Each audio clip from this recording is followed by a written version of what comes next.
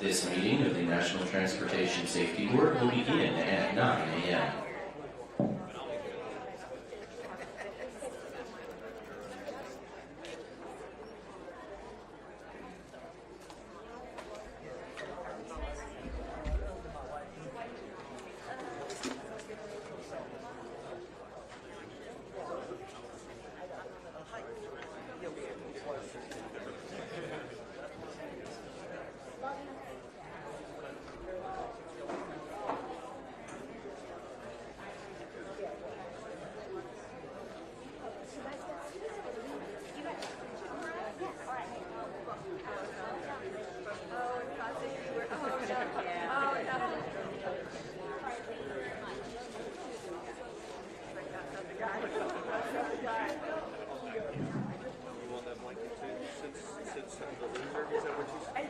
You're just sitting back here watching it happen.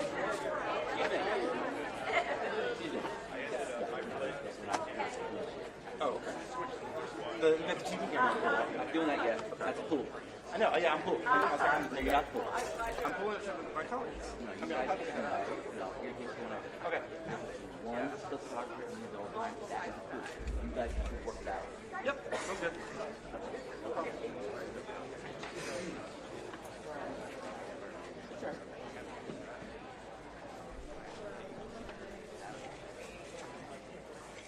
How many photographers? 3 stills. One pool. So they have to slide. Oh. And they have to choose.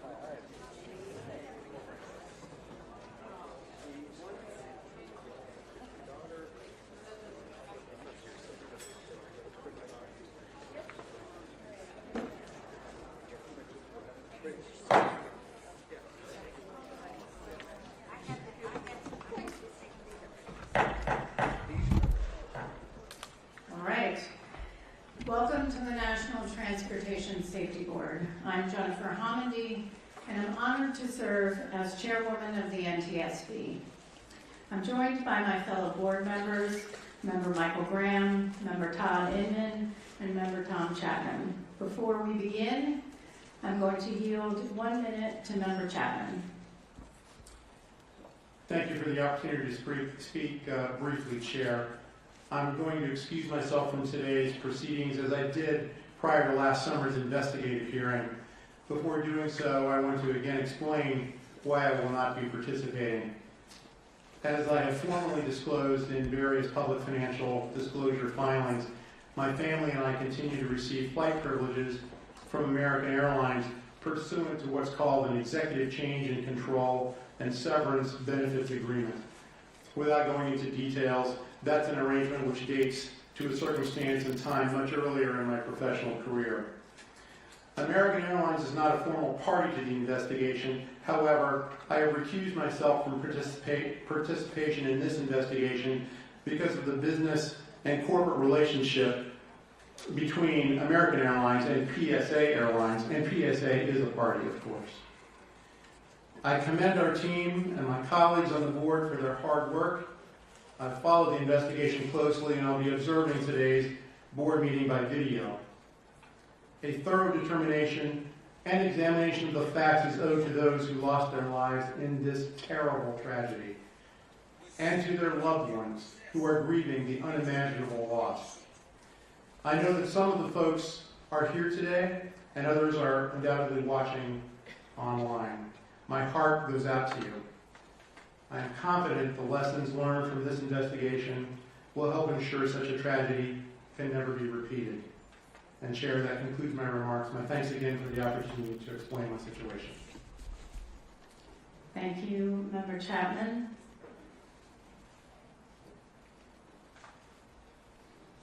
Today's meeting is open to the public in accordance with the Government and the Sunshine Act. It's the first time board members and staff have come together to discuss the draft report and to consider the proposed findings, probable cause, and safety recommendations. Before I continue, I want to pause for a safety video. Olivia?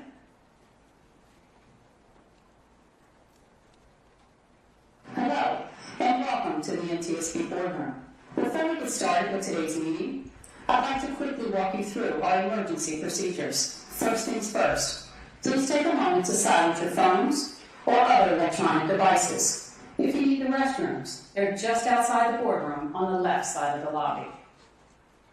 If someone experiences a medical emergency, our on-site Federal Protective Service officers are trained to respond. They'll call 911, perform CPR if needed, and use the automated external defibrillator device mounted in the lobby between the boardroom exit doors.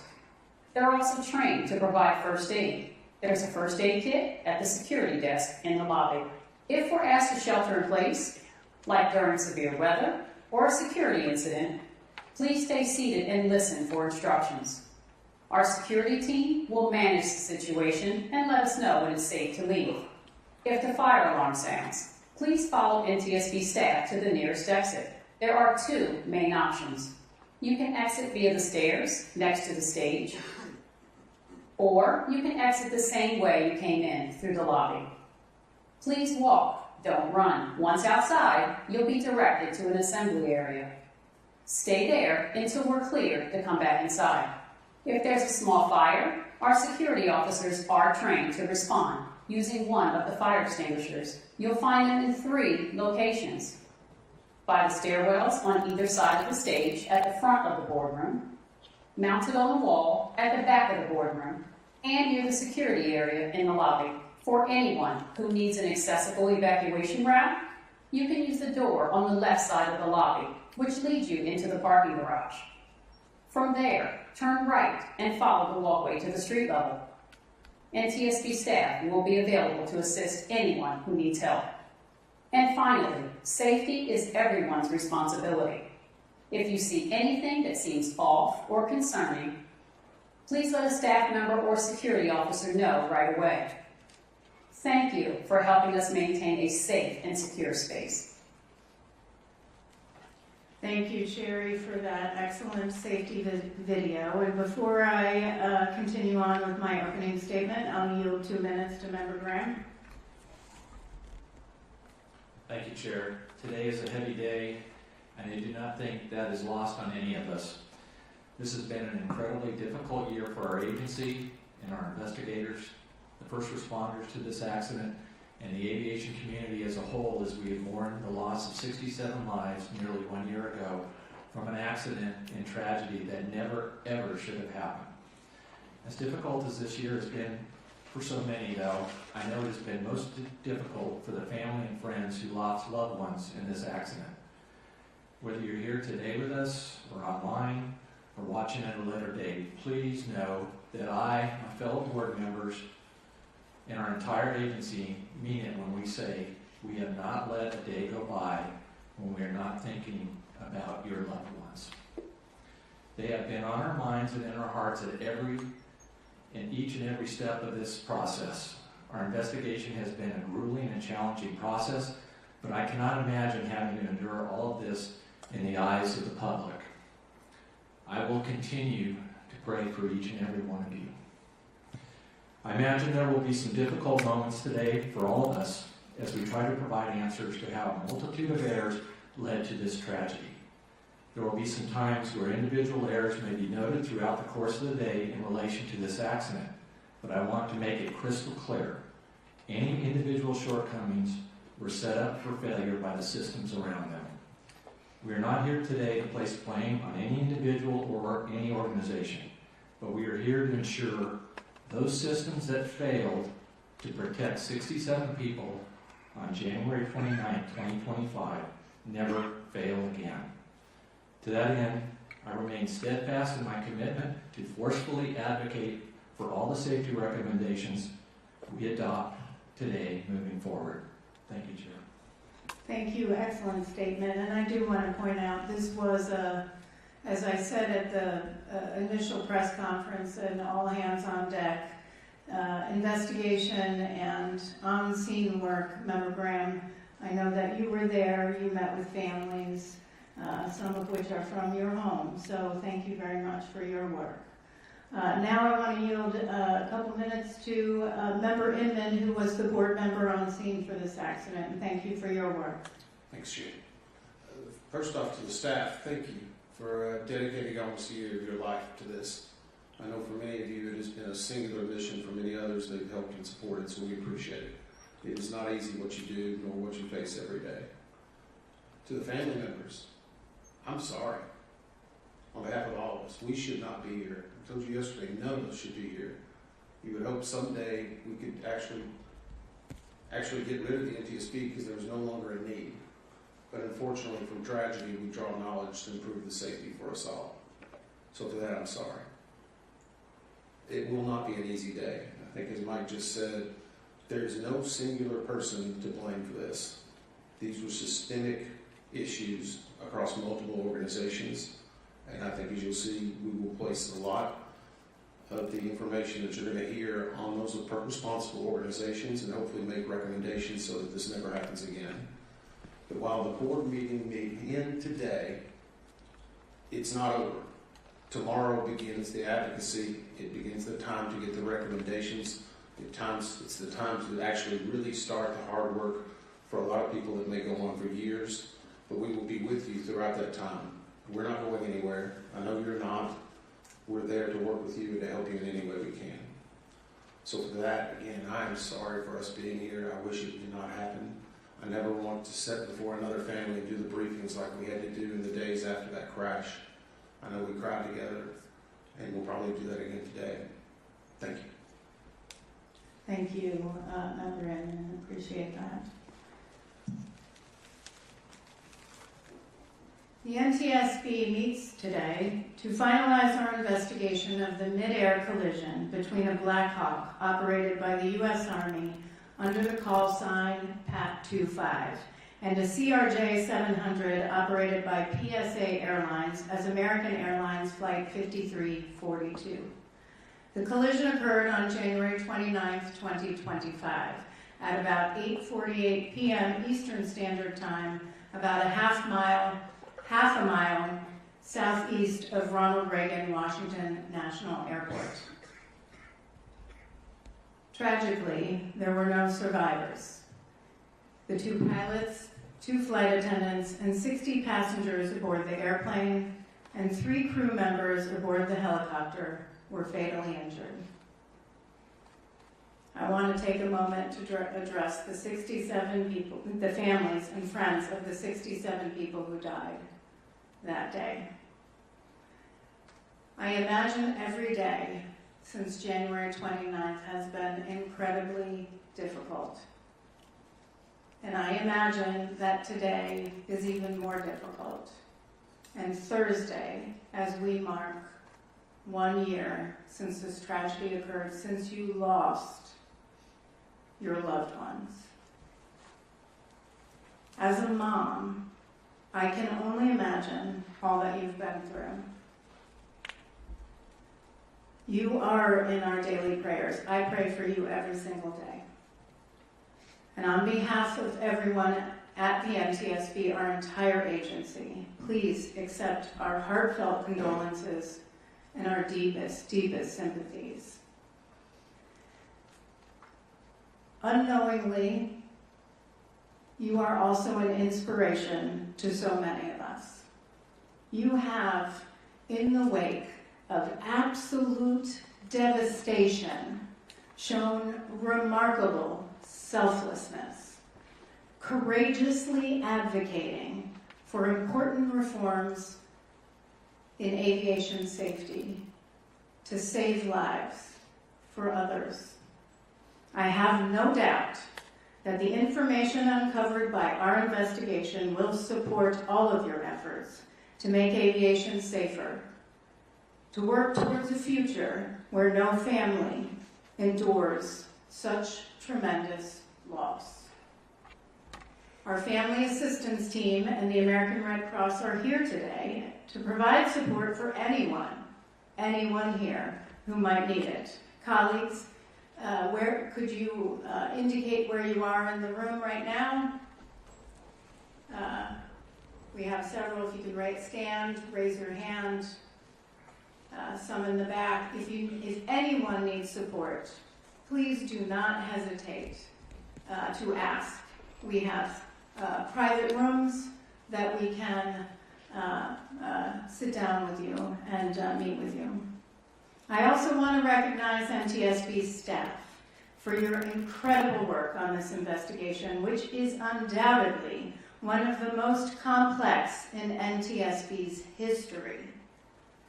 If anyone would like a glimpse of what these dedicated safety experts have done over the past year, Look no further than the public docket for this investigation. It spans more than 19,000 pages and includes testimony from our 3-day, 33-hour investigative hearing last July.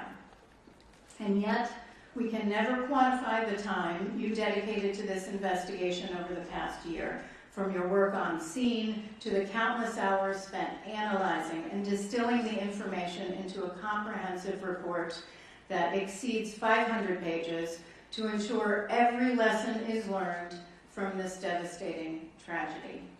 That you did so in less than 12 months' time while meeting the high bar for quality and impartiality that our agency is known for.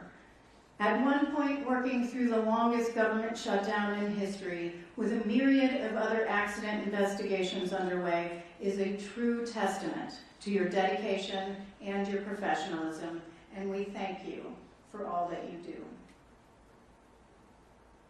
There is a tendency in the immediate aftermath of any investigation or any accident that we investigate to question human error, the actions or inactions of individuals. However, human error in complex systems, like our modern aviation system and the national airspace system, isn't a cause, it's a consequence. Many things need to go wrong for an accident to occur.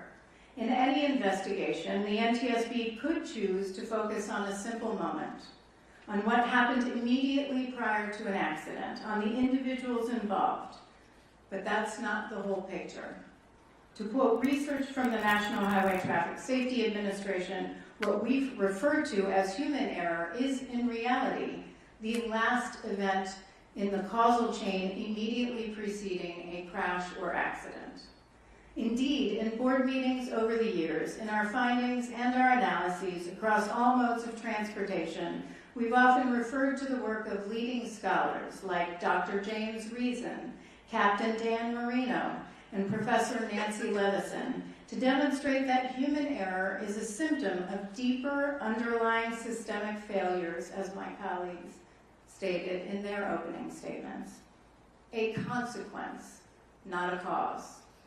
These underlying deficiencies, often referred to as latent conditions or systemic vulnerabilities, are what aligned to allow for the worst U.S. aviation disaster in terms of fatalities since November 12, 2001, when American Airlines Flight 587 crashed into a residential area of Belle Harbor, New York, killing all 260 people aboard the airplane and 5 on the ground. And certainly we remember always the 50 people who lost their lives on February 12, 2009, when Colgan Air Flight 3407 crashed into a residence in Clarence Center, New York. A year before the mid-air collision at DCA, Alaska Airlines Flight 1282 experienced an in-flight separation of the left mid-exit door plug and rapid depressurization during climb after takeoff from Portland International Airport. We were fortunate no one lost their life or was seriously injured. But within weeks, there was a lot of focus on human error, on the actions of a team of Boeing manufacturing personnel in Renton. In the final investigation report, we cited Dr. James Reason. Within a robust system, the introduction of a single error is almost never the only cause of an accident. Rather, several barriers of defense must fail for the error to lead to an accident. In other words, there was a long chain of events that led to the door plug departing the aircraft, just as there is for every accident we investigate. In preparing for this board meeting, I reviewed a myriad, almost all, mid-air collisions we've investigated since 1968. When a North Central Airlines Flight 261, a Convair 580, collided with a Cessna 150 near General Mitchell Airport in Milwaukee, Wisconsin. That was one of 38 mid-air collisions we investigated in 1968. A year later, we investigated the mid-air collision of Allegheny Airlines Flight 853 and a small Piper Cherokee outside Shelbyville, Indiana, killing 83 people. Within months, the board held a hearing on mid-air collisions in general and issued 14 recommendations aimed at preventing them from reoccurring, including our first recommendation to expeditiously develop and implement a collision avoidance system in all civil aircraft. Fast forward 50 years to 2019. I was the board member on scene for a mid-air collision between a de Havilland DHC-2 Beaver airplane and a de Havilland DHC-3 Otter airplane. About 8 miles northeast of Ketchikan, Alaska, 6 people died, 10 were seriously injured. Mr. Banning and Dr. Bramble were also on scene.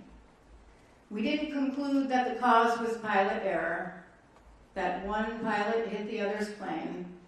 Rather, we concluded that the inherent limitations of the see and avoid concept were the concern. The similarities between the mid-air collisions we investigated 50 years ago in 1969, in Ketchikan in 2019, and in DCA, near DCA in 2025 are chilling. In any one of them, we could have blamed flight crews, individual pilots, maintenance personnel, or controllers, but we didn't, because we have long recognized that human error is a symptom of a system that needs to be redesigned. That is a quote from Professor Nancy Levison. When Spaceship Two broke up during a test flight in 2014, our probable cause didn't cite human error, but scaled composites' failure to consider and protect against the possibility that a single human error could result in a catastrophic hazard. And in 2022, when an Amtrak train derailed after hitting a dump truck that was blocking a grade crossing in Mendon, Missouri, we didn't blame the driver. We found the design of the crossing was significantly flawed. It reduced drivers' ability to see approaching trains and made stopping difficult for heavy trucks. That enabled Governor Parsons to address not only the safety of that grade crossing, but make improvements to 49 others across Missouri, saving countless lives. Steve Wallace, the former director of the FAA Office of Accident Investigations, was interviewed in 2023 to mark the 20th anniversary of the Space Shuttle Columbia disaster. After the Columbia disintegrated upon re-entry to Earth, killing all 7 astronauts on board, the NTSB was heavily involved in the investigation. In fact, one of our leading aerospace engineers who actually did the structural work for this investigation did the work on Columbia with NASA. Steve was a member of the Columbia Accident Investigation Board. In the interview, he cites a lesson he learned from our investigators. Quote, NTS people have a saying that when you find the human error, that's not the end of the investigation, that's the beginning of the investigation. What is the true root cause? The root cause is the thing that you have to change so it doesn't happen again. Commercial aviation embraced the same shift in root cause analysis, and the results were powerful. In fact, they challenged the NTSB to do better when we only focused on human error back in the 1970s and before that. And as a result, flying became safer. Before this tragedy occurred on January 29, 2025, the U.S. aviation system was experiencing a record level of safety. That is the power of taking a systems approach, which is based not on speculation, but on decades of research, evidence, and our own investigations, where the lessons learned turned into lives saved. As aviation safety evolves, so do the systems and so do the risks. I'll repeat, within a robust system, the introduction of a single error is almost never the only cause of an accident. Rather, several barriers of defense must fail for the error to lead to an accident. We are here today to discuss those failures. Today, you will hear how deep underlying systemic failures, system flaws aligned to create the conditions that led to this devastating tragedy. from design of our airspace around DCA to the limitations of see and avoid, which we've been warning about for over 5 decades, to failures of entire organizations to evaluate and act on readily available data, heed repeated recommendations, and foster robust safety cultures, to name a few. Months ago, I received a letter from someone sitting in this audience today whose fiance was aboard 5342. In that letter, he challenged us to, quote, leave no stone unturned, ask the hard, uncomfortable questions that will ruffle feathers, and let no one obfuscate or delay the truth. I assure you, we did just that. You will see today that we left no stone unturned. We asked the hard, uncomfortable questions that ruffled feathers, and we got to the truth. Our work, however, doesn't end today, as Member Inman stated, with the issuance of a final report. This is just the first step. We must, it is our duty to relentlessly, vigorously pursue safety change, which means we must do everything in our power, even ruffle feathers, to get our recommendations implemented, or this will happen again. I'd like to thank the first responders on behalf of the board. I have a slide listing all of the first responders that were on scene, the 8 organizations, tremendous work.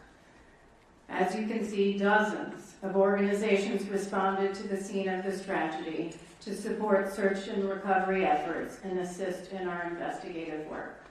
Law enforcement, fire officials, dive teams, federal, state, and local agencies we don't often talk about, but they're human too. And what they experience can also be quite difficult.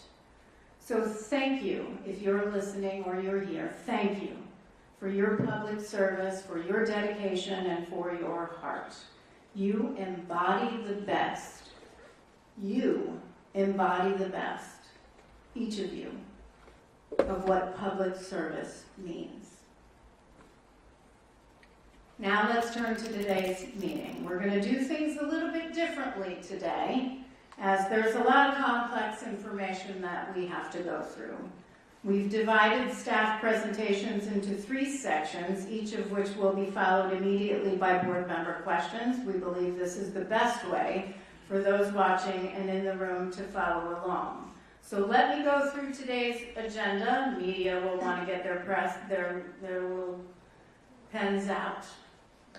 You'll know, look, they are all actually doing it right now. Okay. So in a moment, Brian Curtis, our Deputy Managing Director for Investigations, will introduce the staff. Then we have 75 minutes of staff presentations, starting with our investigator in charge. Then we will move to air traffic control. We will discuss air traffic control and human performance. And then we will go through air traffic control post-accident drug and alcohol testing. We will then have 45 minutes or so of board member questions, and then we will take a break, a 15-minute break, which should occur somewhere around 11:30. We will then move into a second group of staff presentations. That will take about 45 minutes. We'll start with collision avoidance and NTSB, move into helicopter operational factors, and then move into human performance.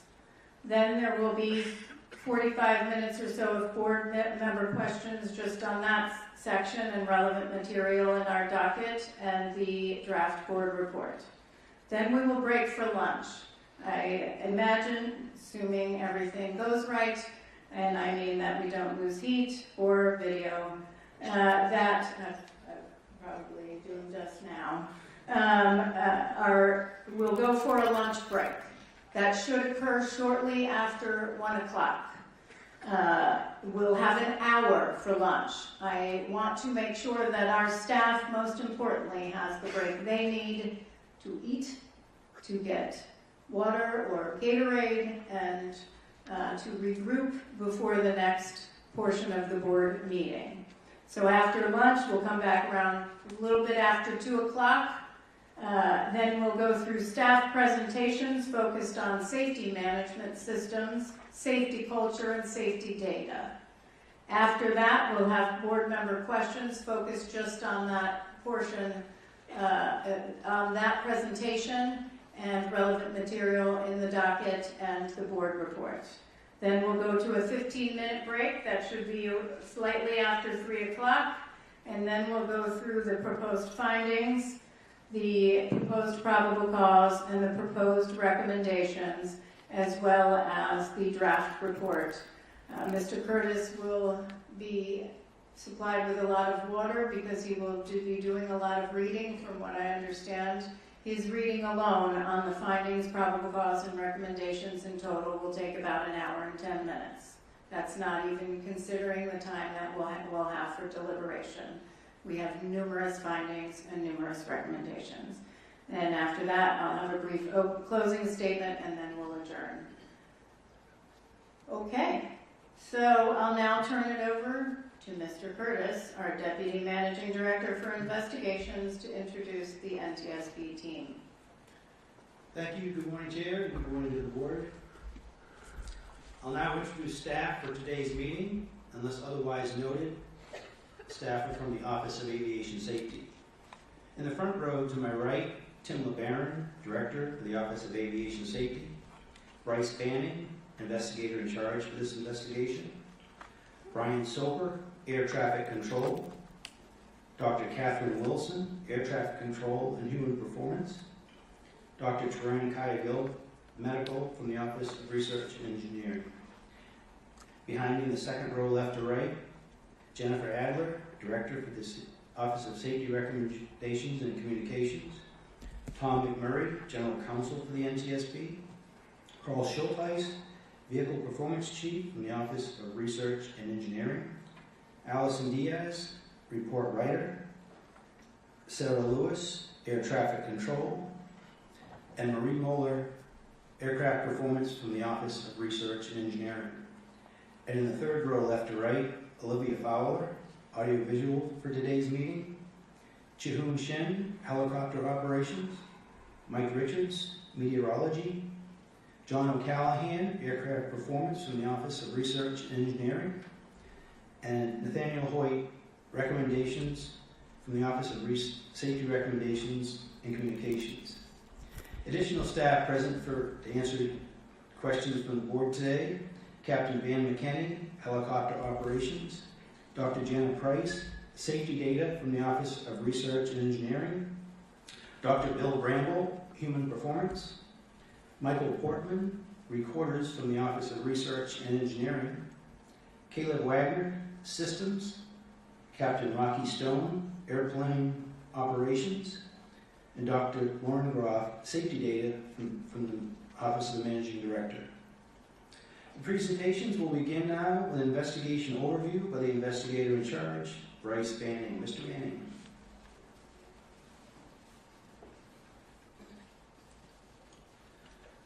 Good morning, Chairwoman Hamidi, Member Graham, and Member Inman. My presentation will begin with an animation covering history of flight, helicopter routes, and an overview of the air traffic control communications shortly before the accident. Then I will discuss the visibility study and play a second animation which will depict simulated views from the cockpits of each of the accident aircraft.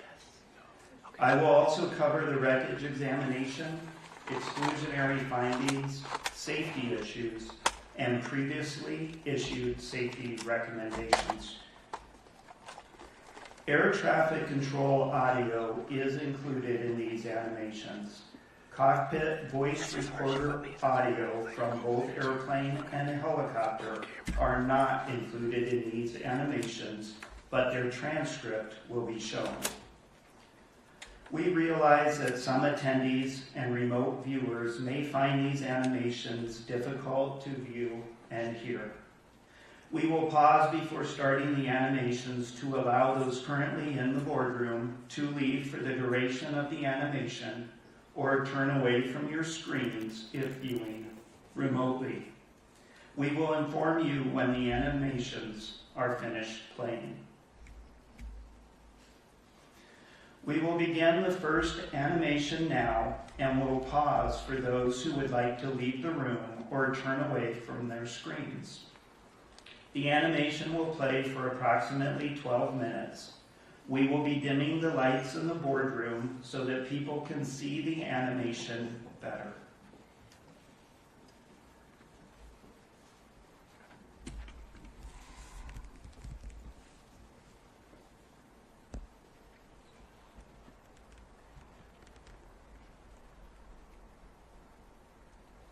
On January 29, 2025, about 8:48 p.m. Eastern Standard Time, a Sikorsky UH-60 Lima helicopter operated by the United States Army and a PSA Airlines CRJ-700 collided in flight approximately 1/2 mile southeast of Ronald Reagan Washington National Airport, or DCA. The 2 pilots, 2 flight attendants, and 60 passengers on board the airplane, and all 3 crew members on board the helicopter were fatally injured. The military helicopter flight originated from Davison Army Airfield, Fort Belvoir, Virginia. The flight was an annual evaluation for the pilot with the use of night vision goggles. The airplane was operated by PSA Airlines, doing business as American Airlines Flight 5342, a scheduled domestic passenger flight under Title 14 of the Code of Federal Regulations, Part 121, from Wichita, Kansas to Washington, D.C. Night visual meteorological conditions prevailed at the time of the accident. In the radio communications, the accident airplane was using call sign Blue Streak 5342, and the Army helicopter was using call sign Pat 25. The Federal Aviation Administration provides charts that specify helicopter routes to facilitate operations in high-traffic areas. The helicopter routes have no defined lateral boundaries, but they do have maximum altitude limits. The helicopter routes are depicted by a blue line on the Google Earth image.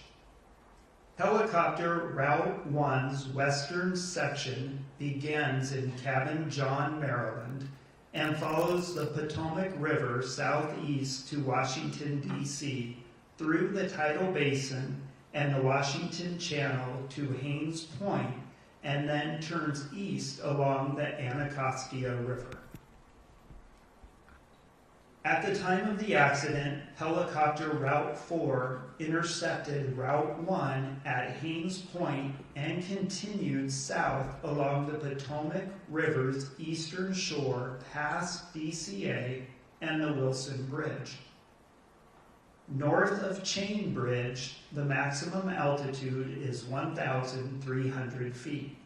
Between Chain Bridge and Key Bridge, the maximum altitude is 700 feet. Between Key Bridge and Memorial Bridge, the maximum altitude is 300 feet, and south of Memorial Bridge to the Wilson Bridge, the maximum altitude is 200 feet. At 8:33 p.m., 15 minutes before the collision, Pat 25 requested permission to travel from Cabin John along Helicopter Route 1 to Helicopter Route 4 to Davison Army Airfield. The DCA local controller approved the request.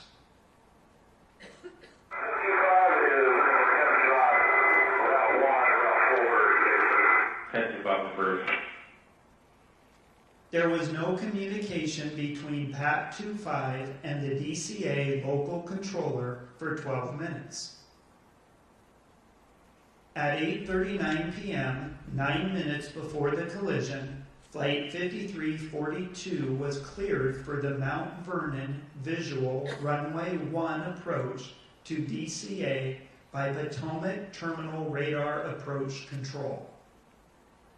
Select in-cockpit communications between the instructor and the pilot in PAT 25, primarily about altitude, will be shown on a black background in the animation. At 8:43 p.m., 5 minutes before the collision, Flight 5342 was handed off to the DCA Tower Local Controller. The local controller asked the crew of Flight 5342 if they could switch their approach from runway 1 to runway 33. Bushir 5342, Washington Tower 1 star 32017, you take runway 33. The crew accepted the change and they were cleared to land on runway 33. This magnified satellite photograph shows the locations of runway 1 and runway 33 at DCA. Yeah, we can do runway 33.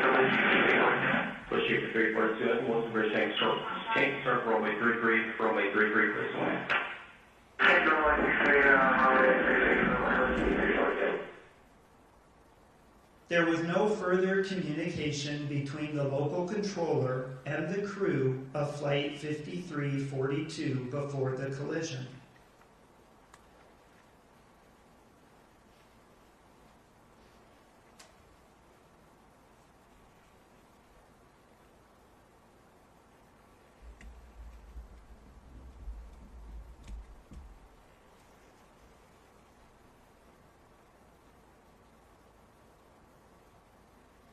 This animation shows aircraft in the vicinity of DCA for the 3 minutes before the collision. The local control and helicopter control positions were combined, and the local controller was communicating with 6 airplanes and 5 helicopters. Communications took place on an airplane radio frequency and a helicopter radio frequency. The local controller was broadcasting on both the airplane and helicopter radio frequencies, but airplane communications were only heard in other airplanes, and helicopter communications were only heard in other helicopters. The animation includes air traffic control audio for both the airplane and helicopter frequencies. A transcript of the controller communications will appear in the upper left, and the local controller will be indicated on the map. A transcript of aircraft communications will appear in the lower left, and the aircraft call sign will be highlighted on the map. The controller was also communicating with aircraft outside the bounds of this map, which will be indicated. The accident helicopter is shown in orange with the label PAT 25, and the accident airplane is shown in magenta with the label PSA 5342. Jet 79, 1 star 32015, bus 25, traffic 2 miles, no delay, runway 1 for signal. Clear takeoff, runway 1, no delay, Jet 789. Flight Jet 1, rush for change for good night. Flight 25, Washington.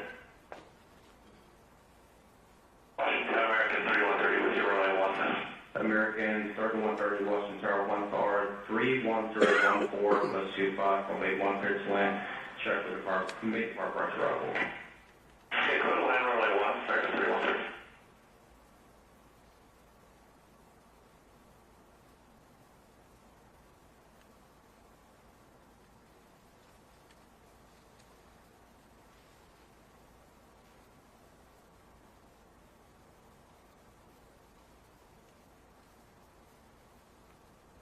1789, contact on March today. Okay. American 7130 is full upon. Head 25, traffic just off the Wilson Bridge to CRJ at 1,040 feet, start runway 33. This is first group. American 1630, tower runway 1 off Boyd, traffic around start runway 33, just shut 16 on phone. Left right, runway 1, American 1630.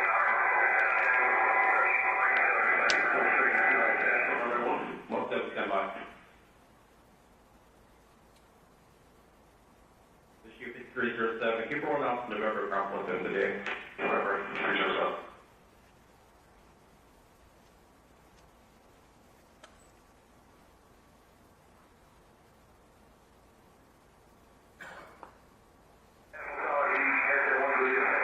American 1631, star 32014, go to 5 traffic 2 mile elevation from 833, no delay from a 1 for B takeoff. Number 1, clear to take off, American 1630.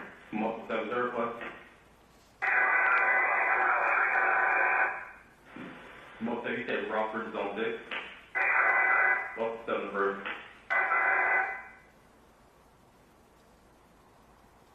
American 472, 911, helicopter 1 over to P2991 on the altimeter, requesting zone 6. Medevac Air 1 motion charge, that's altimeter 2990.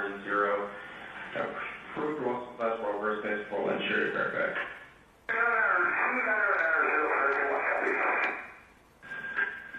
Tag 25 is CRJ in flight.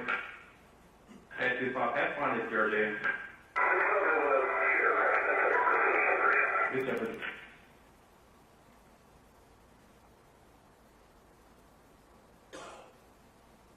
American 472, my pass number. American 472, Washington Star 1 star 32017.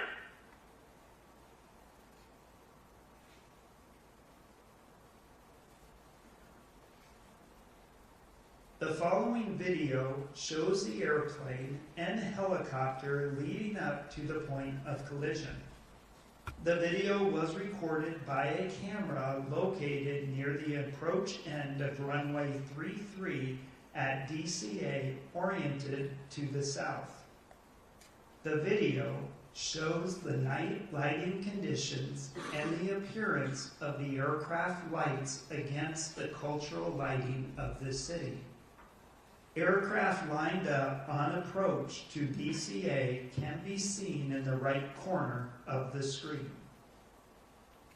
The flashing lights identify the touchdown zone of runway 33's landing threshold.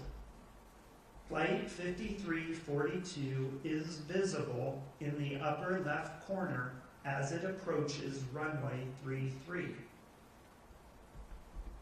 Pat 25 appears from the left side of the screen, moving to the right as the two aircraft cross flight paths.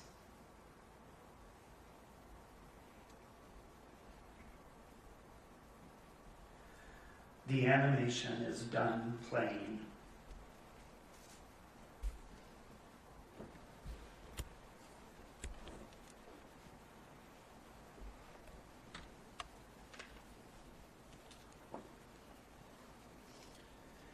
A visibility study documents the location, size, and movement of other aircraft in each respective pilot's field of view, and how the aircraft structure might limit that field of view.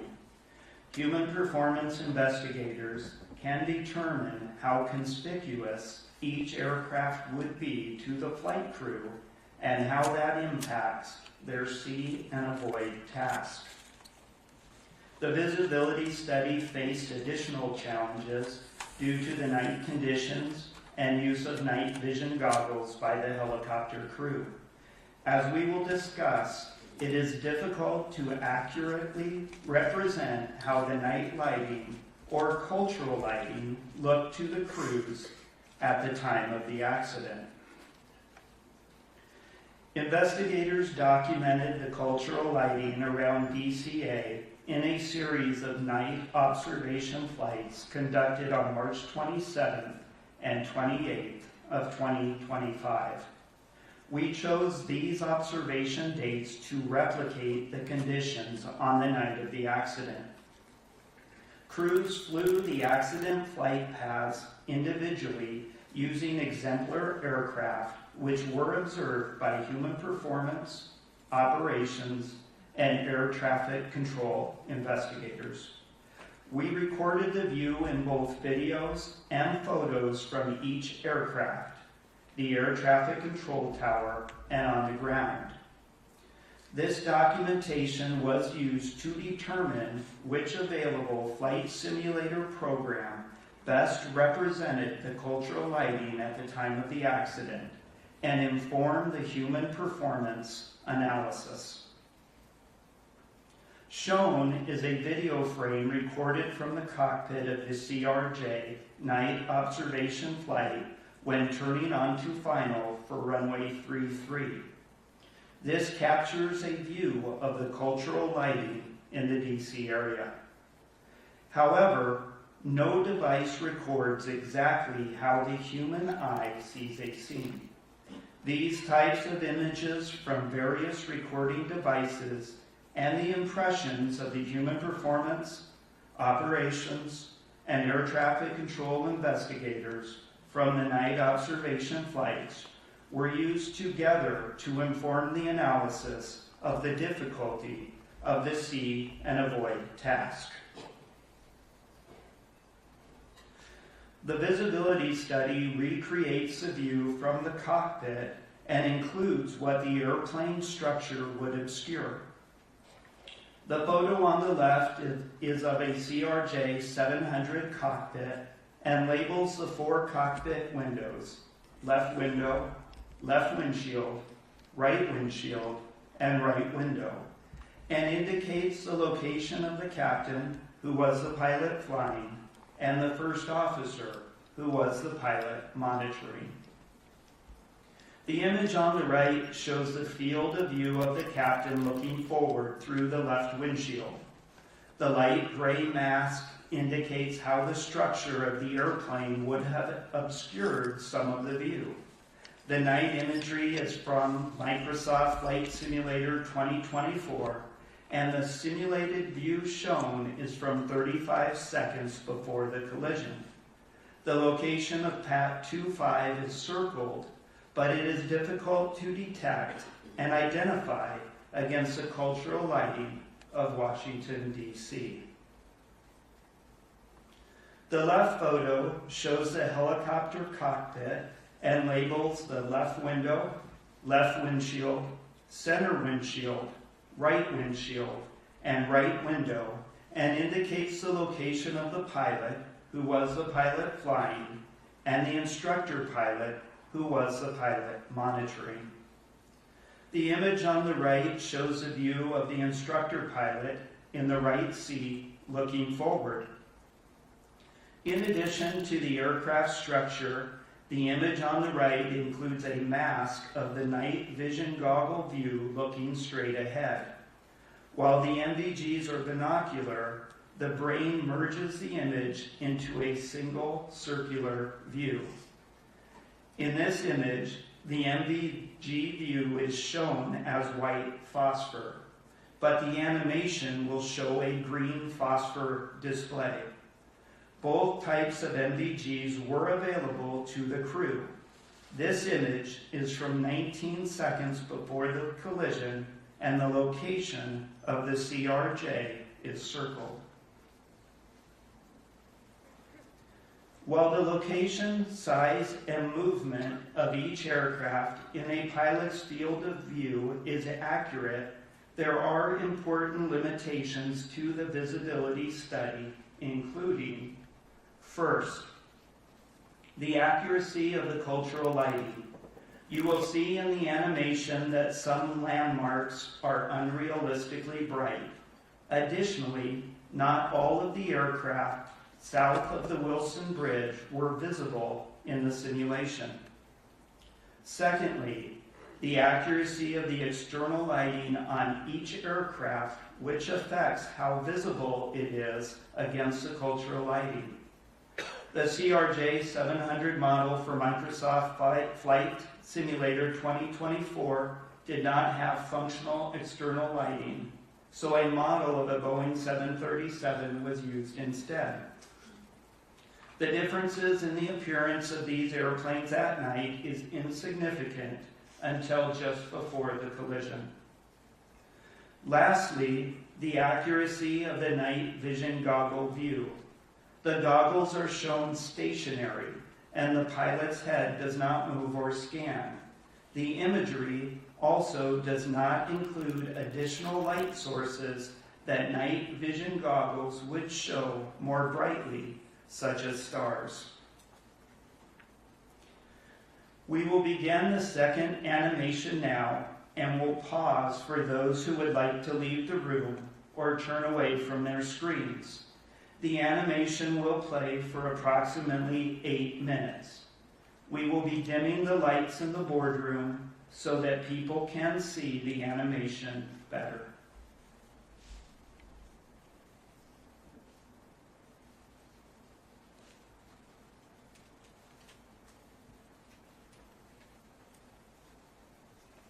This animation presents a simulated view from the right seat of the helicopter. A dark gray structural mask generated from a three-dimensional laser scan of an exemplar aircraft is overlaid on the scene. A light gray mask depicts the mounting structure of the night vision goggles positioned for the instructor pilot looking straight ahead.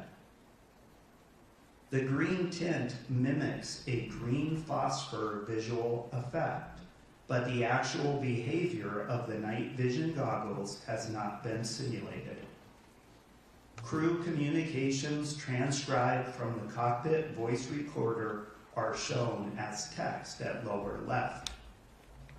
Audio recordings of air traffic control communications on the helicopter frequency are synchronized with the animation, with corresponding transcript text displayed in the center. Radio interference blocked some transmissions from the local controller and other helicopters. Transmissions that were blocked are indicated by striking through words in the transcript. A moving map depicting the locations of PAT 25 and Flight 5342 and synchronized with the view from the cockpit will be shown at lower right. 7891 or 32015 plus 25, check 2 out, no delay, runway 1 for takeoff.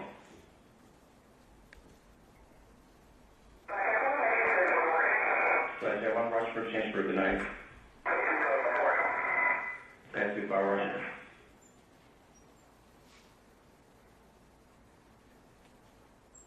American started 130, Washington Tower 1 car 3, 1 4 plus 25, runway 1 clear to land. Check with the park, mid park rush arrival.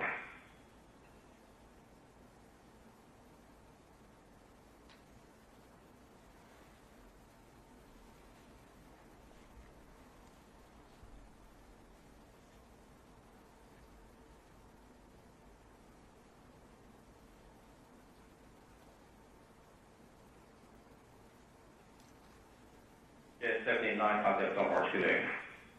American 7130 is on final. Pass 25, check just off the Wilson Bridge to TRSA at 1,200 feet, start runway 33. This is a fresh group. American 1630 tower runway 1 mile forward, check throughout start runway 33, this check 16 mile column.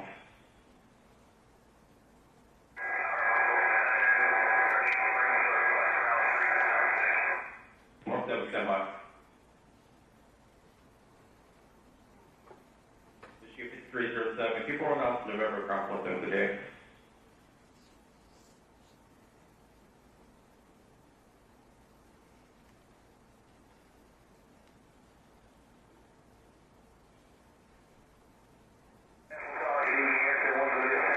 American 1631 star 3214 plus 25, Trevor 2 mile elevation, rate 33, no delay from a 1 clear for B to take off.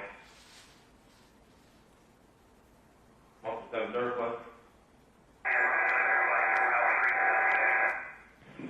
Most of you said Rockford is on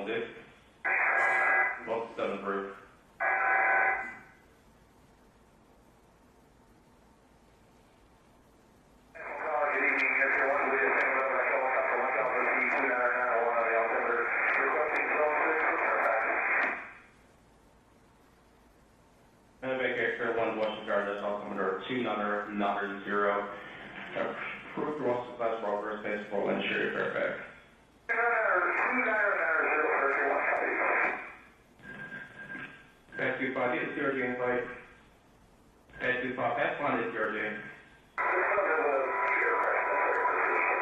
Yes, sir.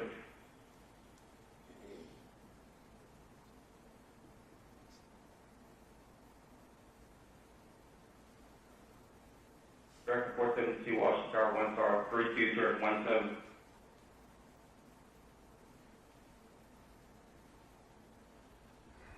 This animation presents a simulated view from the right seat of the CRJ. A dark gray structural mask generated from a three-dimensional laser scan of an exemplar aircraft is overlaid on the scene. Crew communications transcribed from the cockpit voice recorder are shown as text at lower left. Audio recordings of air traffic control communications on the airplane frequency are synchronized with the animation, with corresponding transcript text displayed at lower right. A moving map depicting the locations of both aircraft synchronized with the view from the cockpit is shown at upper left. Jet 789 star 32015 plus 25, chart 2 out, no delay, runway 1 for takeoff. For takeoff, runway 1, no delay, Jet 789. Jet 1, rush for change for good night. Pass 25, Washington. Washington, American 3130 with your runway 1. American 3130, Washington Tower 1 star 31014 plus 25, runway 1 clear to land. Check with the park, mid park rush arrival. Okay, clear to land, runway 1, service 313.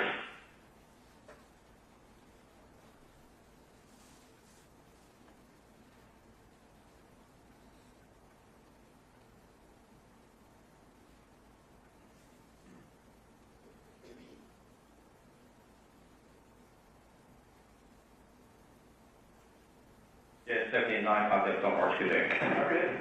American 7130 flow phone. American 313. Pass 25, traffic just off the Wilson Bridge to CRJ at 1,200 feet, start runway 33. Just a first group. American 1630, tower runway 1 off Wood, traffic throughout start runway 33, just shut 16 phone.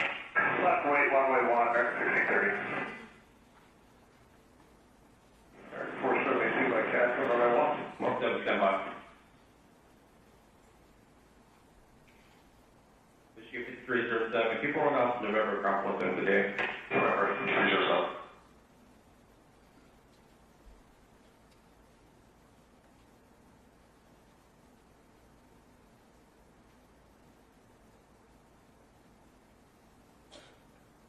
American 1631 star 3214 plus 25, Trevor 2 mile elevation runway 33, no delay, runway 1 clear for B to take off. Number 1, clear to take off, American 1630. 7 plus. Most of you said Rockford is on 6. 12 7 through.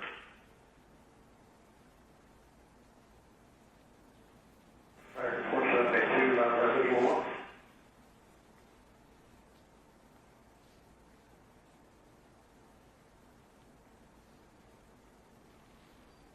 Medevac Air 1 Washington Guard, that's all Commodore 290.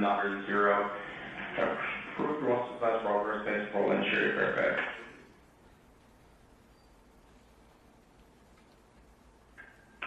Pass 25, is CRJ in flight? Pass 25, pass line is CRJ. Miss Evans.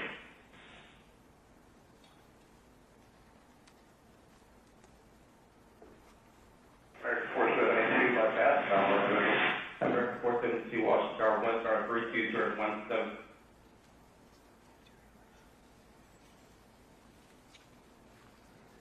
The animation is done playing.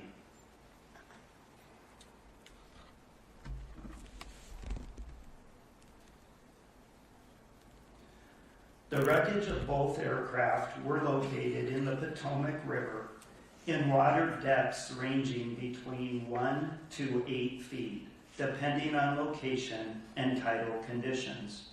About 90% of the structure of both aircraft were recovered. Examination of the recovered wreckage indicated that the helicopter's main rotor contacted the underside of the airplane's left wing, resulting in the outboard section of the wing separating in flight. Video evidence showed both aircraft rapidly descending and impacting the water after the collision. The NTSB's investigation's comprehensive review of the accident circumstances determined that the following did not contribute to the cause of the accident. The pilots of Flight 5342 were certificated and qualified in accordance with federal regulations. The pilots of Flight 5342 were medically qualified for duty, and available evidence does not indicate that they were impaired by effects of medical conditions or substances at the time of the accident. Review of the pilot's time since waking and sleep opportunities in the days before the accident indicated that the pilots had adequate rest opportunities. The pilot, instructor pilot, and crew chief on board PAT 25 were qualified and current in their positions as designated by the unit commander in accordance with Army regulations. The pilot, instructor pilot, and crew chief were medically qualified for duty, and available evidence does not indicate that they were impaired by effects of medical conditions or substances at the time of the accident. Review of the 3 crew members' time since waking and sleep opportunities in the days before the accident indicated that the crew had adequate rest opportunities. Both aircraft were properly certificated, equipped, and maintained. The operations supervisor and 4 controllers who were working in the DCA air traffic control tower cab at the time of the accident were certificated and current in accordance with federal regulations. The local controller, assistant local controller, and operations supervisor were medically qualified for duty, and available evidence does not indicate that they were impaired by effects of medical conditions at the time of the accident. Review of the local controller, assistant local controller, and operations supervisor's time since waking and sleep opportunities in the days before the accident indicated that the controllers had adequate rest opportunities. A review of observations recorded throughout the night of the accident revealed no evidence of any local atmospheric pressure anomalies that would have impacted barometric altimeter readings.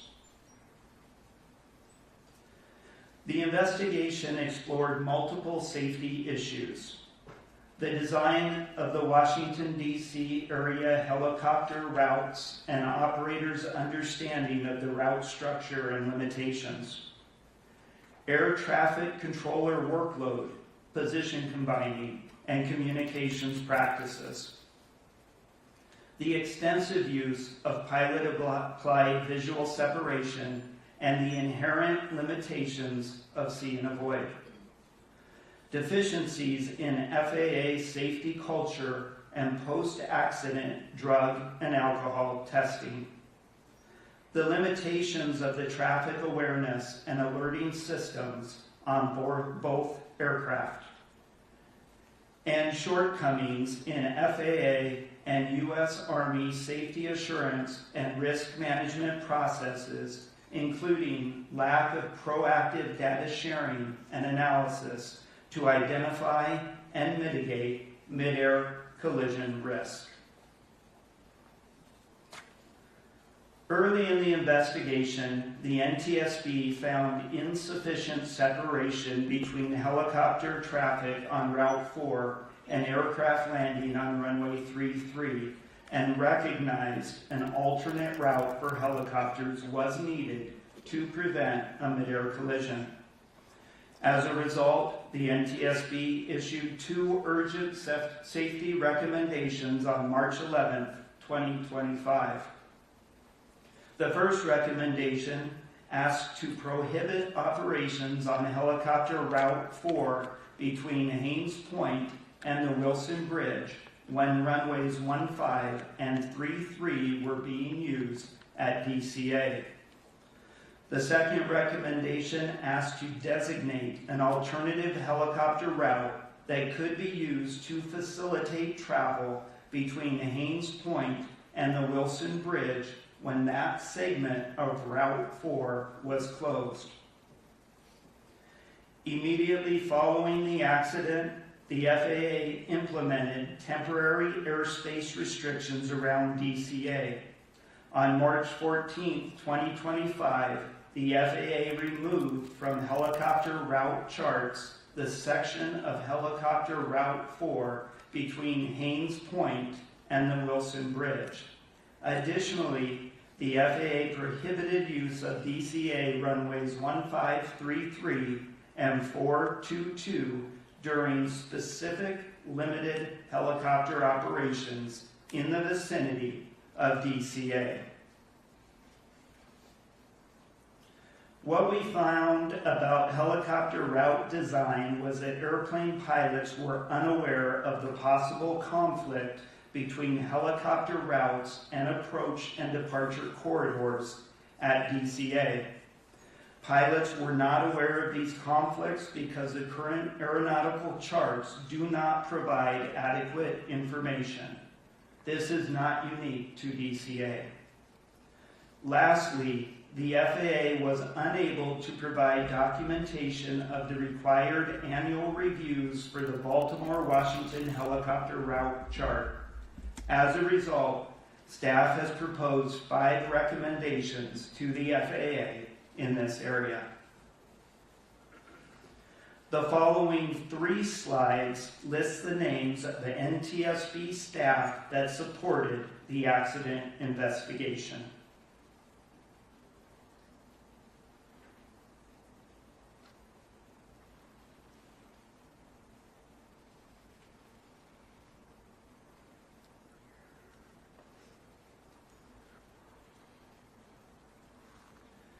NTSB invited qualified parties to participate in our investigation. The next 2 slides list out the parties.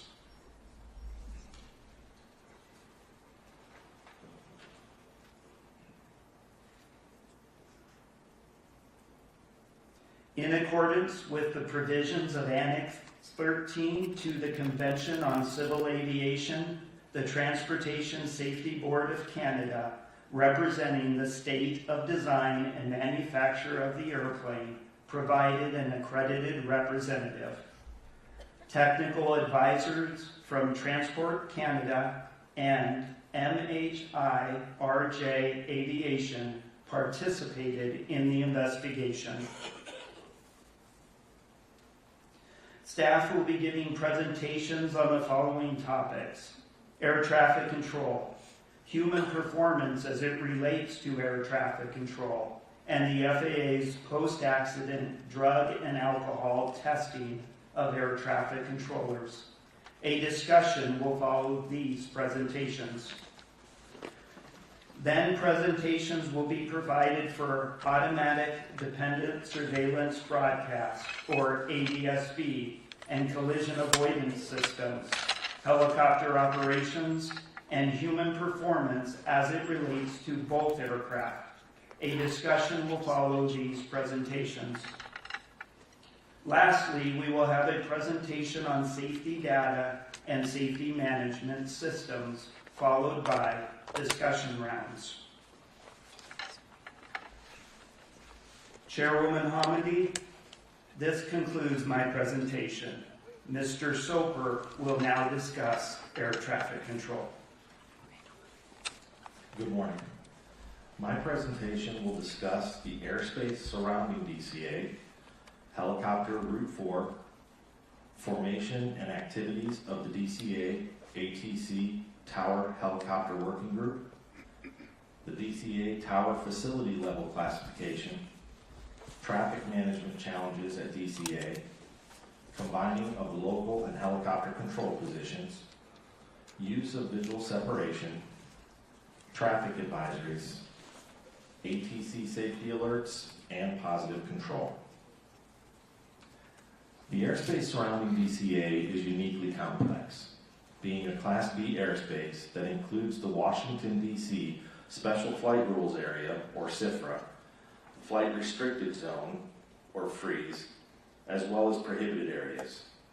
The tower's delegated airspace at DCA is also more expansive than that seen at similar airports, covering more than 520 square miles and containing extensive helicopter operating areas and routes charted on the Baltimore-Washington helicopter route chart. Helicopter Route 4 was established in 1986 in the first edition of the Baltimore-Washington helicopter route chart and had changed very little since that time. Helicopter Route 4 was one of several charted routes designed for the transition of helicopters through the DCA Class B airspace. The Route 4 design had always posed a proximal conflict to the runway 33 approach corridor and runway 15 departure corridor, but it would continue to be used through the years. The routes were never procedurally separated, meaning there were no written procedures in place to ensure that when applied, aircraft would be automatically separated by a required minimum.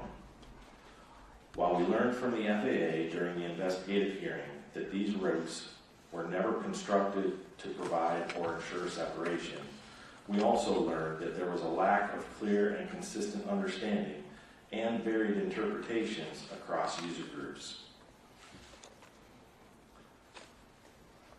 The DCA ATC Tower Helicopter Working Group was formed as a direct result of a significant near-midair collision in 2013 between a helicopter and an airplane in the very same location of this accident.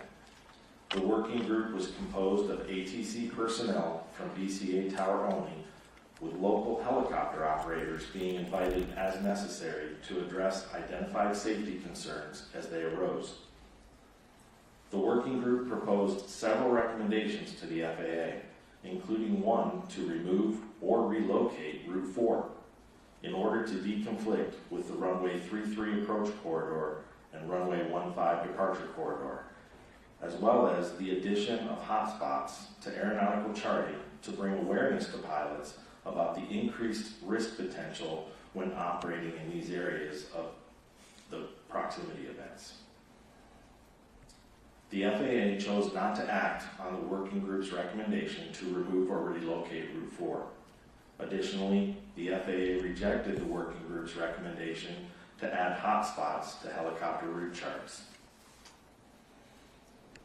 In 2018, due to a change in the method in computing facility-level traffic counts, DCA Tower was downgraded from a Level 10 to a Level 9 facility.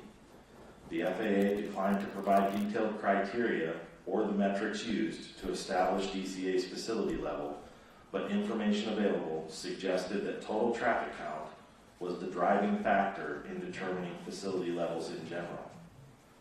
Staff feel that there was an inadequate consideration given to airspace, airport, and operations complexity in the downgrading of DCA's tower facility level, and negatively impacted facility health as they experienced an inability to retain or recruit the experience level needed in control staff.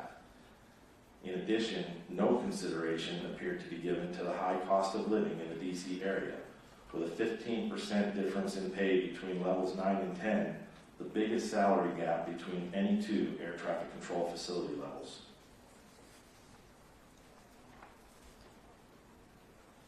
We found that DCA Tower had significant airfield, airspace, and mixed fleet operations complexities that were inconsistent with their current facility level. We also found that aside from the traffic count alone, FAA provided no evidence that operational complexities or cost of living were considered in their criteria for establishing air traffic control facility levels. Staff have proposed 2 recommendations to the FAA in this area. According to public records, as of 2023, and reportedly still accurate today, DCA had the busiest single runway in the National Airspace System. Total operations exceeding those documented at airports including Chicago O'Hare, Los Angeles, Dallas-Fort Worth, and LaGuardia. DCA was a capacity-constrained airport, and their traffic flow was largely managed through airport arrival rates, miles and trail spacing, and slot controls. Making this management more difficult was the limited surface area and complex airfield geometry at DCA that required regular workarounds by ATC in order to avoid delays or gridlock. The FAA used slots to limit scheduled traffic at capacity-constrained airports like DCA, as well as John F. Kennedy International Airport and LaGuardia International Airport in New York. DCA was limited to a maximum of 67 slots per hour, 60 of those by regulation, and an additional 7 allowed by statute. According to post-accident interviews conducted with DCA ATC staff, certain air carriers would routinely front and backload their scheduling into the first half hour and last half hour of a 2-hour block, which resulted in periods of compacted demand.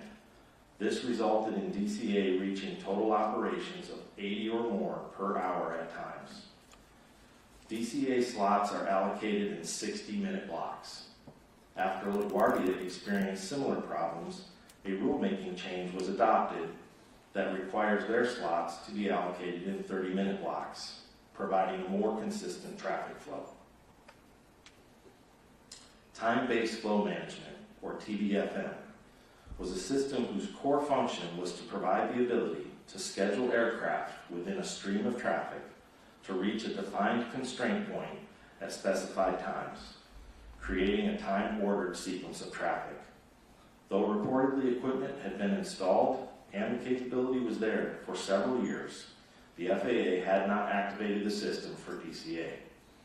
Additionally, American Airlines testified at the investigative hearing that TBFM was used at several of their other hub airports and that it smoothed out the volume of traffic while also providing more accurate miles and trail. We found that DCA Tower routinely received less than the required miles and trail spacing from the Potomac TRACON, requiring controllers to build spacing to accommodate departures using various methods. A common mitigation strategy was to periodically offload arrivals to runway 33 as they were doing on the night of the accident. This involved requesting crews that were on approach to land on runway 1 to change their landing runway and circle to land on runway 33 instead. We found that DCA would benefit from established rulemaking similar to that used by LaGuardia, requiring allocation of traffic in 30-minute blocks rather than 60-minute blocks. We also found that time-based flow management would provide DCA Tower with a consistent flow of traffic, more accurate spacing, and greater predictability. We recently learned that phase 1 of this went operational in October of 2025, with full implementation planned to be completed by March 2026. Staff have proposed 3 recommendations to the FAA in this area. Combining of the control positions is commonplace in air traffic control, and in facilities like DCA Tower, detailed policy guidance is required to reduce the risk by preventing the combining of positions under the wrong circumstances. The policy at DCA regarding staffing of the helicopter control position had changed several times over the years, becoming less restrictive each time. During prescribed hours, the policy went from helicopter control must be open in 2016 and only authorized to be combined with air traffic manager or support manager approval, to 2023 becoming helicopter control must normally be decombined, meaning staffed separately. Then in 2024, it became helicopter control should normally be decombined, and it authorized the positions to be combined at the supervisor or controller in charge level's discretion. The softening in this policy from helicopter control must be open to helicopter control should normally be decombined, with no requirement of a corresponding log entry or rationale, open the policy up for varied interpretation. On the day of the accident, the helicopter position had been opened or staffed separately for less than 1.5 hours the entire day, and had been combined with local control for more than 5 hours leading up to the time of the accident. There was no requirement to log the combining of helicopter and control positions, nor any position combination at DCA Tower. Staff have proposed one recommendation to the FAA in this area. We will now show an animation and will pause for those who would like to leave the room or turn away from their screens. The animation will play for approximately 3 minutes. We will be dimming the lights in the boardroom so that people can see the animation better.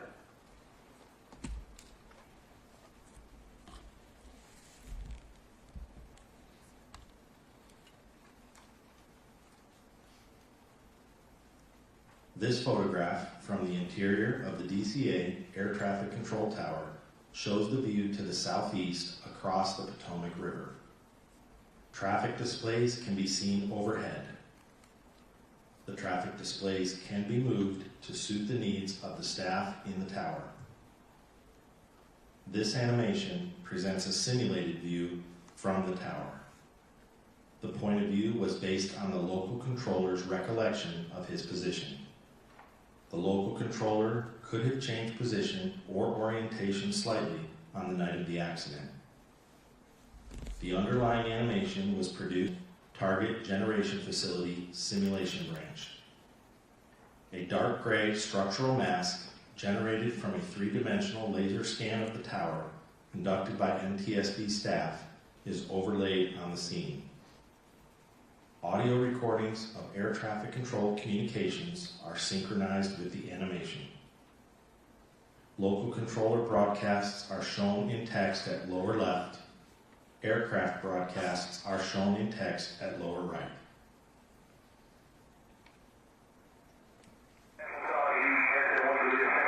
Emergency 16, Circle 1 star 32, Circle 14, go to 5, Trevor 2 miles elevation from rate 33, no delay from a month for B to take off. Circle 1, clear to take off, American 1630. Month 7 surplus.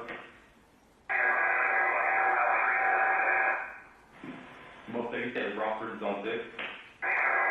Month 7 first.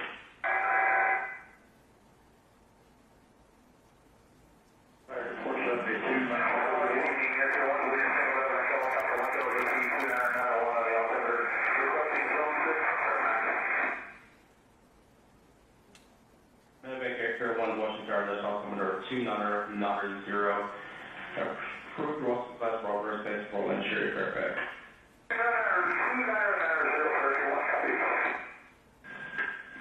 Pass 25 is your Jane flight. Pass 25, pass 1 is your Jane. Yes, sir.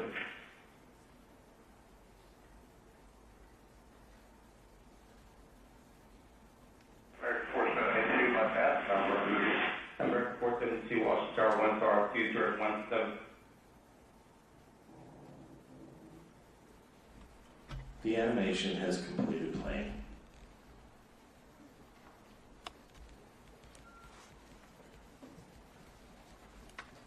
There are two types of visual separation. Tower applied, where the tower controller sees the involved aircraft and issues positive control instructions to effect separation. And pilot applied, where the pilot of one aircraft sees and maintains visual contact with the other aircraft and provides their own separation by maneuvering as necessary to avoid it. Visual separation was heavily relied upon and was the primary means of separating helicopter and fixed-wing traffic in the DCA area when weather conditions permitted.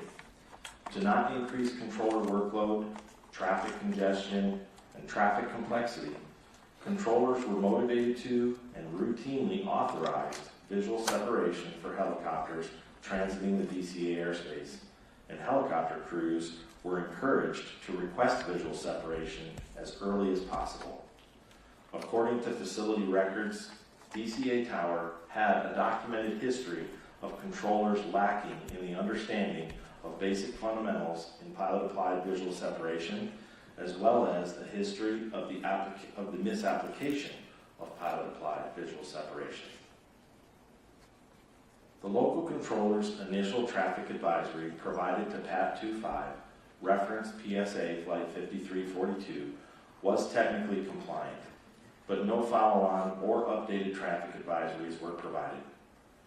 There was no corresponding traffic advisory provided to PSA Flight 5342 at any time.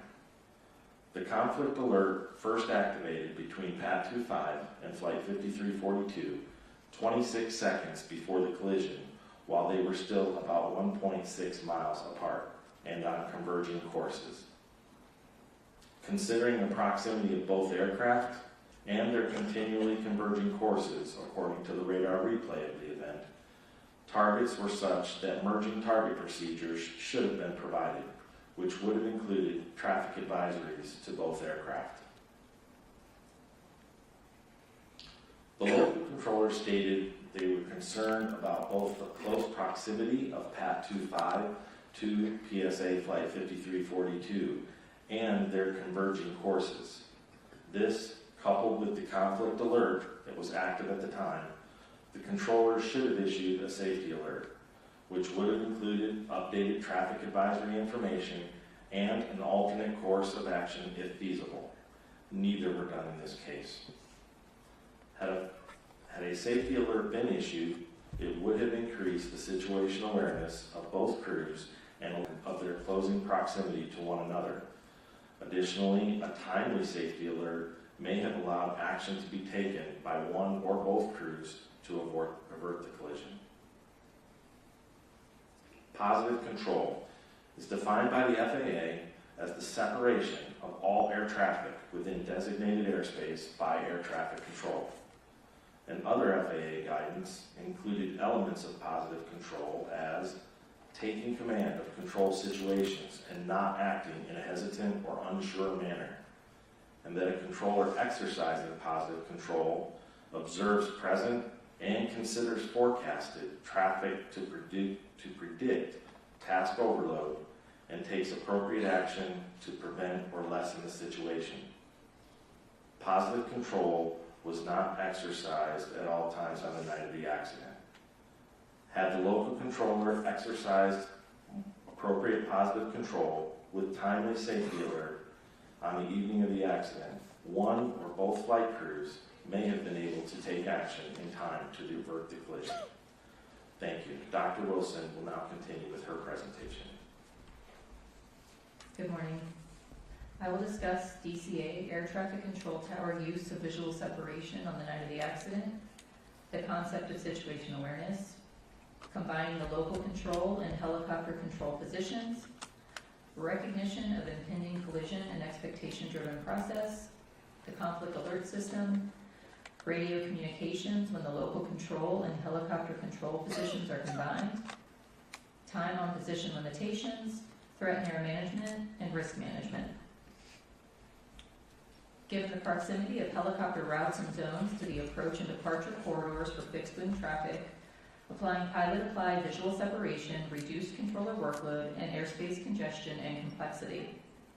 As such, DCA ATC tower controllers were motivated to provide a traffic advisory and authorize visual separation for helicopters transiting DC airspace as early as possible. The local controller's expectation that PAT 25 crew had Flight 5342 in sight was not necessarily valid. As a result, there was potential for the local controller to overestimate the level of traffic awareness the PAT 25 crew had and to underestimate the level of information and assistance they might subsequently require to ensure collision avoidance. Situation awareness forms a basis for decision making. Situation awareness is not only what the controller is perceiving in the current air traffic situation, but how they interpret that information and use it to project the future state of traffic moving in their airspace. Controllers must maintain awareness of each aircraft they are managing to include, for example, location, altitude, and airspeed, and anticipate where the aircraft will be in the seconds and minutes to follow. A controller's ability to maintain situation awareness is impacted by task and environmental factors, such as their workload and divided attention, and individual factors such as training and experience. As cognitive capacity is reduced, for example with increasing workload due to increasing traffic complexity, traffic volume, and/or frequent radio communications, a controller's ability to maintain situation awareness is reduced. Because the local control and helicopter control positions were combined, the local controller was responsible for coordinating arrivals and departures, as well as VFR helicopter traffic transiting DCA airspace. In a post-accident interview, the local controller stated that he felt a little overwhelmed about 10 to 15 minutes before the accident when the traffic volume increased to 10 aircraft, consisting of 5 airplanes and 5 helicopters. But he felt the volume was manageable when 1 or 2 helicopters left the airspace. About 90 seconds before the collision, the traffic volume increased to a maximum of 12 aircraft, consisting of 7 airplanes and 5 helicopters. Radio communication showed that the local controller was shifting his focus between airborne, ground, and transiting aircraft. Keeping the local control and helicopter control positions combined on the night of the accident increased the local controller's workload and reduced his situation awareness. Controllers routinely monitor the current state of an aircraft and predict its future location in relation to other aircraft. Conflicts that develop slowly, particularly at night, are inherently difficult for people to recognize due to reduced visual cues. Gradual change can reduce situation awareness and delay recognition. The local controller expected that PAT 25 would remain clear of Flight 5342 because the PAT 25 instructor pilot stated that he had the airplane in sight and would maintain visual separation. The frequent use of pilot-applied visual separation reinforces the expectation that the pilot of one aircraft will maintain separation from another aircraft. Because it is repeatedly worked as expected, it can be more difficult for a controller to notice deviations, especially when workload is high, like on the night of the accident. The conflict alert system acts as a safety net designed to draw a controller's attention to a potential conflict, using an oral alert, a flashing red CA on the Certified Tower Radar Display, or CTRD, and a conflict list on the CTRD indicating in red the aircraft involved. The image on the right depicts the red conflict alert that appeared for the accident aircraft. Conflict alerts are presented the same regardless of the severity of the conflict. Conflict alert activation is common at DCA ATC Tower. NTSB staff are concerned that frequent nuisance alerts may desensitize controllers to the alerts and lead to slower reaction time. Providing controllers with additional salient cues regarding the severity of a potential conflict would reduce controller cognitive load and likely improve response time. Staff have proposed 2 recommendations to the FAA in this area. The DCA ATC tower utilized a discrete frequency for communicating with helicopters to avoid interference and frequency congestion, even when the local control and helicopter control positions were combined. Separate frequencies also made the process of decombining the helicopter and local control positions easier. When the local control and helicopter control positions were combined, airplane and helicopter pilots could hear all transmissions made by the controller. However, transmissions made by helicopters were not audible to airplanes, and transmissions made from airplanes were not audible to helicopters. This alleviated frequency congestion. However, pilots reported that hearing all transmissions would improve their situation awareness. Staff have proposed one recommendation to the FAA in this area. The operations supervisor had been working on a control position for over 4 hours at the time of the accident and had been working on the operations supervisor position specifically for the 2 hours before the accident. Given his extended time on position, it is likely that the operations supervisor was experiencing reduced alertness at the time of the accident, which decreased his ability to effectively assess operational risks. The collective bargaining agreement between the National Air Traffic Controllers Association, or NATCA, and the FAA require relief opportunities for all operational staff. However, the agreement does not cover supervisory personnel, and there are no mandatory relief periods for supervisors. Staff have proposed one recommendation to the FAA in this area. Threat and error management originated in the human factors literature and was first applied in flight tech operations before being applied in air traffic control. Threat and error management, or TEM, is a process for identifying safety risks in the environment, analyzing those risks, and minimizing or mitigating those risks. In November 2016, the NTSB issued Safety Recommendation A-16-51, asking the FAA to provide initial and recurrent training for air traffic controllers on controller judgment, vigilance, and/or safety awareness, with specific reference to 2 mid-air collisions that occurred in 2015. In July 2017, the FAA responded that instruction on threat and error management was being delivered to controllers as part of 2017 instructor-led recurrent training and would be required training for future controllers. A review of training records for controllers involved in the accident did not indicate that they received TEM training in 2017, nor were controllers familiar with the term threat and error management during post-accident interviews. TEM training can strengthen situation awareness, promote team communication, emphasize effective scanning habits, help in recognizing patterns and developing adverse events, and enhance decision-making under stress. TEM training would also benefit controllers performing supervisory duties who are responsible for overseeing facility operations and making operational decisions, such as when to combine or decombine control positions. Staff have proposed one recommendation to the FAA in this area. When making operational decisions, supervisors must balance safety and risk management with the operational demands of the facility. The DCA ATC Tower Standard Operating Procedures did not provide guidance or make a tool available to support supervisors in identifying risks, analyzing the impact of risks, prioritizing risks based on the likelihood and impact, or developing strategies to reduce or eliminate risks.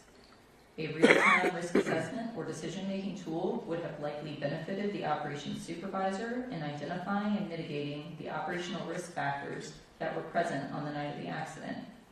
Staff have proposed one recommendation to the FAA in this area. Thank you. Dr. Cahill will now continue with his presentation. Good morning. I will discuss post-accident drug and alcohol testing requirements for FAA-employed air traffic controllers.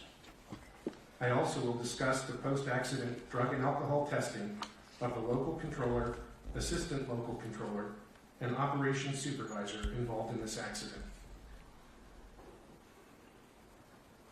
FAA-employed air traffic controllers are subject to federal workplace drug and alcohol testing requirements for Department of Transportation employees. These requirements are established by DOT order and are distinct from the drug and alcohol testing regulations that apply to DOT-regulated employers, such as airlines. By DOT order, post-accident or post-incident drug and alcohol testing is required after an accident or incident that involves any of the following: a fatality, substantial damage to aircraft, vehicles, or property, required medical treatment away from the accident site, or other unsafe practices as defined by orders or regulations. Controllers are identified as being subject to required testing when their performance provides reason to believe that it may have contributed, or when their performance cannot be completely discounted as a contributing factor. By DOT order, required post-accident drug and alcohol testing must be conducted as soon as possible following an accident. Whenever possible, required post-accident drug testing must be completed within 4 hours of the accident, and required post-accident alcohol testing must be completed within 2 hours. The DOT order allows for drug testing up to 5 days after the accident, and alcohol testing up to 8 hours after the accident. The controllers in this accident underwent workplace post-accident urine drug testing about 18 to 20 hours after the accident. This testing did not find any evidence of prohibited substance use. Post-accident alcohol testing, although required, was not performed. This investigation determined that the FAA Air Traffic Organization made the drug and alcohol testing determination almost 3.5 hours after the accident. The decision was made to test for drugs only because the controllers already had been released from the facility about 15 minutes earlier. Drug testing was scheduled for the afternoon of the day after the accident. Staff found that the ATO's drug and alcohol testing determination was not sufficiently timely to meet DOT's required testing timeframes. Additionally, the ATO's decision to not conduct drug testing as soon as possible and to not conduct alcohol testing at all violated DOT requirements. The ATO's delayed and inappropriate drug and alcohol testing determination was due in part to inadequate ATO staff understanding of the DOT's requirements for timely testing. Staff also found that the ATO's initial event response procedures are inadequately designed to meet requirements for timely testing. Because the ATO procedures dictate that the drug and alcohol testing determination be made concurrently with the services rendered telephone conference. The SRT is a management review to assess air traffic services associated with an event and does not take place until after multiple time-consuming administrative and initial investigative actions, including notifying and convening various personnel and preparing audio communications and radar display information for playback. Staff have proposed 2 recommendations to the FAA and 1 to the DOT in this area.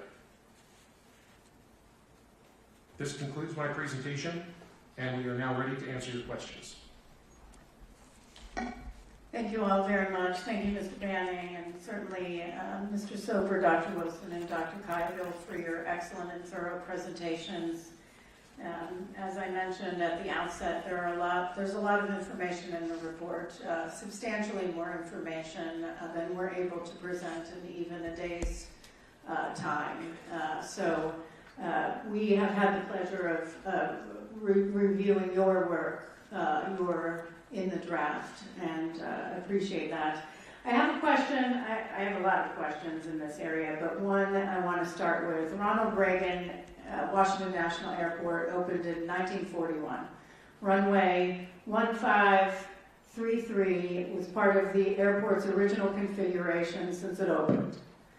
The Baltimore-Washington helicopter route chart was published in 1986, maybe went through one small change to add a compulsory reporting point around Wilson Bridge. Between 1991 and the time of the accident, there had been changes to route altitudes and police zone boundaries, but not any substantial changes to the route. You mentioned that the routes were never designed to ensure separation in your presentation. Yet we know over time concerns were raised repeatedly, went unheard, squashed, however you want to put it, stuck in red tape and bureaucracy of a very large organization, somehow didn't make it up. Repeated recommendations over the years, so much so that DC Tower took it upon themselves to create a helicopter working group because they had concerns. How is it that no one, absolutely no one, in the FAA did the work to figure out there was only 75 feet, at best, 75 feet of vertical separation between a helicopter on Route 4 and an airplane landing on runway 33. How is it nobody until we did this investigation? That's a great question, and we've asked the same question amongst staff, and that's precisely why we have recommended the assessment of these helicopter routes, not just what was there at the time, but everything that exists today for this airport. They've conducted others, but we're focused on this one right here, so we have recommended that in our recommendations. Yeah, in fact, in our findings of our urgent recommendation report, we stated existing separation distances between helicopter traffic operating on Route 4 and aircraft landing on runway 33 are insufficient and pose an intolerable risk to aviation safety by increasing the chances of a mid-air collision. I'm going to ask Mr. Banning and Mr. LeBaron, your pilots, is there anywhere in our airspace that 75 feet of vertical separation is acceptable?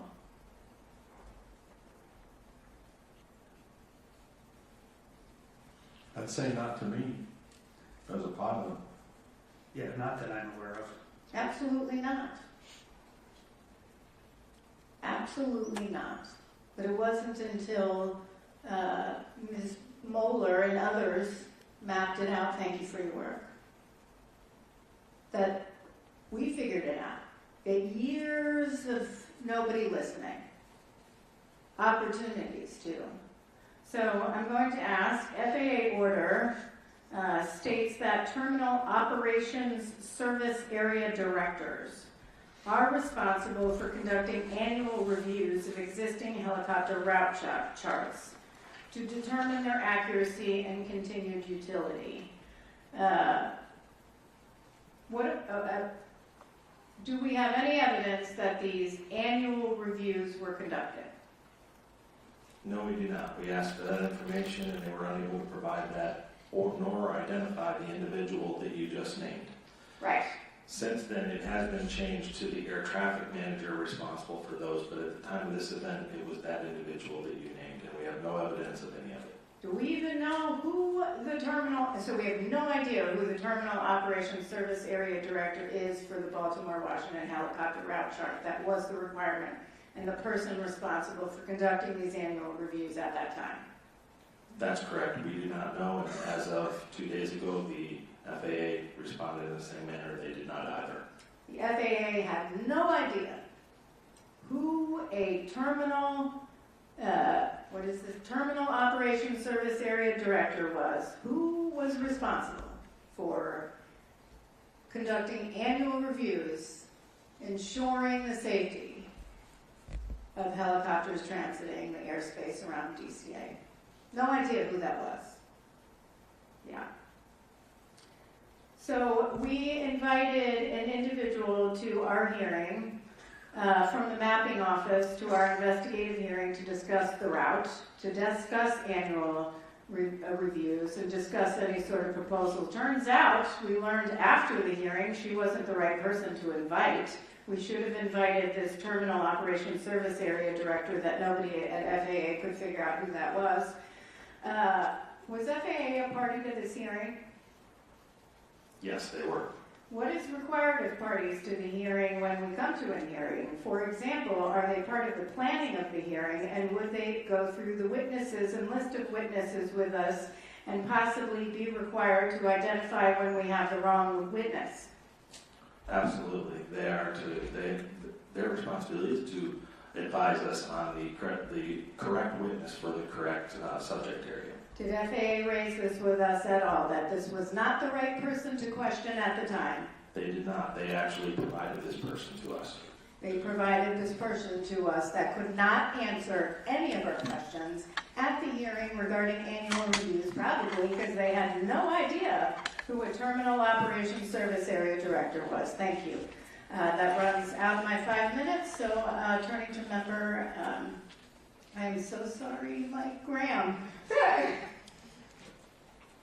It's been a long few weeks, hasn't it? I'd like to direct these questions to Mr. Soper, and I'm going to ask you some questions about the primary duties and responsibilities for the different control positions in the control tower as they relate to the DCA ATC tower information outlined in their SOP. As a former controller yourself, I want you to share your perspective on which duty or responsibility is most important for each of the following positions. What would that be for the local controller? According to the DCA's SOP, Air Traffic Control Tower's SOP, the local controller must provide initial separation between successive departures and arrivals, and provide separation between arrivals and departures in those aircraft operating under their jurisdiction airspace. That's their primary duty. Yes. How about the helicopter controller? The helicopter control, according to the SOP, is to separate VFR traffic from the DCA arrivals and departures or fixed wing traffic, issue safety alerts and traffic advisories as required, and to clear VFR aircraft on routes or into zones as depicted on the Baltimore-Washington helicopter route chart. How about the assistant local controller? They are there exactly like you might think, to alert the local controller or assist and alert the local controller of any unusual situations or developing traffic conflicts, maintain surveillance of the local traffic pattern and landing areas, and utilize visual memory aids when required to help them not miss anything, and assist the local controller monitoring aircraft in their airspace as well as on the CTRD or the control tower radar display. And how about the primary duty and responsibility for the operations supervisor? The operations supervisor provides operational supervision and directs the tower operation to ensure an efficient flow of air traffic, making necessary notifications of suspected operational errors, pilot deviations, near-mid-air collision reports, other incidents requiring notifications, combining and decombining of positions in accordance with criteria outlined in their SOP. Thank you. Can you share a brief summary of how the decision was supposed to be made according to the SOP in effect at the time of the accident to combine or decombine the local and helicopter control positions? Yes, in the SOP, it outlined that the supervisor or controller in charge, at their discretion, though it stated, let me start out first with, it stated that the helicopter position must normally be decombined. So normally it should be decombined during these core hours, period. If the supervisor or CIC has a need to combine or decombine, if they were already combined, the positions there to consider, they have a list of 7 things, which I can list here for you: the weather conditions, VIP movements, special helicopter operations, training initiatives, staffing constraints, air carrier traffic volume, helicopter traffic volume within the DCA Class Bravo. So when making a decision to combine or decombine, they should be taking all of these into account. And who makes that decision to combine or decombine? At that time, it was the operations supervisor. Okay. If they were to decombine, which they were not at the time of the accident, did they have enough personnel on the tower to do it? They did. They did. Okay.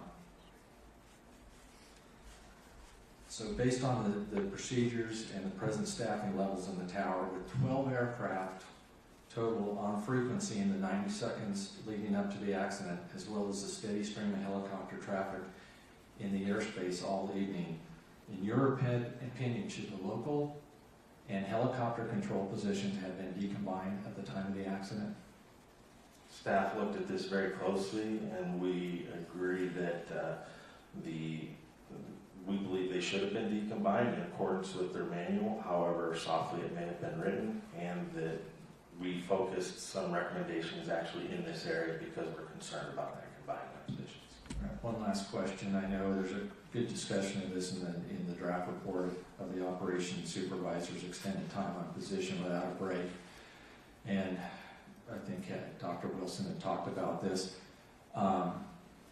Based on your investigation, are there any other factors you see as potentially playing a role in the operations supervisor's loss of situational awareness and the reduction in their ability to proactively assess the risk posed by the traffic and environmental conditions at the time of the accident?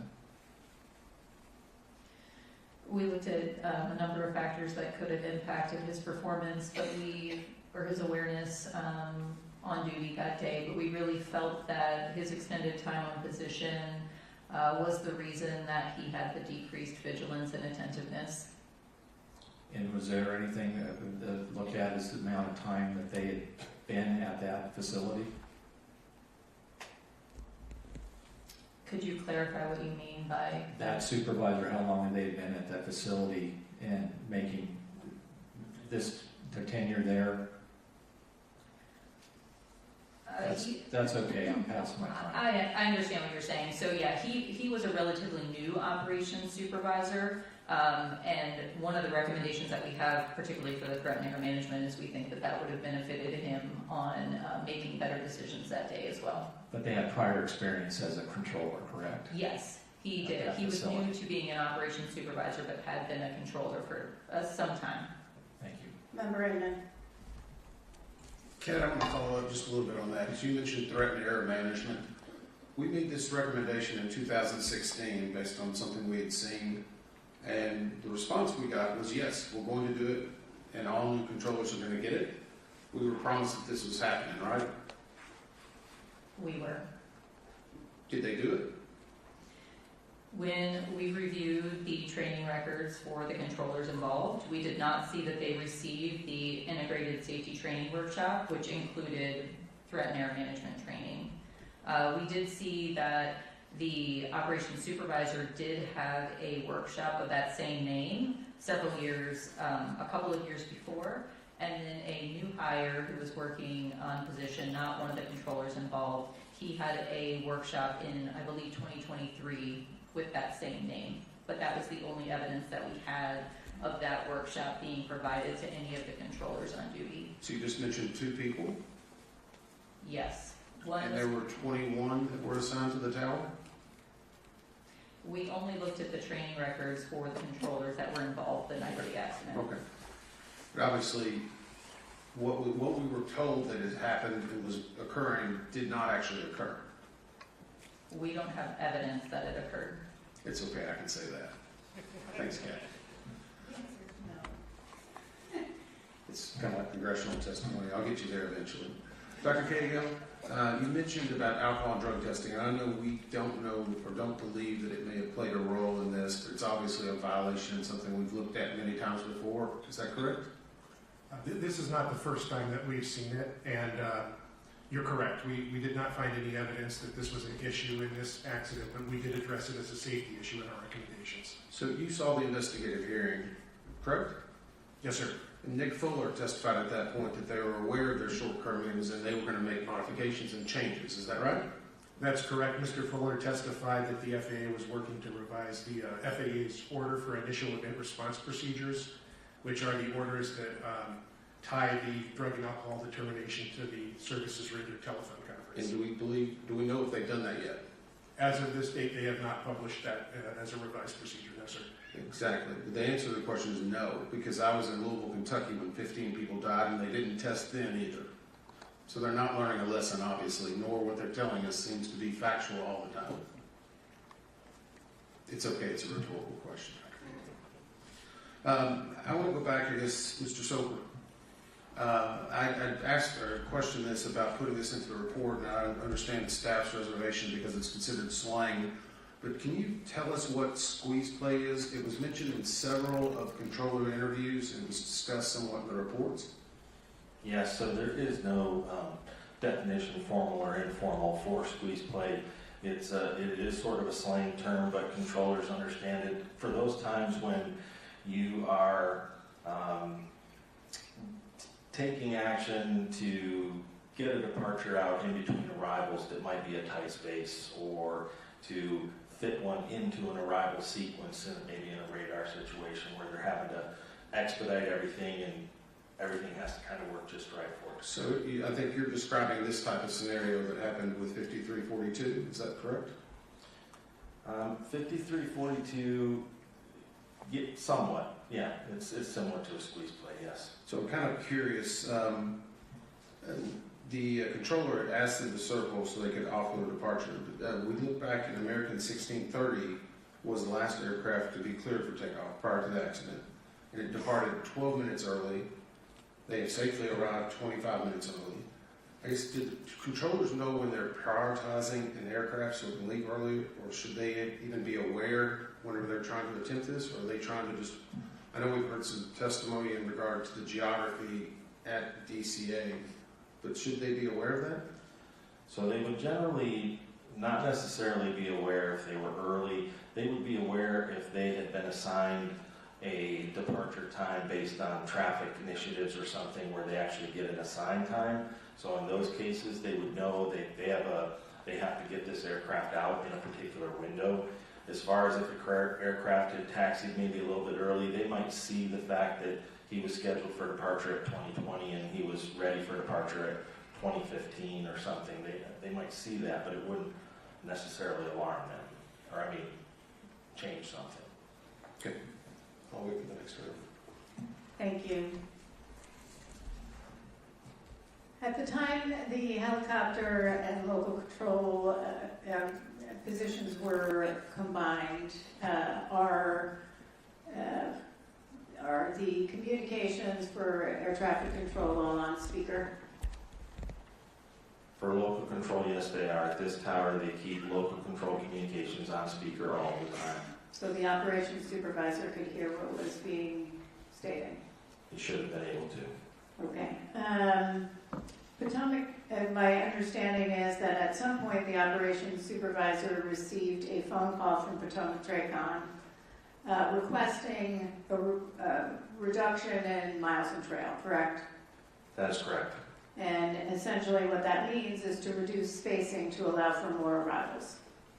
Correct. What does that do for the controllers? When you start decreasing below that miles and trail that was requested or that was in for the restriction, it makes it much more difficult to get departures out in between those arrivals. And when they accept that, is there any sort of criteria or look, or did the operations supervisor say to the local controller, hey, is this okay? How do you feel about this? Or it was just approved? We have no evidence that he asked anybody, and according to the recording, it was relatively quick. When he asked, he responded immediately that it was approved. That it was approved. So they would reduce spacing and get more arrivals then, increasing workload for the controllers. What was the assistant local controller doing at this time? At the time that they made the decision to... I'm sorry, at the time of the accident, time of the collision? So at the time of the accident, according to post-accident interviews, the assistant local controller was writing down information on helicopters. And what is the role of the assistant local controller? To assist the local controller in surveilling the airborne aircraft and monitoring the CTRD for conflicts and alerts. Monitoring and helping alert? Correct. Okay, thank you. How was the mix of, actually I'm going to read this from our report because I don't want to catch off guard because you don't have the full report right in front of you. But I do think it's worth noting that in our report we state DCA is capacity constrained. Since 1991, annual air carrier tower operations increased from 175,224 to a peak of 294,312 in 2024.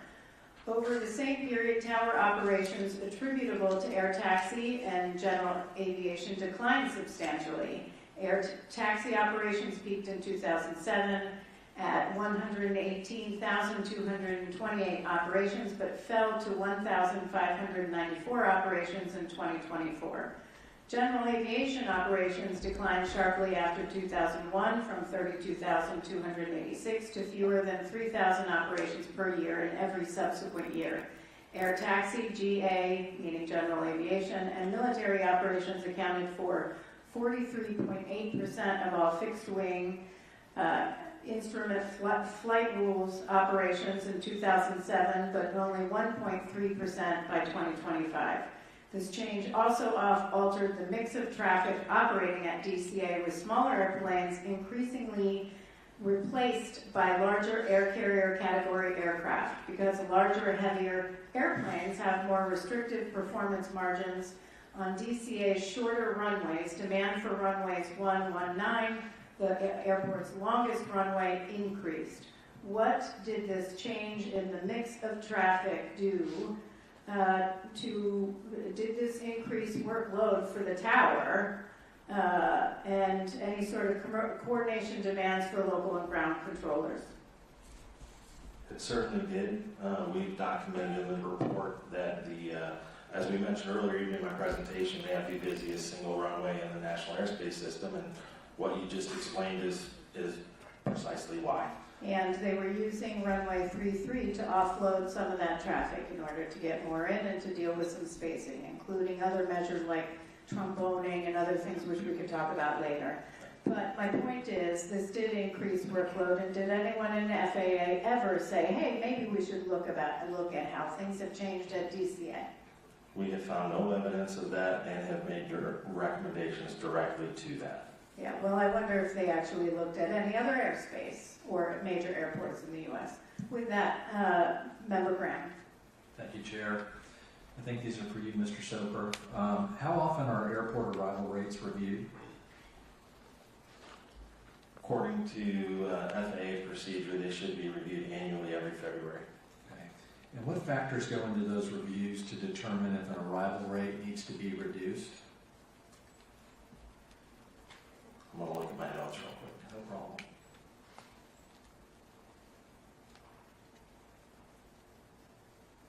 So there is a list, and that's why I knew I wanted to look at my notes. I had this list handy because I thought this may come up. So they look at a list of things that they have listed: intersecting arrival, departure runways, distance between arrival runways, dual purpose runways for when they share arrivals and departures to the same runway, land and hold shortness utilization, availability of high-speed taxiways, airspace limitations and constraints, procedural limitations for missed approach protection, noise abatement, etc., taxiway layouts, and meteorological conditions all should be considered. And all those factors in context with DCA, would you say that every one of those factors was in play with the arrival rate at DCA? I think our staff concluded that it does not appear that, and we have focused recommendation for that very thing. Okay, great. It needs to be reviewed. Can I ask for Table 18 to be pulled up? And as I do that, I know it's going to take a few minutes. I got a couple other questions before that. What was DCA's arrival rate at the time of the accident in VFR conditions? 36 at the time of the accident. Okay. Did the FAA lower DCA's arrival rate in the years leading up to this accident? There had been temporary lowerings of their arrival rate, but nothing's permanent. Were there requests made to the FAA to lower the arrival rate at DCA prior to this accident? Yes. Can you explain in detail the request that was made to the FAA to lower the arrival rate, and when that was made, and who made it, and why did they make it? Yes, in May of 2023, actually, as we heard in our investigative hearing, and we spoke to this individual as well as part of our post-accident investigations, the air traffic manager from Potomac Tracon submitted a request to lower the arrival rate, specifically due to the fleet mix change that had occurred over the years, and the fact that it didn't appear the arrival rate had been reviewed in quite some time, as well as the challenges they were having with miles and trail and being able to provide adequate miles and trail, and the limited constraints they have on the surface area there. It was getting difficult to be able to keep up. So they submitted a request to lower the arrival rate at that time. And how did the FAA respond? We were unable to locate the final, but ultimately they did nothing in response to that. What's the arrival rate today after the accident? It is 30 today. Okay, so they lowered it now, but they didn't in 2023 after the request. Correct, and it has fluctuated since the accident. You got Table 18, please put that up there. You can see there. This is the percentage of flight offloaded per year to runway 33 when landing in the northbound configuration. Is that correct? I'm not sure, it's not that they necessarily the numbers that were offloaded, but it is the percent of usage of runway 33 in total operations. You see it's used a little less now. Can you explain why? Absolutely. I mean, that's the fleet mix that we keep talking about, different type of aircraft. Less aircraft can take that runway because of its shorter distance. Okay. I know you had are there any other ways that a controller can offload going to runway 1 other than runway 33? Sure, there are mitigations that a controller can apply, whether it's speed adjustments, some sequencing. They can even give turns. I know the chair mentioned tromboning, which is something that occurs out in the radar airspace, but turns and speed adjustments can, but they're not as effective. So they use 3.3 most often because it works very well. Okay. And I know you had a very good presentation on the slot program and the front end loading and back end loading and all that. My final question for this round here is, if we put this all together, what impact does a higher arrival rate than an airport can sustain, less alternatives to offload traffic due to larger aircraft and compressed airline scheduling have on air traffic controllers? It increases all of their workload and increases risk. And it also makes them have to do squeeze plays and make it work? A lot of mitigation activities. Okay. Thank you. Member Evans? So in that regard, we heard some testimony earlier that the local controllers stated they were a little overwhelmed about 15 minutes before the actual crash. Then we also heard that 90 seconds before the volume had actually increased. How does a controller get out of that situation?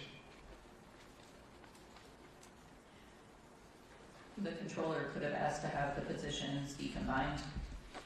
And I guess from a practical point of view, you've got people that are in the tower working at that moment, and then you've got people that are in a break room that are several floors below. Is that correct?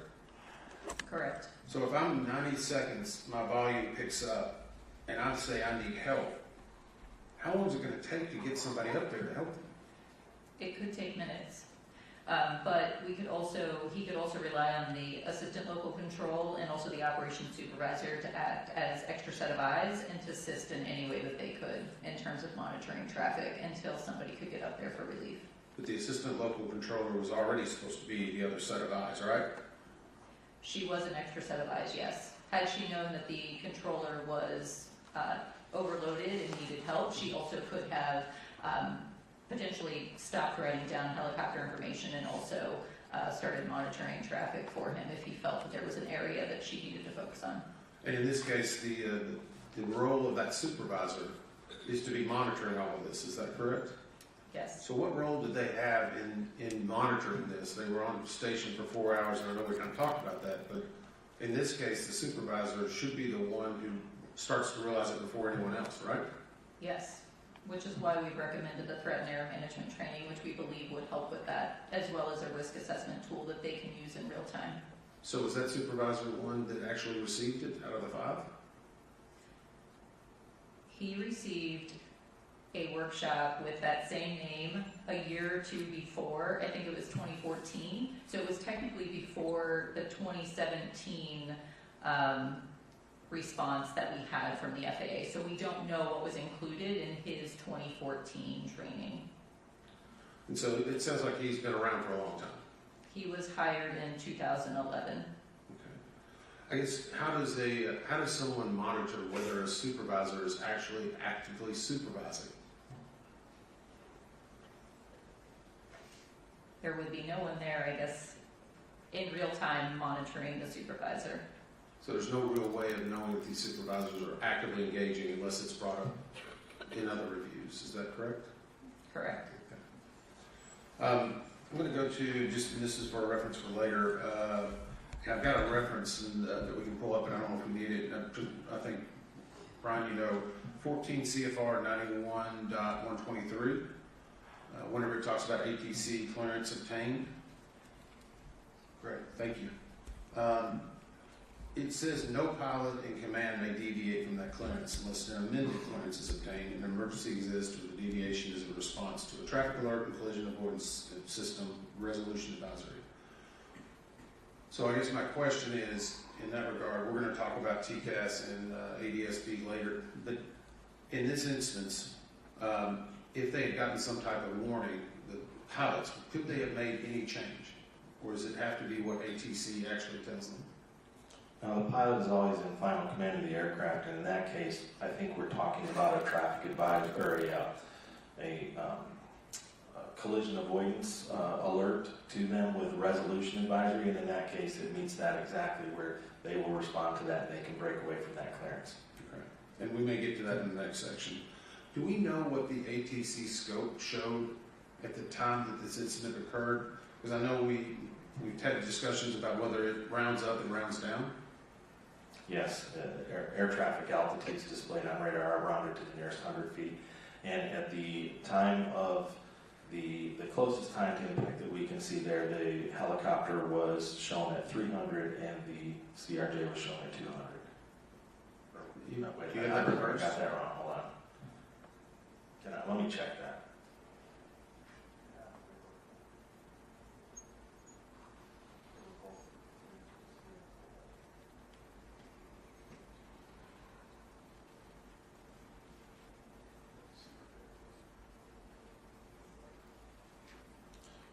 We can look and check on that, but essentially we believe the CRJ showed above the helicopter, but the helicopter climbed right just before impact. It showed a climb from 200 to 300. I do know that. Okay, so we can go on the next round. You can maybe answer that for me if that's okay. Yes. Okay, great. I want to, I've been asked a lot about staffing. Obviously, we felt that you determined the tower was adequately staffed, though certainly the workload was significant given positions were combined. But I do want to I asked the staff to check based on September 29th, 2025 versus, today. I think we looked at January 5th, 2026, and what those numbers were. And I'm just going to go for, certainly there are more authorized positions, but I think I'm going to focus on who was operational, meaning numbers of people available to work that are working in the tower, not what's authorized, but that are working on the tower. And so, by the draft report shows for certified professional controllers on January 29th, operational was 25. Today, 20. Traffic management coordinators, they had 2, today 0. Operational. Operations supervisors, 4 on that date today, or as of January 5th, 3 operational. Operations managers, 1 on January 29, 2025, just a few weeks ago, 2. Support manager, 1 at that time, now 2. Air traffic manager, still at 1 temporary, was what existed on January 29, 2025. Today, still 1 temporary. Staff support specialists, although authorized to have 3, there are 0. So by my calculations, you actually have a lower number of personnel today that are operational in the tower than existed on January 29th. It's not a question, it's just we provide that in the report, and so we're not going to talk about it, but I want to make sure that folks are aware of that. Certainly there are several trainees in the process, but we are at a lower number than we are today that are operational. With respect to the facility level, I do want to get into that. Talk about a little bit on, it was a level 10 facility, now it's a level 9. Why was it changed? It was due to a change in the way they computed traffic counts. So they had traffic counts for Potomac Traycon, they had traffic counts for the tower, which included helicopters, and at some point they said, you know what, we're going to give all those counts to Potomac Traycon, we're going to take it away from DC Tower. Once they took those counts away, the level decreased to a 9. That is correct, and Potomac's increased to a 12. And Potomac's increased to a 12. Here's my question. Is there a difference between the traffic that Potomac-Tracon handles and the amount of traffic DCA Tower handles, or is it the same traffic? They're still operating the same traffic in the same manner they were prior to the change. Exactly. So this change was made, they downgrade the facility. Obviously, you're talking about things like cost of living and other things like that. But from a safety standpoint, how does that decreasing a facility, a tower level, decrease safety? How does it impact safety? As we mentioned in the report, the biggest thing that happens there is they cannot attract the experience or get the talent into the facility that is needed to run a very complex air traffic control operation. This is the most complex airspace, one of the most, in the entire United States. And I'm not minimizing the experience of tower personnel at DCA Tower, but if you're going to attract personnel and have the most highly experienced personnel, you want a higher level facility. Why? Because they're paid by facility level. So the higher facility number, the more pay you get. In this case, everyone in the tower knows this tower is essentially treated as a training facility. You come in, you do a little bit of time, then you go out after you get your time because you want to go get paid at a level 10, 11, 12 facility. So it is a pass-through. They can't attract people here, which is a problem, and which is why we're making some recommendations on that. Member Grant. Thank you, Chair.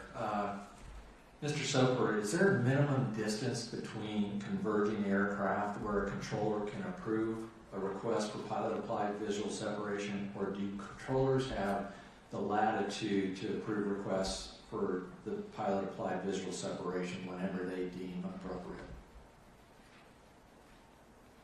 So when a controller is going to approve the application of visual separation, they must have approved required standard separation prior to that. So in the case of DCA, their Class Bravo airspace between a helicopter and a VFR helicopter and an IFR fixed wing, they would be required to have 1.5 miles of separation or 500 feet vertical separation, and before up until the point they approve visual separation. Okay, and so after the pilot applied visual separation is approved in Class B airspace, you said it's the minimum steps 1.5 miles and 500 feet, correct? Not after it's approved, prior to approving it. Once it's approved, then it becomes the pilot's responsibility for that distance. Is there a distance in there that if they decrease that range, that's something the controller has to do at that point? No. Okay. So when would a controller make a safety alert?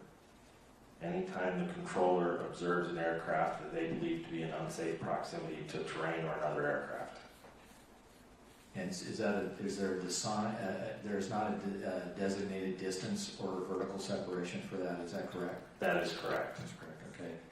What does a safety alert entail? Safety alert would include the words traffic. In the case of between two aircraft, it would be the words traffic alert, followed by an appropriate traffic advisory, followed by an alternate course of action if feasible, and then the word immediately. Should these two aircraft in this accident have received a safety alert? Yes, we've stated that in ours, or in the report, that the controller should have issued a safety, would have been the most appropriate thing at that time. Okay. Switch here a little bit. There's a lot of impacts on the higher arrival rate coming into DCA, changing fleet mix. We talked about compressed airline scheduling practices, the controllers and their ability or inability to continue following SOPs in order to make it work. Would you agree that one of the consequences of the cumulative effect was the deviations in traffic calls, phraseology, application of visual separation, call signs, radiocom, training records, the list goes on, and other issues that had become standard and were identified in multiple external compliance verifications of DCA air traffic control tower?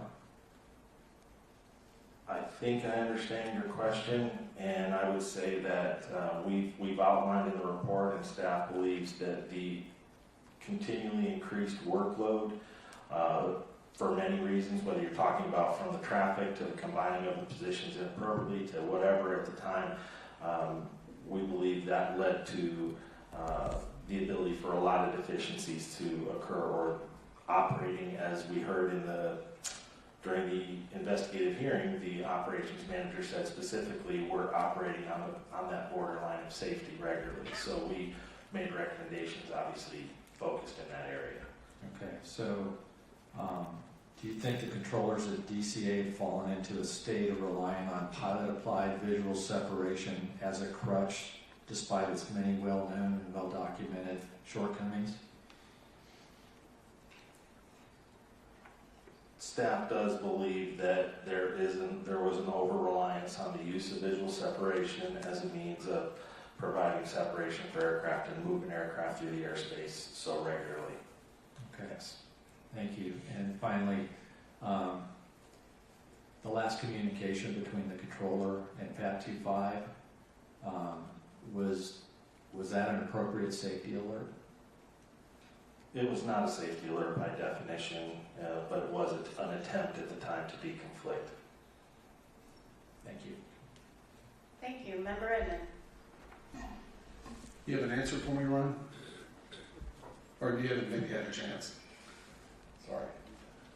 I do have an answer for you. According to the STARS maintenance replay, the PSA flight 5342 was at 400 and PAT 25 was at 200.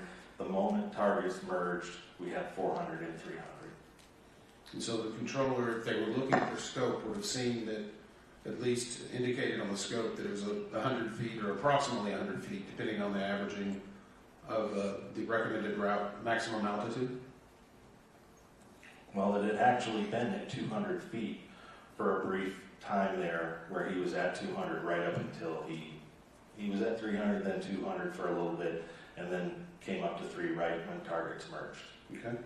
So, and that would have made a conflict alert, correct? The conflict alert was active at that time, yes.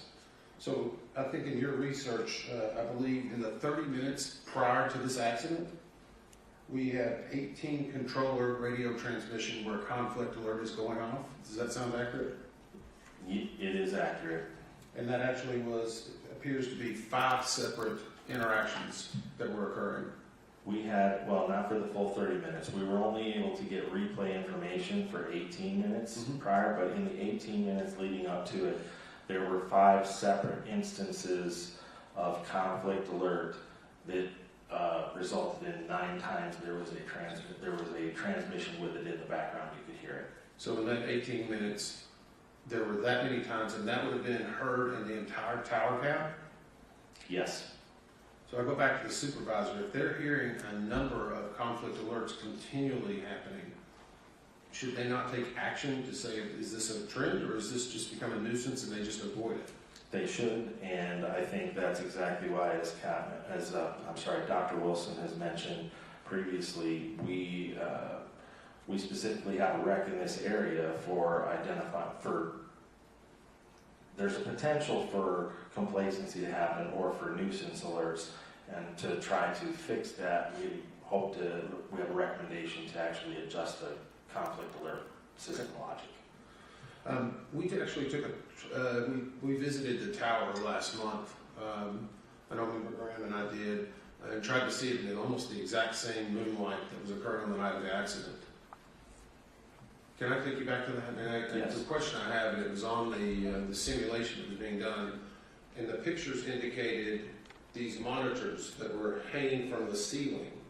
And if you look very closely, as you look at the converging paths, it's almost that the monitors are blocking the ability to see, depending on how high or short or tall you are. Is that a problem in just a tower configuration issue? We looked at that, and actually I'm going to let Dr. Wilson speak to that because she has some information in that area. I think it's just important to note that those monitors are movable, so they can be adjusted. And also when we talked to the controllers who were on duty, everyone said that they had no issue identifying both aircraft, that there were no limitations in them being able to see. So they didn't feel that the monitors were in a position that blocked their view from monitoring both aircraft. Okay. And during that tour, Brian, we talked about whether the morale and the staffing had increased, or at least the perception of the training for that tower, correct? Yes. During that discussion, did we hear anything about any other towers that might be having the same issues that DCA was having at the time of the crash? I don't recall specific ones, but I do remember maybe one or two people from the FAA just kind of socializing that there's several, there's facilities across Manassas experiencing staffing problems and training deficiencies and the ability to staff appropriately. Yeah, I think that's my concern, as we were talking about. They may be getting the time and attention and the training, but is there other places in the United States? Are we going to sit here 5 years from now and say the data was there 5 years ago? Because we know now the data, the people were raising the concerns. People were saying this was dangerous 5, 10 years ago, and nobody was really listening. My concern is this somewhere else in the country, and do we know that they're getting the proper resources? Our hope, staff's hope, is the recommendations that we have in these specific areas will not just be focused on DCA, and the air traffic organization will organically look at that and say we need to look everywhere because it does apply. How's their track record been in the past? Come on, Brian, this is your chance. Not great. Thank you. All right, thank you very much. I actually want to ask along the lines of where Member Inman was, because I do have this question about the operations supervisor. It was on speaker, all the conversations, all the communications going back and forth. He took a call to then reduce essentially miles and trail and improve that reduction by Potomac Tracon. And I want to point out, something in our report. In the 20 minutes before the accident, the total number of aircraft the local controller was handling fluctuated between 7 and 12. At about 10 to 15 minutes beforehand, he said he was feeling a little overwhelmed. The operations supervisor said it was totally fine, no problem. I was a little bit surprised by that. Even if you have procedures in place on decombining, how do you even capture to one person, he's fine, to that local controller who's busy, and maybe doesn't have 2 seconds to say, hey, let's deconflict, while the operations supervisor is listening to all of this. Everybody in the tower is hearing it. How is that not complacency? We talk about reduced alertness and vigilance, but I raised this earlier about, is it complacency?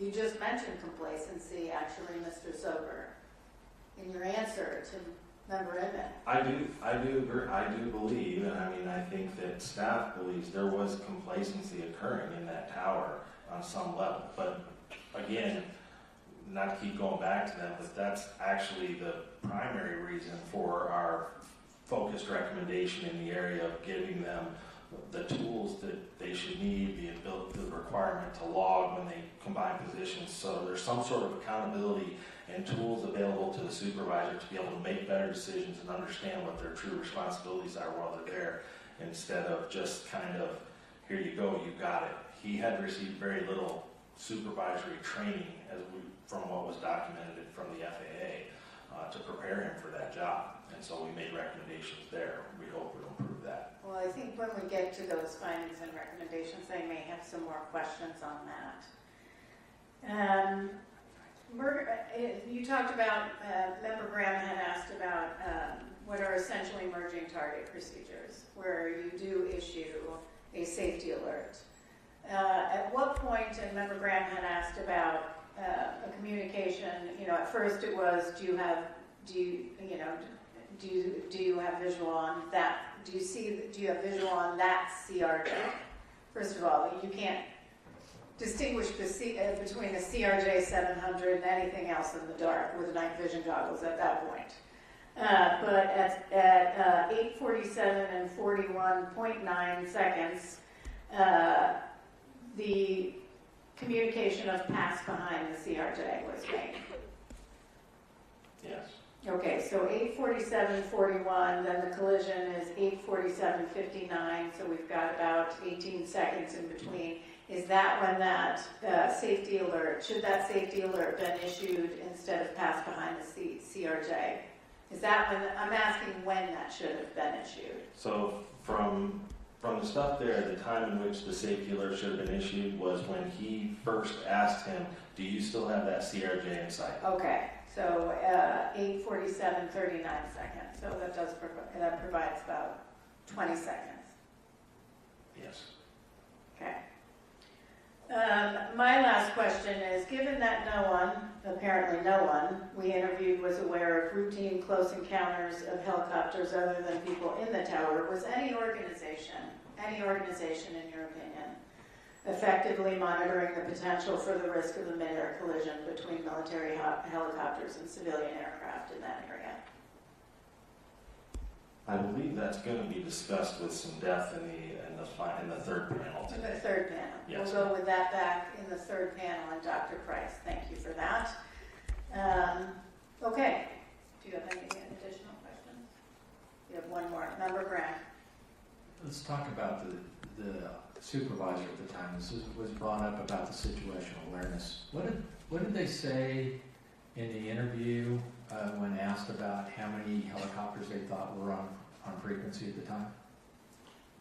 I'm sorry. Yeah, the supervisor only recalled one helicopter.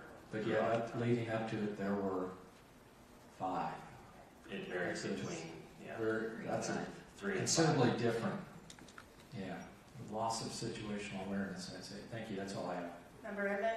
I've got just a little bit of follow-up, and I want to go back to the helicopter route structure itself. And this was a little bit baffling to me that we got so many different answers from the FAA. Is there a maximum altitude for a helicopter route? Yes, they do have maximum altitudes published on the chart, as we found. Then why did their testimony say it was only recommended? Because they had conflicting information on the helicopter route chart, as we outlined in the report, and produced recommendations to hopefully correct that in one place it said altitudes are recommended, and then in another place it said altitudes are maximum. Where I'm from, that's called talking out of both sides of your mouth. Right. And I mean, just to add on to that, the letters of agreement with all of the helicopter operators are clear that the altitude maximum is what they are being cleared at. They are to maintain that altitude through the airspace. That's their Class Bravo clearance, actually. Okay. And the same thing in this route structure. I continue to be amazed as we learn more about it. How can the Coast Guard tell me the exact depth of every piece of terrain that's on the Potomac, and yet someone tells us that this route is drawn with a Sharpie on one side and a riverbank on the other? Again, we do have recommendations to that effect too, because of the vagueness of that routing, or to at least explain better so operators understand fully what their responsibilities and restrictions are. And I guess I'll go to Bryce if you don't mind, just because of being a pilot, not going to let you off that easy. Is it not concerning that, I mean, you have 16,000 hours, I think? About 8,000. Sorry, double. It's a long time ago. 8,000 hours. Is everything usually very precision in regard to not only landing, approach plates, everything is lined out with GPS, exactly where you have to be when you're on the bug, IFR? Is that not just a science that's defined? Yeah, in the instrument flying world, it is very regulated, and yes, and it was disturbing to see that these helicopter routes had no lateral boundaries, and the confusion on the charts with regard to altitudes. So it was set up for failure just by the administration of what they were telling the aviators. It was most certainly not clear, and there was a misunderstanding about what those routes also provided, which we'll, I think, discuss in more detail in another panel. Thank you. Just a few for me. Dr. Kyle, why is it important? You know, obviously, we were not concerned about anybody having been impaired by alcohol. We didn't think that was the case here.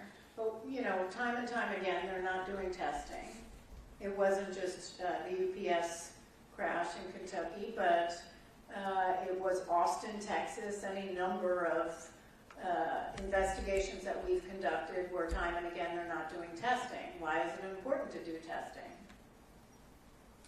Well, doing testing provides us with investigative information, obviously, but beyond any single investigation, a primary intent of drug and alcohol testing is to identify and deter use of certain prohibited substances, as well as abuse of alcohol, with the recognition that that can impair performance of safety and security sensitive duties. So anytime you have a systemic barrier to this getting done on a regular basis, routine basis as required, that's a safety issue. It's a significant safety issue, and it's one that could be left unchecked if they are not doing the required testing. That's correct, and that's why we have proposed several recommendations to try and close this loop and make sure that this testing that's required is actually being done. At the hearing, Mr. Fuller had stated, well, they didn't do testing because no one was in the tower. Mr. Soper, how long after the collision was somebody in the tower from FAA? Within minutes. 18 minutes, Yes. specifically. Yes. He also stated that they weren't quite sure there were any fatalities, and that drug and alcohol testing was required when they can confirm fatalities. We know that's not the only. Was it clear there was substantial damage? Was anyone unclear that there was substantial damage? Anyone? I think beyond what's obvious in this case, the important thing to point out, as you say, is fatalities were not necessary for testing to be required. That's right. That's correct. I have one last question for Mr. Soper or Mr. Banning, whoever wants to respond to this. We have significant traffic changes over time. We have no one who reviewed the routes. We have routes designed that were not designed to ensure separation. No safety reviews. We have arrival rates increasing. We have reductions in miles and trail, including reductions in miles and trail that night, which reduced spacing. We have less and less alternatives where controllers are using other measures to deal with getting increasing arrivals in due to pressure, offloading onto runway 33, reducing speeds. We have increased workload. We have a supervisor. We have all of this that was on speaker. We have a supervisor who didn't take action and then improved less spacing, more arrivals. We have an assistant local controller who had diverted attention to writing down something on helicopters at the time. And we have an entire tower who took it upon themselves to try to raise concerns over and over and over and over again, only to get squashed by management and everybody above them within FAA. Were they set up for failure? Panel 3 is going to hit this nail on the head. I'm asking you. They were not adequately prepared to do the jobs they were assigned to do. Great. Thank you very much. All right, that concludes our first portion of presentations and board member questions. And we are going to go to a 15-minute break. If we could come back at 12. Well, we'll come back at 12. We're starting in at 12. Thank you.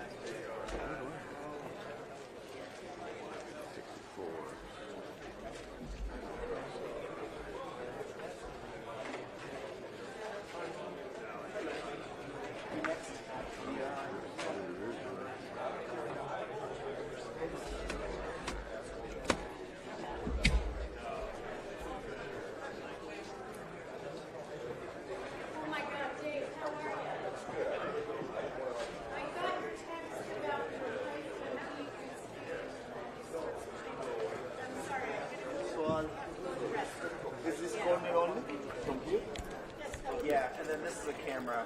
So don't stand here. Okay. Like here, like sitting there. We're kind of like right there. Yeah. But this is pretty wide. So don't stand there. The green is the. Wow. Wow. Yeah. I mean, if you're taller than I am, but I mean, yeah. I was just sitting there. It was too good. Oh wow.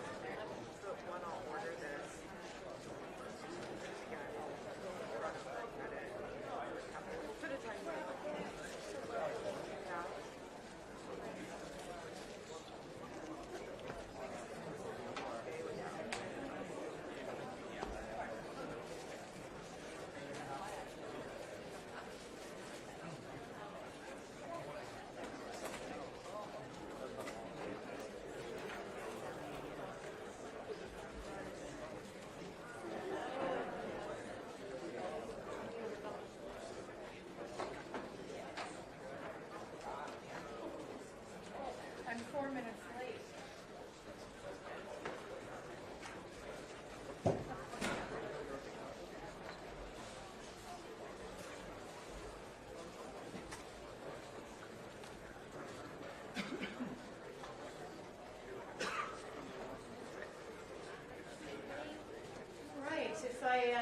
We're going to get started, so why don't, since I'm 4 minutes late on my own deadline, I will give a couple of minutes because I certainly want the families to be able to get back and hear everything. So we'll give it a few more minutes for everybody to come in and take a seat. I know sometimes there are bathroom lines, so that could be going on as well.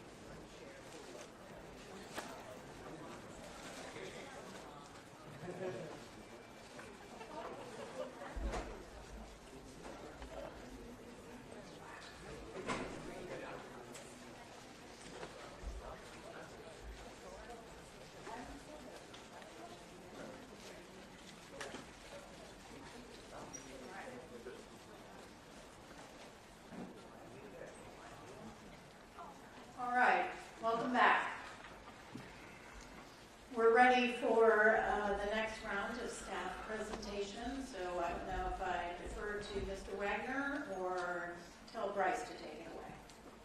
Mr. Wagner, the floor is yours. Good afternoon, Chairwoman Hamidi, Member Graham, and Member Inman. My presentation will begin with background information on Automatic Dependent Surveillance Broadcast, or ADSB, and the Airborne Collision Avoidance System, or ACAS. Then I will discuss the limitations of the airplane's collision avoidance system. Finally, I will present new collision avoidance technology for both commercial airplanes and rotorcraft. Automatic Dependent Surveillance Broadcast, or ADSB, is a surveillance technology that uses GPS, aircraft avionics, and a network of ground stations to determine an aircraft's location with more precision than legacy radar technology. ADSB includes two different services, ADSB out and ADSB in.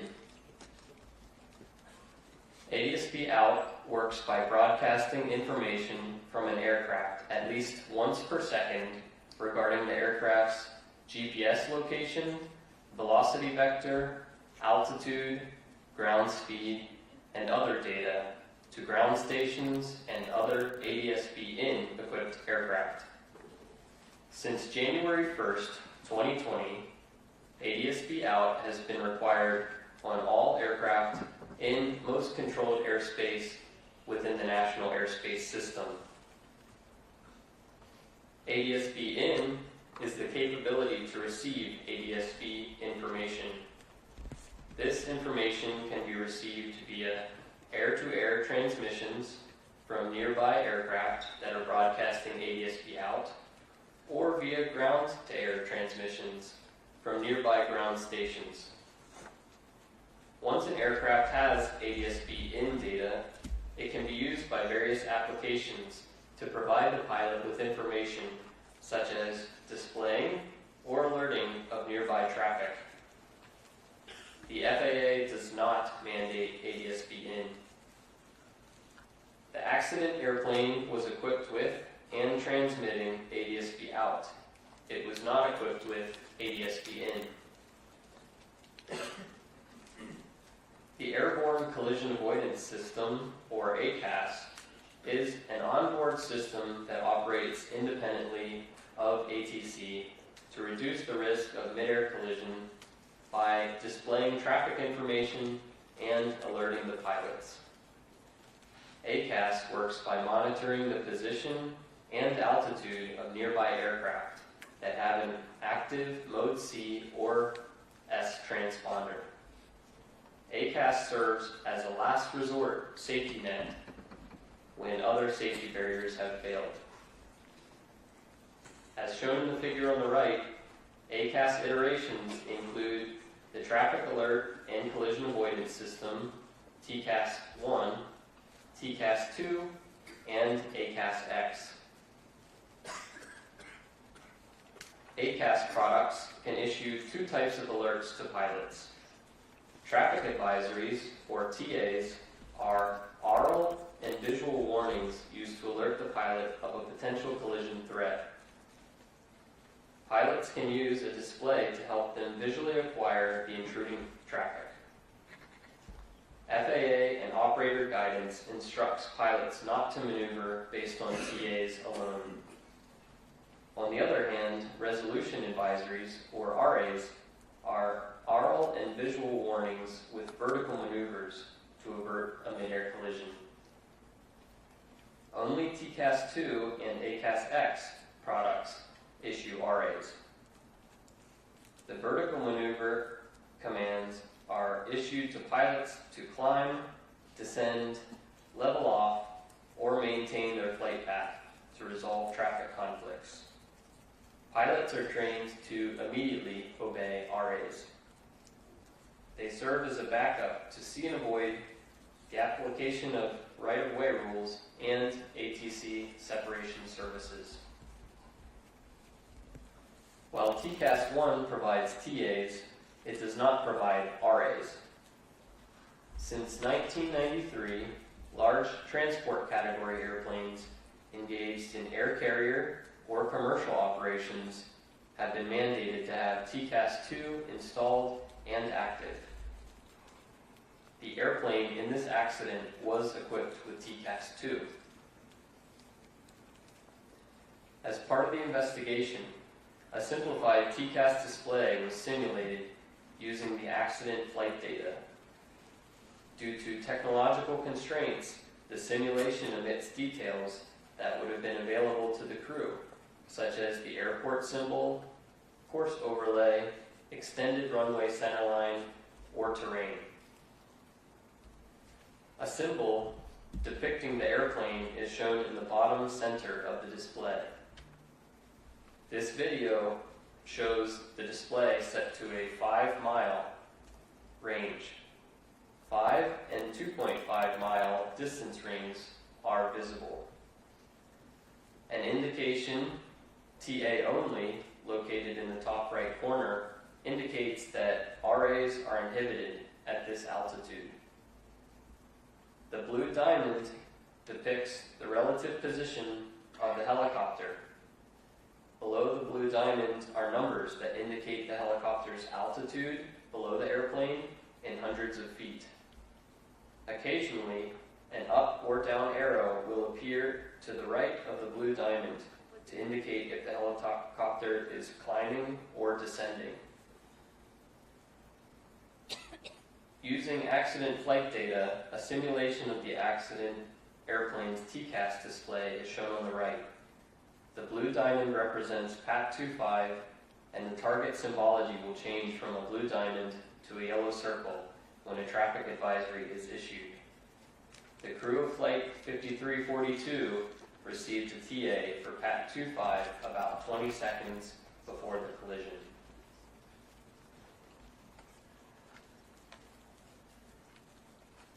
Traffic, traffic. This is in accordance with the TCAS standards. The airplane's TCAS did not issue an RA, which would have commanded a maneuver to the airplane's crew to avoid the collision. This functioned as designed per the TCAS standard. TCAS 2 inhibits RAs below 1,100 feet above ground level when climbing and below 900 feet when descending. Above these inhibit altitudes, a TA will always progress to an RA if the threat of collision increases. During the development of the TCAS 2 minimum operational performance standards in the late 1980s, significant research and testing went into establishing the inhibit altitudes as a trade-off between maximizing the effective alerting envelope and minimizing nuisance alerts. This trade-off was made based on the technological limitations available at the time of TCAS 2 development. The accident airplane was below the RA inhibit altitude, resulting in no RA being issued to avoid the collision. ACAS-X was developed as the next evolution of TCAS 2. The goal was to create a system that improved existing collision avoidance alerting while reducing the number of nuisance alerts. There are several variants of ACAS-X, including ACAS-XA, designed for commercial airplanes, and ACAS-XR, which is designed for rotorcraft. Advances since the development of TCAS 2 standards allow ACAS-XA to provide improved alerting. Among other enhancements, ACAS-XA systems utilize ADSB in information in addition to transponder interrogations and replies. ACAS-XA includes improved algorithms to more accurately reflect actual collision risk. The ACAS-XA standards are approved by the FAA.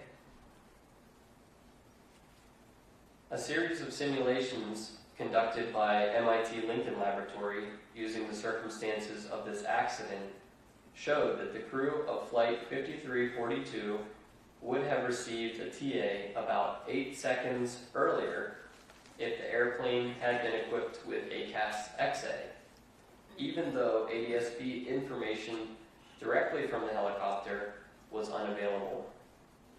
Staff have proposed 2 recommendations to the FAA in this area.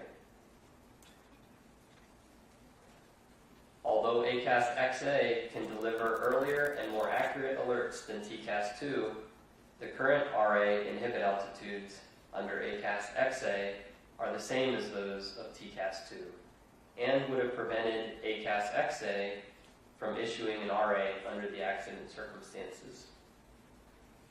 Simulations of the accident conditions were performed wherein the airplane was equipped with ACAS-XA. This time, the RA inhibit altitudes were lowered to 300 feet above ground level. The results of the simulations indicated that the risk of a near mid-air collision was with lower RAs was reduced by more than 90%. Staff have proposed 2 recommendations to the FAA in this area. Other traffic display systems, such as ADSB in displays, can show directional traffic symbols that indicate a target's direction of flight, increasing pilots' situation awareness and reducing the time pilots need to visually acquire traffic. As depicted on the screen as a blue diamond, pilots must monitor the display over time to determine in which direction the target is moving. Alternatively, as depicted on the screen as a blue arrowhead, systems with directional traffic symbols rotate the symbol to indicate the target's direction of flight. Most TCAS 1 and TCAS 2 systems display non-directional traffic symbols.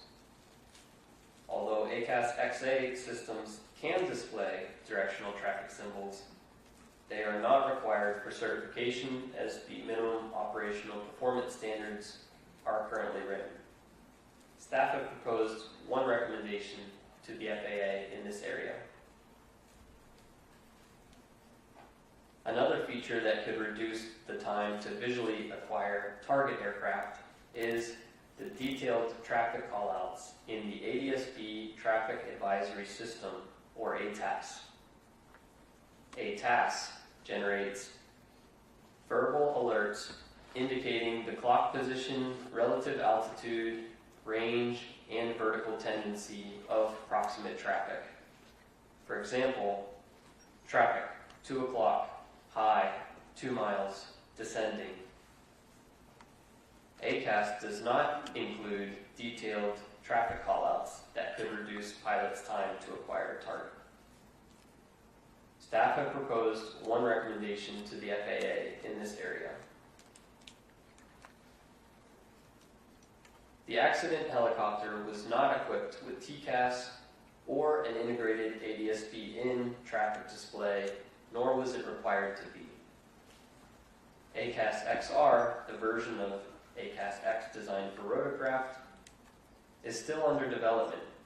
Therefore, no ACAS XR systems are commercially available. The simulations using the circumstances of this accident showed that had the helicopter been equipped with ACAS XR, the risk of a near mid-air collision would have been reduced by more than 50% without changing the airplane's TCAS to inhibit altitudes. Staff have proposed one recommendation to the FAA and one recommendation to RTCA in this area. This concludes my presentation. Now Captain McKenney will present.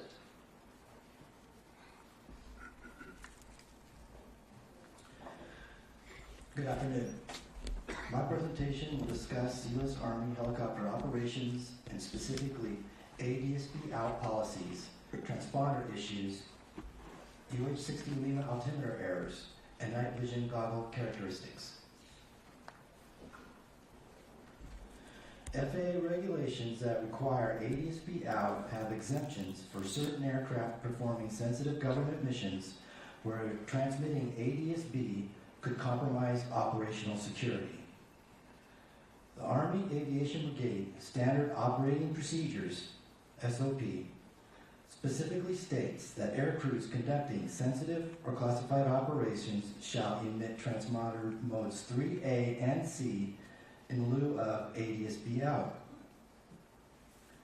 Transponder modes 3A and C reply to radar interrogations with an aircraft assigned squad code and altitude making it visible to FAA radars.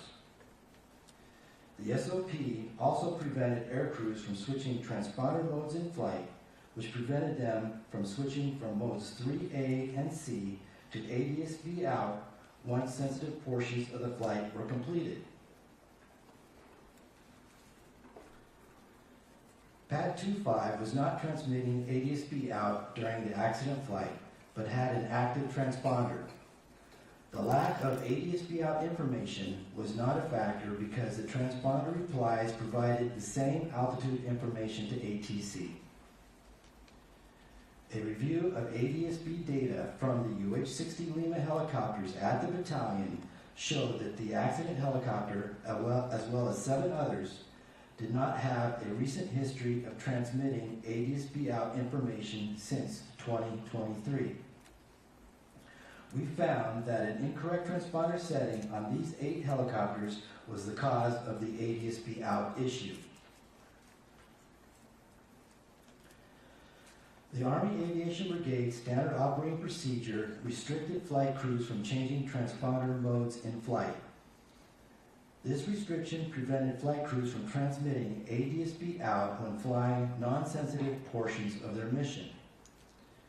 Additionally, the U.S. Army did not require a recurrent check of the installed transponder to ensure it was transmitting properly, including the ADSB out function. Because of this, the battalion was unaware of the ADSB out issue on 8 of their helicopters.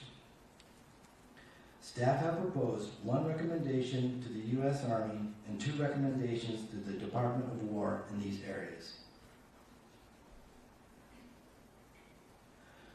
The Baltimore-Washington helicopter route chart provided recommended paths without defined lateral boundaries. As seen in the figure, the chart provided conflicting information about whether published altitudes were recommended or maximum.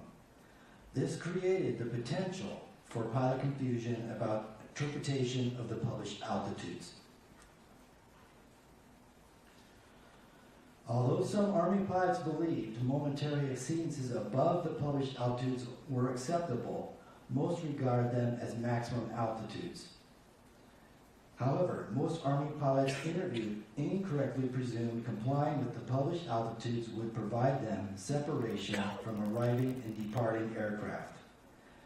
They rarely had the opportunity to test this presumption because they rarely encountered airplanes circling runway 33, and when they did, ATC typically instructed them to hold for arriving traffic. Staff have proposed 1 recommendation to the U.S. Army in this area.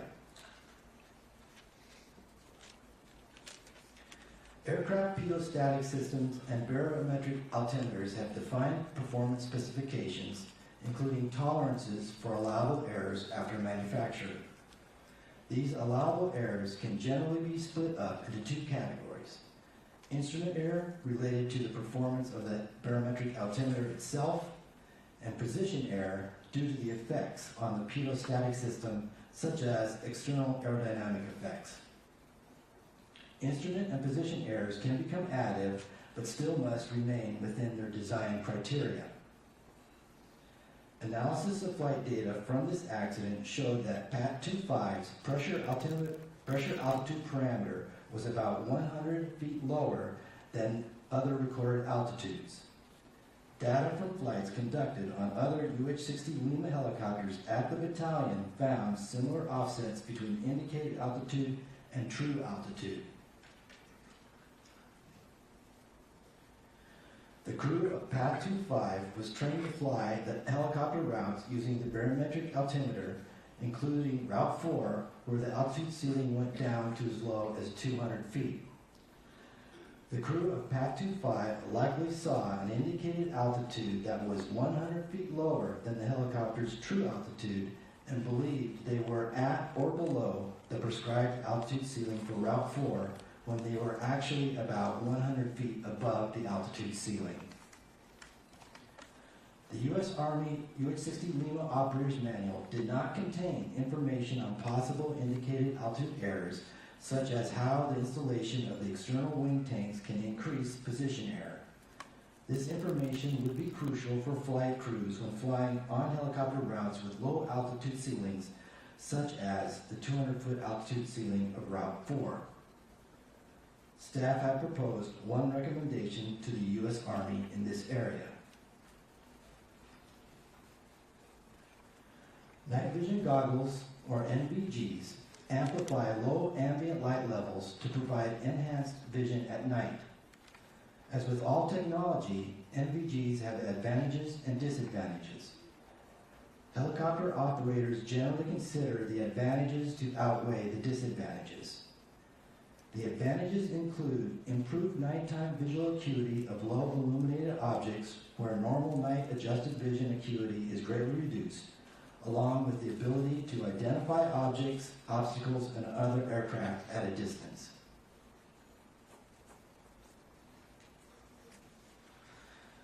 To illustrate the difference between aided and unaided night vision, we can take a look at these 3 images.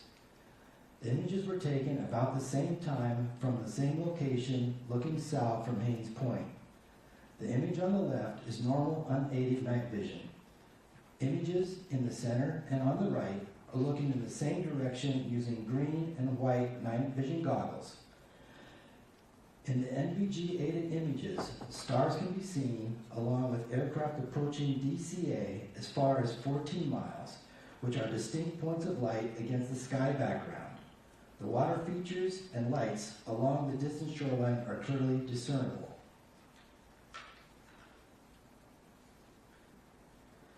The the disadvantages of NVGs include a field of view limited to 40 degrees, a monochromatic image, depth perception is degraded, both ground and airborne lights appear similar, light sources tend to have halos, and aircraft silhouettes are faint, making it difficult to determine type and size of aircraft.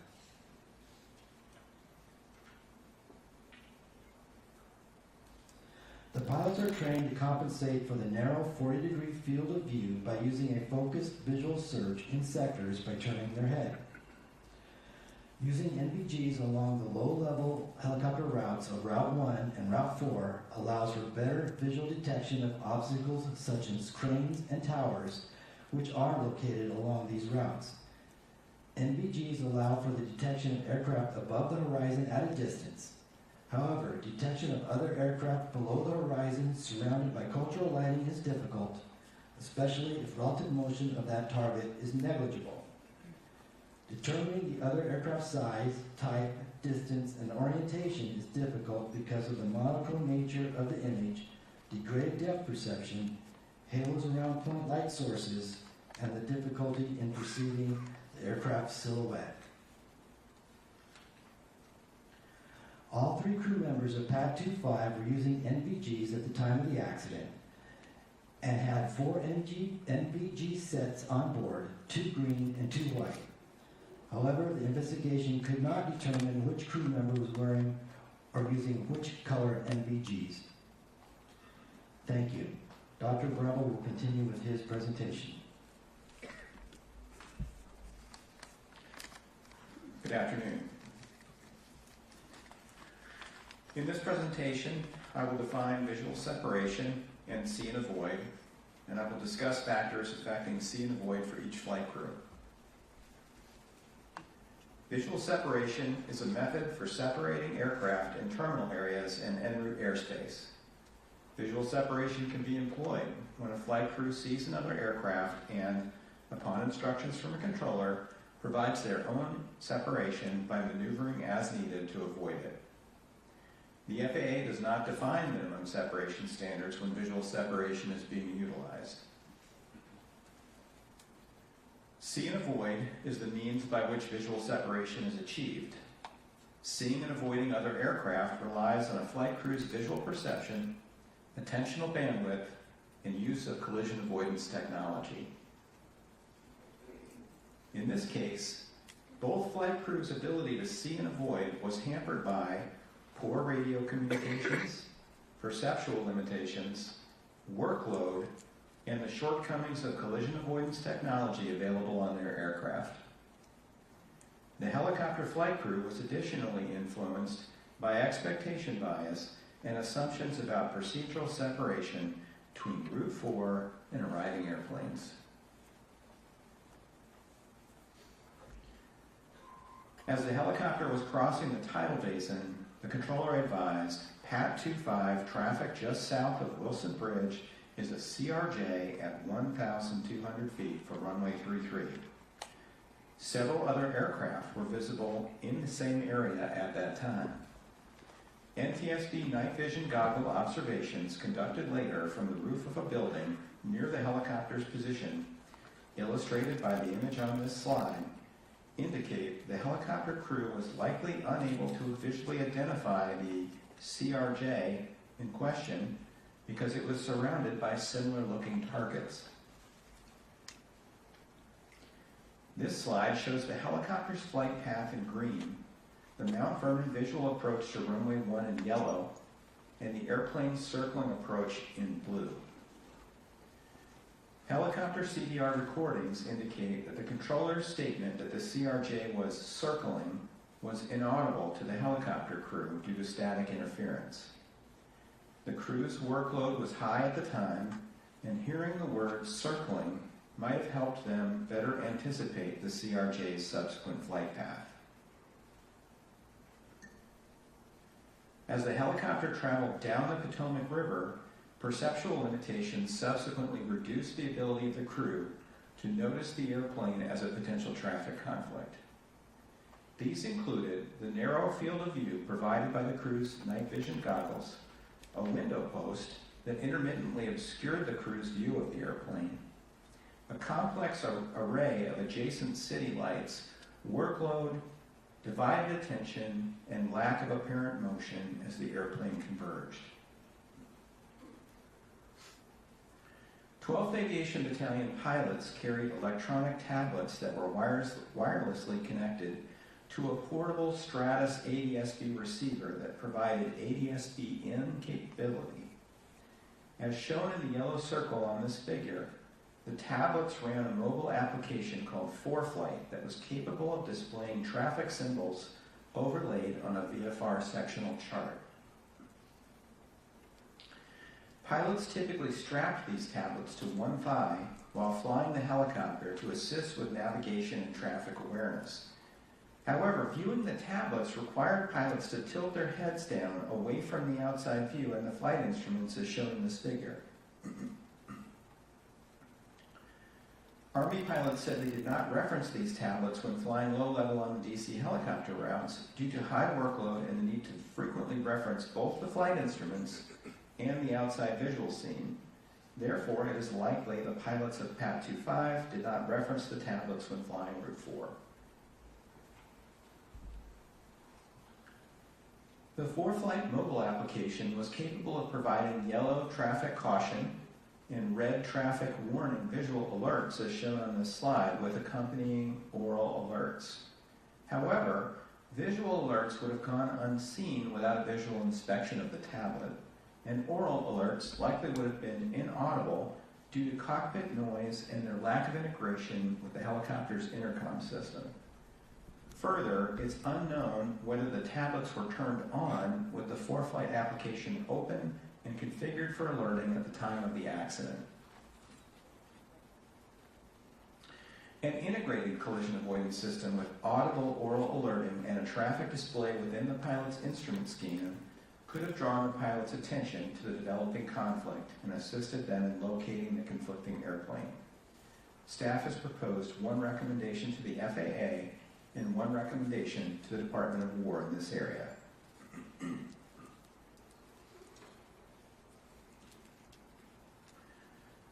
Radio communications came into play again when the controller asked if PAT 25 had the CRJ in sight. The controller did not provide a clock direction or distance.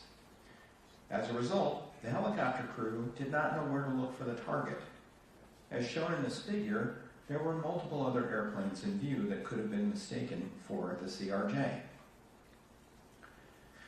The local controller directed the helicopter crew, PAT 25 passed behind the CRJ. However, the crew was unable to hear the words 25 passed behind the due to a partially blocked audio transmission. As a result, the message the helicopter crew received was PAT CRJ. The instructor pilot responded that the crew had an aircraft in sight and requested visual separation.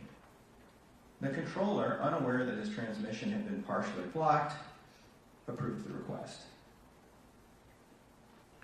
Hearing the instruction to pass behind the CRJ might have prompted the helicopter crew to ask a question of the controller or perform a broader visual search. Staff is concerned that blocked transmissions can lead to miscommunications and reduce flight crew and controller awareness of potential hazards. As a result, staff have proposed one recommendation to the FAA and two to the Department of War in this area. The helicopter crew's communications and actions leading up to the collision indicated that they lacked an accurate mental model of the CRJ's location and intended flight path. As a result, baseline expectations likely drove the instructor pilot's visual search. Only 5 to 7% of northbound arrivals typically landed on runway 33. Therefore, the pilots likely assumed the CRJ, referenced by the controller, was one of several airplanes approaching runway 1. The instructor pilot's comment, "kinda come left for me," reinforces the idea that he thought one of the airplanes approaching runway 1 was the airplane in question, because although deviating to the left would have increased the distance from those airplanes, it would not have alleviated the conflict with Flight 5342. Moreover, neither the helicopter pilot nor the instructor executed an avoidance maneuver or vocalized any concern prior to impact. indicating they were unaware of Flight 5342 approaching from the left. I will now discuss factors affecting the airplane crew's ability to see and avoid. The local controller never provided a traffic advisory about PAT 25 to the crew of 5342. The use of separate frequencies by airplanes and helicopters prevented the airplane flight crew from hearing the helicopter's radio transmissions. This likely reduced the crew's awareness of the helicopter's location and intentions and their ability to anticipate a potential conflict. FAA guidance on pilot response to TCAS traffic advisories, which had been adopted by PSA, stated that pilots should respond to a traffic advisory by attempting to establish visual contact with the intruder aircraft. Pilots were explicitly prohibited from maneuvering based solely on a traffic advisory. FAA guidance on response to TCAS resolution advisories, which had also been adopted by PSA, stated that the pilot flying should respond immediately to resolution advisory displays and maneuver as indicated, even if doing so conflicted with their air traffic control instructions, unless such action would compromise the safety of flight operations. When an aircraft is below resolution advisory inhibit altitudes, TCAS automatically switches to TA-only mode. PSA's Flight Operations Manual listed TCAS inhibit altitudes. However, when 5 PSA pilots were asked about the inhibit altitudes during investigative interviews, only one was able to correctly state the inhibit altitude that applied to the accident scenario. Flight crew workload was high at the time the traffic advisory occurred, resulting in limited capacity to look for and acquire the conflicting traffic, and the pilots did not see the helicopter until it was too late to avoid. The pilots likely would have performed an avoidance maneuver if a resolution advisory had occurred. However, no resolution advisory occurred, and the crew was likely unaware of the severity of the developing conflict until just before impact. The captain was manually flying the airplane and turning left onto final approach for runway 33 and decelerating when the traffic advisory occurred. This required careful control of the airplane's lateral path, thrust, airspeed, and vertical path. Doing so required the captain to reference the flight instruments, as well as the runway 33 edge lights, and a precision approach path indicator, or PAPI, on the ground. The captain likely did not have the spare capacity to perform an extensive visual search for conflicting traffic at that time. As pilot monitoring, the first officer was also responsible for ensuring the approach remained stable. Doing this required him to reference the flight instruments, the runway 33 edge lights, and PAPI. In addition, the first officer was likely monitoring the airplane departing runway 1 to ensure it would not conflict with their landing on the intersecting runway. Thus, the first officer's capacity to search for potentially conflicting traffic was also constrained. The ability of the airplane flight crew to notice the approaching helicopter in the final seconds while engaged in these primary tasks was further degraded by the helicopter's low conspicuity, complex background of cultural lights, and by the helicopter's lack of apparent motion in the visual scene. This concludes my presentation. Staff is now ready to answer your questions.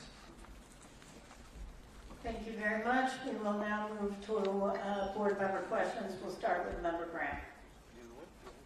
Thank you, Chair. I want to pick up with visual separation as it applies to the helicopter operator. It was clear from the interviews we did and the investigative hearing and other information uncovered during the course of this investigation that all helicopter operators in the DCA Class B airspace had come to expect that they would request visual separation from DCA tower almost immediately. Is that correct? Yes, it is.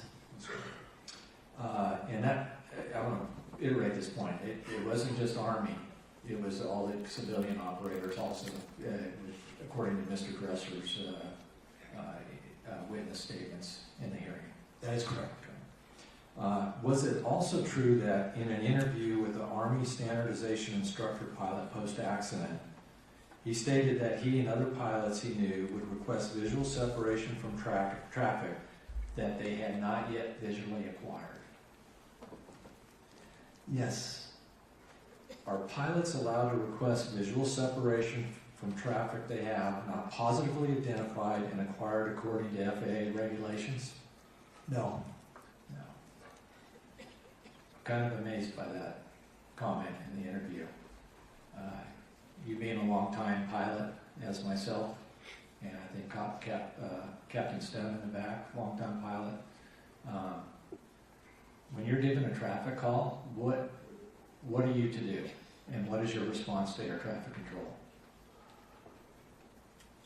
Yeah, once you receive a traffic call, then you search for the traffic and you identify it. If you can't identify it, you tell traffic that you have negative contact or that you do have visual contact. Okay. Would you agree with that, Captain Stone?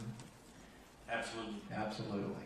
Yeah. And if you're still looking for it, you maybe make some comment like that I'm looking for the traffic. But once you identify it, and then you ask for visual separation, are you required at that point to keep your eye on that traffic? Absolutely. And if you lose the traffic at any point, what should you do? You'll have to notify ATC that you have lost the traffic. Yeah, traffic is no longer in sight. Would you agree with that, Captain Stone? Yes, that is correct. Did that happen in this case? No, it did not. Did not. No. I like that you pointed out the fact that it would be pretty much impossible to pick out which one the traffic was in your visual study out there. Now, 15 seconds prior to the collision, the helicopter IP, they were about a mile away from 5342. A requested visual separation, is that correct? I believe so, yes. Do you believe, or the rest of the team believe, that they had sight of the correct aircraft at that point? We don't believe he had sight of the correct aircraft. Yeah, I would agree. And unfortunate for them. Do you think if they, and this is an opinion question, if they had sight of that aircraft where it was, they would have made some kind of positive control movement to deconflict with the aircraft? Absolutely. Had an appropriate safety alert from the air traffic controller, would that have helped in this situation? I believe it would have, because it would have directed their direction they needed to look for the traffic. So they would have looked in the 1 to 2 o'clock position for the traffic, and they would have possibly identified it.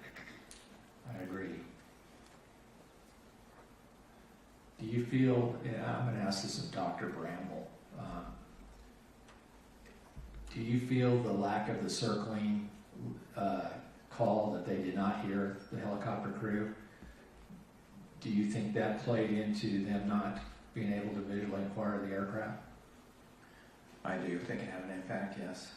Now they did, as far as we can tell, did hopefully hear 3-3. But how do you think that played into this at all? So they were high workload at the time, calling out cranes in the middle of a turn. The instructor was giving the pilot feedback on use of paddle, and they heard this partial transmission that said the CRJ was going to 3-3. Realizing that was going to conflict with their flight path further on Route 4, required them to do a fair bit of thinking about the transmission, and it appears that they didn't process that information very deeply, just thought that target is a long ways away, we'll worry about it later. If they had heard the word circling, that would have been a salient cue that something unusual was going on here that they might need to keep an eye out for.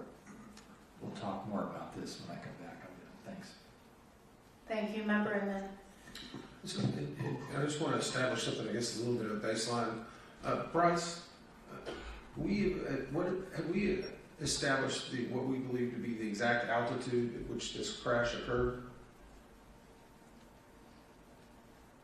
Yes, I think we have. I think we believe it came together at 278 feet. Is that correct, Ms. Wheeler? Yes. Okay. I just wanted to try to get that. Captain McKinney, I want to go back to your presentation, your deck, and it was on page, I just want to clarify something. It was on page 25 that we stated PAT 25's pressure altitude was 100 feet lower than other recorded altitude data. But then on the next slide, we say on page slide 26, likely believe they were likely indicated altitude 100 feet lower than true. Do we have a difference between what we verified and what we know to be absolute? Between the absolute altitude of what the aircraft was at versus what we believe they thought they were at. I'm sorry, one slide says that it was 100 feet lower. The next slide says likely was 100 feet lower. It might just be a statement, but the FDR recorded pressure altitude, if you made the correction for the local barometric conditions, was 100 feet lower than the other altitudes. And we believe that that is likely what they saw on their altimeter. Okay. I'm just trying to get to that area because it's whenever we say likely and was, sometimes that can be a little bit different.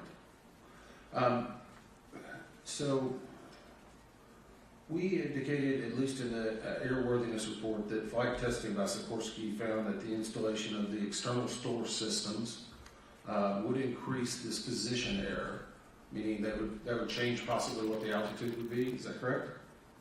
Yes, when you install the wing tanks, it changes the pressure dynamics around the outside of the aircraft and can lower the recorded pressure altitude. So is there any way for a crew to mitigate that, or do they have to just take it into account and know that it's there? I would pass this to Mr. Shin. Shin?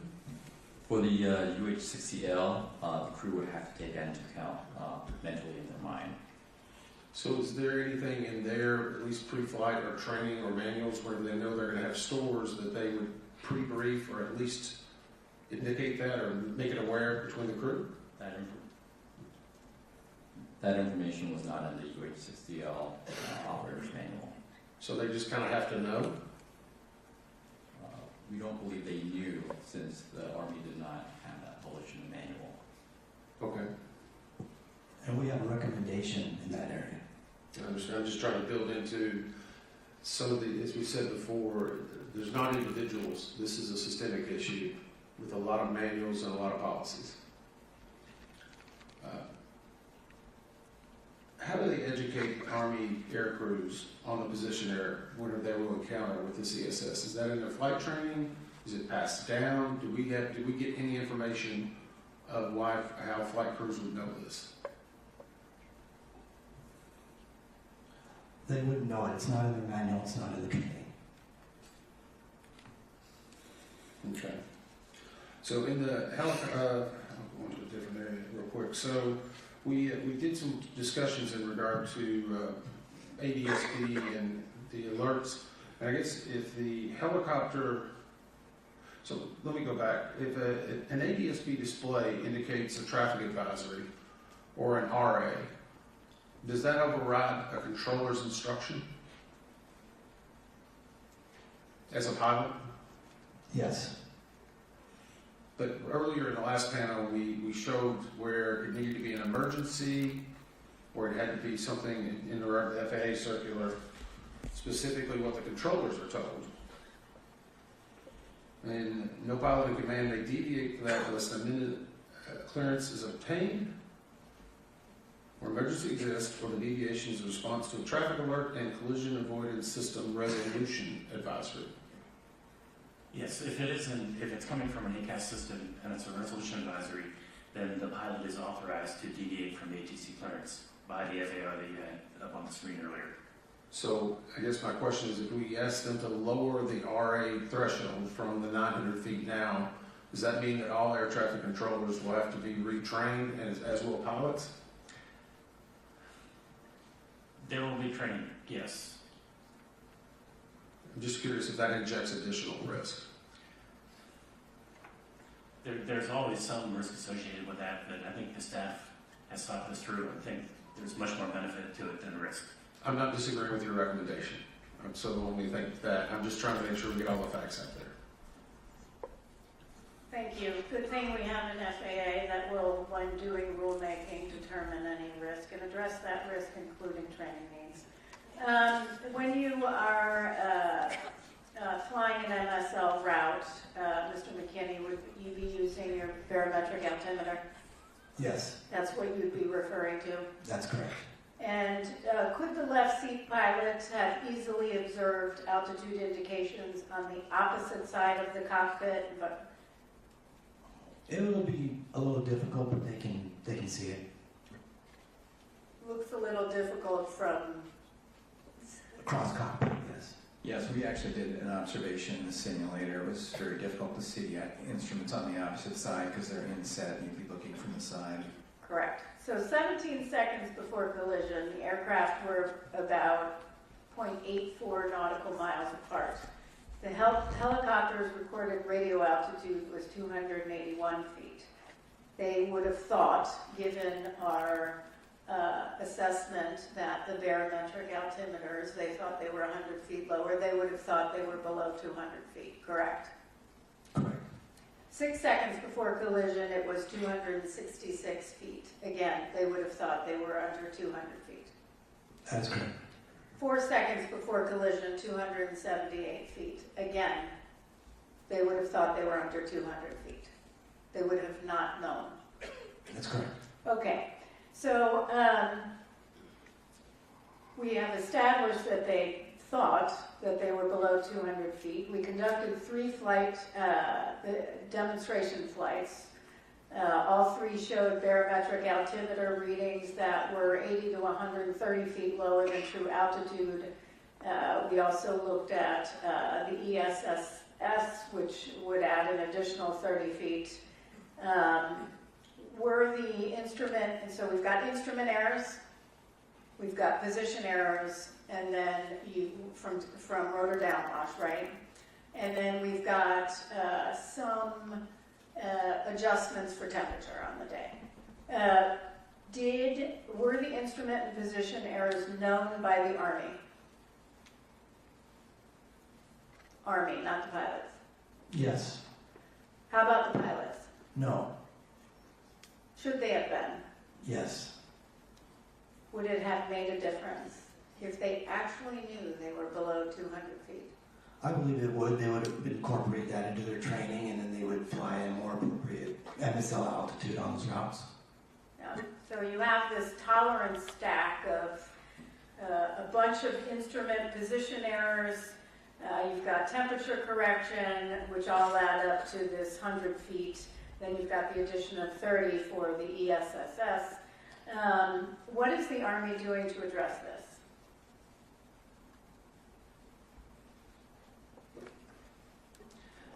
They're adding that information into their flight manual for the pilots.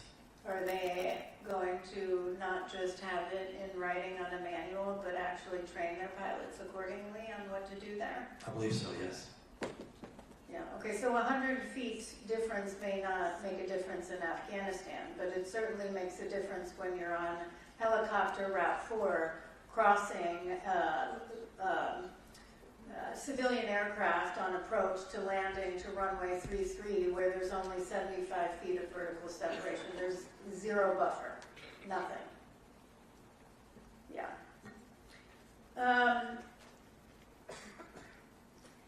Dr. Bramble, can you talk a little bit about your expertise? You're a national resource specialist for the NTSB. Talk about your expertise in human performance and some of your background. Sure. I have a PhD in human factors from an interdisciplinary program in psychology and industrial engineering, and I worked for a flight safety, a flight training and simulation company for a few years. I've been at the NTSB for 27 years, investigating major accidents for the last 24 years, and I chaired the Human Factors Working Group for the International Society of Air Safety Investigators, and I currently chair the Government Specialist Subcommittee with other human factors investigators from 10 other countries. Do you believe the limitations of see and avoid, which we've referenced back to 1968 in numerous investigations, 96 alone within the past 2 decades, could be overcome simply by telling a pilot to do better, pilot diligence in scanning for traffic? No, we need to do a better job supporting pilots in that task. And I'll come back to that. Member Graham. Thank you, Chair. I want to go back to trying to figure out why PAT 25 crew didn't positively identify Flight 5342. Dr. Bramble, can you explain what expectation bias is? Sure. It's sort of related to confirmation bias in that when you have a strong expectation about things going a certain way, you tend to notice confirming information and overlook disconfirming information. And is expectation bias a well-known vulnerability in human performance? Yes, it is. Yes, we see it a lot, don't we? Yes. Captain McKinney, did Army 12th Aviation Battalion flight crews receive any specialized training on the route structure, including approach and departure paths at DCA? They did not receive specialized training. The training they received was general aerial familiarization, and of course, their basic airmanship. They recognize, runway alignments and traffic in that way, but there's nothing specific about DCA. Okay, so would it be fair to say that their expectations for where traffic would be arriving and departing from at DCA would be driven by their experience? Yes. Okay, rather than formalized training, correct?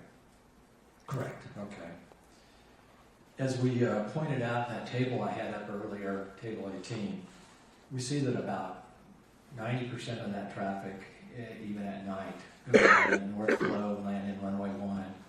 Majority of that traffic was landing on runway 1. So, with their prior experience, I would say the majority of the time, if not almost all of it, they would have been seeing traffic landing on runway 1 and not on 33. Would that be correct? Yes, that's correct, and that's what we heard in their statements also when we interviewed them. So, Dr. Bramble, would that lead to some expectation bias, maybe? Certainly, that's perfect setup for it.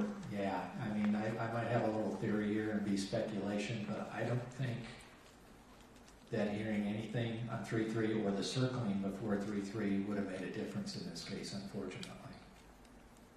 Knowing what expectation bias is, and if you don't have that traffic initially, but you're looking at a line of lights, that may have led them to continue to look towards runway 1 immediately. It's a theory, but we don't know, and we'll never know. Let me move on to Mr. Wagner. I'm going to talk a little bit about ACAS XR. How has ACAS been adapted for the rotor wing aircraft?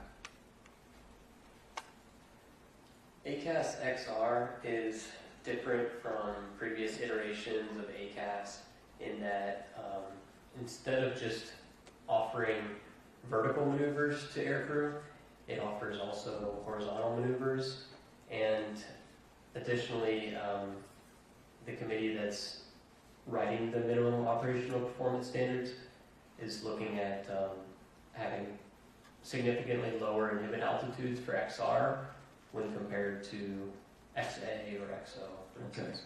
And you said it's not available at this point, correct? It's still in development, that's correct. What are minimum operating performance standards or MOPS? So minimum operational performance standards, MOPS, those are basically a set of criteria that an organization like our DCA develops to say what a company would need to verify that their product meets those standards in order to get a certified product.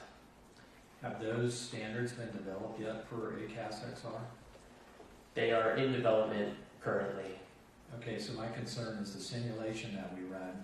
What performance standards are used? Is it these ones that they're maybe they're thinking of having, or what do we know? What are the performance standards for the simulation? So the simulation used performance standards that they are still in draft. There's some ability to modify those. However, in speaking with the committee chair just a week ago, he stated that they intend to have the standards finalized by December 2026, so within less than a year from now. Okay. So we believe that it's mature enough technology that we can make recommendations in those areas. So the simulation software is a best guess at this point of how it's going to be, the standards are going to be? I wouldn't characterize it as a best guess personally. I think there's still a couple small things that they need to validate before they finalize the standard. Okay.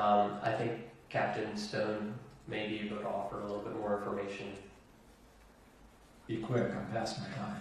And I would say that the standards are 95 to 98% complete, so they're much more than just in development. Okay, and how long have they been developing this for? A long time. Long time? Okay, thank you. Member Edmund. I want to go back to this. This was actually an evaluation flight.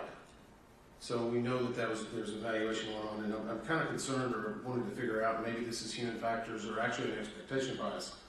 But we noted 27 mentions of wind and turbulence, the brief loss of the crew coordination on who was flying, a failed landing, and a pilot-initiated wrong turn, all during this evaluation flight. At what point does an instructor pilot say, we need to knock it off? It's time to end.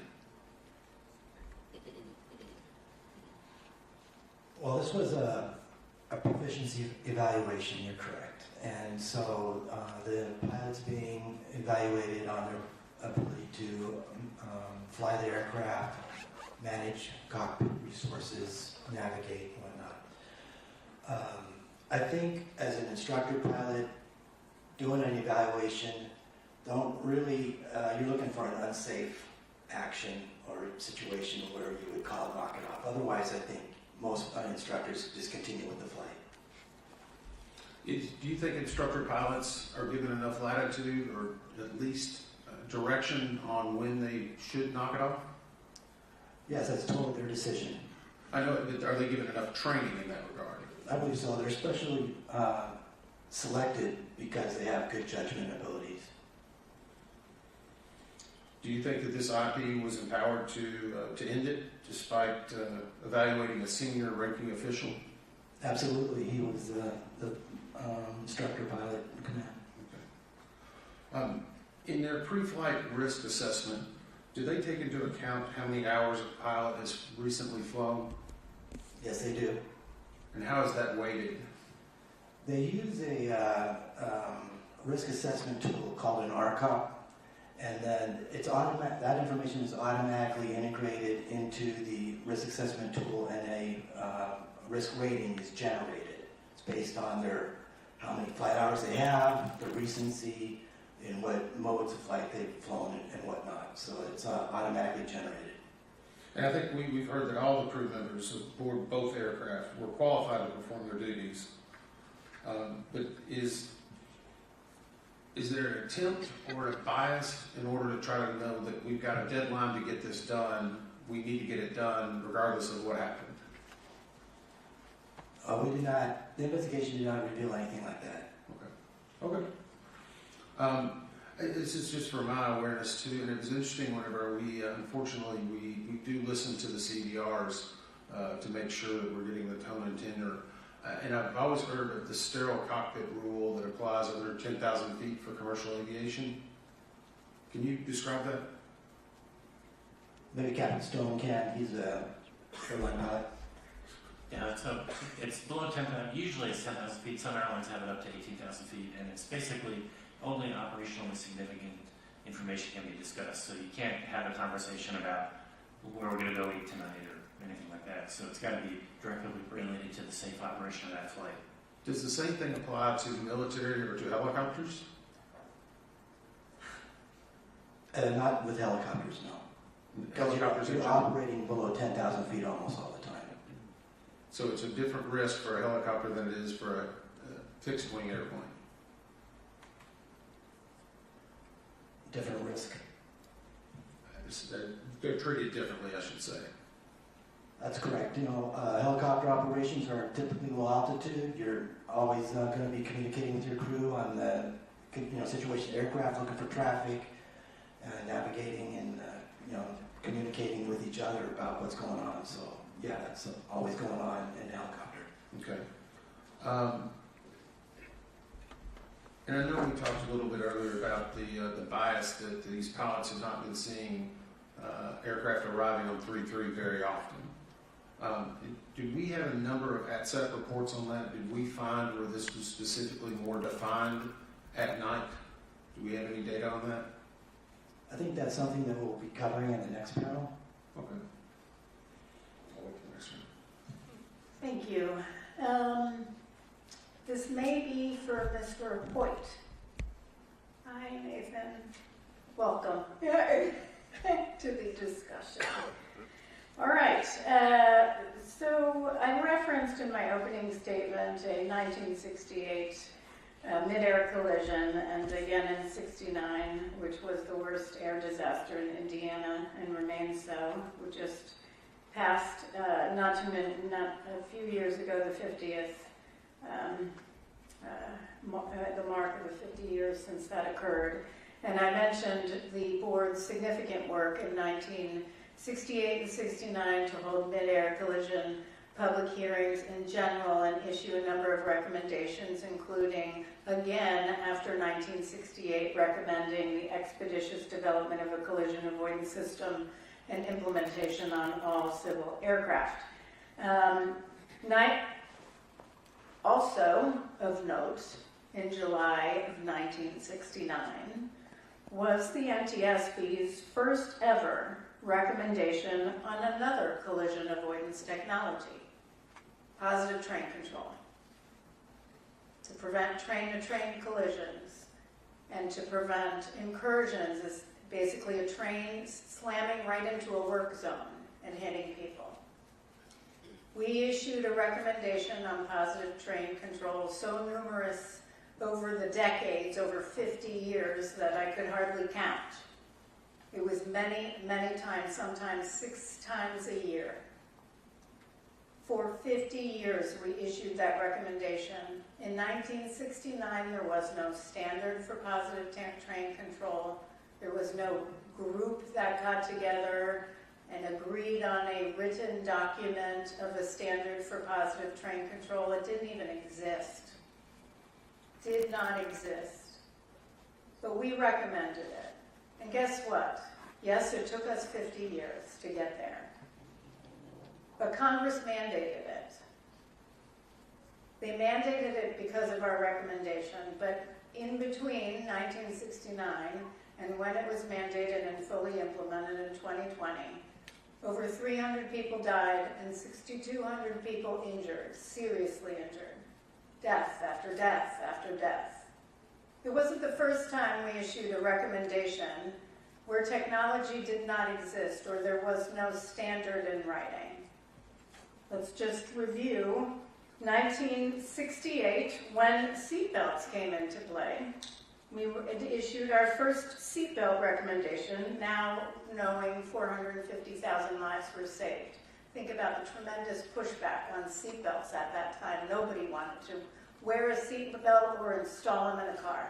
But we were right out there championing it. 1970, we issued a recommendation to rapidly shut down failed pipelines, now known as automatic and remote control shutoff valves. Didn't exist in 1970, but we investigated 15-something explosions, including one at a daycare that killed so many people. So many people over the years. Excess flow valves is another one, to shut off distribution pipelines before a house exploded. We kept after that one time and again. An excess flow valve didn't even exist at the time.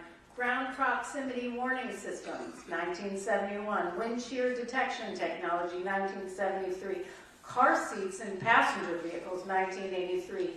runway incursion technology, or ASDX, 1990, direct pilot alerting, we're still after it, 1990, automatic emergency braking, forward collision warning, 95, fuel inerting systems, 1996, electronic stability control, 2002, advanced speed limiting technology, 2011, connected vehicle technology, and thank you for Member Graham for championing connected vehicle technology. First recommendation, 2012, didn't exist. Drug and alcohol detection technology, whether it's DADS or driver monitoring, it didn't exist. 2012. If not us, then who? Every single time we have championed technology to push for lives saved. And when we issue a recommendation and FAA decides we can't do it this way, we need to find another one. Mr. Hoyt, is there an option for FAA to say, well, we can't do it this way, but we are going to do it this way? Yes, if a recipient has another alternative plan or solution for recommendation, they can propose it to us and we'll consider it. And if we think it's appropriate, we can propose an acceptable alternate action. Thank you very much. Member Graham. Thank you, Chair. I want to talk about technology now, too. I've been a big proponent of technology to help as a backup system out there. TCAS was a big deal when it came out. It has matured over time to be a really good thing, and it has saved my rear end a few times over the years with a resolution advisory. Unfortunately, in this situation, this accident, it had limitations where it wouldn't work, it wouldn't be effective. I think we've got to the bottom of that.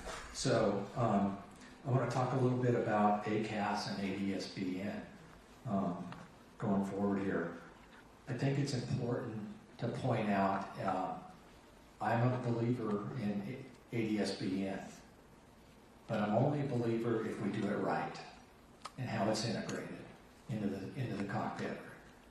Just to have it in is worthless, but if we do it right, what would that look like, Captain Stone? It would require that there be directional targets and that it's in a location on the cockpit in the primary field of view of the pilot so that they could see it. And also the audio for the alert integrated into their audio system so they could hear it. Yeah, so I would agree with that. You know, what else would be good tied in with that? Would it be directional alert, range, altitude? Yes, and one of our recommendations, we're asking that more information be given to traffic alerts, so that, and that's the first step in this, in developing situational awareness as to where the traffic is, where the conflict is, and we're recommending that be enhanced beyond what it is today. I would agree. We've seen in the past just to have ADSBN and Ketchikan from our IIC, Mr. Banning, that just having it without an alert, oral alert, or a visual alert was useless, was it not? And unfortunate.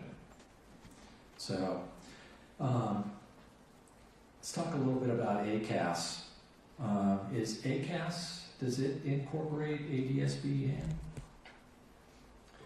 Yes, it does. Okay. So is that just one of the inputs to ACAS? Would that be correct?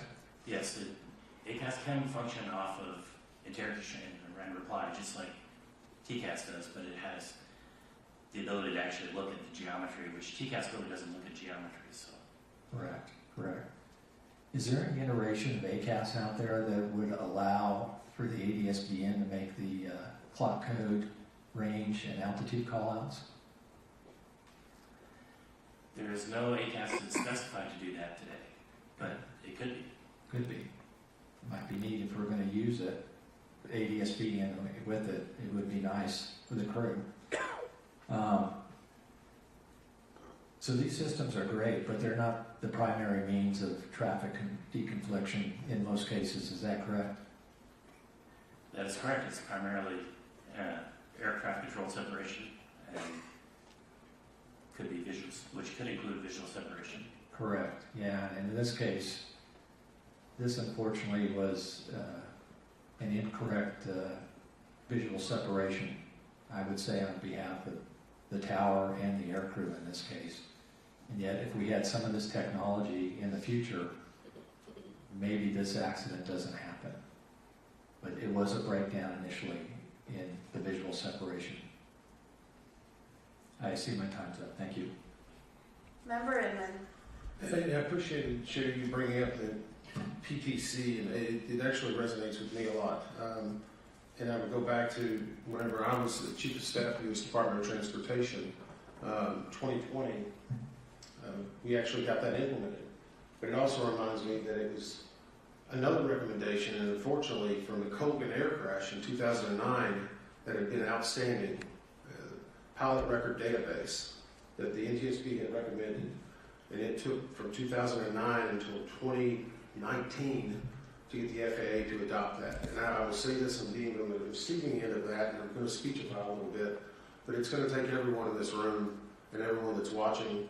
I think we have a receptive administration, a receptive secretary, a receptive FAA administrator, but you have to continually put that in front of them. And that's how PTC, that's how PRD, Colgan families became huge advocates, and that's how they were successful in getting that done. So it's a good message to know that we don't give up, but no one else can give up either. So I just wanted to mention that. Let me go back to see and avoid. Are pilots trained differently to see and avoid versus a helicopter pilot versus a fixed wing pilot? Not particularly. Is it not just basic knowledge that you don't hit something?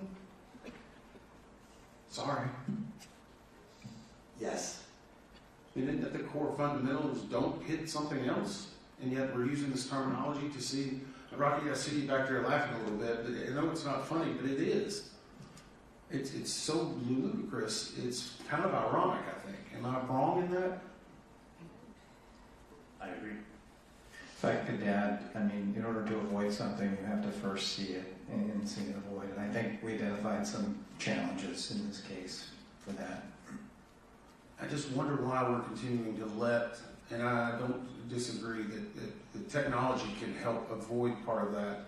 But I go back to, we train people to see and avoid or request visual separation.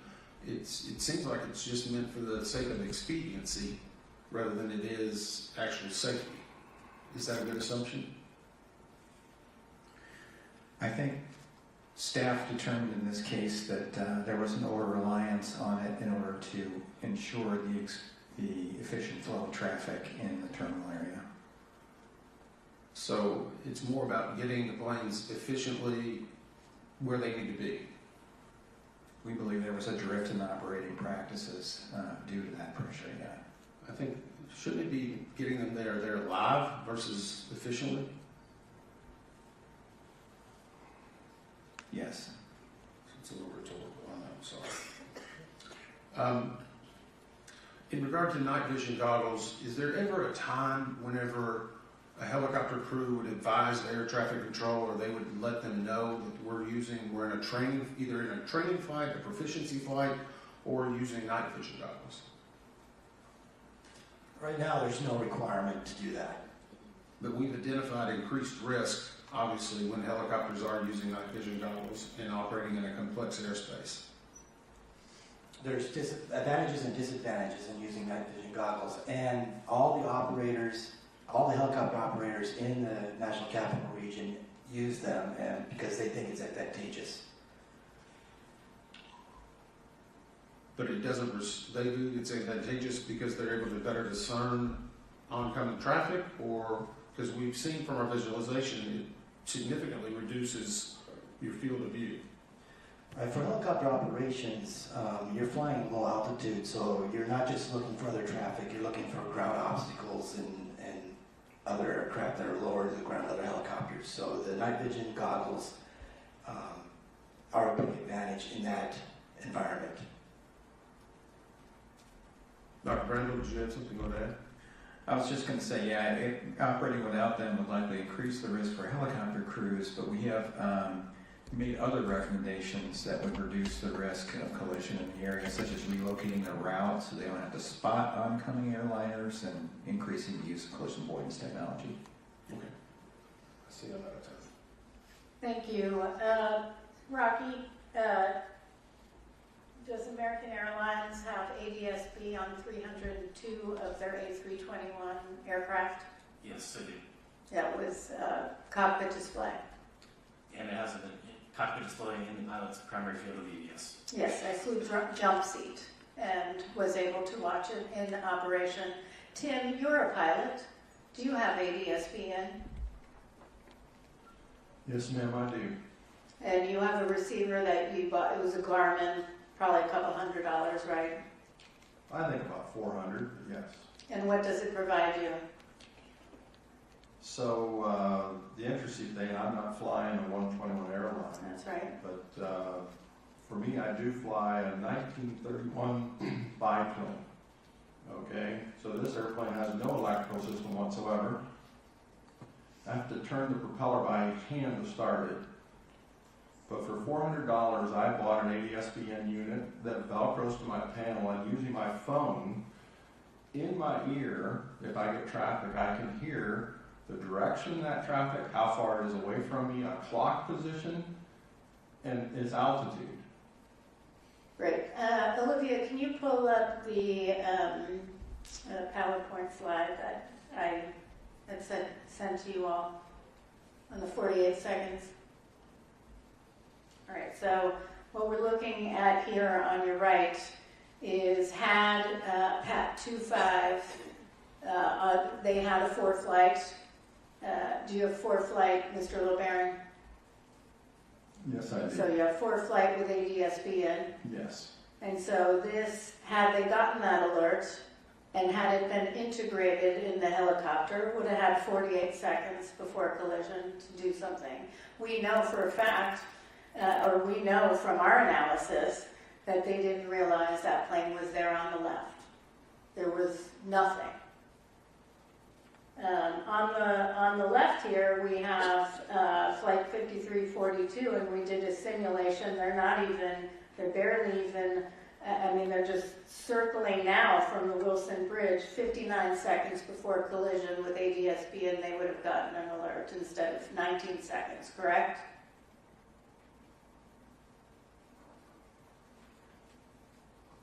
Anyone? Yes, that is correct. That is correct. So would you rather have 19 seconds or 59 seconds? Well, I'm not sure of the questions too, but I'd rather have the 59 seconds. That's correct. That's right. I mean, look how far out they are. That is our simulation.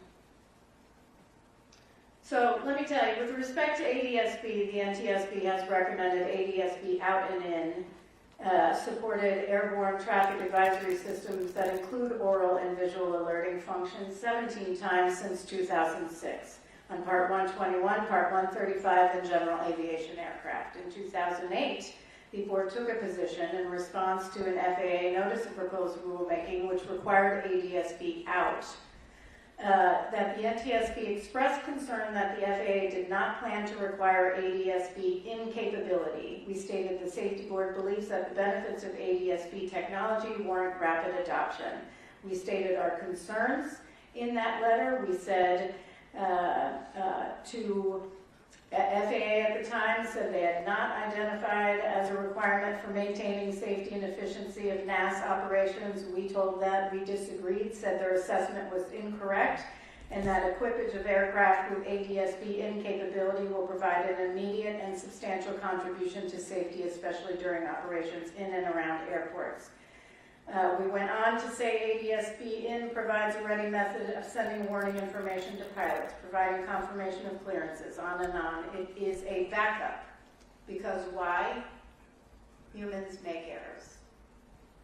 We know this. Why do you have technology? I mean, Member Inman talked about, they implemented positive train control. Guess who wrote it in legislation? That'd be me. Why? Because of your work. over and over and over again.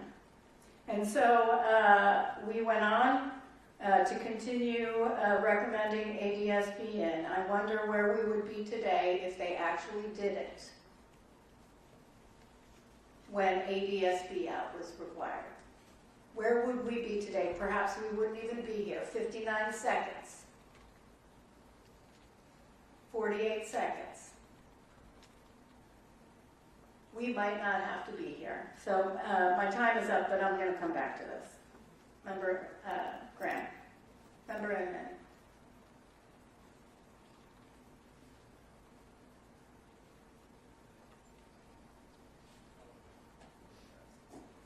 Okay, just along those lines, I do want to stress, when we're thinking about where we are today, I want to read the last two responses from FAA, and it predates this administration. Honestly, thank you to Secretary Duffy, who has been a partner from day one. Day one on this. You know, when your first day on the job is a devastating tragedy, that stays with you for the rest of your tenure, if not your life. And what did he do? He committed to ADSBN.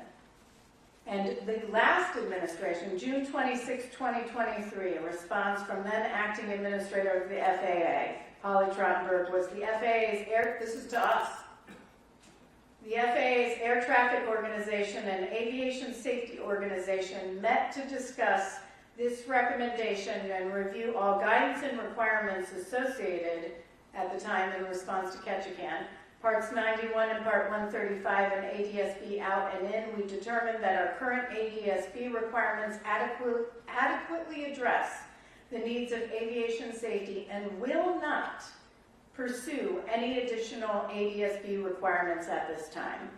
And then we had another one, a note, the last from them was November 6, 2024, Mike Whitaker, response to us saying, based on our discussions, it has been determined that our current ADSB requirements continue to adequately address the needs of aviation safety. The FAA will not pursue additional ADSB operator requirements at this time. In other words, they were okay without and not in. For those that are watching, that's like having a conversation with a wall. In order to communicate two entities, out, you got to receive in. You got to take that information in. Now, in this case, you know, and I might be at 5 minutes. Do you want to know? In this case, I want to ask one thing about TSB. If this aircraft had ADSB in, and we know that the Army's helicopter had ADSB out, would have been on, but it was programmed incorrectly on installation, so it was basically not transmitting out. But even if, and I've seen comments, it wouldn't have mattered, I've seen this in the press, it wouldn't have mattered if it had ADSB in, because that aircraft, that helicopter, ADSB out wasn't working. Do you agree with that? Am I going to ask Mr. McKinney, or am I going to ask Mr. Chihoun? So the helicopter was not transmitting ADSB out, but with the TSB service, that would provide the helicopter's position to ADSB in displays. So in other words, even though the helicopter wasn't transmitting out, if that aircraft had ADSB in, it would have gotten information. Is TSB everywhere in the airspace? No. No, it's not, which is why we still need, I see the Army in the audience, this does not mean you get a pass on ADSB out. The TSB isn't everywhere. You have to have ADSB out and in.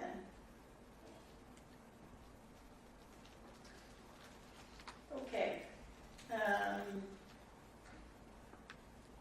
Anything further? Okay. We're going to take a 15 5-minute break. Lunch break. Apparently, I don't know what time it is, and 1 hour. We'll be back at 2:30. Thank you so much.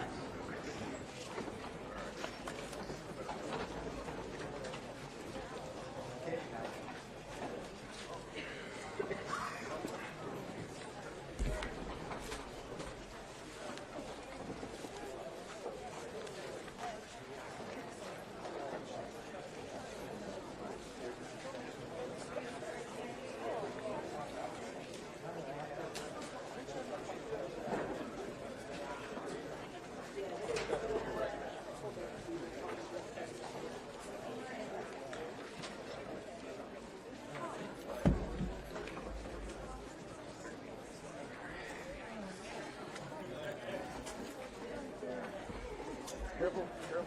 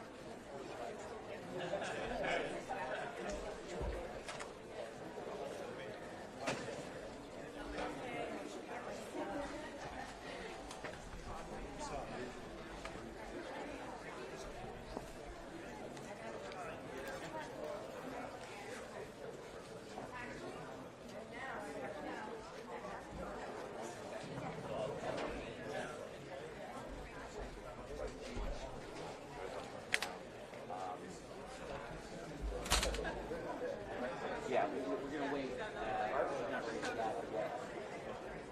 We're here to set it up, but yes, we're not ready.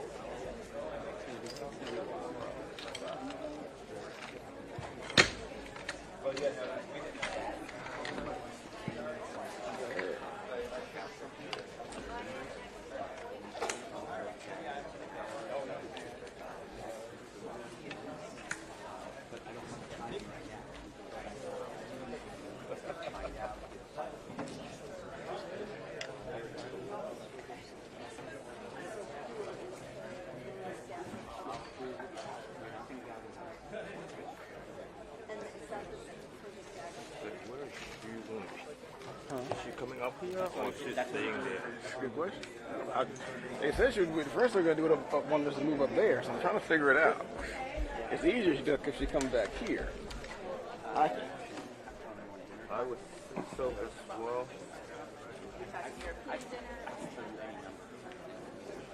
Are you getting audio feed at all? Oh, that's the mobile. Well, I think she's coming over here, though. If she comes over here, I think it'll be stick mic with her.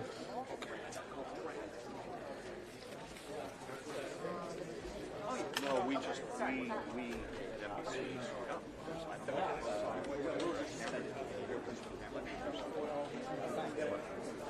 Yeah, they want to hang out. So they're talking about this.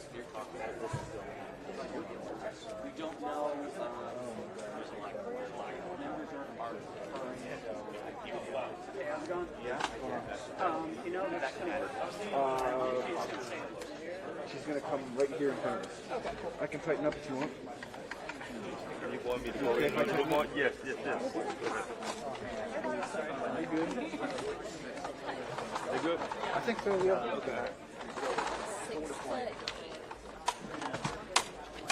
Where's the, where are we going to do this, right here? I believe, yeah. Yes. Do I need to hold that mic, or is it, well, I'm not, you're cool, right? You're cool. It's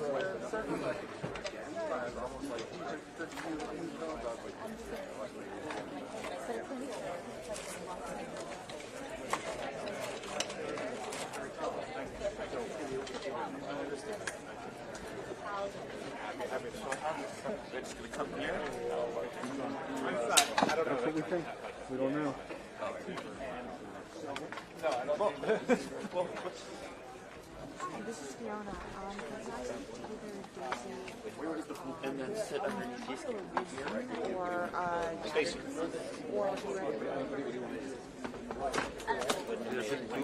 Should it be too far away? Yeah, that's. Can we bring it closer?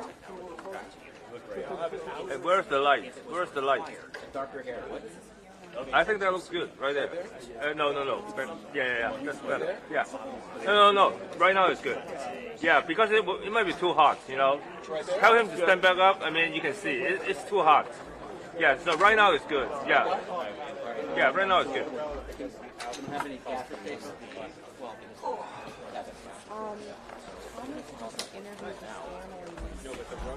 What?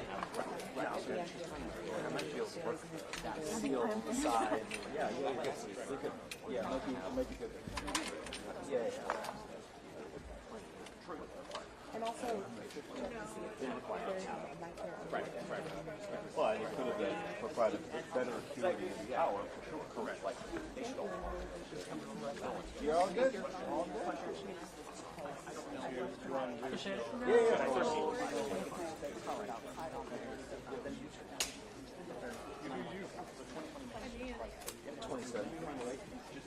Yeah. So Fiona, if you just grab the cutaway shot of rehearsal this way at me, and we'll just, I guess, I don't know what we're going to do about the other issue. the desk is trying to facilitate my kids. So trying to make it work.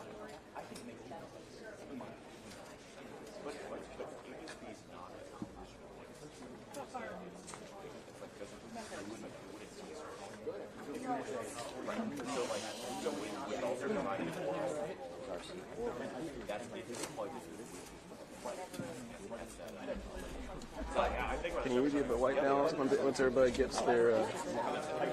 Hey, Adams, dude. Are you do you have your own camera crew? Yes. Is there a chance I can use your crew to maybe grab MOS afterwards? We are running over to the airport. Oh, you are? You going to the airport? Okay. Is someone right out here? Did you already grab sound with? I'm with. We have someone who lost the family. We have someone who lost the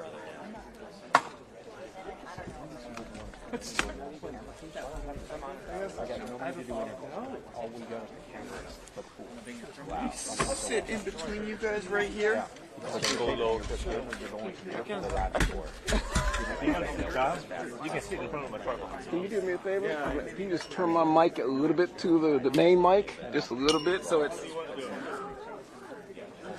Just a little bit. Yeah, the main one, yeah, just a little bit. Kind of. Is it slipping? Make sure it's not slipping.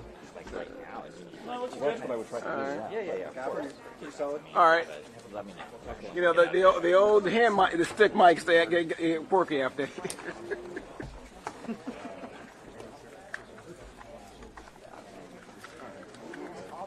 Give me a mic check, Fiona. Check 1, 2, 3, 4, 5, 6, 7, 8, 9, 10, 11, 12, 13, 14, 15, 16. Thank you. And can I get a white balance, Fiona? Yeah, just use the skin. There you go. Up a little higher. Thank you. Thank you. So, right behind us, you can see there's like a static camera. Too low. Yeah, but you definitely see right. Yeah, I'm just going to stay right here. Oh, thank you. Sorry. Am I okay if I'm right Yeah, here? if you stand right in front of the lens there, you're good, Right man. there? How here? Is this good? No, you told me about me. I don't know about this guy here. You got one to your right. What's up, man? I haven't seen you in many years. Oh my god! This is great!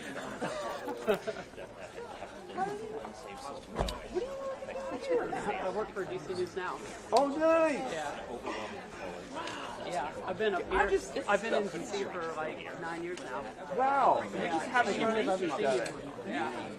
It's just a lot of familiar faces here today. Inaccurate altitude data. The top of the rotor, but the bottom of the wing. So if you're lower, just in case. This is a dangerous close call. Hey Adam. I'm trying. Okay. Trying to get a family member who would do No it. kidding. That's cool. Yeah, like I said, we all. I mean, everyone got this guy, but if you want to get somebody else and knock it out real quick, that's fine. I got nobody. I mean, I'm really. What's going on over there? Come on, Tom. No, seriously, no. They don't want to spend any money and won't send me a camera crew. So, can I disconnect you live? I don't think you're allowed to. No, allowed to. I don't think you're allowed to. That's your pool. That would violate the pool regulations. I know whether because we're on break, you know. Yeah, but you also got to go to lunch, don't you? So Everyone's got to eat. Charlie Brigade. That's a whole other talk, Tom. Because it was operating within the Army's extended range of variants. Are you planning to stand right there? Yeah, out of the way of this camera. Yeah, I think Costello was like, I can just go over his shoulder. I can just go over his shoulder. That's all right. that's all right with me.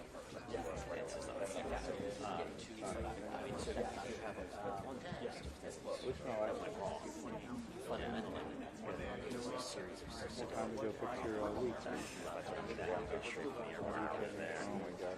I said that there's something in my actual unit on the wall as well. When not him. And I'm breaking the guy at this place. Like, is this semi-coincidental that all this is happening after the big We're on the top floor. And there's been issues with it. I'm not saying that's what it is. Fair question. Totally fair question. The question. Yeah, you slide over. That's fine. Sure, this is the way. Thank you. I don't want people to step on it. Oh, that's fine. I appreciate you.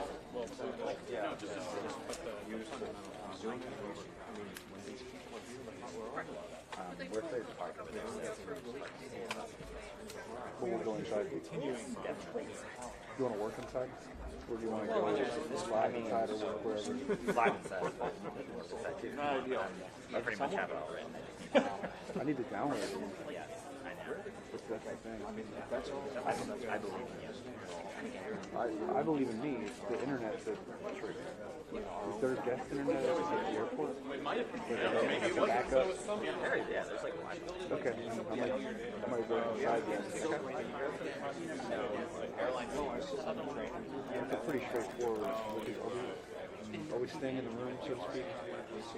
Like B-roll wise. Hey, Bonnie. Some file. Can you give me a thumb trip? The two things that I sent you are pretty good. Yeah, and then one file of them. The two things you sent me, I didn't see what they were. Like, they didn't load on my phone, but was it the things that they showed me here? Talk a little louder. There you go. Yeah, there you go. Stay there for 1 second. Give a loud mic check. Testing 1, 2, 3. Testing 1, 2, 3. How about that? The other thing, Sorry about that. No, you're good. That's what I downloaded. You don't have to send me that again. Okay. So I have that. Wait, but did you get it? Where did you get it from? YouTube. Oh, you got it. I went to YouTube and screen recorded. I was gonna say the thing in here is like. Hey Adam, can I do that real quick with you now? Right here? It's up to Carlos. Can I do a quick interview with somebody on your camera? Grab that rightmost microphone. Yep. No. Just yep. You can probably just stay right there, right? I don't know. But I want to just move it over here. Who you interviewing? She's coming. Yeah. Thank you so much. Yeah, no problem, buddy. We'll take your interview too, Tom. Thanks very much. Yeah. I don't blame you.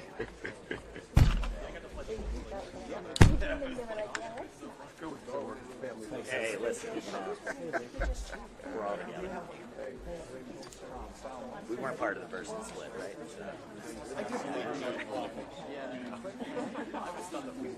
It's ridiculous, though. I know you're cool. Why would they? It's crazy. Another question. Yeah. But now I can't. Oh my God, that's what I do. Yeah. The math is maybe. Shit. It looks serious. These? Yeah, it's cold. Where do I live? Just in the front. We go on an air that bad? Yeah. We have the Olympics. So we're going to try to keep this quick, like half a dozen questions, 10 minutes, 10, 15 minutes. I flew for an hour, but then they were like, Well, you ready? 1, 2, 3, 4, 5? Yeah. If you put on a 2 shots. You want it on 2 shots? Yeah, if you can. Okay, then why don't you come on this side of her? No. Rotate around, yeah. Once you start getting way... Go for it, go.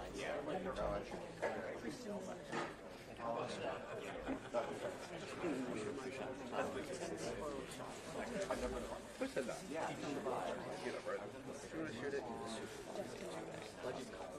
Yeah. Oh. Seriously?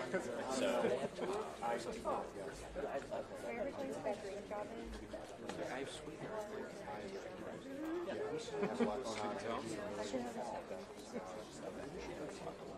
Yeah, no, that was like, There may, that's going to be a cool city. it may get to see the light of day, but I enjoyed it. I found a lot of I enjoyed seeing black, the orange, the boxes, the bolts. I love seeing the bolts. Well, that doesn't necessarily. So,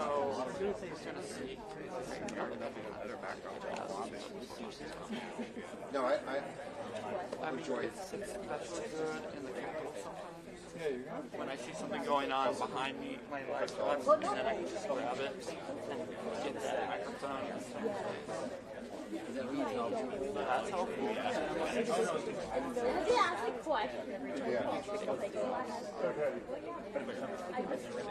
Yeah. Yeah.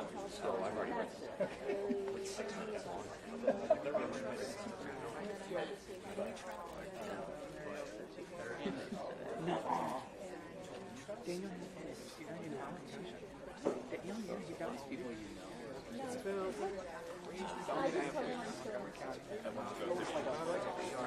You get ready for lunch?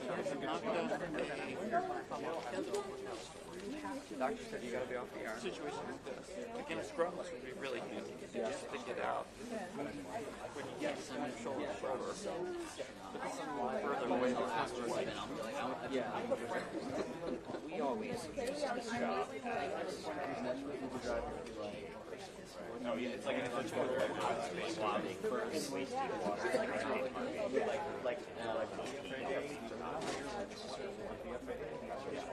I am going to half the stuff to say that's true.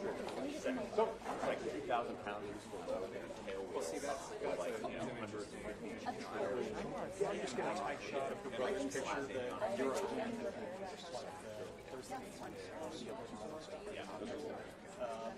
But it's not. Were you with Matt or Randy? Yeah. Oh, probably. You're on the roof of the garage. Right. You good? That's where you were originally at the airport. We started like... Thanks, buddy. Yeah.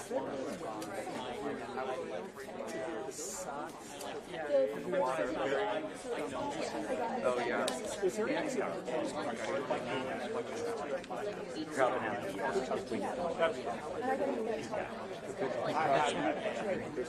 big feather, small feet. Sure. I don't think we've met. I'm Carlos. Hey, Carlos. Charles. Nice to meet you. Thanks, man. I really appreciate it. Yeah, absolutely. Thank you. Thank you, buddy. Appreciate it. Yeah. No problem. This is Carlos. Carlos, gracias. I really appreciate the help. I'll figure out a way to get that to you. Oh, well, it probably Just put on Latitude, right? Whenever I get internet. But yeah, that's the thing. Carlos, isn't that English? I'm sorry. Sorry. I was just... It just rolled off my tongue. I'm sorry. What? What do you use? Yeah. I'm Carlos. Hi, Fiona. Isabel, who is Tom's AP, she's going to try to work with WRC to get the footage. Yeah. What I can do is before we leave here, I'll feed it to you. I have been able to feed stuff out, and then they can flip it to you guys however. Hey, so Adam kindly and his photog Carlos just did a quick interview. Let me use this camera for a quick interview. he fed back just now, rat food.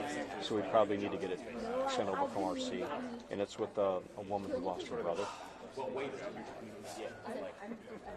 Yeah, she's wearing his picture on a button on her blouse, on her coat, so we got tight cuts. You hear me? Hello? You hear me?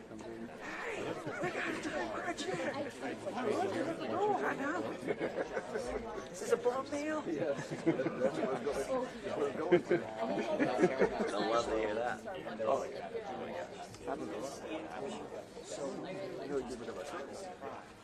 oh, really?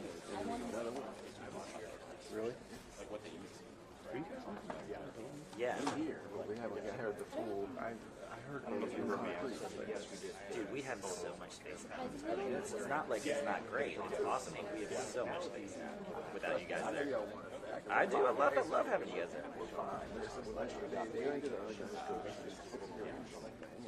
The individual who did the whole deal that left before the Stop it. You're kidding me. So they're already locked into it.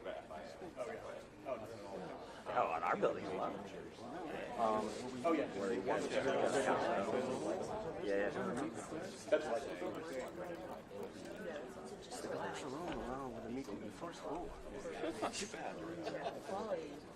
We do have space for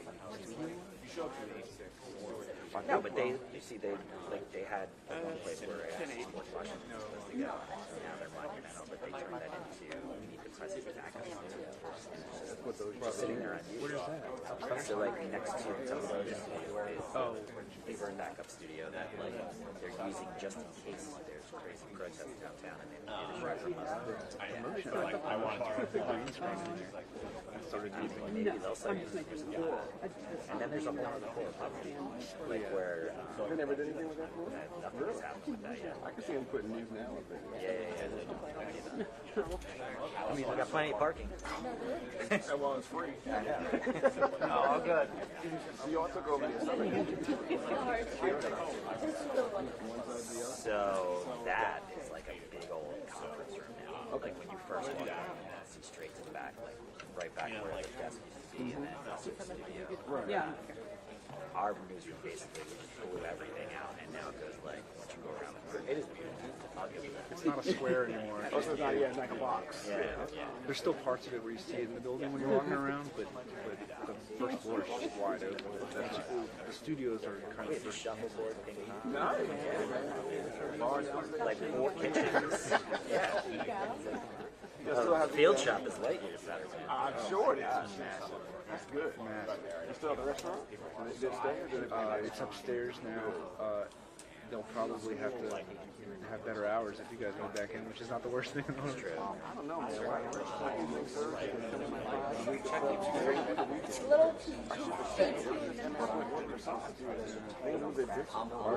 Our lunch is 11:30. Oh, wow. But I think they're open in the mornings too, for like 6 to 9 or something like that. Yeah, we've heard the rumor for the I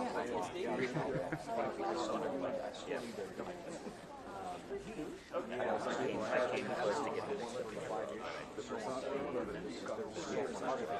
He could argue it's not one improvement. Are they even there? It is black. So, but see, it seems like it's on that could be its own standalone. Their bosses want to keep them separate, even though they're under the same team. They don't, and they're the same way when we were all as one family. Right. We intervened a little bit with Till Luda. A little bit with you all sometimes, but not much. Right. These are, they can be their own thing.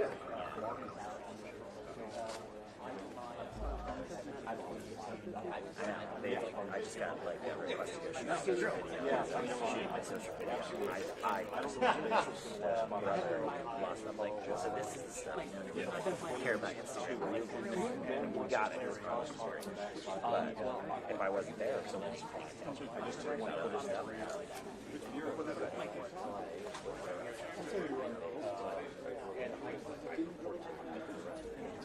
Well, what you just now started today at 4 a.m. Every day almost. When did they sleep? I don't know. And get out. And then you'll go back to the bureau. Oh, you covered that.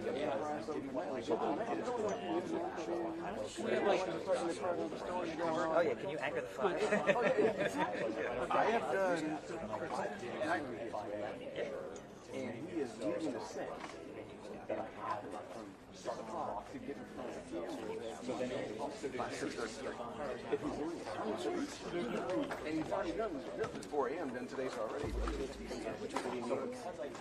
And then sometimes it's like, oh, yeah, I'm a fight. Now you don't occur. And that way I'm occurring. Okay. I was up there.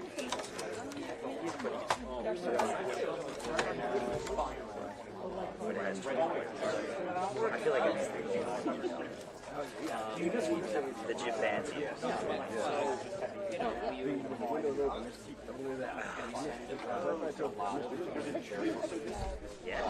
guys that we used to work with, some photographers, yeah, like, okay. Some of our guys do too. They say, yeah, that was the best year. So, like, my morning was like,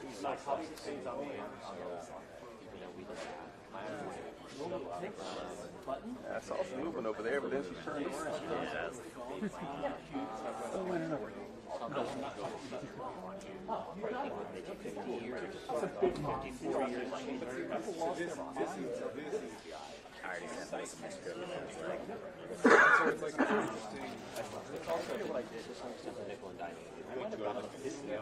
Only thing we don't do is they can add that back, and who knows?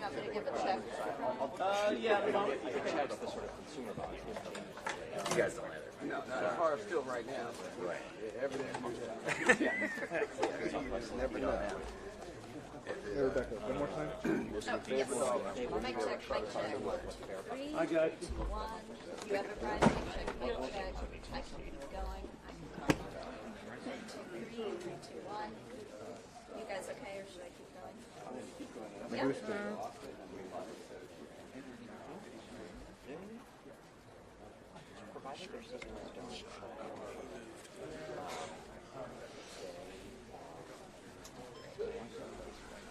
Mic check, mic check. 3, 3, 2, 1. Mic check, mic check. 2, 3, 3, 2, 1. Mic check, mic check. 3, 3, 2, 1. Mic check, mic check. For some reason I hear you, so I love technology. Yep.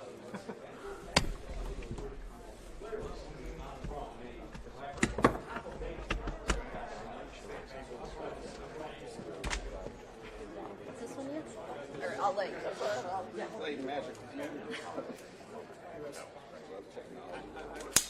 Oh, I'm sorry. No, all good, all good. Yeah, when it works, it's key. Yes. You guys have trouble getting here? I don't know how to drive.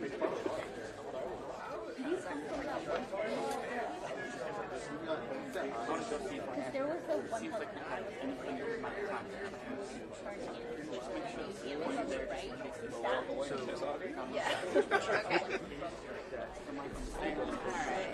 Sorry, man. Sorry. All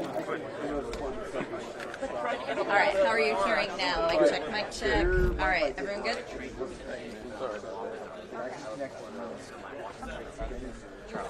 Yes. If you're getting both channels. I'm getting one channel.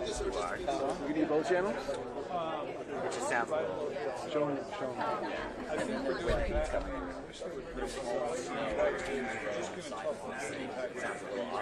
We can isolate it? Very isolated. Sounds fine. Okay. You have your shotgun on channel 4. I got my shotgun. Yeah, you got channel 4. Okay, Okay, that's what it is. Mixing with the shotgun. I'll just kill it when I'm done with it. I mean, I can put it when we put in the rear, continue on. Okay. Don't mess your settings. You're good. I will work around it. Yeah, it's 1 and 3 are your main. Yeah. That's what I figured.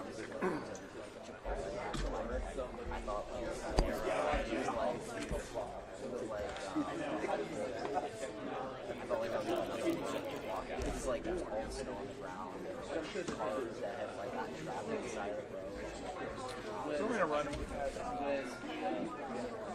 Oh my god. Pretty bad.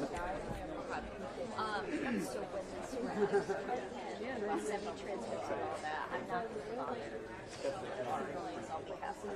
So if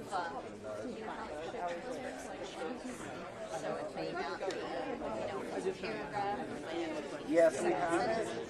In the winter time, we bring it down to the basement here and use it so we can bring up the fireplace. But the fireplace is just so nice. Honestly, I would keep the fireplace in there. The only time we did we wanted the TV to watch movies. But yeah. That's fine. Yes. Probably. But we played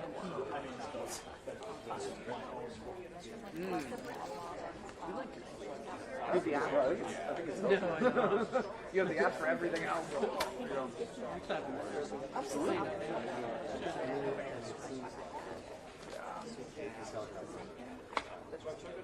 I go to Starbucks. Somebody's having this.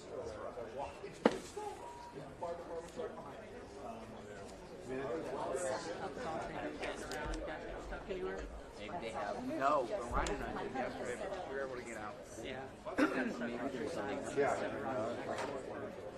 Yeah. Mostly it's because going around other people that so I had to get out of it. More of a matter of principle. Right now, you better be cooling for those not to exit to the activity. We waited for an hour for think about it. Yeah. I think he's having it. Yeah. So I'm saying if he just moves his stuff right away on the drag, without cooling it first. Yep. No, when I called earlier. Yes? Good. All right, well. I'm a reasonable guy. Yeah, I know. Maybe go through. It's all good. Maybe go through. I think you got a few to do. Yeah. Okay. No rush. Got like an hour or so? Maybe 2, maybe 3 hours?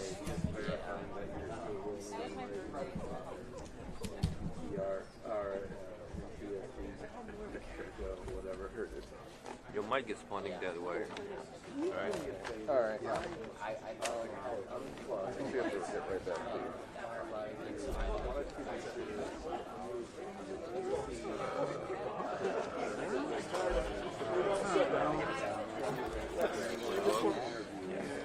Do you want me to flick that?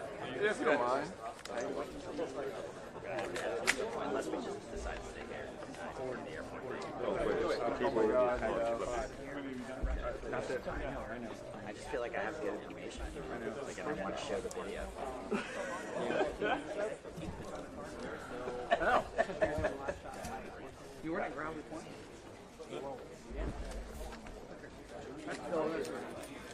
Trying to have the best of all worlds. Testing. 1, 2, 3. Testing. Testing. Testing. Yeah. My job. I was just like, I can't. It's cool. Thank you, man. So cool.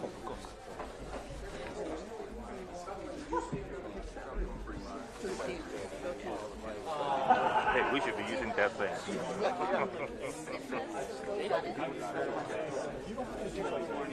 That might have been why. I don't know. It just seems like the one time the hassle photographers when he looks at the shovel and he's moving. Exactly. And they are not having lunch as well. Yeah, not having lunch. We're not getting lunch. No lunch for them. No.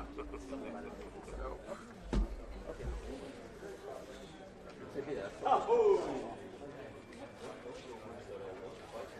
Yep. Yep. And I'll like you recognize him. Awesome. Thank you. Goodbye. Okay. Thank you. Apparently they can't turn the heat because the government's closed today.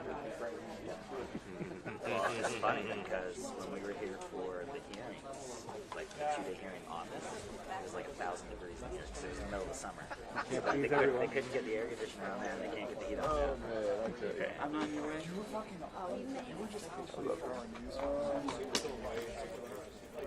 Not so much. Oh no, I can sit down. There's like a shot clock back there that I'm looking at. I'm like, fuck. Yeah, coming back to 30. Yeah, I know. They know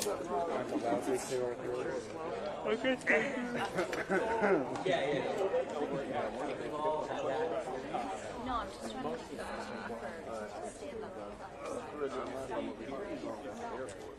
That's what we're trying to decide now. I mean, this was a much easier decision an hour ago. We would have been at the airport. Now it's like we might send them upstairs because down here sucks. The cell service down here is awful. Oh, yeah. I've done them down here. It's like, why are we even doing it down here?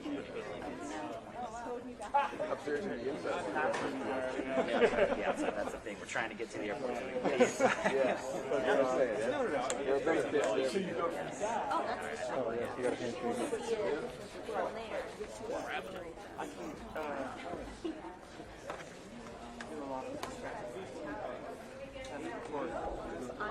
We're waiting for you. Yeah, that's a good point. Yeah.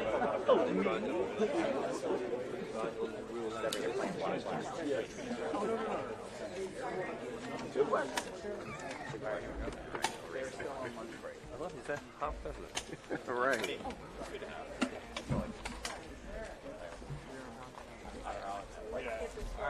Ready? You have a minute. You short guys in front? The only advantage of being shorter, I can stand up. Right. Guys. Oh, I just don't care. Can we move a little bit more to the left? We've got the cases back here. Better? Ready? Thank you, my friend. All right, good afternoon. Just I wait a am, little bit. what? There you go. Am I good? Everybody's satisfied? Okay. I'm Jennifer Homendy. I am chairwoman of the National Transportation Safety Board, and thank you for being here today. We have spent half a day now focused on finalizing our investigation report from the mid-air collision near Ronald Reagan Washington National Airport. This has been a 12-month endeavor through some pretty difficult times, including the longest government shutdown in history. But our team is expert staff, and it really has been an all-hands-on-deck effort. There has been a lot of testing of equipment and simulations that we've gone through over months. And now we're pleased that we're at the point where we can release our findings, our probable cause, and our safety recommendations, which we'll get into this afternoon. I will tell you, though not public yet, the draft report is well over 500 pages.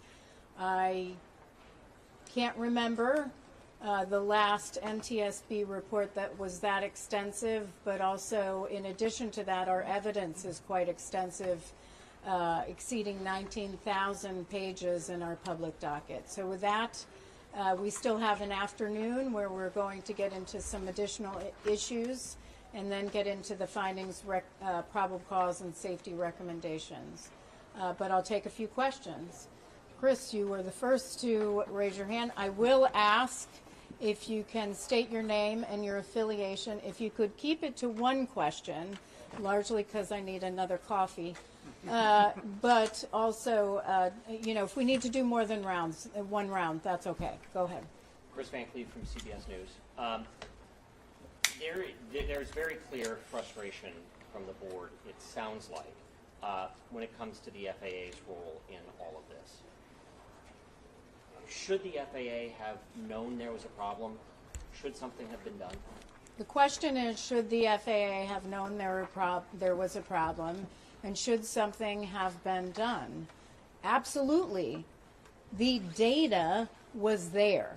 The data was in their own systems. It was the NTSB working with them to determine that there were 15,214 close proximity events, 85 of which were serious, over a number of years. That's just the data. Why collect data if you're not going to analyze it? Then they were supposed to conduct annual reviews of helicopter routes to consider, are they still safe? Is there utility to keeping them? Should they change? We couldn't find any evidence of annual reviews, nor could FAA tell us who did them. That is astounding to me. It's one, I believe, failure after another. But we can talk about the pilots, we can talk about air traffic controllers, we can talk about traffic. What we need to really talk about is a tower and tower personnel who were repeatedly saying, we have a safety problem here. We have a hot spot at the end of runway 33 and we need to do something about it. We have helicopter routes where we have unsafe practices right now. We need to do something. How many times do tower personnel, who, by the way, put their own helicopter working group together and kept submitting one recommendation after another, we need help, we need help, we need help, apparently falling on deaf ears. So I will also get she sounds angry. We should be angry because for years no one listened. This was preventable. This was 100% preventable. Frankly, having a helicopter route crossing runway 33 with only 75 feet that means 75 feet of vertical separation. What that means is 75 feet, at best, separating a helicopter and civilian aircraft. Nowhere in the airspace is that okay. Nowhere. This shouldn't have existed. Tom, you were the second person. Madam Chair, Tom Costello with NBC News. Are you concerned that there may be other hotspots right now that the FAA is not paying attention to? Question is, are there other hotspots? And am I concerned that the FAA is not paying attention to those other hotspots? The answer to that is yes. The FAA did a evaluation of the national airspace, I believe, as a result of Senator Cruz and Senator Cantwell asking for that evaluation. I'm not sure that I'm not comfortable with it. I keep hearing about other areas in the airspace where they're concerned. Burbank is one where commercial airlines have called me to say the next midair is going to be at Burbank. And nobody at FAA is paying attention to us. So whether it is involving helicopters or not, people are raising red flags. And why aren't people listening? The FAA has to ensure safety. That is their job. Yes. Will Guys, the Air Current. So I know we have yet to see the text of the recommendation this afternoon.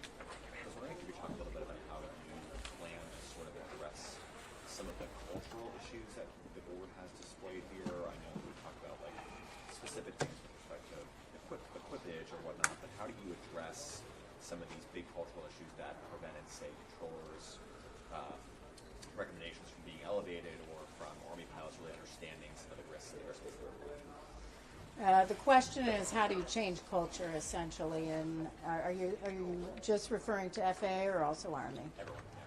I mean, culture is the hardest to change in any organization. I can tell you this much. I knew there was a safety culture problem when we had a hearing on the door plug. We had a hearing and I asked a question, do you have a good safety culture? I asked Boeing, they said, we could do better. I asked Spirit, we could do better. I asked FAA, they said, our safety culture is great. My response was the individual organization that says they have a great safety culture is the problem. Because I'm the NTSB chair. We are the safety organization. But safety culture, having a good safety culture is not a destiny. It is a continual journey. It is a continual improvement process. So if you look at my own agency, frankly, I always think there's room for improvement. Always. But changing culture is so hard. So I have to say I want to work with FAA. I want to work with the leadership at FAA. I know the board wants to work with the leadership at FAA in partnership to figure out what we can do to help improve safety culture. We have heard from so many individuals who won't even put their name on anything, don't want to be interviewed formally because they are afraid of retaliation. That's terrible, because what happens then, people won't speak up when there's a safety issue. I know that this is on Administrator Bedford's, top of his mind, and the secretary, we've talked about it. But we've got to figure out a way to improve safety culture. So is the FAA falling down on safety? That is two questions in one. I will come back to that after I call on these two, Pete and then Josh. I knew it was Josh. I just knew it. Yeah, I just was making. Yeah, okay, Pete. Chair, I'm Team with CNN. There was a lot of talk today about ADSB. Would ADSB have played a factor in preventing this crash, and can it prevent future crashes like this? Absolutely, ADSB would have helped prevent this crash. We did simulations in Flight 5342. The crew in this accident, from TCAS got a traffic alert at 19 seconds before collision. You know what a pilot is doing when you get a traffic alert? You're looking around going, well, where is it? Not visible in this situation. They would have, with ADSB in, gotten an alert at 59 seconds before the collision and been able to take measures to avert it. For the helicopter crew, 48 seconds. They didn't even know. It is clear from the CVR they didn't even know it was on the left. Should more airlines equip with ADSB? Should more airlines equip with ADSB? Absolutely, all of them. And we're not just talking airlines. ADSB in, there's already ADSB out. ADSB in, which is receiving information about aircraft that's in the airspace, should be on Part 121 commercial airlines. You got passengers. You want to see what's there? It should be on Part 135 operations. And it should be on 91 general aviation. It should be throughout the airspace as required. Everywhere there's ADSB out, there should be ADSB in. So what's your message to special interests who push back against this? Sorry. Wow, that's three, and I really limited. Okay. But really, I think it's an important question because, it seems that there are a lot of people who don't want this for one reason or another. Then I'd say the question is, there are a lot of people who don't want this for one reason or another. I'd say, are you for safety? You want lives lost? Then don't do it. But if you want lives saved, implement it. We've been after this for years, since 1968, frankly, and going back. I've got Josh, then I'll go back to a second question. And then Josh. we'll do one more. Oh no, we can't. I wasn't real good at. Just give me a peanut butter sandwich. Josh Reiniger, MS. The Route 4 is over. The conflict with helicopters and commercial air traffic at DCA is hopefully past today. But your investigation has revealed tremendous issues with DCA as it is. The structure of the airport has been in place since the 40s. It's drastically outmoded. It's chaos to this day. Does this give you any second thought at your home airport about the safety at DCA and what is going to take to Well, I certainly think about how can we make it safer. That's why we're here. It is my home airport, and it's where I fly out of and choose to fly out of, my whole family.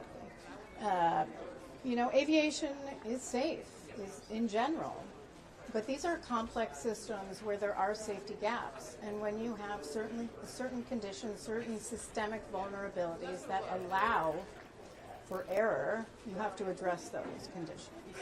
I will, though, take a little bit of issue on, well, this isn't an issue at DCA. If you look at the national airspace evaluation that FAA did at all the other places for helicopter routes, they did not evaluate the other helicopter routes at DCA. They only looked at 4, and we're going to have something to say about that coming up. Have you looked at any other routes around it? Where's that is not for us to do. FAA needs to do that. Geez, I don't even know. Well, you had your hand up before. Appreciate Then I it. go to Dave, and then I go over here. Chairwoman, appreciate your time. Ben Dennis with DC News Now. Do you have any evidence that one person or several people were purposefully negligent leading up to this crash? And if not, and if it was a period of systemic issues, how can the FAA actually be held responsible?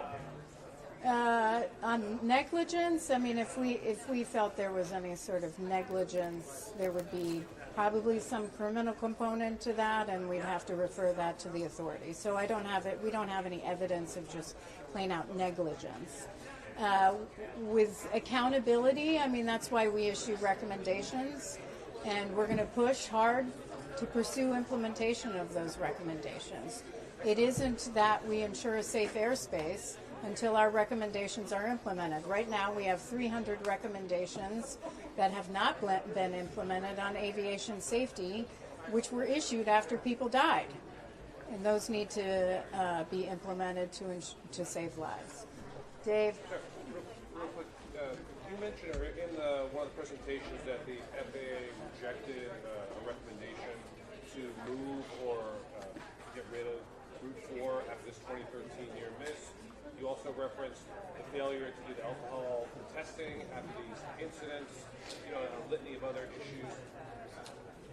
And you've dealt with the FAA a number of times. You referenced Holly Trottenberg and Mike Whitaker's letters saying we're not going to do the ADSB recommendations. What do you think the cultural problem is with the FAA? Is it just the agency thinks it knows better, or doesn't? What is all the time you spend on the FAA? What's the problem? The question is, what is the cultural problem at the FAA? What is the problem with them taking these recommendations seriously? I can't answer that. I wish I could. I don't know. But they definitely need some serious reform. Yes?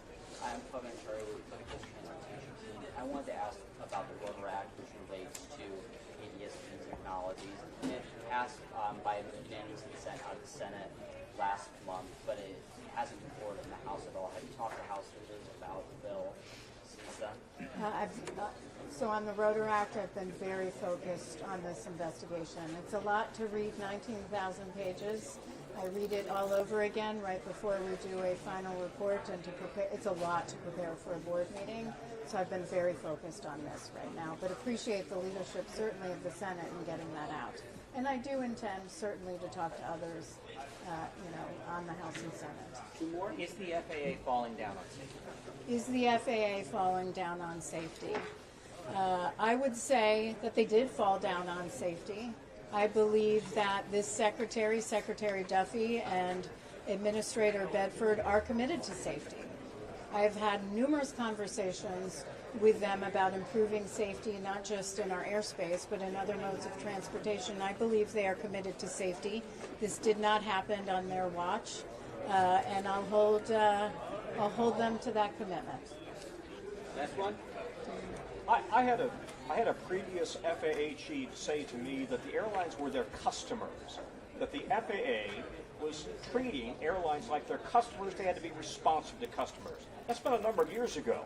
Is there a mentality within the FAA that airlines are to be served as opposed to holding them accountable? Is there a mentality in FAA on that airlines should be served as customers rather than holding them accountable and ensuring safety? I don't know that. I'm sure I've heard things over the years, the same sorts of things that you mentioned, but I don't know that for a fact. Thank you very much. Thank you. I'm sorry.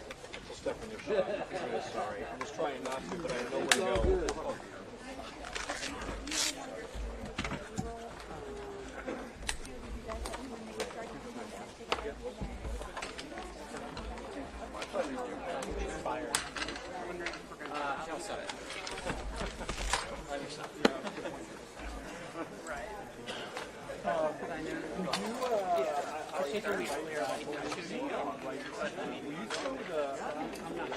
I'm fine with it. Everyone is sitting down. From a little sound, from hearing itself. So you put that on for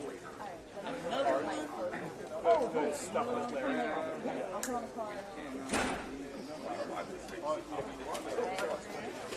Oh, Brian. Yo. I have the microphone. Oh yeah, I just got it. That's not mine. That is not mine. No, because you gotta run. Thank you. There is another briefing. No, there's not. There is. I know. Right. Something to get out to it. Oh, it's all good, my brother. It's all good. I guess the other ones are going back out. We're all the same family. We all got out there. What? He's got to go over there out of that. No, I already ordered it. It'll be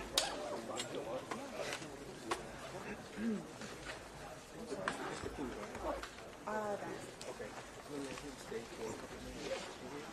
So just want to make sure you got any ways. We got the camera is a pretty wide angle lens. Yep. So, yeah, I don't know. Yeah. The COVID one does it, but generally it lowers. your thoughts, but what I can do is do an X-ray. Whether or not you get it's a normal or thing. not, if you want We all have to do it. Yes. We all have whether you have a delayed bill or you that's between you and the company. I'm not All gonna right. This okay. Yeah. You stay down. But like as a person, I'm It's happy lower a to little go because that camera's the. Yeah. I'll put that up here. Yeah. So it won't blow. Is it good? It won't blow. And I can go see the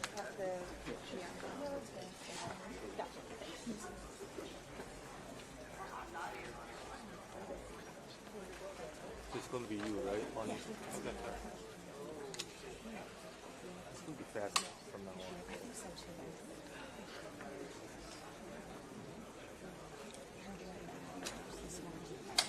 Let's stop and snow. The snow is not too deep, you know. Let me show you a picture. So, like that. Come here. Look. Come here. I got stuff like that. She's crazy. Yes.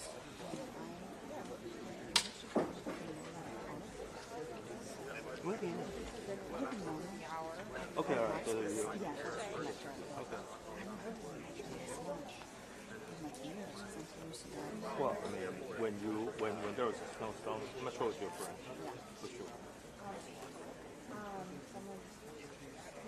They're asking me to work here for them. So I mean, if it's going to be the same kind of situation, yeah, I think I'm going to find a hotel near a metro station.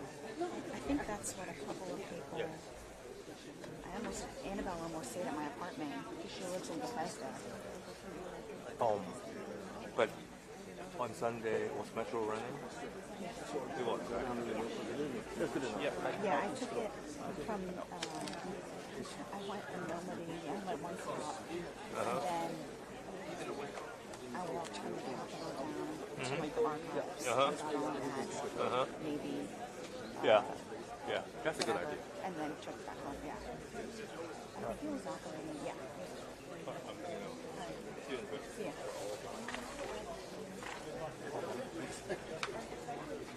This isn't.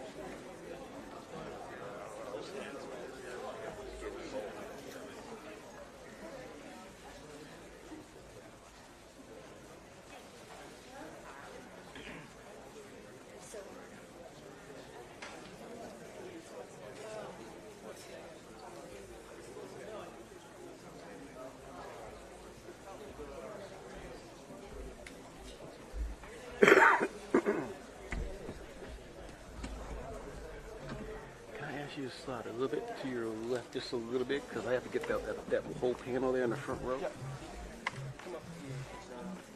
You're going to be answering that. So if you're on right, on the other side of the green tape, you're safe. That's good. Thank you, sir. That's what they have to do. It's easier for their purpose. That's what they're doing.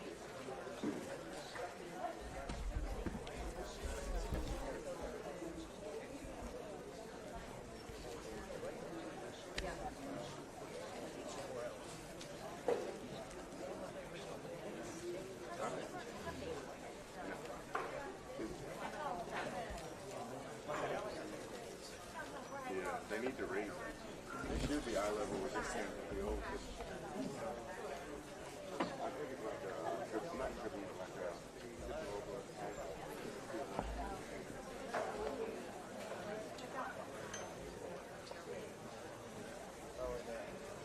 This here. Okay. First off. No problem. Would you mind shooting me a text when this resumes? Yes, I can do that. How you feeling? Good? Beautiful. Beautiful. No, it was no traffic. I mean, a little bit of traffic. I'm in a garage.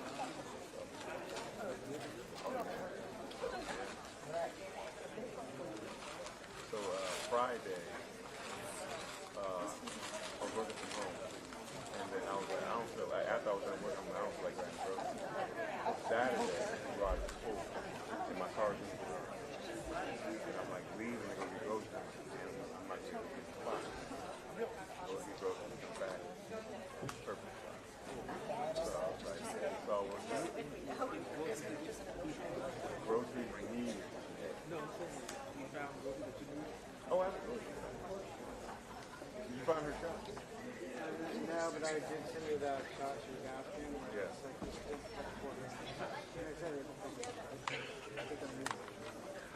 Okay, yeah. It was just to show her. Reference? Okay. They specified that,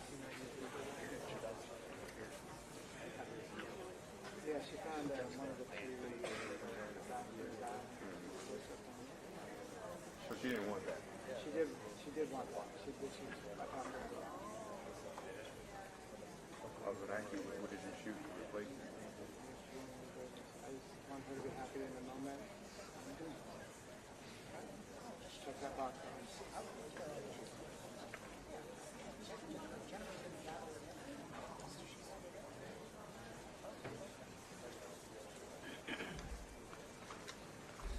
Her interface is a lot different. I know hers was in a different.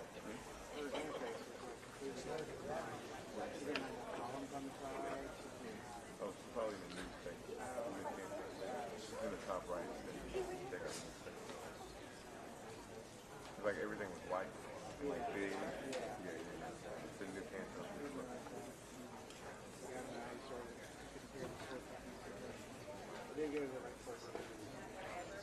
All right, welcome back. We're now going to hear from Dr. Jana Price on safety management systems and safety data. Dr. Price.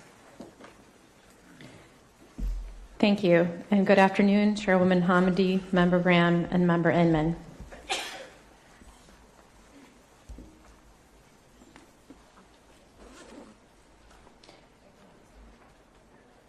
My presentation will cover issues relating to safety data and safety management systems, or SMS. Specifically, I will describe data sources that could be used to measure mid-air collision risk. I will also discuss who had access to those data and how they were used before the accident. Finally, I will discuss SMS programs at PSA, the FAA Air Traffic Organization, or ATO, and the Army. Within days of the mid-air collision, the Aviation Safety Information Analysis and Sharing System, or ASIAS, provided the NTSB with data concerning encounters between helicopters and commercial aircraft near DCA. The initial reports indicated that there had been thousands of so-called close proximity events near DCA in the years before the accident. In the weeks and months that followed, seemingly conflicting estimates of proximity events and near misses were shared by FAA. As a result, the NTSB formed a safety data group with the goals of documenting safety data sources that could have provided indicators of mid-air collision risk before the accident, whether those data were available to stakeholders, and how they were used in the context of SMS safety assurance processes. The data sources were grouped by whether they were comprised of safety occurrence reports or whether they represented objective position data. This slide lists the safety occurrence reporting systems we reviewed. The blocks outlined in yellow were managed by the FAA, including the Aviation Safety Action Program, or ASAP, the Air Traffic Safety Action Program, or ATSAP, Mandatory Occurrence Reports, or MORs, and the Near Mid-Air Collision System, or NEMACS. The Aviation Safety Reporting System, or ASRS, was managed by NASA, and the Army Safety Management Information System, or ASMIS, was managed by the Army. The primary sources of the safety occurrence systems were pilots or air traffic controllers. The systems varied in terms of whether reports were required or voluntary, and whether those who reported voluntarily were de-identified and protected from punishment. There was also variability in which stakeholders had access to the data. Our review of subjective safety occurrence reporting systems found that more than 18 reports per year on average of close calls between airplanes and helicopters near DCA in the 4 years before the accident. When available, we reviewed event descriptions and found reports describing issues like those found in this investigation, including airspace complexity, problems with ATC communications, challenges with combining controller positions, and helicopters flying above recommended altitudes. This slide provides an overview of the position data systems we reviewed. Again, the blocks outlined in yellow were managed by the FAA. The primary sources of data were from aircraft and from surveillance radar.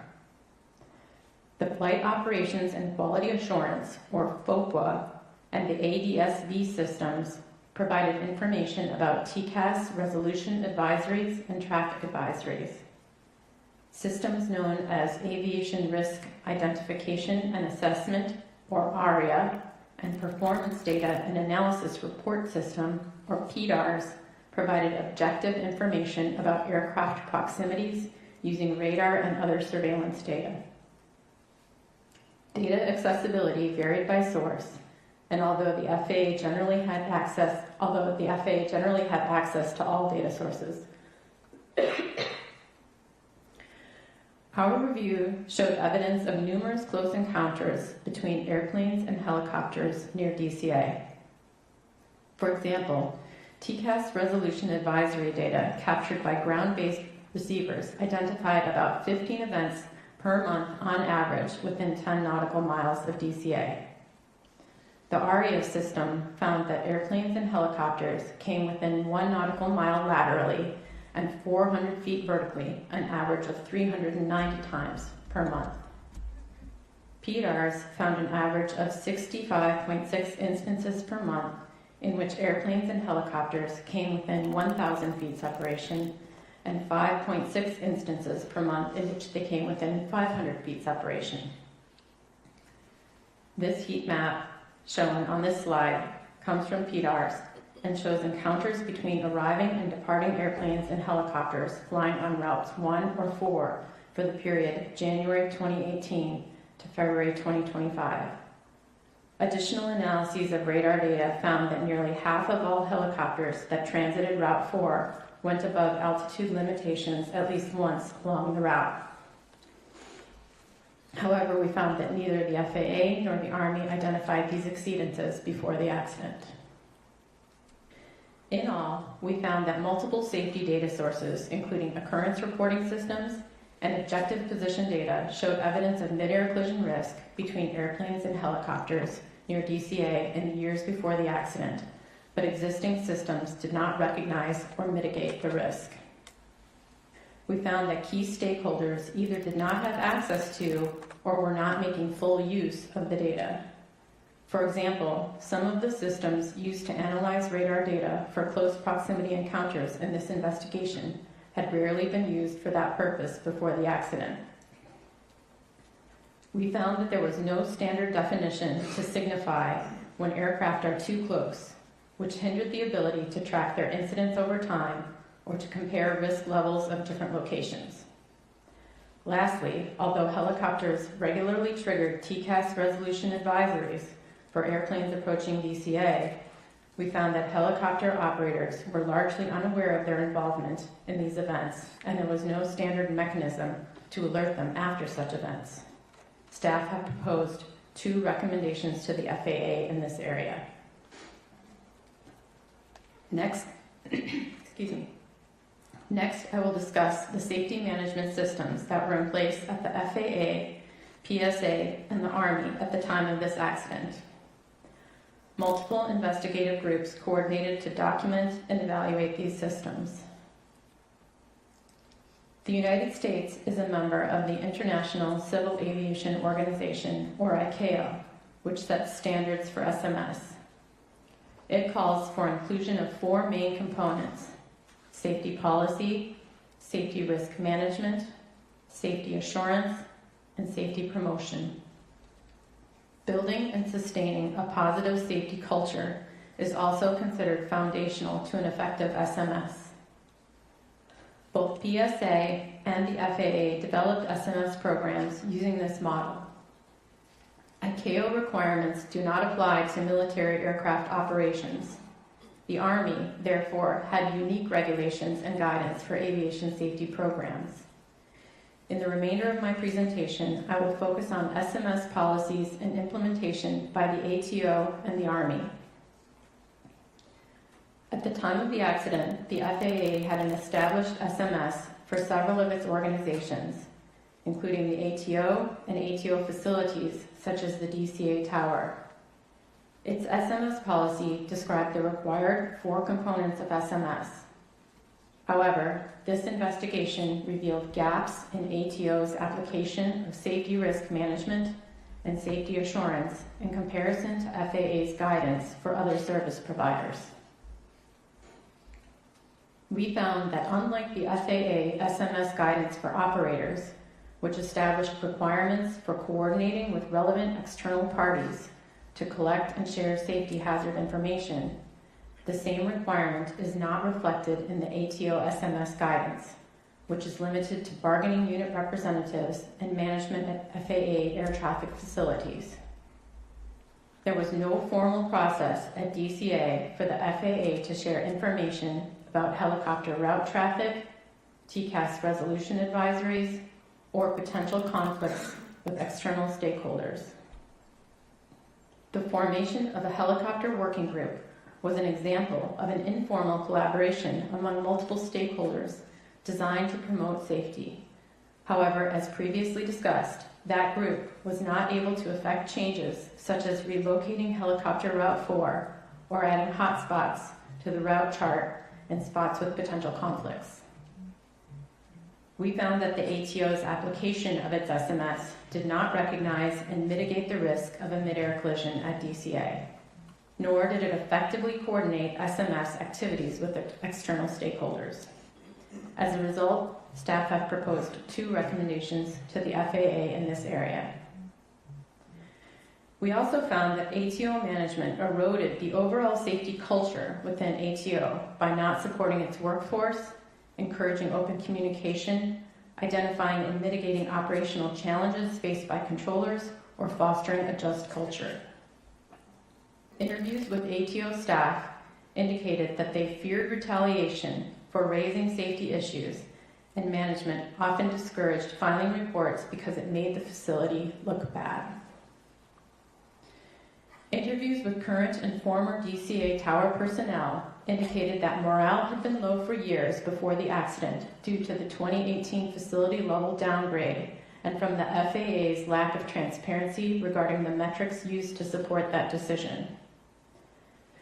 External compliance verifications at DCA between 2022 and 2024 identified non-compliant items, including lack of staff support, poor communication between Potomac TRACON and the DCA tower, and concerns about potential conflicts with helicopter routes, but the ATO failed to recognize these items as indicative of problems at DCA. Finally, DCA tower management personnel were reassigned after the accident, an action that appeared inconsistent with the characteristics of a positive safety culture. As a result, staff has proposed one recommendation to the Department of Transportation in this area. With respect to the U.S. Army safety assurance policies, Army safety programs were required to incorporate an occupational hazard reporting and investigation program managed by unit aviation safety officers. Aviation safety concerns could be submitted using operational hazard reports, or OHRs, which required filling out and submitting a form detailing the issue. OHRs submitted to safety officers were to be corrected at the lowest level possible. When FAA facilities or operations were involved, it was sent to the nearest Flight Standards District Office and to the Department of the Army Regional Representative. The Army Safety Management Information System, or ASMIS, was another venue to report safety events, including mishaps and near misses. Mishaps and near misses were broadly defined and could include both aviation and non-aviation safety events and events that occurred on and off duty. Although helicopters had triggered multiple airplane TCAS resolution advisories, and they had been the subject of safety occurrence reports submitted by airplane pilots and controllers, the Army's safety reporting programs did not provide information about those encounters.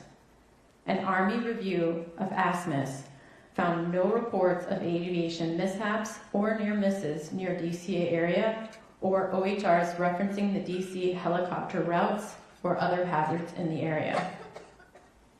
Interviews with Army pilots suggested that participation in voluntary reporting programs was limited.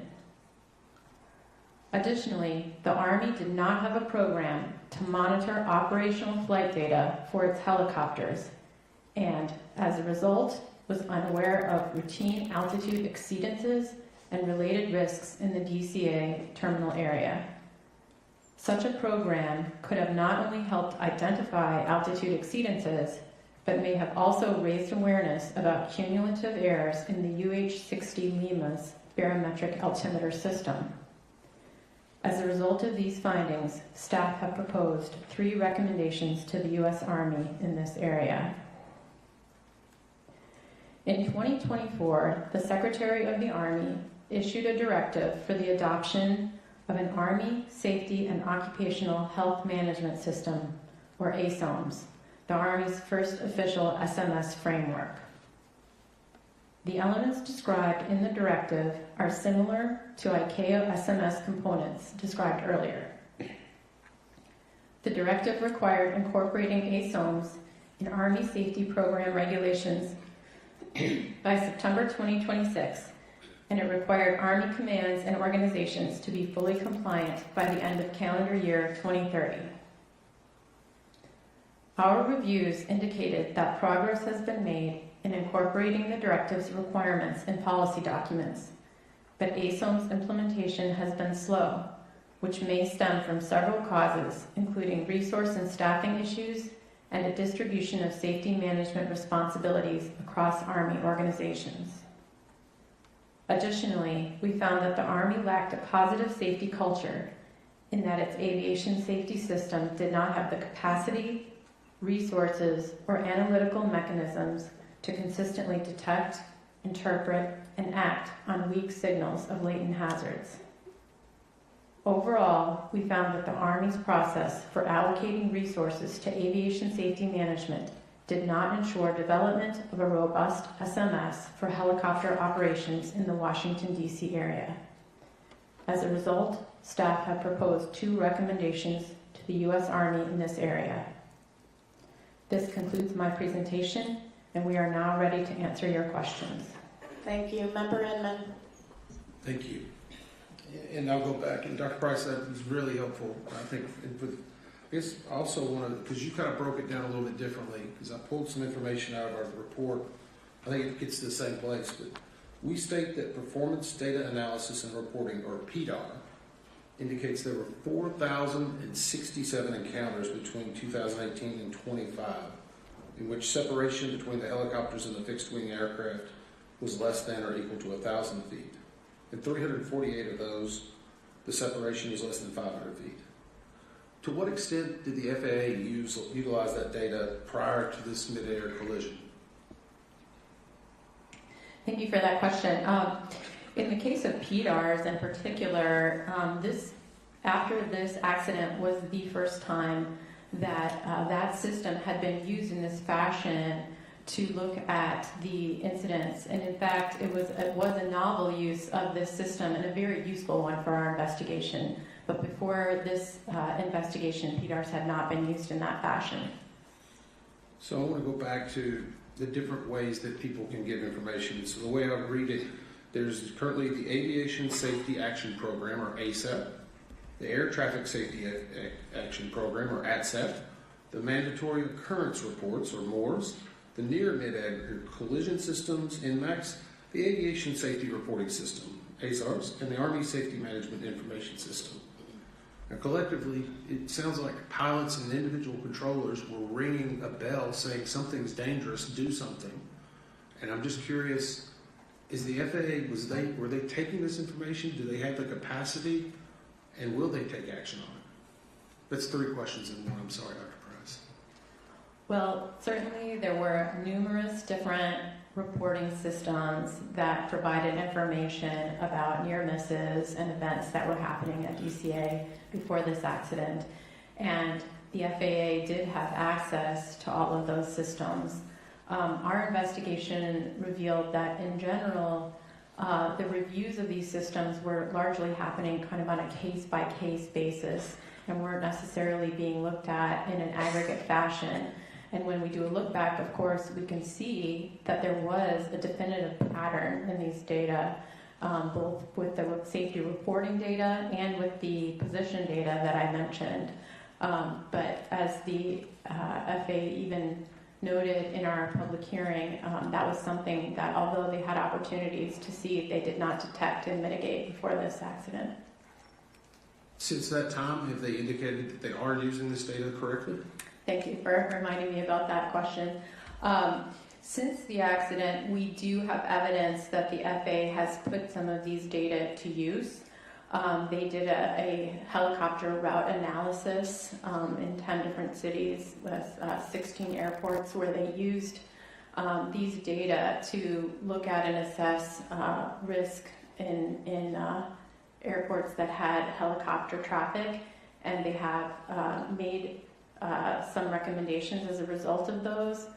One of the things that we remarked on, though, is that they are still not using a standardized approach for looking at that issue, and it's something that we think is necessary to have more of a standard definition of what constitutes a close proximity event, so that there can be a way of comparing one airport to another or looking at trends over time, rather than what is kind of a hodgepodge, if you will, right now, of different ways of measuring this.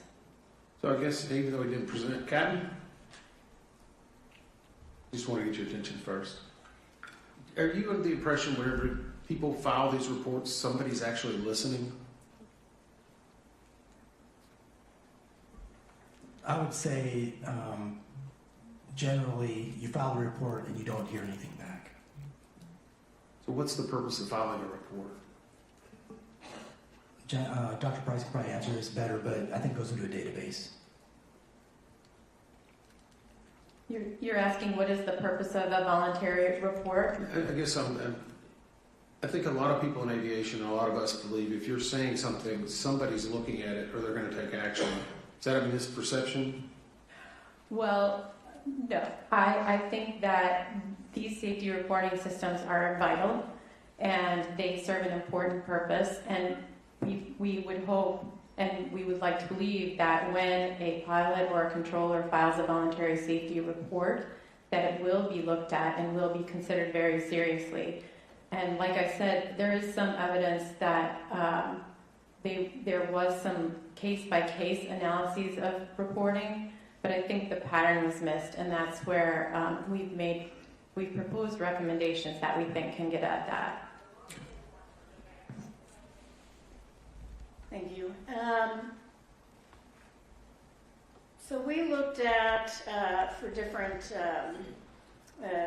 separations, less than 1 nautical mile, lateral, less than 400 feet vertical, and this is something we worked out with FAA and looking at the data, and that gave us the 15,214. Then we looked at less than 600 feet lateral, less than 400 vertical, it gave us 210. And then less than 1,500 feet lateral and less than 200 feet vertical, which gave us 85, right? And so, so the FAA has 10 different sources of data that they're taking in. It's a lot of data that they request. They say they're data-driven. ATO did a top 5 every year, and it says they're data-driven. I would say they are not. I was stunned, absolutely stunned, when Senators Jerry Moran and Duckworth held a closed-door briefing and invited me, invited the Army, invited FAA, and was asking us for an update and asking us questions, and data came up. And I talked about our 15,214 events that we've identified, the 210, the 85, and FAA said, actually, it's 5.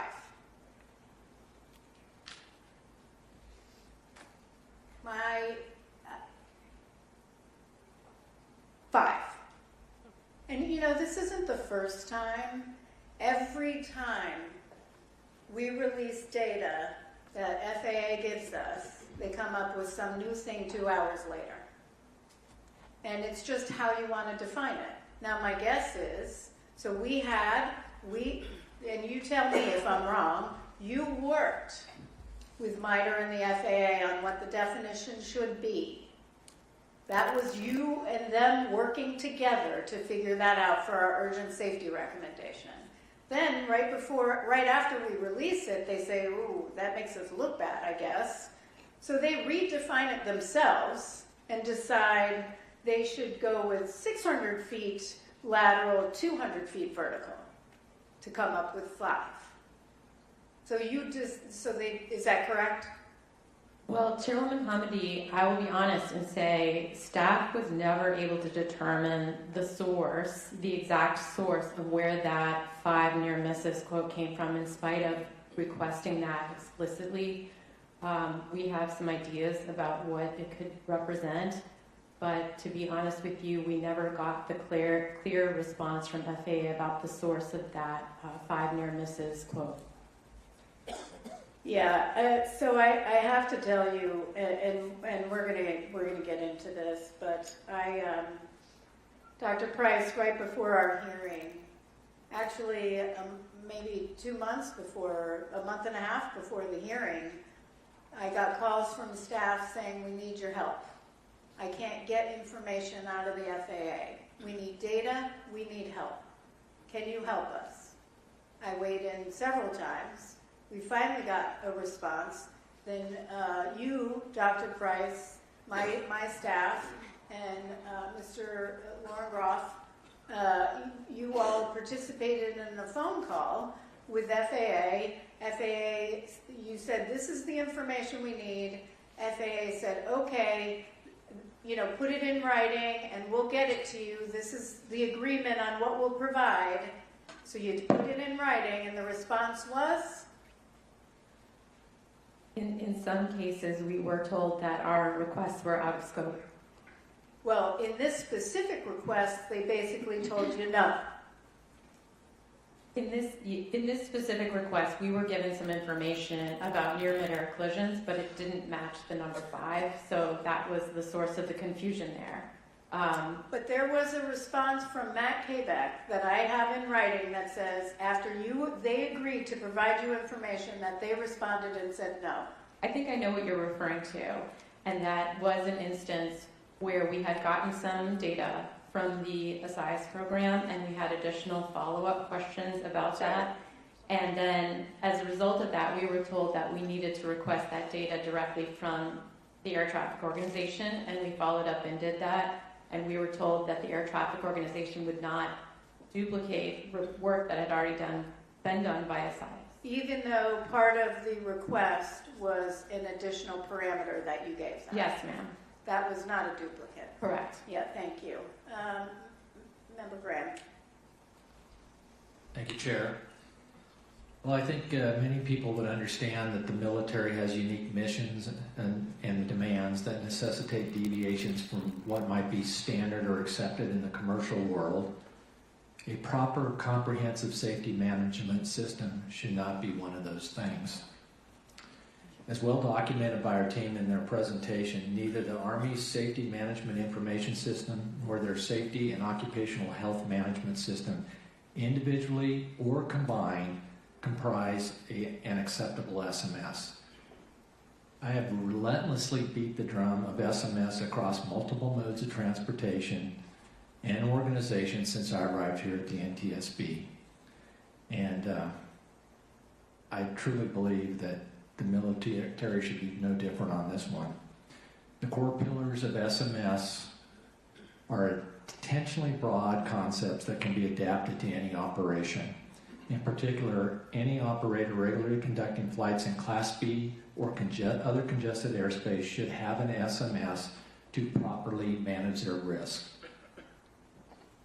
Our airspace is only as safe as its weakest aircraft, or least safe aircraft, or organization. Dr. Price, I got a question or two for you, and maybe somebody else might want to jump in on this too, I don't know. As you mentioned, the Army Safety and Occupational Health Management Systems included some elements of what's similar to an ICAO SMS components. While that is true, is it also true that this program was not a standalone for the Army Aviation Battalions? Member Graham, I'd like to ask if Dr. Bramble would address that question. Yes, you're correct. Aviation was just one application of many of their safety and occupational health management system. Okay. What other categories of potential hazards or other than aviation safety were included in this program? There was a wide variety, including tactical, off-duty, automotive, many things unrelated to aviation. There were 14 different areas, I believe. No, I'm not going to say that those aren't important. They are.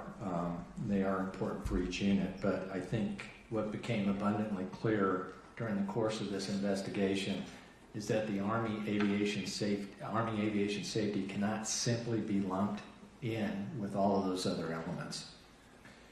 Is it true that the Army's Safety and Occupational Health Advisory Council, which met biannually to review, among other things, workplace safety hazard logs, work-related illness and injuries, civilian case incidents, worker compensation costs, and installation hazard abatement?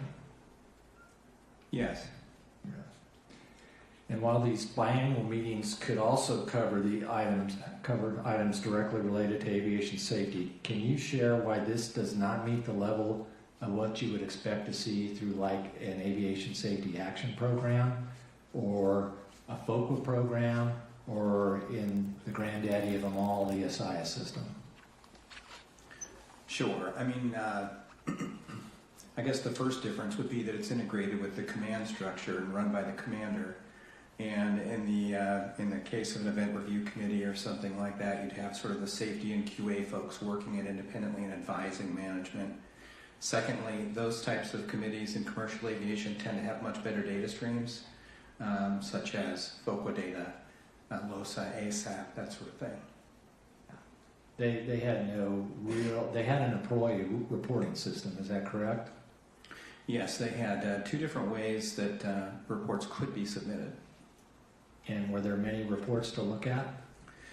No, in the case of occupational hazard reports, there haven't been any received by the brigade in the last year. And in terms of the Aviation Safety Management Information System near-miss reports, there have been 5 from the 12th Aviation Battalion, 3 wildlife strikes, 1 case for a crankshaft left open on the ground, and 1 off-duty report. What benefits do you believe the Army would gain from having a standalone, fully resourced SMS program dedicated to aviation safety, which they don't have today? Well, they would likely have better resources, better focused, aviation-focused analytic capabilities, better data streams, and a better focus on identifying weak signals of latent risks in the system that represent low probability, high consequence accidents, the kinds of complex system failures we're talking about today. Great, thank you, Dr. Bramble. Member Inman. So I want to go to the, actually the Safety Data Group Chairs Analysis Report. We indicated that the Aviation Risk Identification and Assessment, or the ARIA system, was designed specifically to identify air traffic operations that represent potential safety risks, even if operations are technically deemed compliant. We received testimony, I think, from the FAA Eastern or Safety Group for the Eastern Service Area that ARIA looks at the interaction of aircraft, so how they are moving towards each other, and generates a report. I think we looked at, I believe, 874 of those just between 2022 and 24. To what extent did the ATO use this risk and this data to understand prior to the mid-air collision what was going on? Thank you. The ATO was using ARIA, as you specified. They were reviewing on a case-by-case these 874 events that they referred to as preliminary ARIA reports. The system itself would generate something for them to review when aircraft came within a certain proximity. An algorithm would feed a report to them for review. They had quality assurance teams that would conduct those reviews and assess. And what we found was that their assessments were largely through the lens of compliance. So they were looking to see if there was any kind of lack of compliance, and if there was, they would categorize it, and if not, they would categorize it into another category. Interestingly, within that set of 874, none of them had been identified as being near mid-air collisions, even though we knew from other sources during that time period that pilots had made those reports. So that was what made us concerned and feel that there needed to be other ways of looking at these data in a systematic way, and we've made proposed recommendations that we think can address that. It's interesting you use that word. Is in your opinion, or just what you viewed, is the FAA more interested in enforcement or safety? Well, and with respect to these data, I do think that the ATO in particular was looking at some of these data through more of the compliance lens. The FAA certainly has the capability to look at data in a more holistic way. We do have evidence that, for example, the SIS program is doing that and that it is being done. I don't want to say that it's not being done, but in this instance, with these particular types of data, we did feel like they weren't looking at it in kind of an aggregate of a big picture risk focus, but rather a compliance-based way. Yeah, I think that's a nice way of saying it, probably. But I would offer again the same thing. Are we going to 5 years from now be saying we're seeing something that the data was there again? Because it seems like every 2 or 3 years, it's almost whack-a-mole. We continually go back and say, oh, they're looking at it, they're trying, and then we just come back and we have another incident. Well, one of the recommendations that staff has proposed has to do with asking FAA to establish a standard measure of close proximity, making that public, and then creating a database so that all of the stakeholders can have access to those data, so that people can conduct analyses and be aware of these types of events. So is it the public's responsibility or is it FAA's? Well, we would certainly expect FAA to analyze those data, but because those data are available and can be public, there are a lot of different stakeholders who are interested in this, and having that data available to a wide range of people is one way to ensure that it can be, there can be transparency and can be looked at. Let me ask, I guess, a different way. I'm kind of curious because we can go through this report and a lot of different things. If you could change one thing at the FAA today and make everyone safer, what would you do? I'm not trying to lead you into a question, Dr. Price. I'm just interested in your opinion.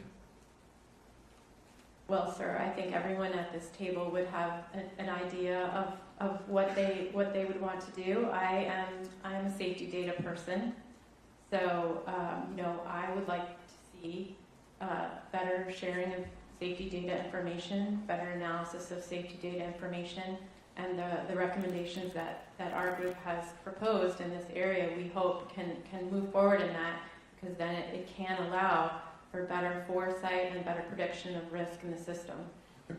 Thank you.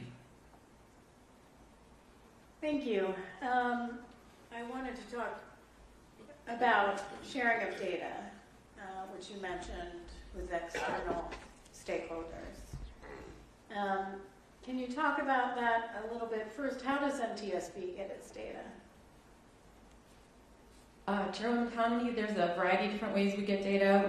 We own some data. We are the shepherds or the stewards of some aviation data. We access publicly available data. We can request from FAA lots of different kinds of data.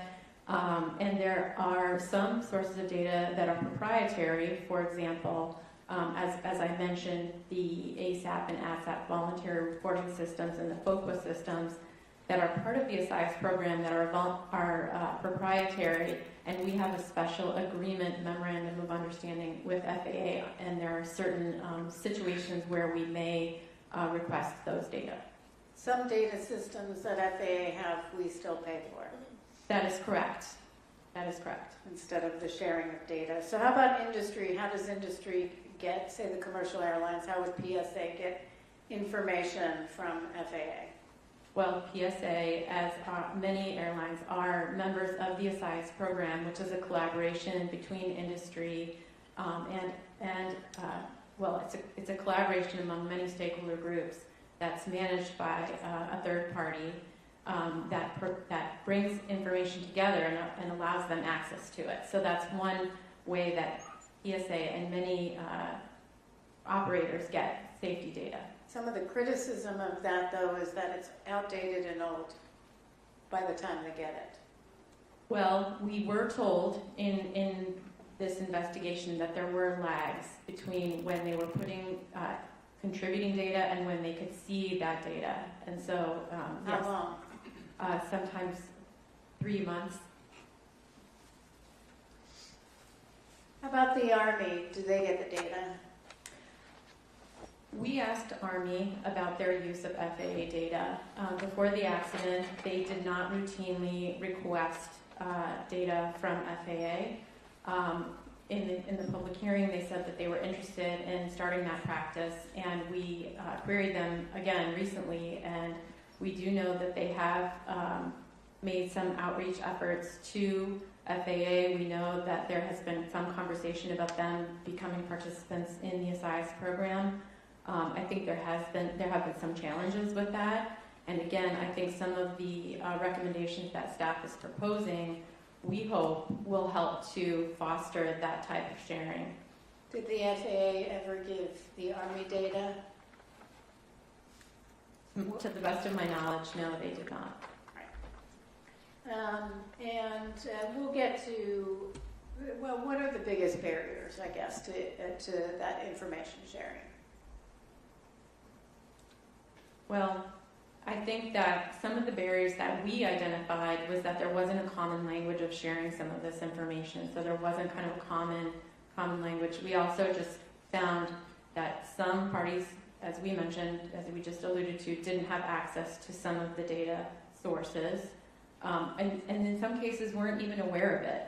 And I think another barrier that we saw was that even though there was this kind of ongoing stream of reports coming in, that those individual reports, those NEMAC reports, those ASAP, ASAP reports, weren't leading to the questions and looking at things in a bigger scale, looking at kind of is this a system approach? And I feel like that linkage was also kind of missing.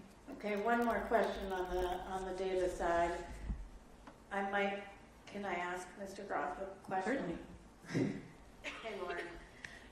You and I have talked about this, that there are some concerns with an over-reliance on AI by FAA, that there are some challenges there, that if that they've got to be careful on the use of AI to pick up trends to make sure it doesn't discount some reports. Can you just talk about some potential benefits you could get from the use of AI to help them identify trends, but then also some potential downsides?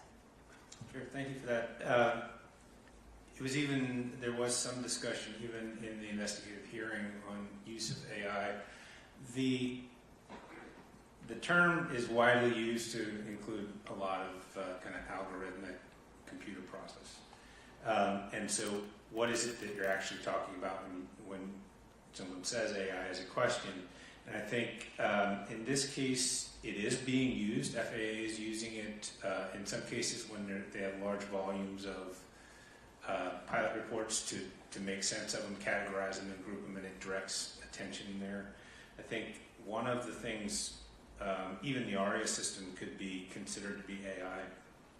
I think what we saw here was in some cases, was not really understanding what was represented. So there really does need to be a human understanding of what all of these things mean together. So if you're looking to a computer system to give you the answer and kick out the answer, I think that would be problematic if it would be that type of an application. It really does need a human understanding and review to trust what they're getting out of it. And so maybe that if there's any loss of true understanding of what those events mean, that could be problematic. So pluses and minuses. Yeah, thank you. Member Graham. Thank you, Chair. I'm just amazed about the amount of data the FAA Air Traffic Control Organization had, and it sure doesn't seem like they were doing anything with it. Was the FAA aware, or had they been made aware of the risk of a mid-air collision near DCA along Route 4 and the approach path to runway 33 prior to the accident? Member Graham, I think the answer to that is yes. There were safety reports, and there was also the work of the helicopter working group that had raised these issues as a concern. Yeah, I agree. It was there. I think it was there. People were telling them it was there. One of the things that struck me as I read through the multitude of data the FAA had available to them was now nearly every subjective data reporting mechanism was inconsistent with the objective data source events surrounding DCA. For example, I want to draw attention to the discrepancy between ATSAP program for air traffic controllers and the ASAP program for pilots. Over a nearly 4-year period from February 2020 through October 2024, more than 16,000 ASAP reports were filled or were filed related to DCA. That's from the pilots, including 85 specifically concerning close calls between airplanes and helicopters.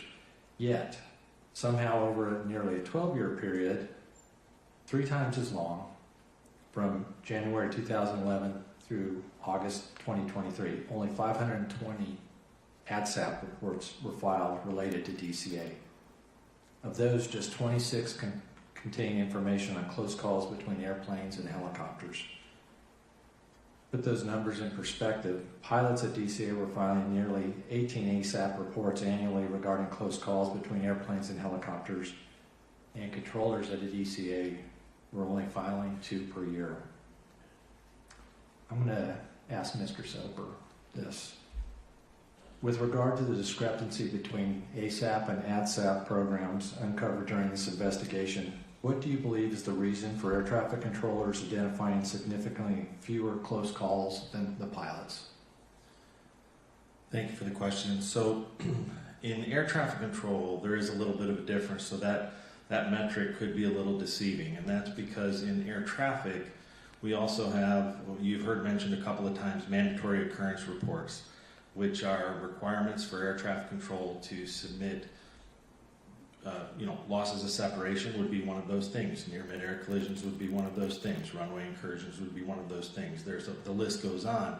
So we looked at, I believe it was 10 years, and Jana, please correct me if I'm wrong, like 10 years worth of data approximately, and they had 170,000 plus mandatory occurrence reports at DCA that were reported by air traffic control. So for air traffic controllers, they may not file an ASAP based on a report, especially if they've already reported it via a mandatory occurrence report, because they feel they've met a reporting requirement and they don't take the time to go to actually do an ASAP on top of it. Is it difficult to do an ASAP report? No, I would say it's not difficult to do one. Is there a reluctance? No, well, from our investigation here at DCA, none of them displayed a reluctance or said that they had a reluctance. They felt free to file, and they did. They did file the reports. Was there any fear of retaliation for reporting in any way close calls? Not according to our interviews. They didn't feel a fear of retaliation for reporting in an ASAP. Okay. Thank you for that. I think that's all. I'll wait for the next round. Member Evan? I think I've done with my questions, and so can I pass until we get to the last round? Okay, because I do have a couple of last minute things. Dr. Bramble? Dr. James Reason talks about 5 components of a positive safety culture. Reporting culture, just culture, flexible culture, learning culture, informed culture. Do you believe the FAA had a reporting culture? And let me, just for everybody watching, a reporting culture is a culture where staff feels, this is per Dr. James Reason, feels safe and confident reporting safety concerns, near misses, and errors without fear of blame. I should probably defer this question to Dr. Wilson. So in some regards, we believe that at the facility level, there was a reporting culture. Controllers did indicate that they felt comfortable submitting ASAP reports, and management also said that they had an open door policy, and controllers said that they felt comfortable going to their managers if they had a safety concern. At a more global level, at the ATO, we do not believe that there was a reporting culture. As was mentioned in Dr. Price's presentation, some staff did feel that there would be retaliation for reporting safety concerns. We had multiple people who wanted to share information with us but didn't feel comfortable until they were closer to retirement because they were afraid of retaliation. We obviously had the issue at the public hearing, our investigative hearing, where we felt like management might have been influencing the testimony of some of our witnesses. So in some aspects, yes, and some aspects, no.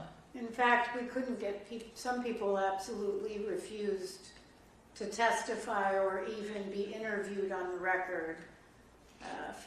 One person in particular went to a friend of mine at the FAA to call me to ask if he could meet with me because he wasn't comfortable talking to anybody else. It's inappropriate for me because I'm not an investigator, but I was able to connect through that intermediary. I don't even know the person's name who came forward, but with Mr. Soper and Miss Lewis, because they were afraid.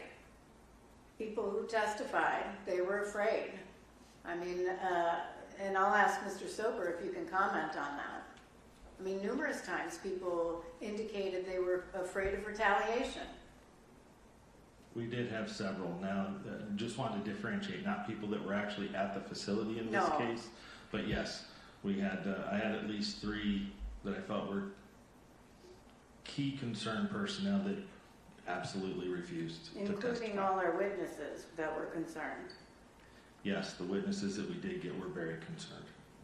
How about the reporting culture at the Army?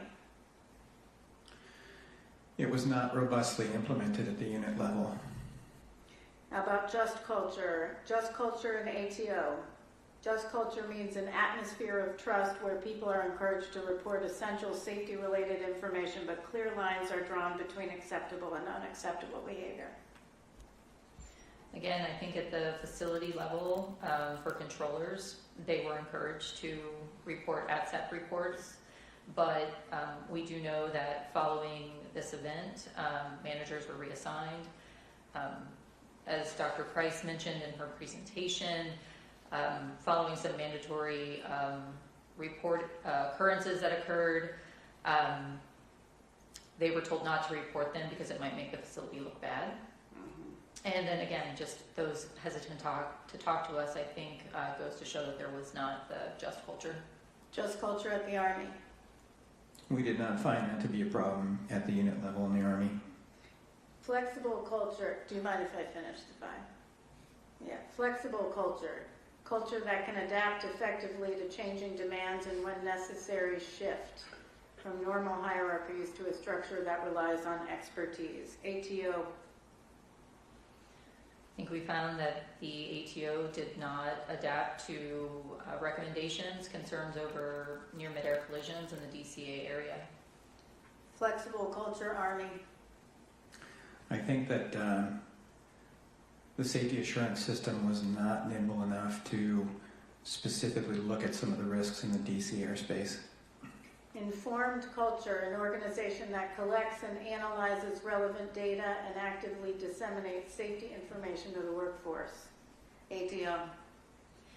Again, as Dr. Price mentioned, with the safety assurance process, we definitely found failures with that. ATO failing to share information with parties that were involved in some of these occurrences, and also, on a broader sense, failing to identify the mid-air collision risk. Army. This was definitely a weakness. They lacked information about the frequency of near mid-air collisions between their helicopters and other aircraft in the airspace, and they were unaware of the prevalence of maximum altitude exceedances among their helicopters. Which and they could have gotten through flight data monitoring. Correct. Informed culture, an organization that collects and did I do that one? Learning culture, an organization capable of learning from its mistakes, analyzing data, and making necessary improvements, ensuring staff understand SMS. ATL. Again, numerous times, the helicopter working group brought recommendations to the ATO, which were not acted upon, and those were ignored. We also had external compliance verification findings over multiple years that the ATO did not learn from. Army. I think they might have if they had been aware, but I think because they were not aware of these risks, they did not learn about them. Thank you. Member Graham. Thank you. I want to talk a little bit about the FAA SMS. Just amazing. I think we found that there were some serious issues with their SMS, and we'll talk about those now, but it's the height of hypocrisy when a regulator expects operators it regulates to follow prescribed SMS regulations to the detail, but can't seem to come even remotely close to following its own, in this case their own SMS. Let's start with safety risk management, which is the second pillar of an SMS. What did the SRM, safety risk management, entail at ATO? The ATO did have safety risk management policies in place that we did find on several occasions. It was followed, particularly at the facility. Following the GAO noise study, there was a SRMP that was conducted in March of 2023, which revised some of the altitudes along the helicopter routes. However, we did also find that SRM wasn't typically used in response to issues identified through that were identified through the safety assurance process. So they weren't doing them very often, were they? It appeared to be dependent upon the issue. Hit or miss, yeah. I've been part of one of those processes in my prior life, so. And let's talk about safety assurance. When safety assurance activities identify deficiencies, what actions should be taken according to the ATO's SMS? I can take that. Okay, thank you. Safety risk management and safety assurance are considered sort of complementary activities. So safety assurance is really just monitoring safety performance indicators to ensure that the safety risk management is working as intended. So it would be sort of a feedback then if the safety assurance identifies performance that doesn't match the SRM, that it would feed back into the safety risk management process to reevaluate whether there was maybe hazards or risks that weren't properly assessed or controlled. Didn't seem like that was happening very often. Yeah. Finally, let's talk about the fourth pillar at SMS, and I could talk about all the pillars, but we don't have enough time today. Safety promotion. What was that supposed to entail at the ATO? So safety promotion would be focused on SMS training for personnel, disseminating safety lessons learned, and these actions would all foster a safety culture at the ATO. We definitely saw some issues there, didn't we? We did. We learned in the hearing that Mr. Fuller stated that there was no SMS training for ATO personnel. It was the expectation that management at the facility would have access to the manual and therefore be familiar with SMS because of that. That's at the foundation. Every employee is the safety officer. They need to be trained on what their responsibilities are and their roles are. I don't get it. I know this is asking your opinion, but objectively, in our review of ATO's safety culture, did we find any evidence that it was a positive safety culture without actual or fear of retribution for employees who voluntarily reported safety concerns?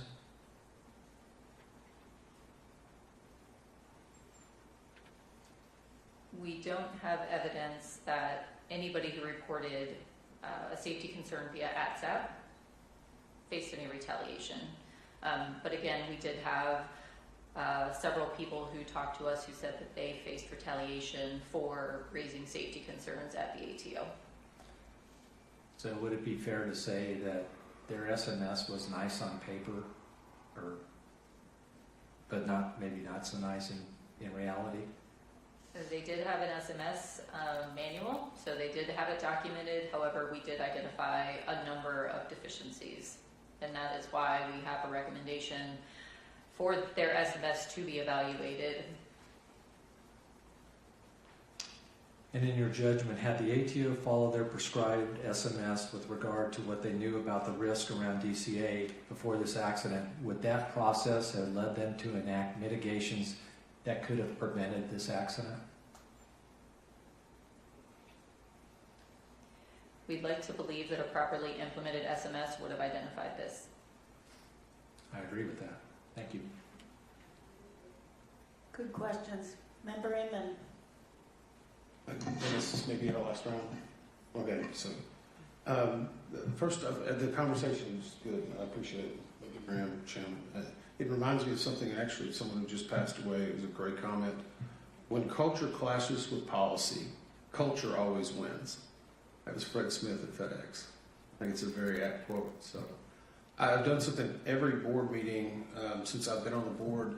So I'm actually going to ask Deputy Managing Director Brian Curtis, I think it's important. Can you tell us how many current investigations we have ongoing or open at the NTSB? Yes, currently across aggregate of all the modal offices, there are 807 open investigations. Okay. And Mr. LeBaron, how many do we have open in aviation alone? So presently we're at about 711, and to put that in perspective, we do about 1,200 a year.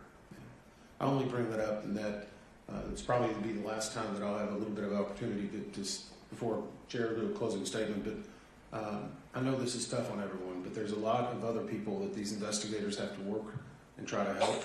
And I know whenever I was watching the board meetings, I started realizing quickly not everyone gets the full board meeting, but there's still a lot of important work that's being done by our investigators and a lot of people, especially victims' families, that are out there hoping for answers. So I'm appreciative to the staff for that. It just helps us to remind it a little bit. And it also is, it's a reminder for me. I launched on 91 aviation fatalities last year. I did 13 family briefings, and I am tired of doing them. And I'm sorry for you, because the pages of these reports are written in your family members' blood. So with that, again, I'm sorry that we have to be here. I know we'll get into the final calls and a lot of things shortly, but hope this is helpful in what we've been doing and what we will do after tomorrow. Thank you. Thank you. Well said. I do have a question, though. Mr. McKinney and Dr. Bramble, maybe you as well. How would you describe your work and the willingness, or your work with the Army throughout the investigation and their responsiveness to NTSB requests? Generally, the cooperation was excellent. We received some delays later in the process, but by and large, they were pretty responsive.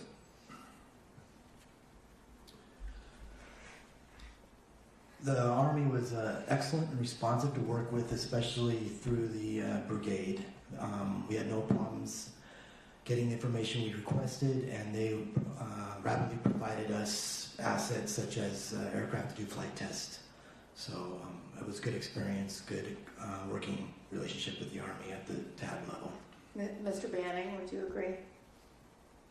Yes, absolutely. Yeah, I see Colonel Easter and Colonel Yeager, I believe, in the audience, and then we also worked with Colonel Parker. I thought it was an excellent working relationship. They provided us what we needed. I do want to thank Secretary Driscoll. We speak often. He was very responsive when we needed assistance, and I really appreciate that. Mr. Soper, maybe others who might want to, well, let's start with Bryce. Mr. Banning, how would you describe your work with the FAA throughout the investigation and their responsiveness to NTSB requests made of the ATO? I think we are grateful for the FAA's role. We're grateful they did provide us a tremendous amount of data. We're grateful for their cooperation. However, there were some struggles that have already been stated. It is difficult when conducting an investigation to be told what is within the scope of your investigation. So them telling us what is in and out of scope. Yeah, that was problematic. But we do appreciate their role, and they did provide us a tremendous amount of data. Absolutely, we appreciate their role. However, there were a lot of data and information challenges and concerns on retaliation and everything else. I will say I think it's very interesting that for all the data we requested and much of what we did not receive, you received a phone call on Friday, or emails from FAA asking, 2 different emails I believe, did we have everything we needed and did we get all of our data requests answered on Friday.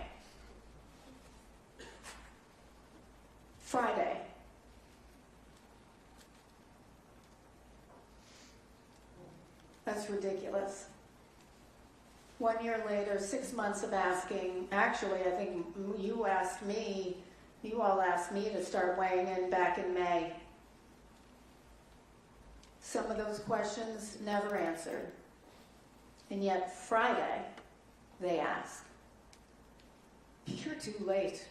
We already figured it out ourselves. Okay.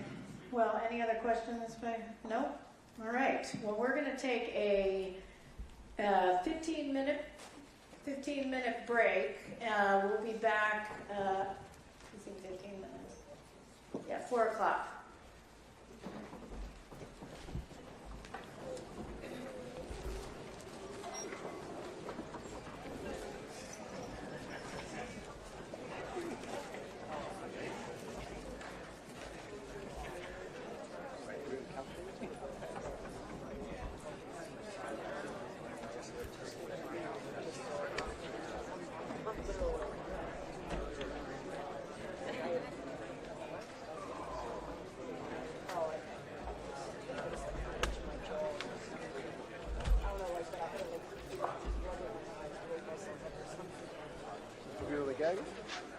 Huh? Another gag? No. I'm the pool photographer for this session.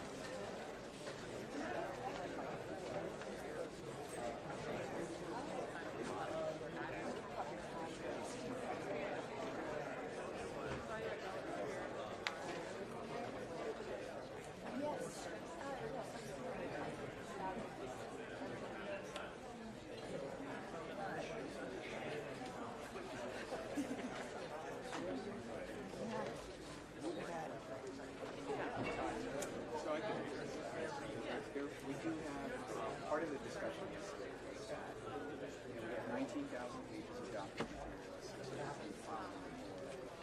We really needed to focus this discussion on the most salient aspects to problems and the safety recommendations. Time perspective in the discussion. So I don't want you to think that we didn't look at American Air Police and there's data, a synopsis of some of the factors in the it's just not something that we cover. But if we read the material and you have questions about it, we're available. You bet. Absolutely.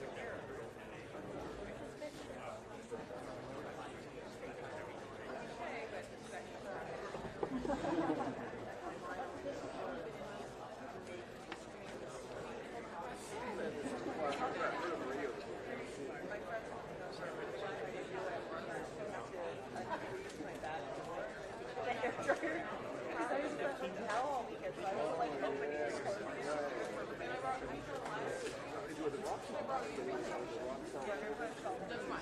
I'll come find you later. I hope so. Either that or we'll have a lot of heavy cream.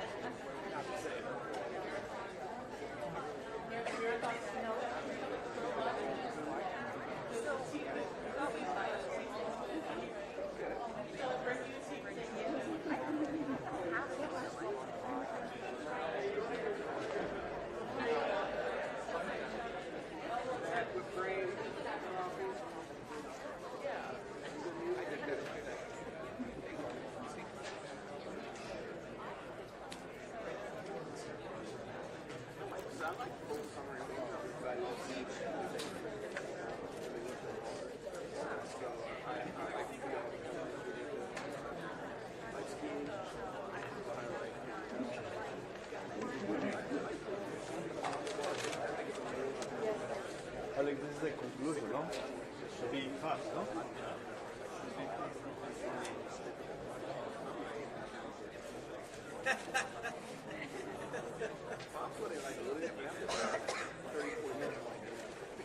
Yeah, that's how I feel about it. Like, okay.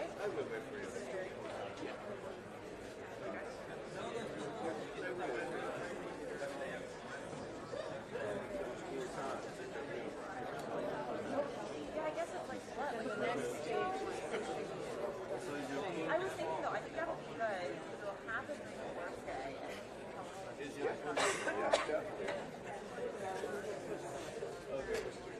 I will be there.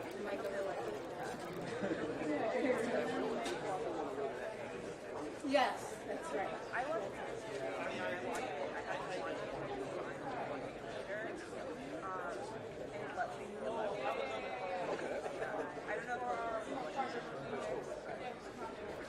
I do a lot of my shows. It's like children watch. More time than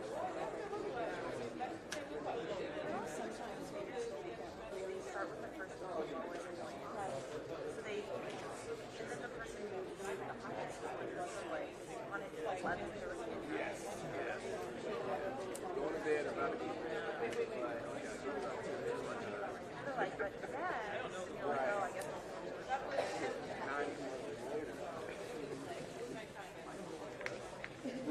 Excellent. Very nice way to say it.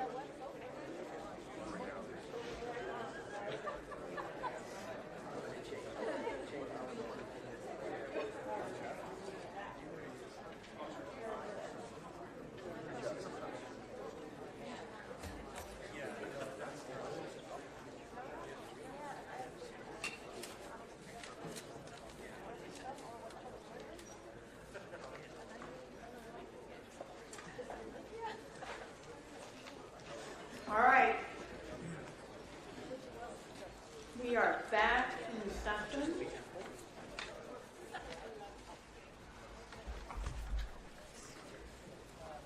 Mr. Curtis, will you please read the proposed findings?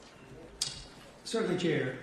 As a result of the investigation, staff proposes the following 71 new findings. Number 1, the pilots of Flight 5342 were certificated and qualified in accordance with federal regulations. Number 2, the pilots of Flight 5342 were medically qualified for duty, and available evidence does not indicate that they were impaired by effects of medical conditions or substances at the time of the accident. Number 3, review of the Flight 5342 pilot's time since waking and sleep opportunities in the days before the accident indicated that the pilots were unlikely to have been experiencing fatigue. Number 4, the pilot, instructor pilot, and crew chief on board PAT 25 were qualified and current in their positions as designated by the unit commander in accordance with Army regulations. Number 5, the pilot, instructor pilot, and crew chief of PAT 25 were medically qualified for duty, and available evidence does not indicate that they were impaired by effects of medical conditions or substances at the time of the accident. Number 6, review of the 3 PAT 25 crew members' time since waking and sleep opportunities in the days before the accident indicated that the crew were unlikely to have been experiencing fatigue.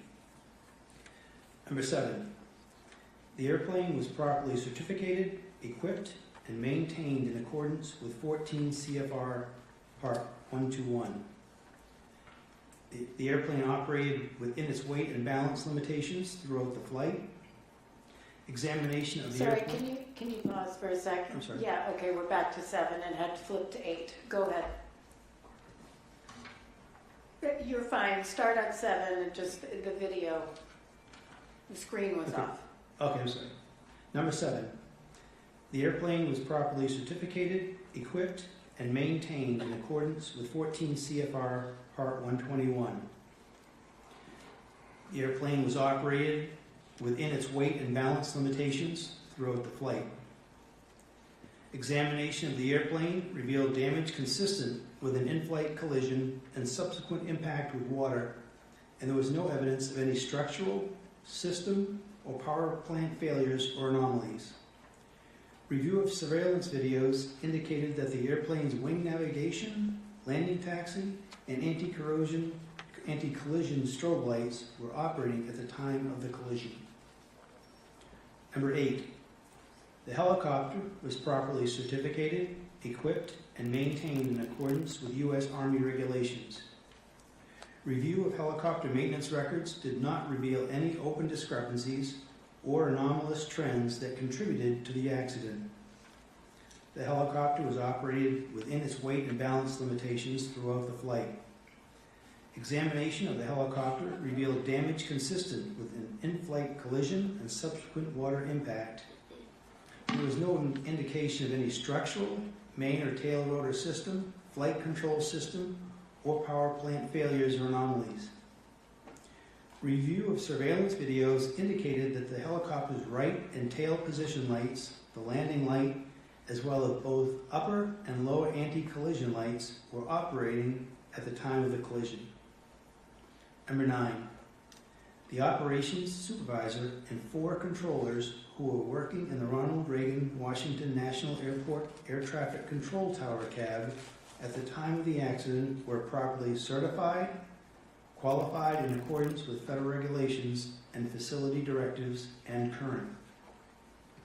Number 10, although the Ronald Reagan Washington National Airport Air Traffic Control Tower facility was not staffed to its target level at the time of the accident, the number of staff in the tower at the time of the accident was adequate and in accordance with Federal Aviation Administration directives. Number 11, the decision to combine the helicopter control and local control positions was not the result of insufficient staffing, and personnel were available to staff the helicopter control and local control positions separately had the operations supervisor chosen to do so.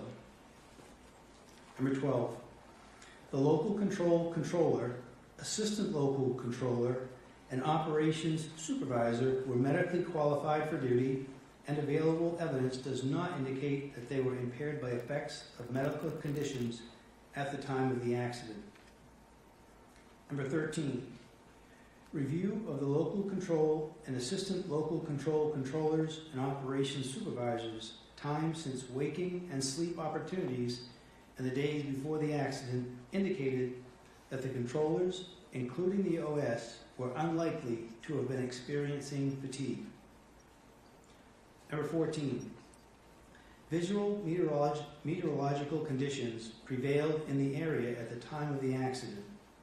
A review of observations recorded throughout the night of the accident revealed no evidence of any local atmospheric pressure anomalies that would have impacted barometric altimeter readings.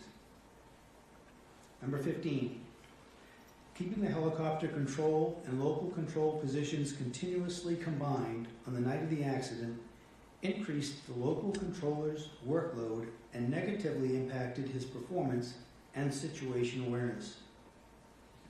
Number 16, had the helicopter and local control positions been staffed separately, PAT 25 might have received a more timely and effective traffic advisory.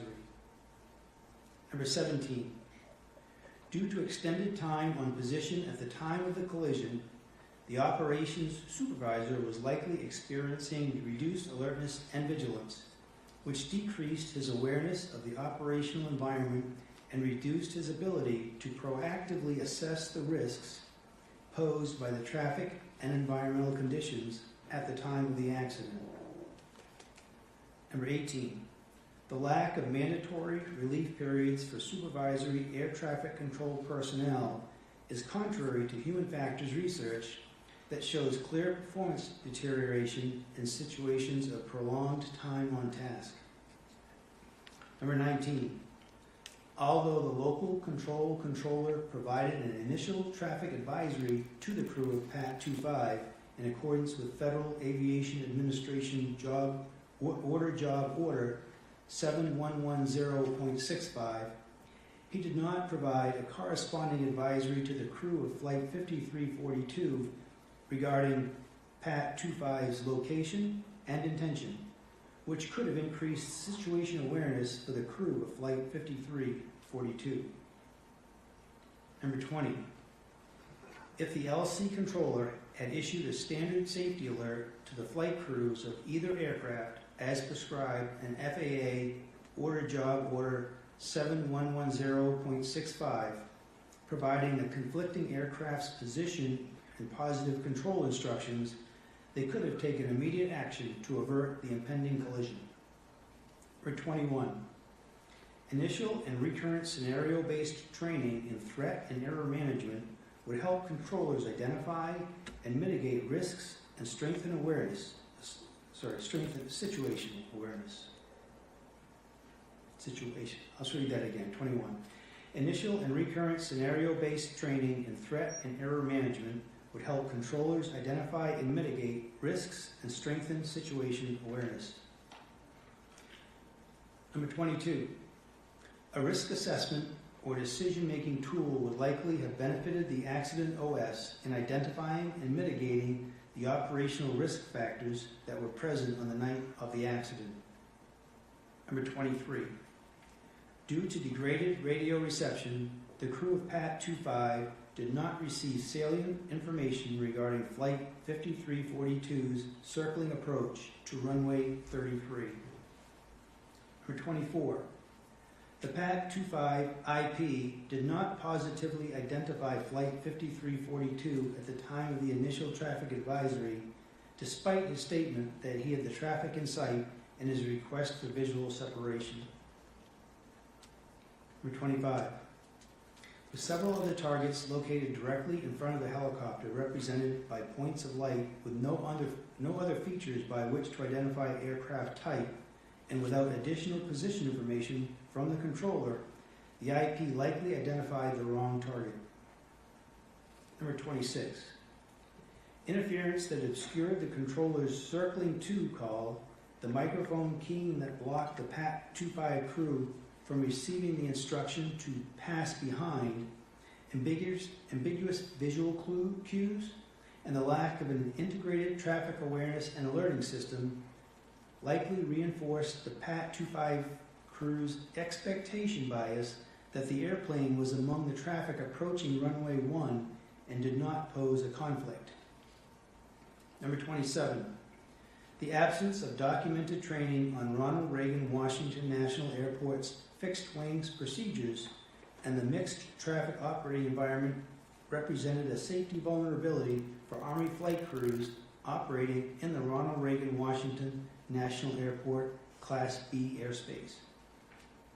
Number 28, due to additive allowable tolerances of the helicopter's pitot-static altimeter system, it is likely that the crew of PAT 25 observed a barometric altimeter altitude about 100 feet lower than the helicopter's true altitude, resulting in the crew erroneously believing that they were under the published maximum altitude for Route 4.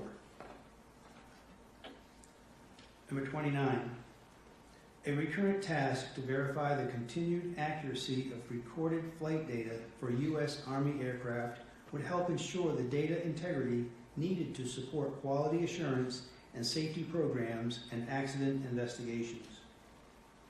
Number 30, the Federal Aviation Administration and the Army failed to identify the incompatibility between the helicopter route's low maximum altitudes and the error tolerances of barometric altimeters, which contributed to helicopters regularly flying higher than published maximum altitudes and potentially crossing into the runway 33 glide path.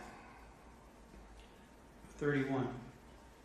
Pilots need all available information on the potential total error allowed by design that could occur in flight on an airworthy barometric altimeter. Number 32, the Army's post-installation functional check of the transponder on the accident helicopter was insufficient to detect that it was not broadcasting automatic dependent surveillance broadcast out. Number 33, the Army's lack of a recurrent transponder inspection procedure resulted in the incorrect aircraft address being transmitted by the accident helicopter's transponder, and the incorrect automatic dependent surveillance broadcast settings on several other helicopters being undetected. Number 34, because the APX-123A transponder is designed for use on multiple aircraft platforms, it is possible that incorrect settings may be present on other aircraft used throughout the Department of War Armed Services. Number 35. The crew of Flight 5342 did not see the helicopter until it was too late to avoid a collision because of the high workload imposed during the final phase of their approach, and due to the helicopter's low conspicuity and lack of apparent motion. Number 36. Times of compacted demand as a result of air carrier scheduling practices increased operational complexity and required mitigation by controllers to maintain spacing and surface movement. Number 37. Ronald Reagan Washington National Airport Air Traffic Control Tower routinely received less than the requested miles and trail spacing from Potomac Consolidated Terminal Radar Approach Control, which increased controller workload by requiring them to generate additional spacing to prevent delays or gridlock. Number 38. The practice of offloading arrival traffic on approach to runway 1 by asking pilots if they could accept a circling approach to runway 33 was a routine mitigation strategy for Ronald Reagan Washington National Airport controllers to generate spacing that was not provided by Potomac Consolidated Terminal Radar Approach Control. 39. Time-based flow management, or metering, would provide Potomac Consolidated Terminal Radar Approach Control and Ronald Reagan Washington National Airport Air Traffic Control Tower with a consistent flow of traffic with more accurate spacing and greater predictability, thereby reducing controller workload. Number 40. Ronald Reagan Washington National Airport Air Traffic Control Tower has significant airspace, airfield, mixed fleet, and operations complexities that appear to be inconsistent with its current facility level classification. Number 41. The Federal Aviation Administration Air Traffic Organization failed to recognize external compliance verification results as indicators of systemic traffic management, volume, and flow issues at Ronald Reagan Washington National Airport for which controllers were required to compensate. Number 42. The long-standing practice of relying on pilot-applied visual separation, see and avoid, as the principal means of separating helicopter and fixed-wing traffic in the Washington, D.C. area by both Ronald Reagan Washington National Airport Air Traffic Control Tower and the Army led to a drift in operating practices among controllers and helicopter crews that increased the likelihood of a mid-air collision. Number 43. Reliance on pilot-applied visual separation, see and avoid, as a primary means of separating mixed traffic introduced unacceptable risk to the Ronald Reagan Washington National Airport Class B airspace. Number 44. Ronald Reagan Washington National Airport Air Traffic Control Tower's procedure of maintaining a discrete helicopter frequency when the local and helicopter control positions were combined decreased overall situation awareness for pilots operating in the area. Number 45. providing controllers with additional salient cues regarding the perceived severity of a potential conflict would reduce controller cognitive load and would likely improve reaction time to the most critical conflict alerts. Number 46. There was no evidence that the local control controller, assistant local control controller, or operations supervisor were under the influence of alcohol or prohibited drugs at the time of the accident. However, evidence was substantially limited by the lack of post-accident alcohol testing, and evidence was of somewhat lower quality than it would have been if drug testing had been conducted sooner following the accident. Number 47. The Federal Aviation Administration Air Traffic Organization's ATO drug and alcohol testing determination did not meet Department of Transportation, DOT, timeliness requirements. Furthermore, the ATO's decision to not conduct drug testing as soon as possible after the testing determination and to not conduct alcohol testing at all violated DOT requirements. Number 48.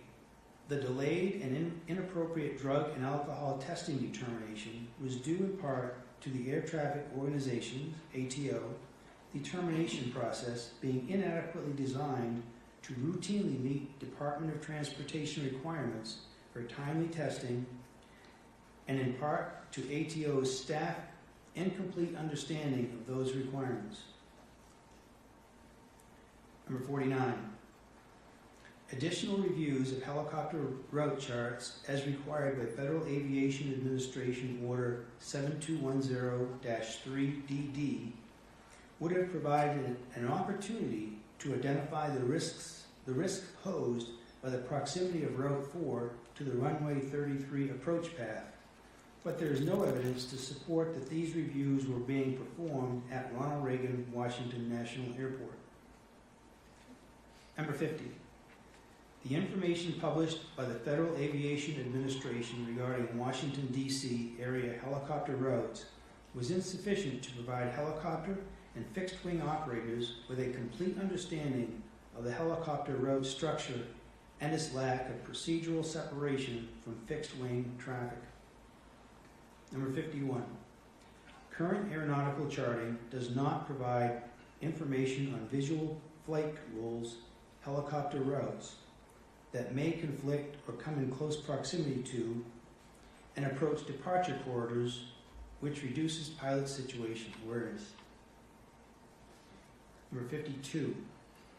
The lack of automatic dependent surveillance broadcast, ADSB, out from the accident helicopter did not contribute to this accident, as the helicopter was still being tracked by radar, and ADSB out would not have provided improved traffic alerting from the Ronald Reagan Washington National Airport controller or the crew of Flight 5342 because the airplane was not equipped with ADSB in.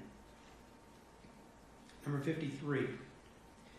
The Army's standard operating procedures that prevent flight crews from enabling automatic dependent surveillance broadcast, ADSB, out while in flight when not performing sensitive missions that require ADSB to be disabled, limit the visibility of military aircraft on collision avoidance technologies that leverage ADSB information. Number 54. Although the airplane's traffic alert and collision avoidance system operated as designed, it was ineffective in preventing the collision because of current activation criteria and resolution advisory inhibit altitudes. Number 55. Traffic advisory oral alerts that include additional information about the location of traffic could reduce the time pilots need to visually acquire target aircraft. 56. Had the airplane been equipped with an airborne collision avoidance system that used automatic dependent surveillance broadcast in information to show directional traffic symbols, the crew of Flight 5342 would have received enhanced information about the risk posed by the helicopter, which could have enabled them to take earlier action to avert the collision. And 57.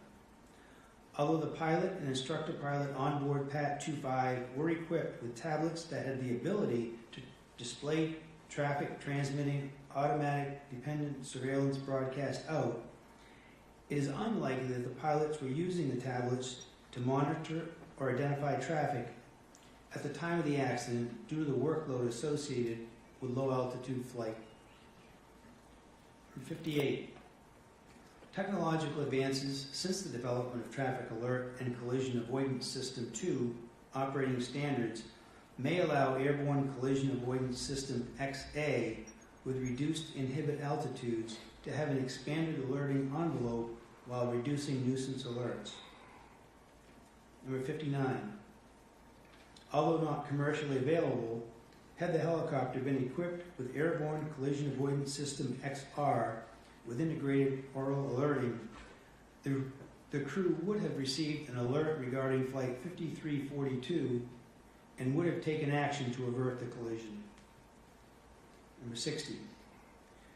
Multiple data sources provided evidence of mid-air collision risk between fixed-wing aircraft and helicopters at Ronald Reagan Washington National Airport, including on approach to runway 33 before this accident.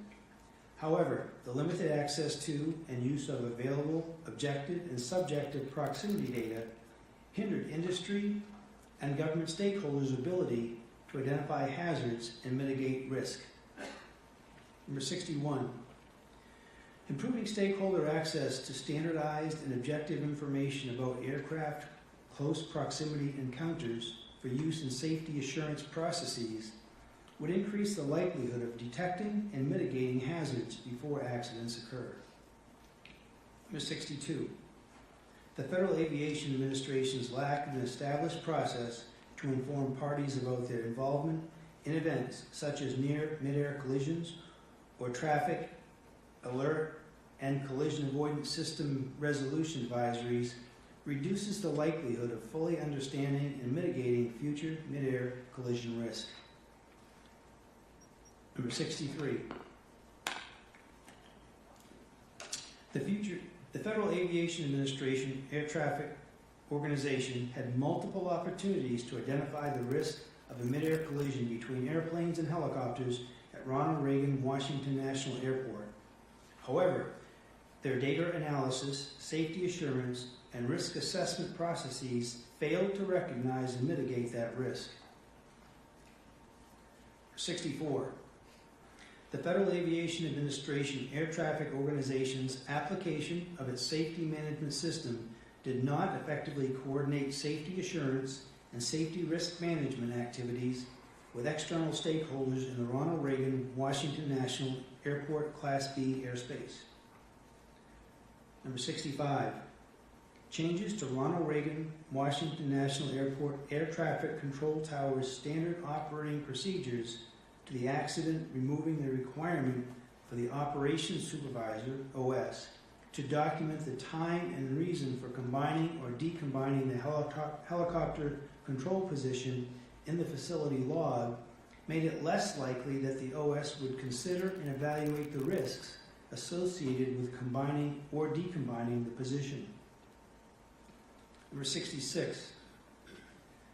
Safety risk management practices were not fully integrated into Ronald Reagan Washington National Airport Air Traffic Control Tower operations and did not identify or mitigate the operational challenges faced by controllers or the lack of guidance regarding operational risk assessments for controllers and supervisors.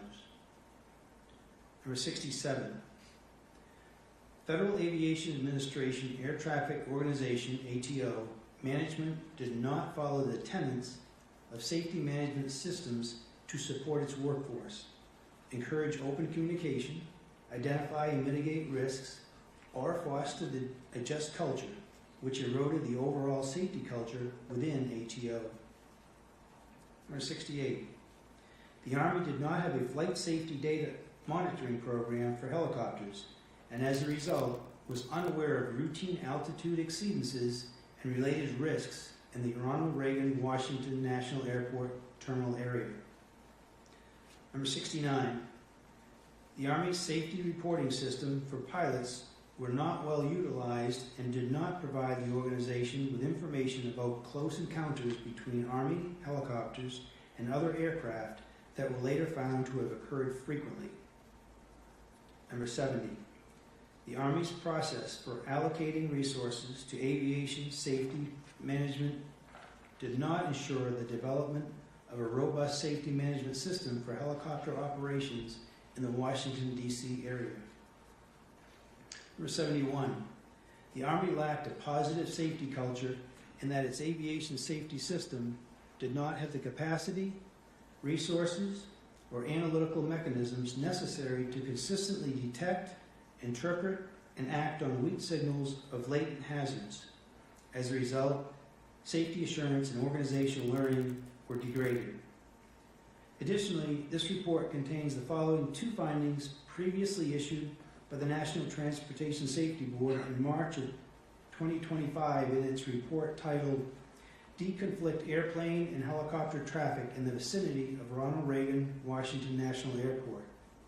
Number 72, separation distances between helicopter traffic operating on Route 4 and aircraft landing on runway 33 as they existed at the time of the accident were insufficient and posed an intolerable risk to aviation safety by increasing the chances of a mid-air collision. And number 73, when Route 4 operations are prohibited as recommended in Safety Recommendation A-25-1, it is critical for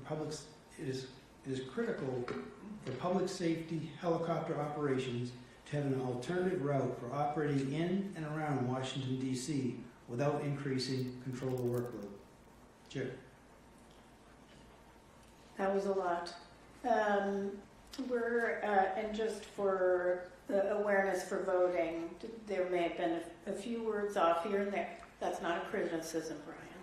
We're just going to go with what's written in here. But could you pull up finding 37 really quick on the screen?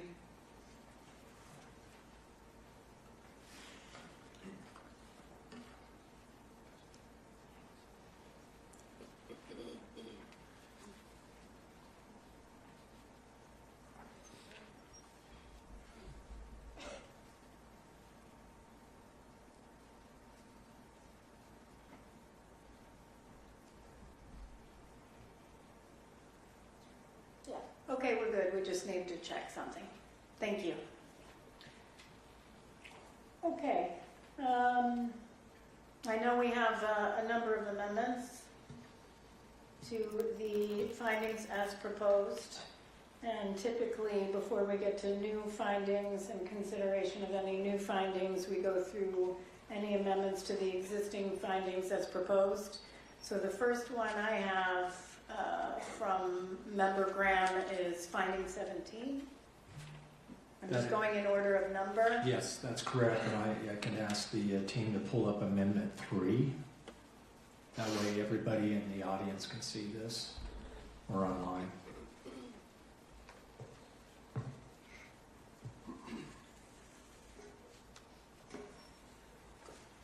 As you see, I have an addition in there for finding 17 at the beginning. So my amendment, I move to add to finding 17 due to the extended time on position at the time of the collision and his expectation bias based on his prior experience at DCA, ATCT, comma, and the rest is the same. Is there a second? Second. Right. Member Graham, you're recognized. Yeah, staff presented a compelling, well-thought-through case as to why the operations supervisor was likely experiencing reduced alertness and diligence and vigilance, due to his extended time on position. I agree with that. However, this investigation at every turn uncovered long-standing issues at DCA or traffic control tower. We've heard countless times now about the make it work mentality that penetrated seemingly every facet of the workforce, and how the workforce in the tower had begun to accept unsafe conditions or near misses as routine and part of the job. Given this culture in the tower and at the time of the accident, I believe the operations supervisor also had expectation bias given his prior experience at DCA as a controller that things would work themselves out. In his post-accident interview, for example, he recalled there was, only one helicopter on the frequency at the time, when in reality there were 5. This statement indicated that the operations supervisor was not aware of the actual helicopter traffic volume or that the local controller was being overwhelmed. Because of this, I believe this finding must incorporate that the supervisor's expectation bias also led to his reduced alertness and loss of situational awareness. Thank you. Member Inman, anything? I don't have any questions. Okay. I actually agree with everything you just said. My concern is the term expectation bias. We did find in this investigation expectation bias on the part of the instructor pilot with respect to aircraft on runway, lined up for runway 1, that the expectation bias was the instructor pilot had an expectation that that's where 5342 was and was staying. The definition of expectation bias is expectation bias occurs when a pilot hears or sees something that he or she expects to hear or see rather than what actually may be occurring. That expectation often is driven by experience or repetition. For example, if a pilot is regularly cleared to cross a particular runway during operations at a familiar aerodrome, he or she may come to expect the clearance. This could cause a potentially dangerous situation if on a particular day the pilot actually is instructed not to cross the runway in question due to another aircraft or landing or taking off, and that's from the FAA. So I'm not sure that expectation bias is the right term, but let me ask where staff is on this. So staff does not concur, and I defer to Dr. Wilson to explain the reason. To be honest, Chairwoman Hamidi, you gave a great definition of expectation bias, and we would also agree that expectation of bias does not apply in this instance. Can I ask you how there was something more than just being tired or fatigued? If there was, like I pointed out, that there was a loss of situational awareness, and they could just make it work was definitely running rampant over there. We definitely did see that. I think staff could support more complacency instead of expectation bias, that he was lulled into thinking that everything would work out as it always has in the past. So would complacency be a better word to replace in there? Staff would support complacency instead of expectation bias. All right, so can you pull it up on the monitor? Because I agree, sorry, I agree with those friendly amendment statements. Yeah, I'll offer a friendly amendment, but I also don't want to cut off Member Inman because it looked like you wanted to add something to the discussion. Yeah, I think my only question would be, we gave staff this yesterday before 5 p.m., and if they're going to raise issues, it would have been nice to, before we walked in to have this discussion, to at least have those issues, because we were courteous enough to try to provide them. So that's my only frustration. Well, I mean, if we're going to go there, and we can go there, staff has been working night and day on this report. And Member Graham, we'll get back to your amendment in a second. But at any time, you could have provided the amendments. What you did is give it to them at 5 p.m. I said we are a safety agency. We are a safety agency, and I prohibit communications between board member and staff from 7 p.m. to 7 a.m. Why? So that they can get sleep. What you did, combined, was slap 35 amendments or so on them at 5 p.m. Guess what? They were working till 10 or 11 p.m. So actually, I would like your commitment that in the future, much like the House and Senate does, that we agree that all amendments will be provided to staff 3 business days before the board meeting. Would you commit to that? I would commit to that. Excuse me, are you okay with me talking? I provided them at 3:30. Here's the problem. I know.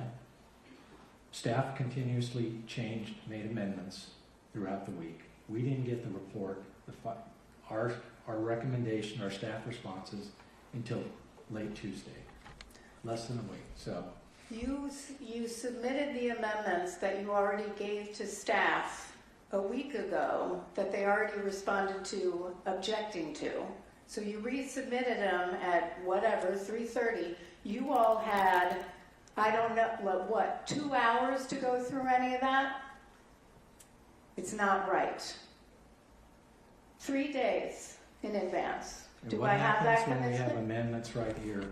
This is part of it too, if we have an amendment. That's fine, and we can talk about it openly, but it's not 30 of them last minute. We'll let Norman Now, I would go back to, I think if we need to revise the board order, we can certainly do that internally.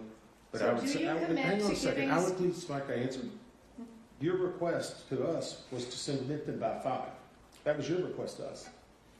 We didn't Yes. set that deadline or that time, and that's the reason why we tried to. And we just saw an amendment from you about an hour ago.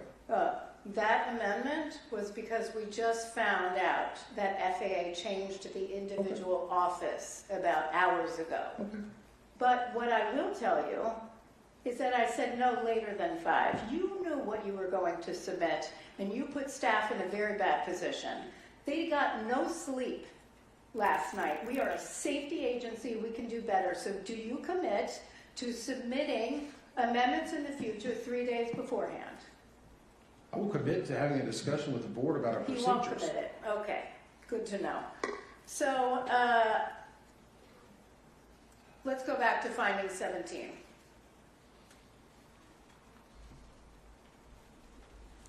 If you would like to withdraw your amendment, Member Graham, and resubmit a new amendment. I would like to do that. Great. My motion is for a new amendment, finding 17 to read, due to extended time on position at the time of the collision and his complacency. Are we okay with based on his prior experience at DCA? Comma. And the rest stays the same? Or just his complacency?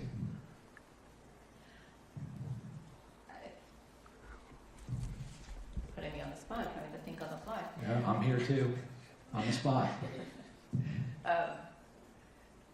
So yes, I mean, he would get complacent based on his experience being there, but I also think that it's, we have more of the poor safety culture, the prioritizing moving traffic over safety. So I think it might be a little bit more than just his prior experience.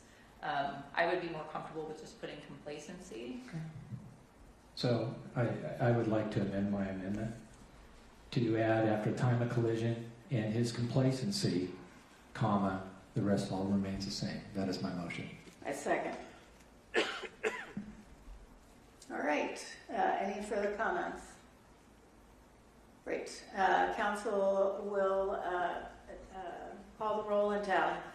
Okay, board. If in favor of amending finding 17, say aye. If opposed, say nay. Member Graham? Aye. Member Inman? Aye. Chair Homendy? Aye. All right, chair majority is in favor. Great. And moving to finding 20. Finding 20, amendment 4, please, if you would pull that up. My motion is I move to amend finding 20 after the positive control instructions, comma, to add the crew of either aircraft, striking they. So the crew of either aircraft could have taken immediate action to avert the impending collision. That's my motion. Second. Staff? Staff concurs. Agreed. Council, tally the vote, Okay, or board. call the roll, tally the vote. Yes, Chair, this is a vote in favor of amending finding 20. Member Graham? Aye. Member Inman? Aye. Chair Homendy? Aye. The majority is in favor, Chair. Great. Amendment 5, if you can pull that up, finding 23. So I moved to amend finding 23 to strike the word salient and add certain. That's my amendment. Staff? Staff does not concur. Staff believes that the word salient is the correct word here because it would have indicated to the crew that something was off nominal or not normal about this airplane's approach path. Yep. I don't totally agree with that because they did receive the 3-3. And we can argue with that all night, but I gave my theory on that earlier. So I'm sticking, I like to stay with my amendment, certain. Could staff read what, from the CVR transcript, what was missed?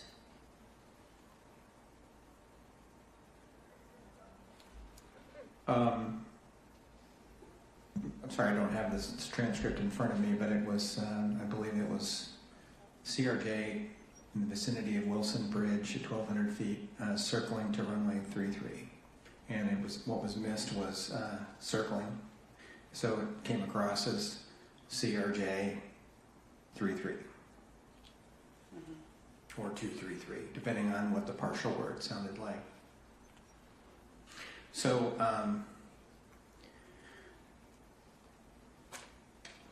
we can't know for certain what would have happened if the word circling had come through. In cases where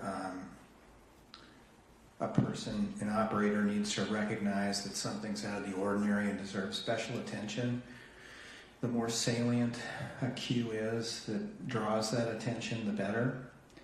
And in conversation with some of the pilots on the team, such as Captain McKinney, who's a retired naval helicopter pilot, it was the consensus that hearing the word that there was an aircraft on approach to one of the runways that was actually circling the airport would have been more likely to draw the crew's attention, and so that's why staff wrote it that way. Okay, I do not support the amendment. Salient meaning standing out, prominent, notable significance. You believe circling could have been notable. We don't know, but you believe that was a salient cue. I appreciate that Member Graham does not. Certain, though, just means some but not all. Can I ask again? Yep. Did you say it was a consensus amongst the whole team? I don't think there were any objections, on the team itself. We could certainly poll the pilots. We could probably argue this all night, and I gave you my theory before. I don't think this is worth the battle, so I'd like to withdraw my amendment here. Okay, thank you. Which means I want to withdraw Amendment 6 also. Okay, thank you so much. Edward, before we go on, I do have a question. Amendment 6 was to 26. We will be moving beyond that to finding 42. But before that comes up, I just was wondering if I could ask a question about finding 31. Could you bring up 31?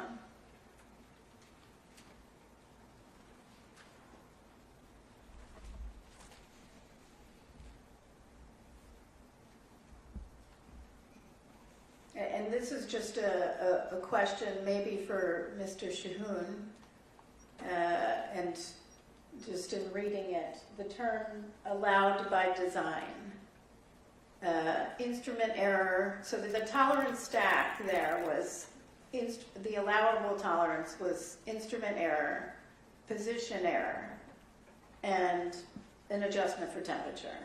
Is that all allowed by design? That's correct. Okay, great. Moving forward.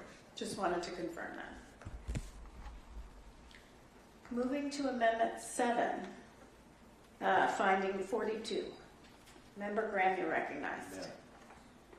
So I moved to amend 42 to read, after Washington, D.C., area by Ronald Reagan Washington Airport, Air Traffic Control Tower, the Army, and other helicopter operators led on from there. So striking the both and the addition after Army. And that's my motion, as you can see on the screen. Second. Thank you. Staff? Staff concurs. Excellent. That was easy. I also concur. So, council? Okay, board then, Member Graham? Aye. Member Inman? Aye. Chair Huntley? Aye. Majority approves, Chair. Amendment 8, finding 56. Recognize Member Graham. Yes, my motion is to amend finding 56, as you can see on the screen with the red lettering, to add the word likely after have and before received. Second. Thank you. Staff? Staff does not concur. And I would point out that as we have it written here, it says ACAS that use ADSB information to show directional traffic symbols. So staff doesn't believe that that would likely enhance information about the risk, but it would enhance risk. Enhance information. Enhance, exactly. Member Graham? Is this consensus of the staff? Yes, it is. Okay. I'm willing to withdraw my amendment at this point. It's not worthy. Thank you. Amendment 9, finding 59. My motion is I move to amend finding 59 to, and in this case, I am going to stick with removing the word would in both locations to could. And that's my amendment. Is there a second? Second. Would the gentleman consider a friendly amendment? I know we talked earlier, but at this point, this technology is not out there. It's in simulation. I know they're working on performance standards, but it's not there. And I know there's a difference in the world from simulation and development to actual. I worked for an aircraft manufacturer, actually 2 of them, for a lot of my career. And things don't always work out the way you want them to, or you think they theoretically will. So I'm going to stick with could on both. Thank you. Staff? So we're about halfway there. Staff believes that the first one, the would, because we did show that in simulation that should remain. However, we agree with you on the second one to make it a could. I understand that, but I'm still sticking with could on the front one for my explanation. Can I ask staff to talk about the simulation and what you saw in the simulation? Absolutely. We'll defer to Mr. Wagner.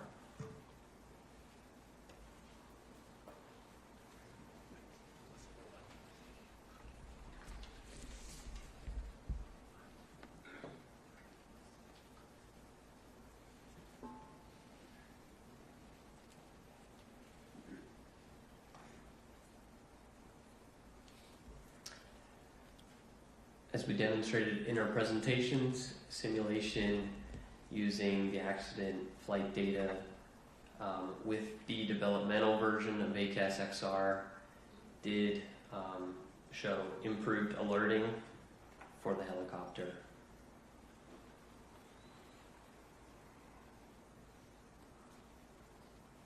I understand that, and like I said, this is still simulation. We're still somewhat in a theoretical world, and this has been a long time coming, and it's not there yet, so I still think it's a big could, not a would.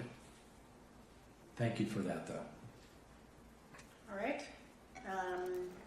I disagree. I believe we have recommended numerous technologies over the years that were still in development, and we were very clear as recently as March 2024 to approve technology for under 20 miles per hour on positive train control, which is not designed right now for under 20 20 miles per hour, and we concluded that it would have prevented an accident, but understood. So we'll, council, you'll call the roll and tally the vote.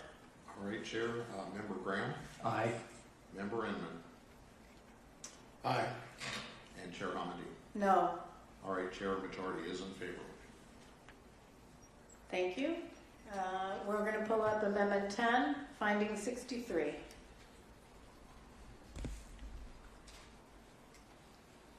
So my motion is to amend finding 63 to read, the FAA ATO was made aware of and had multiple opportunities, and the rest will remain the same. So the add was made aware of, comma, and. There a second? Second. Staff? Staff concurs. Well, I mean, do you want to talk about it? Pretty obvious. Yeah. I also support the amendment. Tom? All right, Member Graham? Aye. Member Inman? Aye. Chair Hamady? Aye. Majority is in favor, Chair. Amendment 11, finding 71.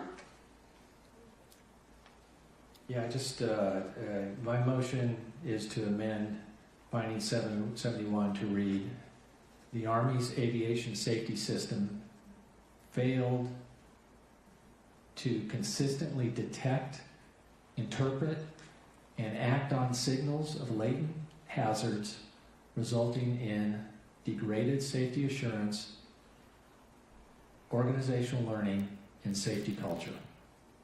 That's my motion. Second? Discussion. Second. We change it again. Second. Oh, I already seconded. We're good. It's time for discussion.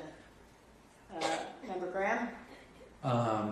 It's just cleaning it up a little bit. It's pretty much, I thought it was very wordy to begin with. Okay. I would refer to staff if you want to go further. I can talk more about it. We have no technical objection. I also support the amendment, so we can just go to vote, I think. All right, Member Graham? Aye. Member Inman? Aye. Chair Hamady? Aye. All right, majority in favor. Excellent. Moving on to amendments of new findings. I have two. Yes. I'm sorry for Member everybody here. Graham is Yeah. talking just as much as Mr. Curtis. Yeah. Go ahead. It's not over yet. Amendment 1, please, if you pull that up on the screen. So this is a new amendment that I move to add. It reads, in the 2 minutes before the accident, when traffic volume was increasing, the assistant local controller should have prioritized surveillance of aircraft in the air in order to assist the local controller, rather than diverting her attention to the lower priority task of documenting helicopter information, which could have been completed when traffic volume and complexity had subsided. That's my motion. Second. Time for discussion. Member Graham. Yeah, as I referenced in my opening statement, there were individual shortcomings that contributed to this accident that need to be pointed out. As stated in the report and earlier in our discussion, the primary duty of the assistant local controller is to maintain surveillance of the local traffic pattern and landing area and alert the local controller of any unusual situations or traffic conflict. These duties and responsibilities are clearly stated in the DCA Air Traffic Control Standard Operating Procedures. The fact is the ALC was completing other tasks in the lead up to and at the time of the accident that should have been a far lower priority. None of the current findings as drafted acknowledge this situation, and I believe this report would be incomplete without a reference to the assistant local controller. We already have multiple findings related to the local controller and the operations supervisor, and this proposed finding as drafted was included in staff's initial report, just not as a finding. I also want to note that finding 16 is currently drafted does acknowledge that had the HC and LC positions been staffed separately, it would have allowed PAT 25 to receive a more timely and effective traffic advisory, because both the local and the assistant local controllers could have had increased ability to recognize the pending collision. However, while I believe that is true, That finding does not in any way reflect that the assistant local controller was not appropriately prioritizing her duties on the night of the accident. Member Inman? Anything? Okay. So I support the amendment as we lay out in our draft report. The assistant local controller, their duties are, number one, to alert the local controller of any unusual situation or traffic conflicts. Number two, maintain surveillance of the local traffic pattern and landing area. And number three, assist the local controller with monitoring of aircraft on final. So I support the amendment. Staff? So staff does not concur. Staff would prefer to retain the system-focused finding proposed in finding 16 rather than adding this finding which focuses on an individual's actions.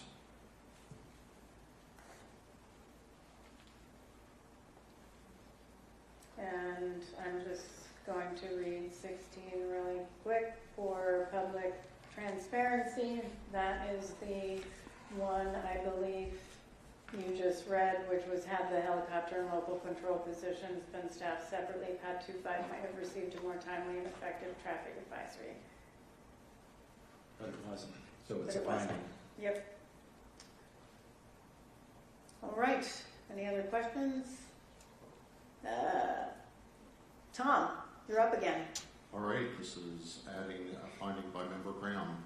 Member Graham. Aye. Member Inman. Aye. Chair Hockenby. Aye. All in favor. Member Graham, up again. Amendment 2 is my last one for right now. I appreciate everybody's patience that are here.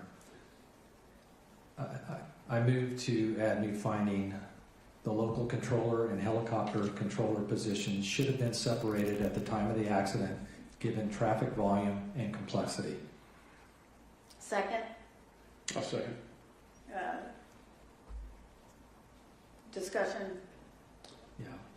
If, as I previously mentioned, I agree with finding 16 as currently drafted, which states that had the helicopter and local control positions been staffed separately, Pat 25 might have received a more timely and effective traffic advisory. In my view, that finding is missing a company finding making it clear that the two positions should have been separated given the traffic volume and complexity at DCA in the lead up to the accident. Based on the standard operating procedures and available guidance from the operations supervisor to decide whether or not to combine or decombine the position. It is abundantly clear to me that the complex mix and volume of traffic that night warranted separating the positions. Additionally, we have heard earlier during our discussion, the tower had enough staff available to staff the positions separately. Given these realities and staff support of this statement in our earlier discussion, I believe the board is in a place with this evidence presented to make the determination that the positions should have been decombined. I support the amendment. Staff? So staff doesn't necessarily disagree with that, but we do think that it's found in finding 15, 16, and 22, and I do have those if it would be helpful for me to read them.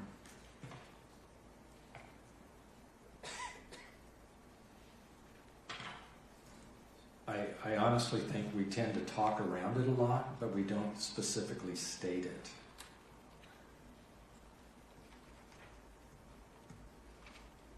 And I think it's worth a positive statement as a finding. That's my position. Okay. I agree. I think 15 really focuses on controller workload as a result of the combining of the helicopter control and local control positions. 16 talks about, if it had been staffed separately, Pat 25 might have received a more timely alert. And I know you mentioned another one, but I do think we have to be very clear that they just should have been separated. I tend to agree. The evidence is very evident. Even the controller said he felt overwhelmed at one point, and then it got better, but then 90 seconds before, it was higher than when he thought he was being overwhelmed. Yeah. there's no doubt there's evidence that points to it. All right, Tom. All right, board, on adding a new finding, Member Graham. Aye. Member Inman. Aye. Chair Hammond. Aye. All right, all in favor. All right, Member Graham, you are done with that. All right, moving to Member Inman. Thank you. Your proposed finding, it's just a new finding, not amending finding one. Correct. Okay. Can you pull up, do we have that? Yeah, okay. So my proposal is to actually new finding. The Metropolitan Washington Airport Authority Crash Fire Rescue, along with all other responding units from various jurisdictions within proximity to the airport, demonstrated exceptional readiness and coordination, arriving on the water within approximately 4 minutes of the accident. This response time reflects a model operational capability and contributed positively to incident management efforts. Second. Member Inman, you're recognized. I point back to, it's so often that we have to talk about the faults of people and things that are being done. And I think back, this is actually the 44th anniversary, it was a few weeks ago, an Air Florida crash that occurred on January 13th in 1982, when 70 people perished. And unfortunately, we're back here again 44 years later. But during that investigation, we found that the Metropolitan Washington Airport Authority and other responders did not have a cohesive system. They did not coordinate. In fact, our firefighters were not even notified until 3 minutes after the crash occurred. And so whenever there is a positive contribution, we should at least acknowledge that at least the airport authority and other responders had worked hard in the event that this happened. Well, unfortunately, there were no survivors. The likelihood of a recovery was much greater based on their immediate action. They rushed into the ice to try to save people.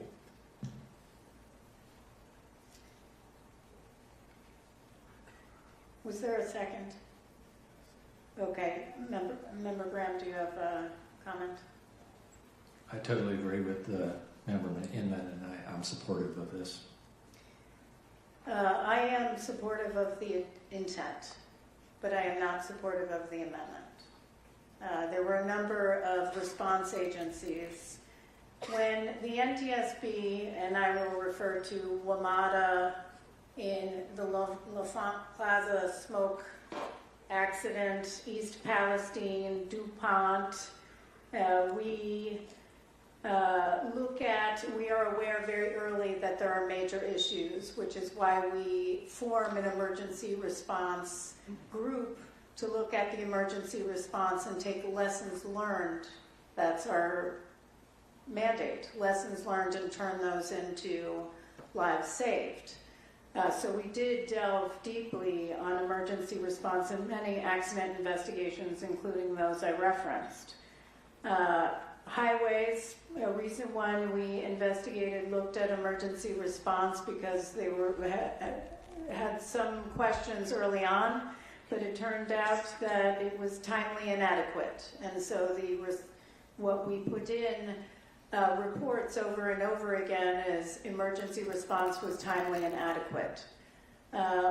I will say for this one, not only did we have Metropolitan Washington Airports Authority, which did a wonderful job, but it was the DC fire chief who was the incident commander because they have jurisdiction over the river to the Virginia shoreline, and certainly they brought in, and the DC fire chief brought in the National Capital Region Incident Magnet Team to manage and coordinate unified command. And while there was a 4 minutes from the crash phone that rang from the tower to a boat on the water, which is admirable, I have concerns about issuing a finding when we did not. We have zero evidence of looking at that in our docket. We are an evidence-based organization. When I look at survival factors, which would have looked at the emergency response, and I looked at the survival factors report, it goes into a great deal of information, including cabin interior wreckage, loose portable wreckage transported by divers, small boat recovery, fuselage and wreckage obtained during crane and barge recovery, We looked at seats, restraints, other survival equipment. We looked at emergency equipment and placards on board the aircraft. We looked at helicopter configuration and seating. We looked at the helmets to see is there any lessons that we could have learned there. We did not, however, we did document an overview of the report, and we gave an emergency response summary and noted applicable regulations to how to conduct emergency response, but we did not evaluate the emergency response. And so the only analysis that was actually conducted by that group was really focused on survivability and whether it was survivable, which it was not. There is no analysis. And so when we adopt a finding, we need to have evidence to support that finding. There wasn't an analysis. There wasn't a fact-finding portion of the investigation with respect particular to incident command, unified command, or emergency response. In this case, it's not drafted in a way that meets the high standards of our organization, crash/fire/rescue, and then we go into demonstrated exceptional readiness and coordination. We don't know that.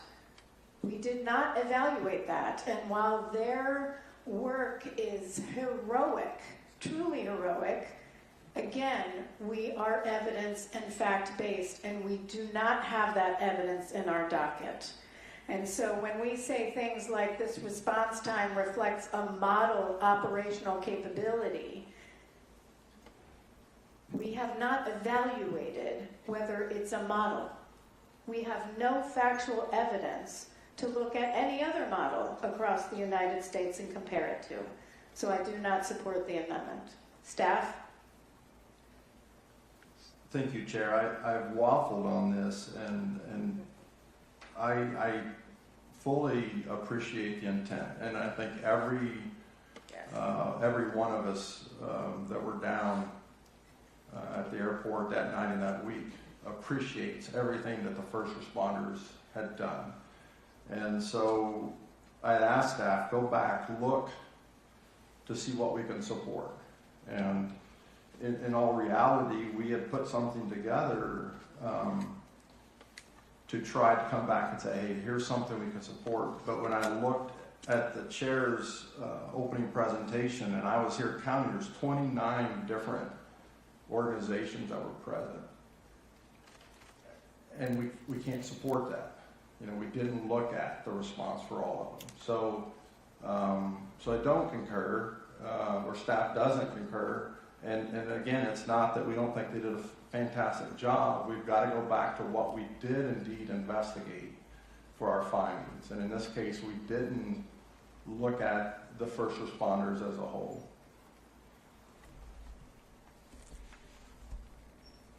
It was I think it was handed to me. Did staff have an alternative version? Yeah, and that's what I was saying. I've got one that I've worked on, but I'm not even going to propose it now because it talks about one organization. There were 29 different organizations.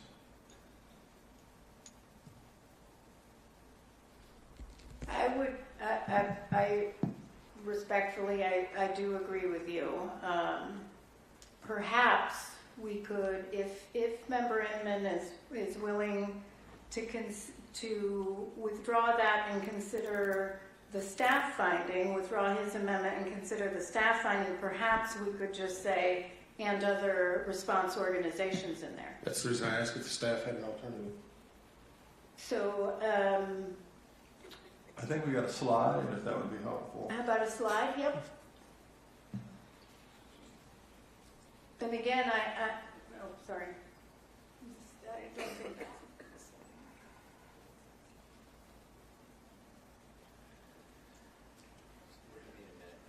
that's okay. While he's doing it, would you like me to read it? Actually, I'll tell you what, I'll make it easy for you, because somebody printed this earlier, that's the reason I was asking. I'm just going to try to read this, so hopefully we can catch up with it. The Metropolitan Washington Airports Authority, Airport Rescue and Firefighting, and Airport Operations staff responded immediately in accordance with applicable emergency plans and regulatory requirements, rapidly establishing incident command, deploying land and water-based resources, and coordinating mutual aid under complex nighttime and on-water conditions. Does that sound? That's what I have, yes. I have no problem amending to that. Obviously, the intent was to try to make sure we at least say the appreciation for the other first responders, and I hope it at least can be noted in some way. And I apologize, this was a miss on my behalf during our staff meetings. We didn't have enough time to get to that, to where I was trying to get it into the investigative report, but obviously the docket needs to support it as well. I'll offer that as an amendment to my own amendment, or a new amendment. Second.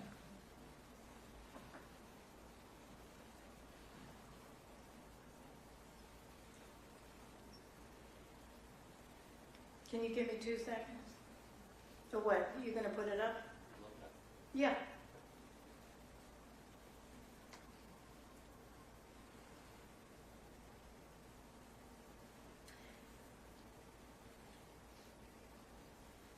I think the only part I have a concern with is the words rapidly establishing incident command, because it was the DC Fire and Rescue who did that. So would you consider striking that and leaving the rest?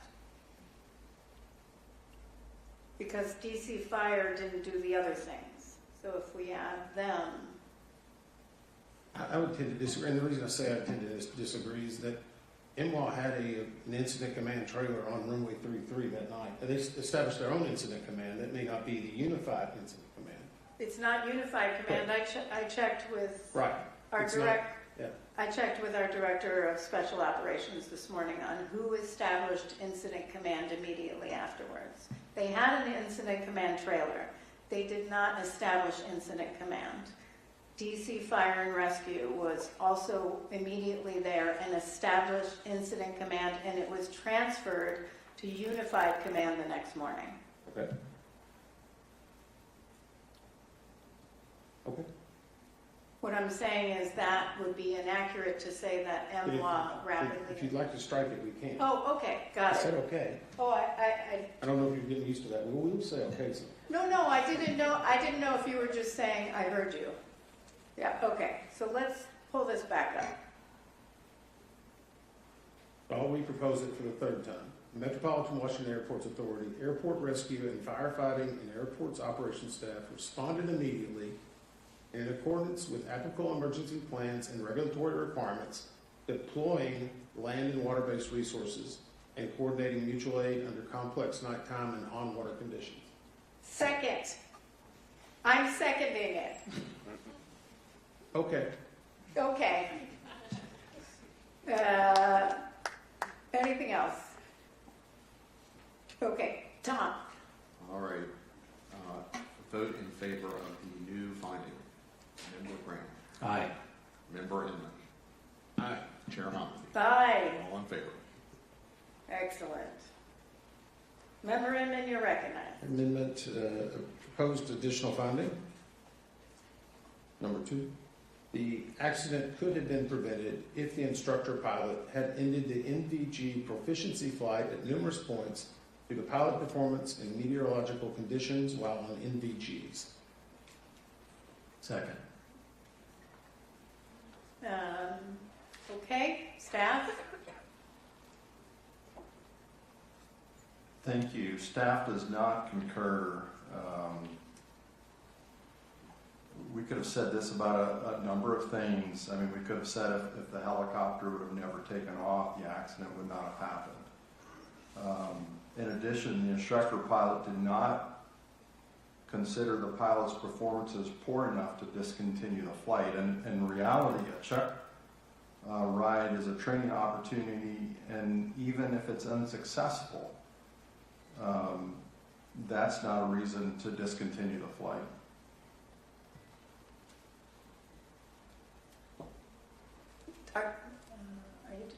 You were getting a lifesaver. I thought you were trying to reach for your microphone. Okay, so I agree with staff's assessment. do not support the finding. The finding says the accident could have been prevented if the instructor pilot had ended the NVG proficiency flight at numerous points due to pilot performance. That's making a judgment and assumption on pilot performance that is nowhere discussed in the report. Mr. McKinney, I would ask, do you believe, is there any way to know whether the pilot would have passed the standardization test? We do not know what the instructor pilot would have determined at the end of the flight because they hadn't completed the flight yet. Did you determine that there was any deficiency with the pilot performance? We found no deficiencies with the pilot performance for the information that we had.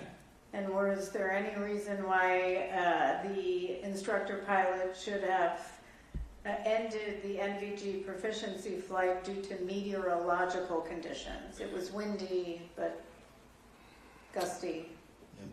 The winds, I don't think, affected the NVG portion of the flight. I have been thinking about this a little bit more, and I would say that the helicopter, the crew was transiting Route 1 and 4, which was basically the repositioning down to Davidson Airfield to do more of the proficiency check. So this was just a transit portion of the flight, which any helicopter crew would have been doing at any time along a published route. And even if they had decided to return early, they probably would have transited that route anyway. So it still would have put the helicopter in jeopardy of the intersection of Route 4 and the approach path to runway 33. Did we anywhere in the report, Mr. McKinney or Mr. Banning, talk about pilot performance at numerous points of the flight?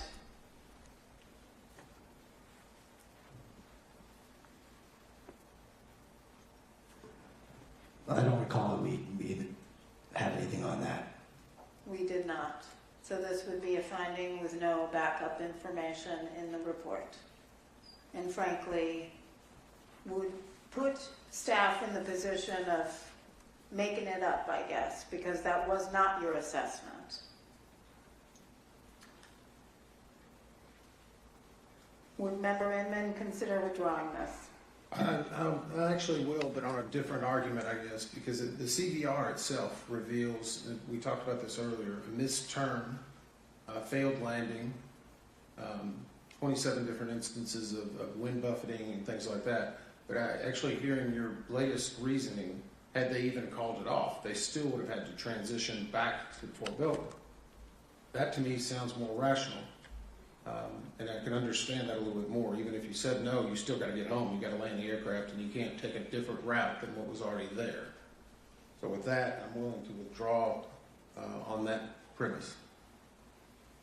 Okay. Are there any other amendments to the findings? All right. Moving on to the probable cause. Mr. What? Oh, wait, we actually have to approve the findings as amended. I will move for that. I will second. Any further discussion? All right, this is on findings as amended. Mr. McMurray. That's it, Chair. Member Graham? Aye. Member Inman? Aye. Chair Honesty? Aye. All in favor? Mr. Curtis. Mr. Curtis. Chair, staff proposes the following. I am reminded that staff would like a brief break. So sorry. So we will do 15 minutes, 5:40, okay, or you want 5:45? 5:45, 20 minutes.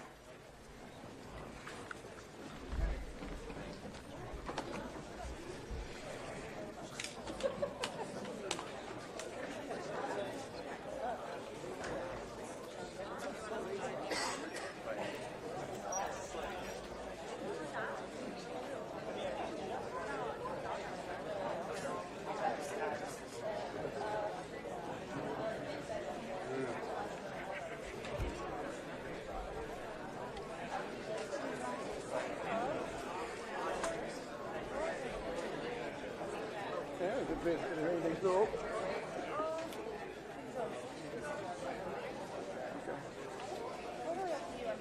None of mine. I mean, this one's like,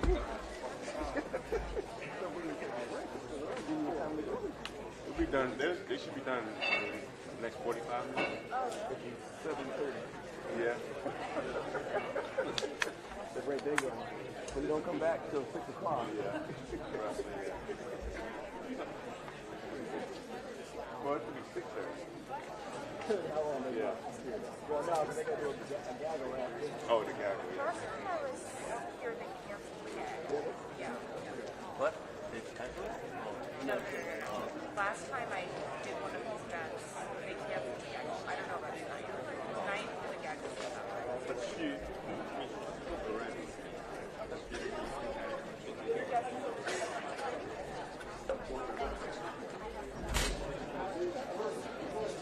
I mean, I want to get the things open.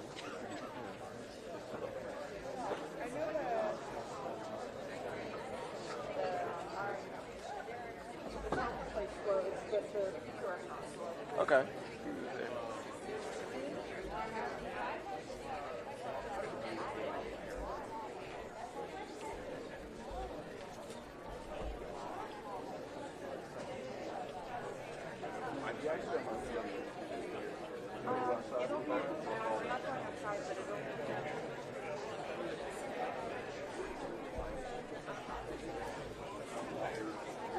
It's all out of glass.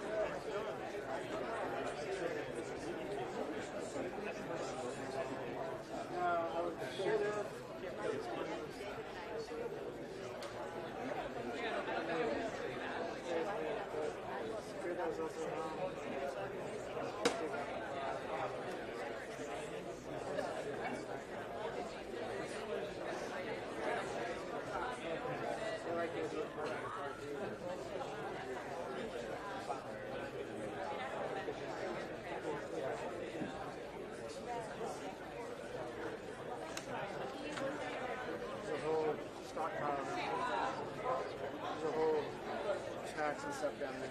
Snacks? Snacks. Did you say the magic word? Yeah, Snacks? they're unhealthy, so I don't know how you're gonna like it. Half of America doesn't have the wish. You're not.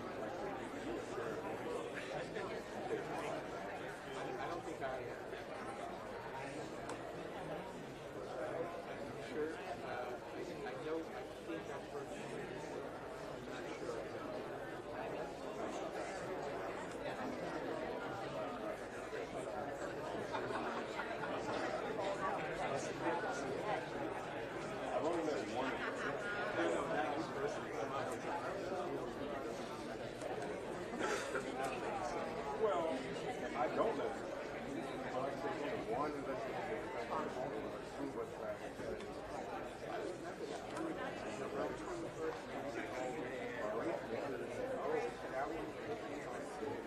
that was the only one I was after that.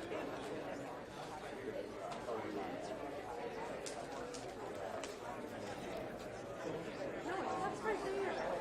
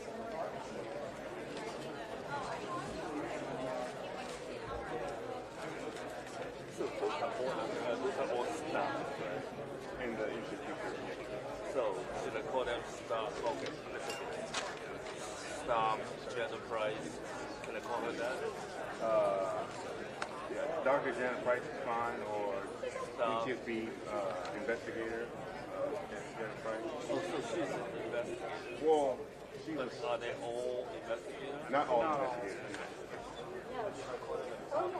Yeah. They're all staff, not all.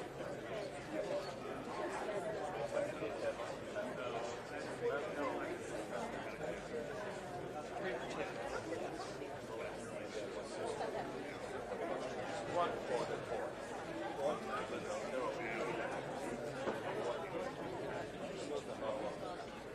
Correct.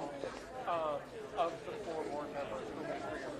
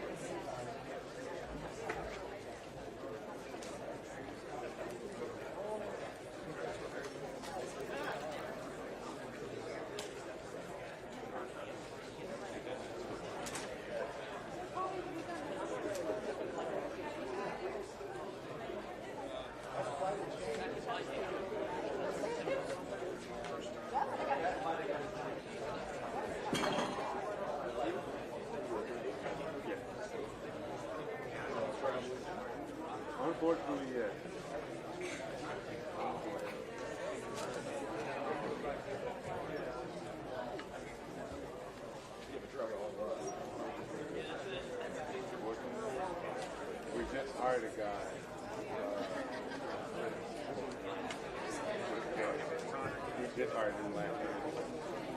This month make marks 1 year. I got to my house.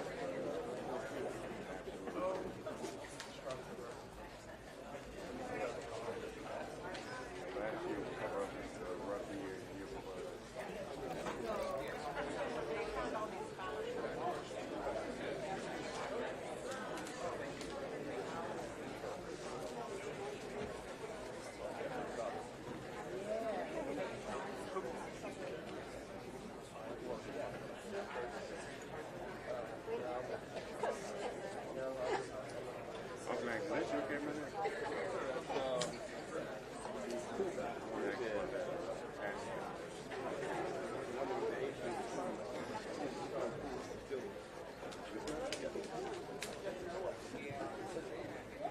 This your cannon here? Yep. How does the cash cam out? Yeah, but not the What's that? Oh, the hot shoes? Yeah. You know the vegan has a smart hot too. Cash has that chapter as well. But that the person is working. So I have to use it. Okay. Interesting.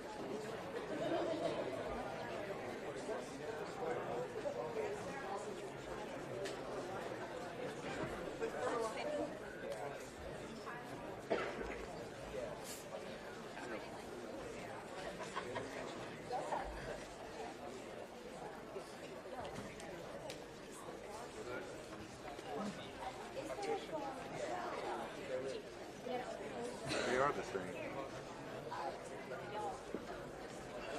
Are you saying like the hot shoes? Is it specific to that cannon? Cash cam has an adapter. Yeah, we have this right here. We have the same one. Yeah, Doesn't work. so I have to go back to the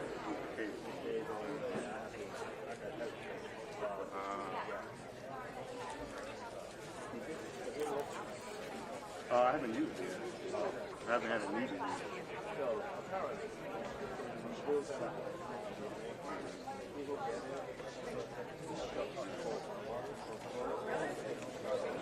Really? Yeah. Okay. But that has happened. Two of them. Okay. None of them want to get You just got it? No, I've had it for about a year now. We don't really do, when we do B-roll, we don't usually do audio. And this is a production where we use these cameras, so I don't really need to use it. But I have it as a just in case. I mean, if it works, that would be awesome. Because I don't have to pay attention to the power. Yeah. Yeah.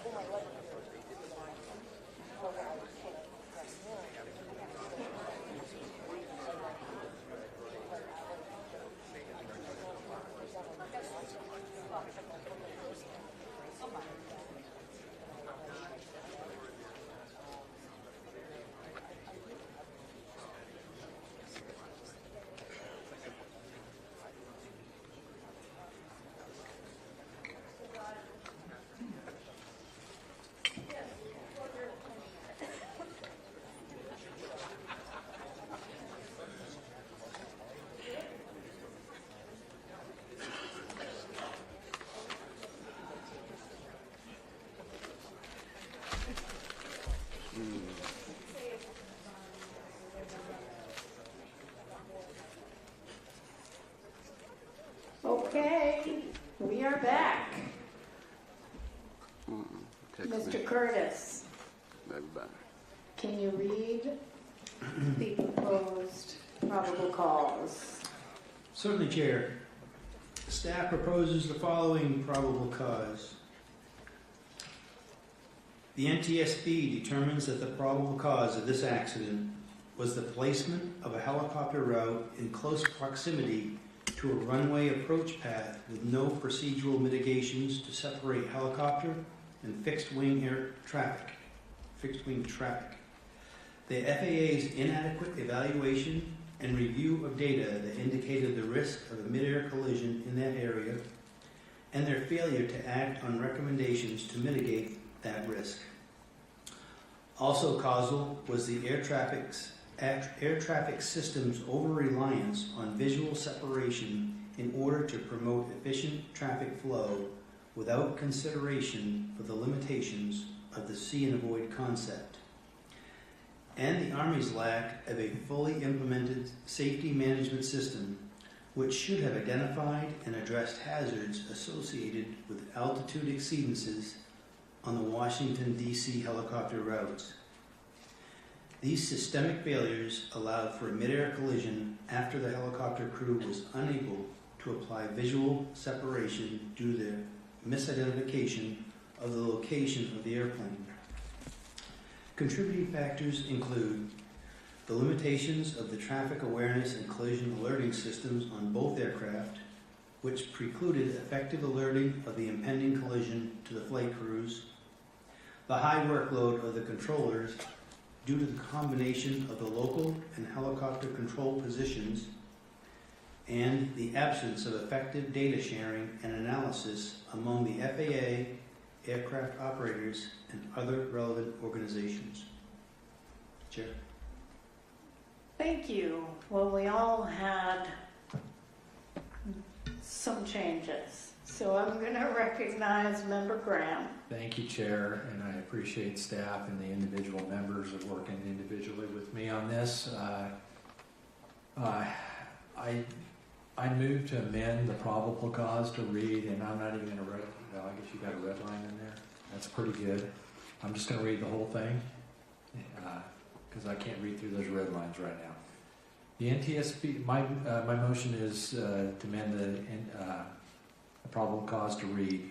The NTSB determines that the probable cause of this accident was the FAA's placement of a helicopter route in close proximity to a runway approach path, their failure to regularly review and evaluate helicopter routes and available data, and their failure to act on recommendations to mitigate the risk of a mid-air collision near Ronald Reagan Washington National Airport, as well as the air traffic system's over-reliance on visual separation in order to promote efficient traffic flow without consideration for the limitations of the see and avoid concept. Also causal was the lack of effective pilot-applied visual separation by the helicopter crew, which resulted in a mid-air collision. Additional causal factors were the tower team's loss of situational awareness and degraded performance due to a high workload of the combined helicopter and local control positions and the absence of a risk assessment process to identify and mitigate real-time operational risk factors, which resulted in misprioritization of duties, inadequate traffic advisories, and the lack of safety alerts to both flight crews. Also causal was the Army's failure to ensure pilots were aware of the effects of air tolerances on barometric altimeters in their helicopters, which resulted in the crew flying above the maximum published helicopter route altitude. Contributing factors include the limitations of the traffic awareness and collision alerting systems on both aircraft, which precluded effective alerting of the impending collision to the flight crews, an unsustainable airport arrival rate, increasing traffic volume with a changing fleet mix, and airline scheduling practices at DCA, which regularly strained the DCA ATCT workforce and degraded safety over time. the Army's lack of a fully implemented safety management system, which should have identified and addressed hazards associated with altitude exceedances on the Washington, D.C. helicopter routes. The FAA's fed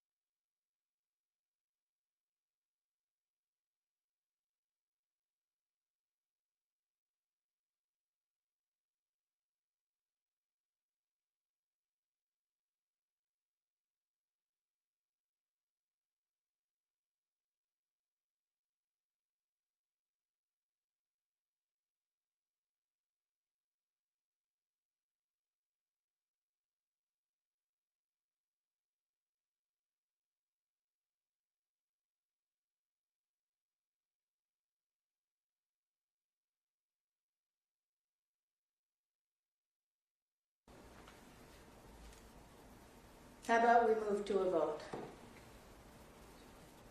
If we need to hand out copies, we could just photocopy, right? Okay. You ready, Chair? You ready? Yep. All right, go for it. Okay, this is a vote in favor of the amendment to the probable cause read by Member Graham. Member Graham. Aye. Member Inman. Aye. Chair Hamady. Aye. All right, Chair, majority's in favor. Great. And I don't believe we have to do anything else on the probable cause because it was an entire replacement. Excellent. We may now move to the recommendations. Mr. Curtis, you can read the recommendations. As a result of this investigation, staff proposes the following 48 new safety recommendations, 32 to the Federal Aviation Administration. Number 1, develop and implement time on position limitations for supervisory air traffic control personnel, including guidance for district and facility level management to adapt these limitations to account for their own staffing and local standard operating procedures. Number 2, develop instructor-led, scenario-based training on threat and error management that trains controllers to continuously monitor their environment to more quickly and accurately identify threats, promote team communication to ensure that communications are clear, timely, and assertive, emphasize effective scanning habits, recognize patterns in the development of adverse events, and enhance decision-making under stress by developing habits that balance procedural compliance with problem-solving to mitigate the risks of threats and errors, and provide this training to all air traffic controllers annually. Number 3, develop and implement a risk assessment tool for supervisors that incorporates the principles of threat and error management to assist in risk identification, mitigation, and operational decision-making. Number 4, initiate rulemaking in 14 Code of Federal Regulations, Part 93, Subpart K, high-density traffic airports, that prescribes air carrier operation limitations at DCA in 30-minute periods, similar to those imposed at LaGuardia Airport, to ensure that the airport does not exceed capacity and to mitigate inconsistent air carrier scheduling practices. Number 5, fully implement operational use of the time-based flow management system at Potomac Consolidated Terminal Radar Approach Controller and its associated air traffic control towers.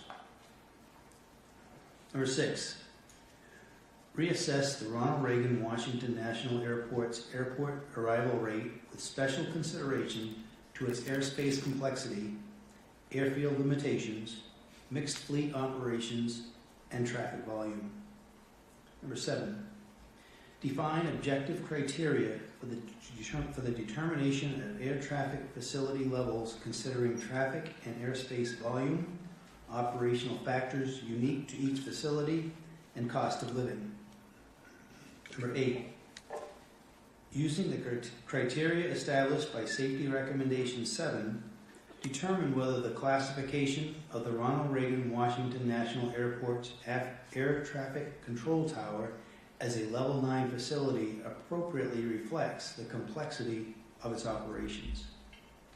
Number 9, conduct a comprehensive evaluation in conjunction with local operators to determine the overall safety benefits and risks to requiring all aircraft to use the same frequency when the helicopter and local positions are combined in the Ronald Reagan Washington National Airport Air Traffic Control Tower.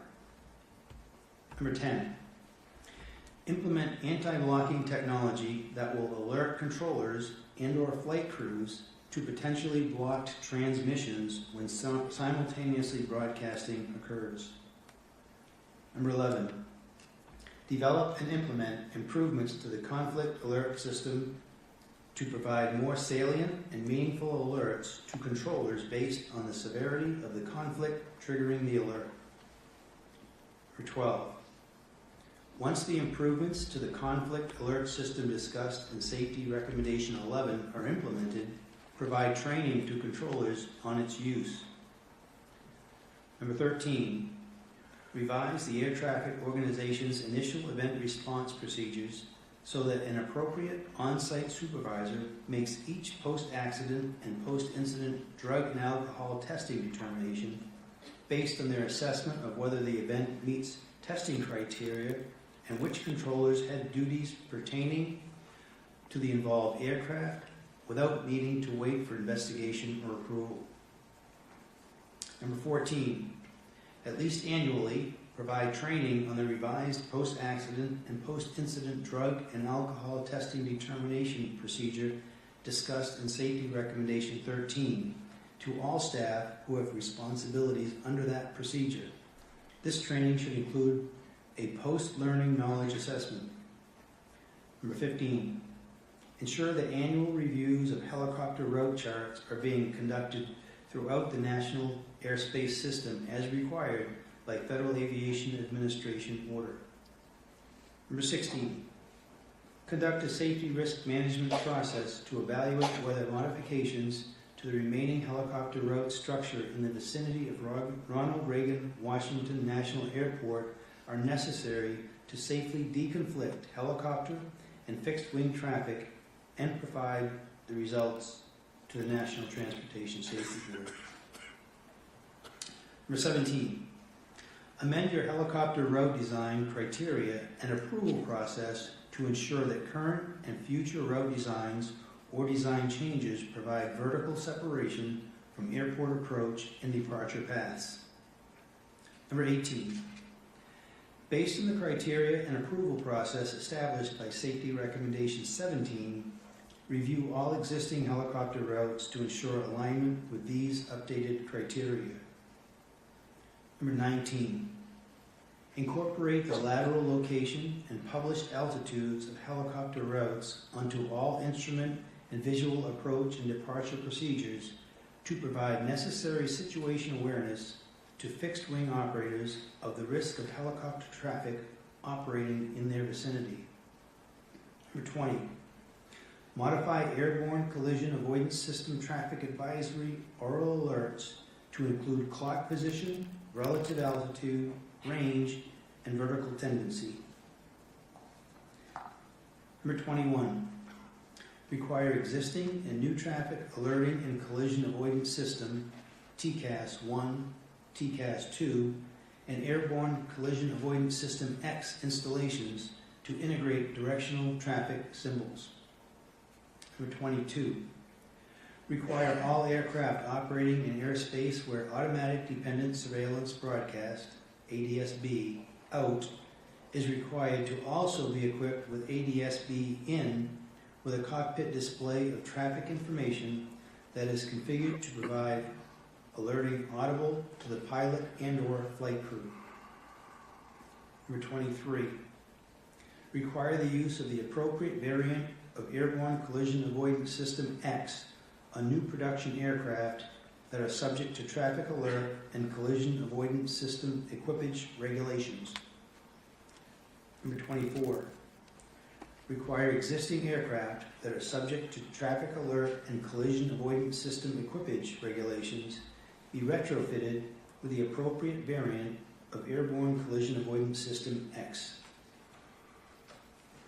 Number 25. Evaluate the feasibility of decreasing the traffic advisory and resolution advisory inhibit altitudes in Airborne Collision Avoidance System XA to enable improved alerting throughout more of the flight envelope. Number 26. If the evaluation resulting from Safety Recommendation 25 finds that the inhibit altitudes can be safely decreased, require retrofitting of the applicable Airborne Collision Avoidance System X variant incorporating the reduced traffic advisory and resolution advisory inhibit altitudes on all aircraft that are subject to traffic alert and collision avoidance system and equipage regulations. Number 27.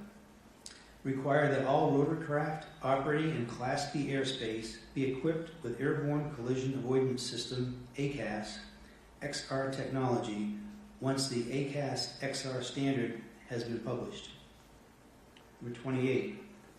Create an objective definition of close proximity encounter and a public database of those encounters and their locations that can be used to monitor their prevalence and identify areas of potential traffic conflict for safety assurance and safety risk management.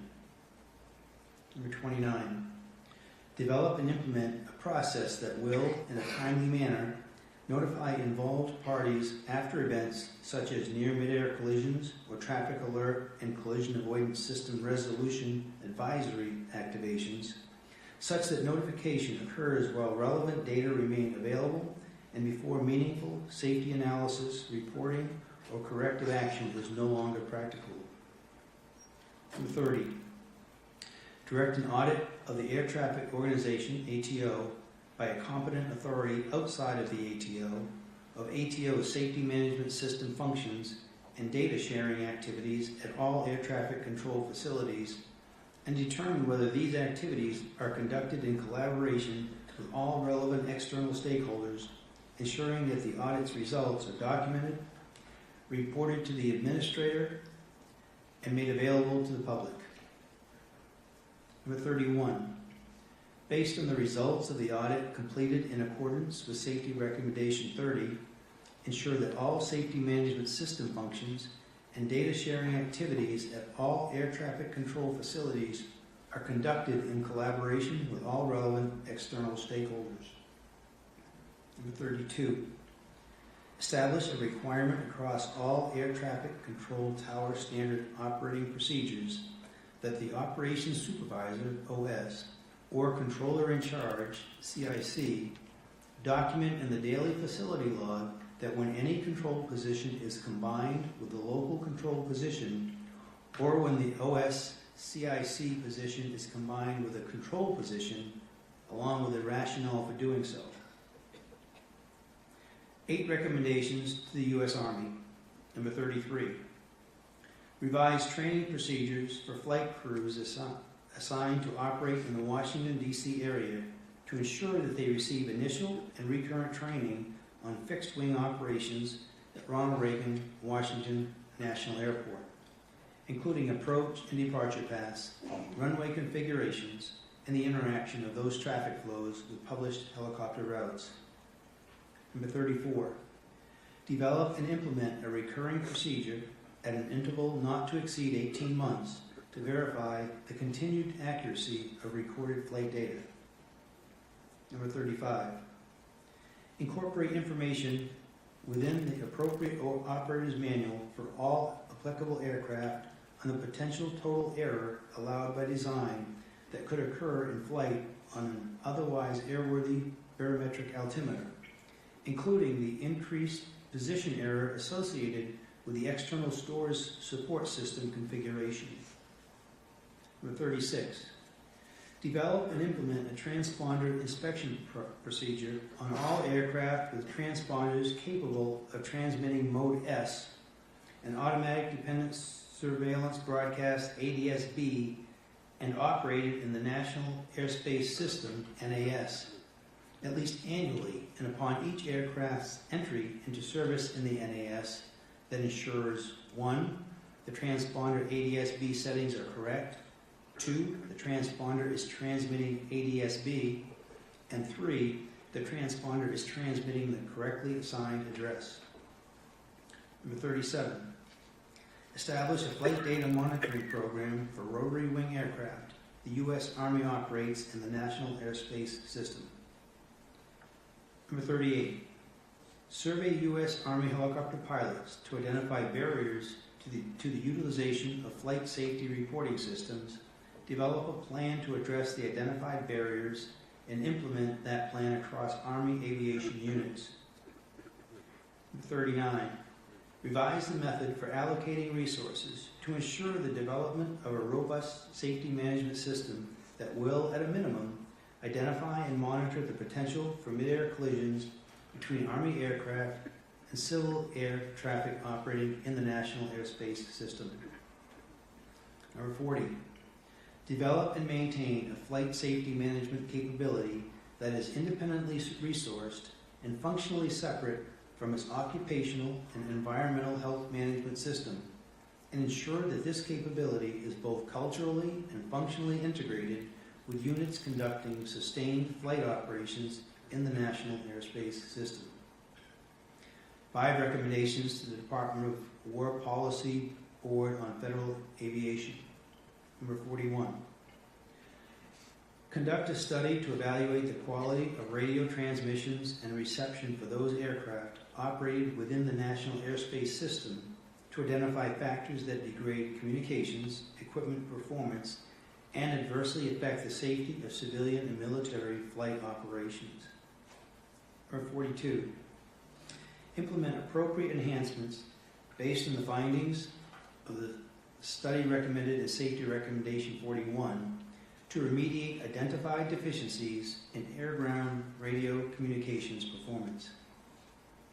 Number 43, require the Department of War to verify on all aircraft with transponders capable of transmitting Mode S, an automatic dependent surveillance broadcast ADS-B, and operated in the National Airspace System, NAS, at least annually and upon each aircraft's entry into service in the NAS that 1, the transponder ADS-B settings are correct, 2, the transponder is transmitting ADS-B, and 3, the transponder is transmitting the correctly assigned address. Number 44, require armed services to amend their operational procedures to allow flight crews to enable automatic dependent surveillance broadcast out while in flight. Number 45, require all military aircraft operating in the National Airspace System, NAS, to be equipped with automatic dependent surveillance broadcast, ADSB, with a cockpit display of traffic information that is configured to provide alerting audible to the pilot and or flight crew, and that such requirement apply whenever in the NAS the Federal Aviation Administration requires any aircraft to operate with ADSB out. 2 recommendations to the Department of Transportation. Number 46, require the Federal Aviation Administration to demonstrate at least annually that each air traffic control facility it operates has the routine capability to accomplish required post-accident and post-incident drug and alcohol testing within the U.S. Department of Transportation's specified timeframes of 2 hours for alcohol and 4 hours for drugs, and implement a process to ensure that any facility without such capability will demonstrate timely remediation. Number 47, work with the Federal Aviation Administration, FAA, administrator to convene an independent panel to conduct a comprehensive review of the safety culture within the FAA's Air Traffic Organization, ATO, and use the findings to enhance the ATO's existing safety management system and integrate it into all levels of the organization. And 1 recommendation to the RTCA, Program Management Committee. Number 48, finalize and publish the minimum operational performance standards for Airborne Collision Avoidance System XR for rotorcraft.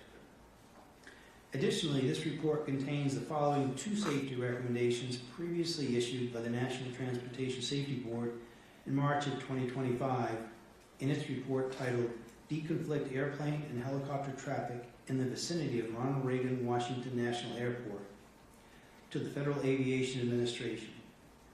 Urgent Recommendation A-25-1. Prohibit operations on Helicopter Route 4 between Haynes Point and the Wilson Bridge when runways 15 and 33 are being used for departures and arrivals, respectively, at Ronald Reagan Washington National Airport, DCA. And Urgent Recommendation A-25-2. Designate an alternative helicopter route that can be used to facilitate travel between Haynes Point and the Wilson Bridge when that segment of Route 4 is closed. Chair? Thank you, Mr. Curtis. Okay, we have some amendments, and we'll do the same thing in order of number of the amendment as is in the draft report. I have 1 amendment. I think mine comes up first for recommendation 30. So, my recommendation 30. Yeah, I'm first. Yeah. All right. So right now, recommendation 30 states that the FAA should direct an audit of ATO by a competent authority outside the ATO of the ATO's safety management system. This would be an amendment.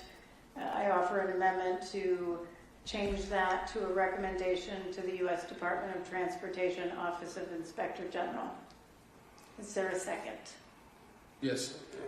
Thank you. First staff position. Well, I'm just a little curious as to why.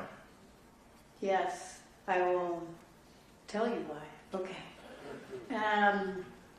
All right, so the reason I was okay with it being an independent audit directed to the FAA to allow an entity outside of the ATO but within the FAA to look at the ATO and their safety management system until we all learned a few hours ago that Mr. Fuller left the ATO and is now the head of the SMS office at FAA. think that creates a conflict. And so, Staff concurs. I don't even have to finish. Okay, there you go. Perfect. Any other comment? Vote. Vote. All right, board, this is in favor of amendment to recommendation 30. Member Graham. Aye. Member Inman. Yes. Chairman Hamdi. Aye. All in favor, Chair. Great. Next is, I'm finding it. I'm going to turn to Member Graham. Thank you, Chair. I have 3 new recommendations to the FAA, so I'll go one at a time. If you could call up Amendment 14, please.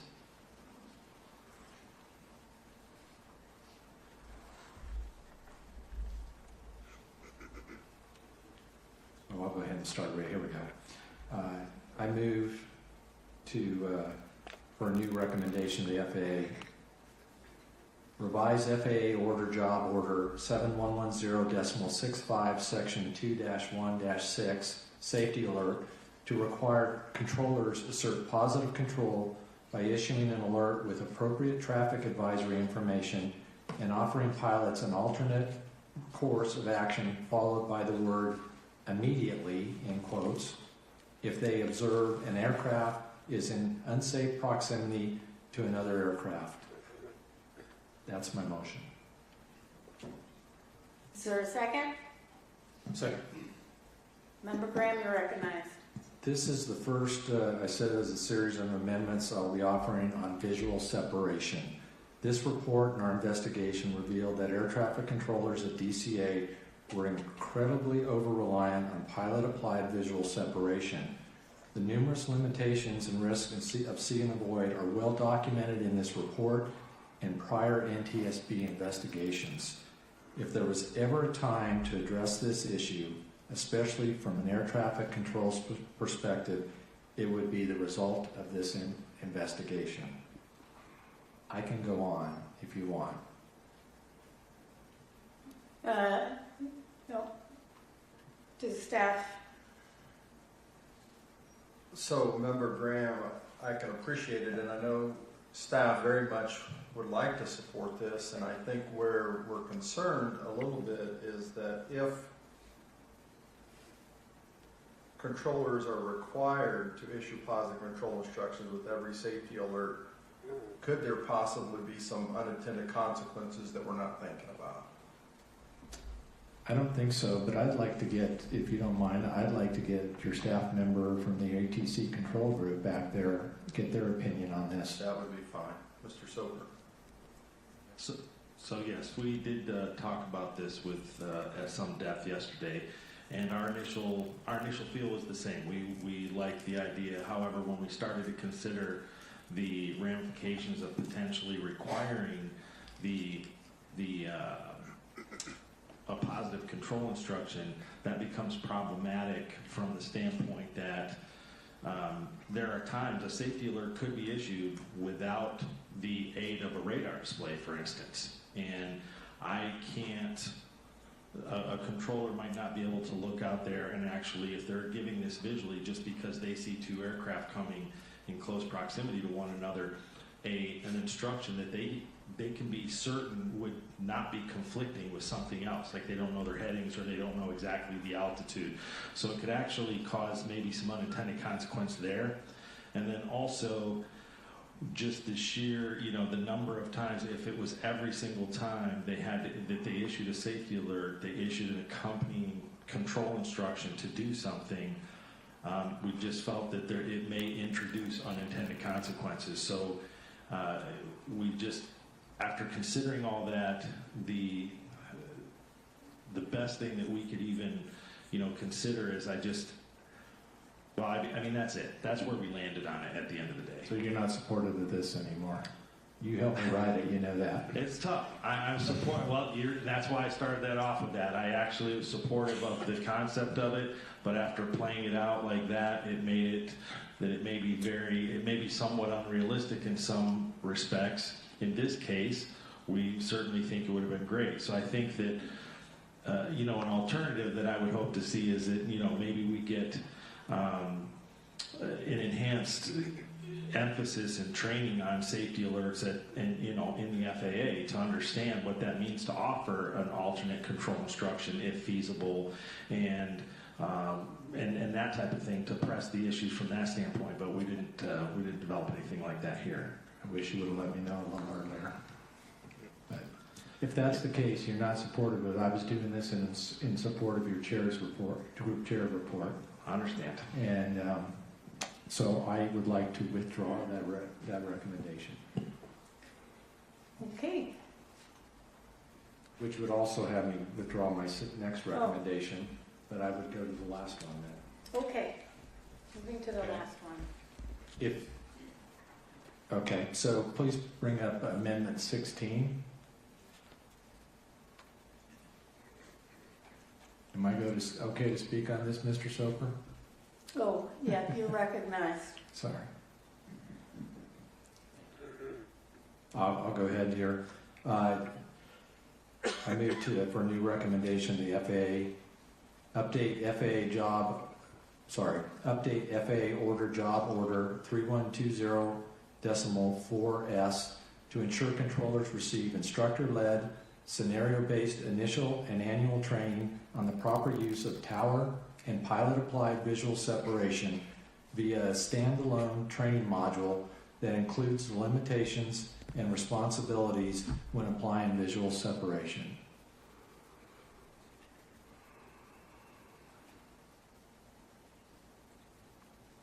Second. Yep. Sorry, I was just reading real quick. All right.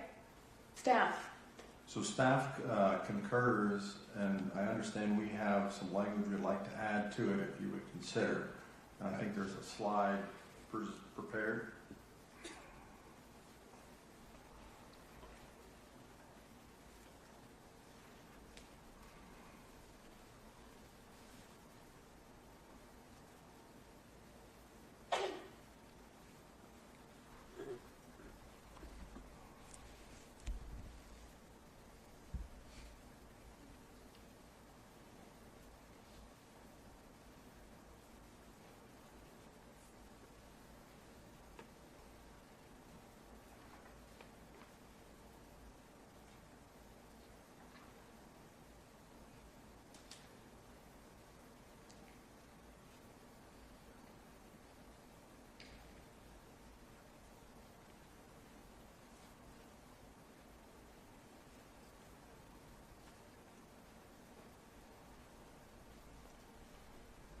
And I apologize, this wasn't floated earlier. This is a dynamic meeting. Things are happening as we go along. When the chair's finished, I would love to know what ATC staff thinks of this.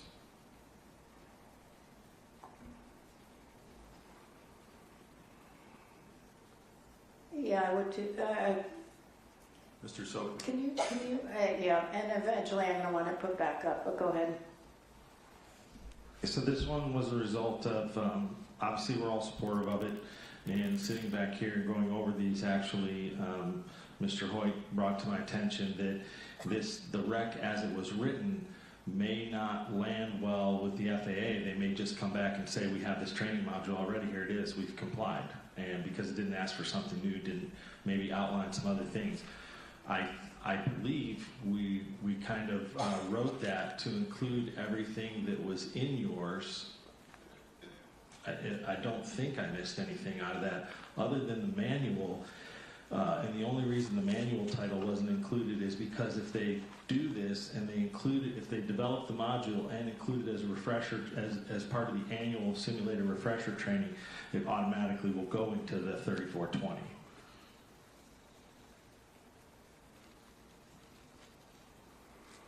So you're concerned as currently drafted that they would just come back and say, we already do this? That was the concern. And our point was we want them to not give the same training over again. We need them to actually teach controllers what the limitations are when applying visual separation, what their responsibilities remain when they're providing visual separation, and things to consider when they are going to apply visual separation, like weather, night, day, how far are the aircraft apart, how many other aircraft are you working, do you have an assistant or are you standalone, are you combined position, all of those things. We want them to teach that and have that guidance in print that they can refer to, so hopefully better decisions can be made. Well, this is Member Graham's amendment. I am willing to remove my recommendation and replace it with, and move to replace it with this recommendation. May I ask for Member Graham and staff to consider one change? Can you put the amendment back up? Well, actually, if you're moving, I still need a second first. So I'll second. There you go. Thanks, Tom. I appreciate that. Thank you. So you have developed this program, this new instructor-led scenario-based training, and then you say require this training for all new controllers and include on a recurrent basis. I certainly would want existing controllers to also receive this training initially. So if we could just strike new, I'd be okay with it. So all controllers. Air traffic control would agree with that. Oh, even though it says and include on a recurrent basis thereafter an annual. Okay, I guess I assume that meant all controllers, but if we need to spell it out more, I'm okay with that, because this is for you. I was doing these for you guys because I heard you guys from the very beginning that they got issues over there and we need to get it right and we need to do some training. I agree, and I think that rec captured all of yours. I really do, and I understand what the chairwoman is saying also, which is we need to give it to all controllers now because they haven't been getting the right thing, and now continue that throughout. We would agree with that. I would second that amendment to the amendment. Excellent. So we know you want to read it one more time. Everything that's on the screen minus new. All set. Are we clear? Yes, you want to put it up there and I'll read it, please? Thank you. Everything but... Okay. So my amendment, and I move to, for a new recommendation to read, develop a new and comprehensive instructor-led, scenario-based training on the proper use of visual separation, both tower and pilot applied. This training should include information on the inherent limitations of see and avoid, responsibilities when applying visual separation, and guidance for controllers on factors such as current traffic volume, workload, weather, or environmental factors, experience, and staffing that should be considered when applying visual separation. Require this training for all controllers and include on a recurrent basis thereafter an annual simulator refresher training. I'll second. Excellent. Tom, you're up. You're good? Staff concurs. All right, board, this is a vote in favor of adding a new recommendation to the FAA as read by Member Graham. Member Graham. Aye. Member Inman. Aye. Chair Nomedy. Aye. All in favor. I would want to add one thing to that. I think it's important to put up, or at least point out for the DCA tower, that requires the simulators to work. And that group and organization have been waiting for months and months and months just to have that. So I hope it doesn't go without cause with that recommendation. Just fix the damn machines. Sorry. Okay, excellent. Totally agree. Member Inman, you're recognized. Actually, I'm going to skip past a few of mine. I think they've been overtaken by a few other amendments, and I'm going to go directly, if you will, to Amendment 7. It's the proposed new recommendation to the FAA. Evaluate other air traffic control towers to confirm if miles and trail are being adhered to per TRACON and tower agreements. Second.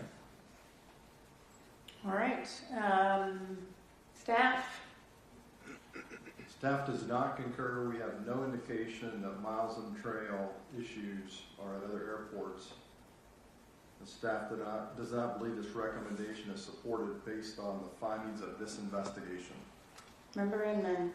I would agree that we didn't evaluate the rest of the U.S., but we found a systemic issue that these controllers were constantly asking for miles and trail They needed that to do their job safely. And so we saw an issue that was not being adhered to, at least with their agreement in DCA. We don't know where else exists in the country. And I agree that we didn't evaluate that. That's the reason why we recommend that the FAA does. What I don't want to see is, again, 5 years from now, the data's there, we already knew it, and we just didn't want to suggest that the FAA go back and review it. I know in the helicopter aspect, they went ahead and took the recommendations. They've been surveying other helicopter routes, and that was acceptable to us. But in this case, we do know miles in trail and the spacing was some form of proximate cause to this accident. Is it happening elsewhere in the country? I would add, though, that the helicopter routes, we found out the FAA had done it across the NAT, so those were focused on DCA only. There's 5 of those? But what the routes? No, 5 locations in the country that have helicopter routes. I think it's 8. Today? But regardless, that's something different. Yeah. I was just using that as an example. I think it would be an easy thing for the FAA to do, and I think and I don't know this for certain, but I would suspect that if there's other towers that are suffering the same way and not able to get their safety recommendations, they would appreciate having another voice in response to this recommendation. May I? Thank you. And may I ask some questions? The agreement between DC Tower, is there a formal agreement between DC Tower and Potomac Tracon on miles and track? What? No, there is not. Are there other such tower agreements throughout the national airspace? There are others that most that we see have an agreement with the miles and trail. But not all. Imprint. Correct, not all. So, in Member Inman, I think this is probably workable.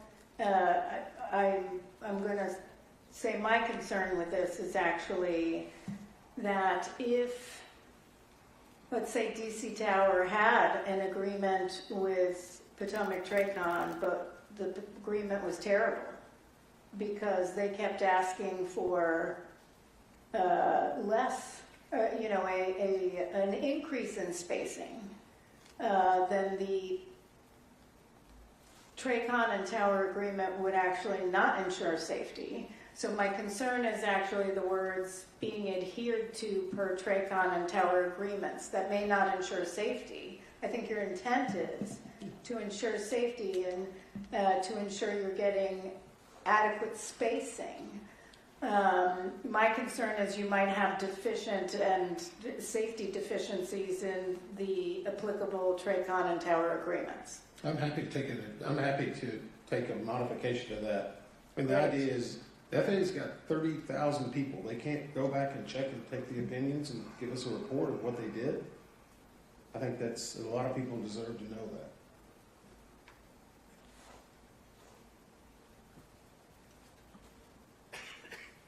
Well, I might add too, it's saying what I'm hearing here is it might be good to review that also on an annual basis to make sure it is working for you.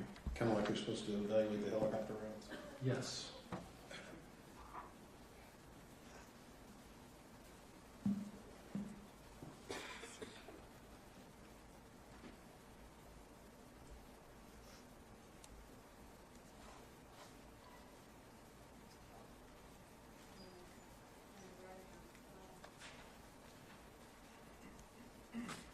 We're going to take 5 minutes.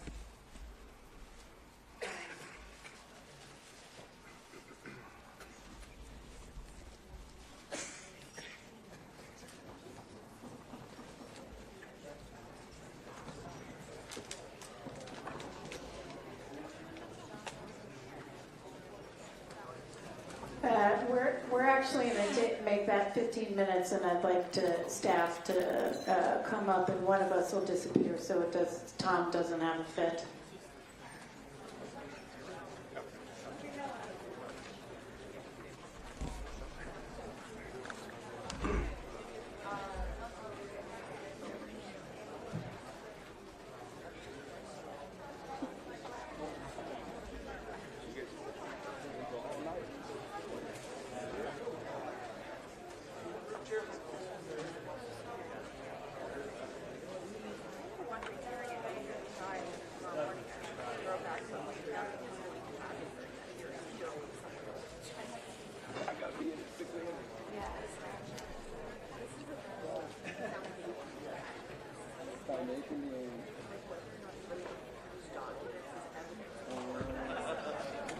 way.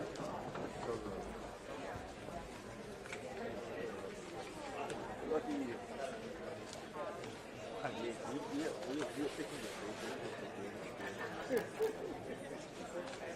Well, yours will get used before mine anyway. Always good seeing you. Well, I just take some over. Not totally.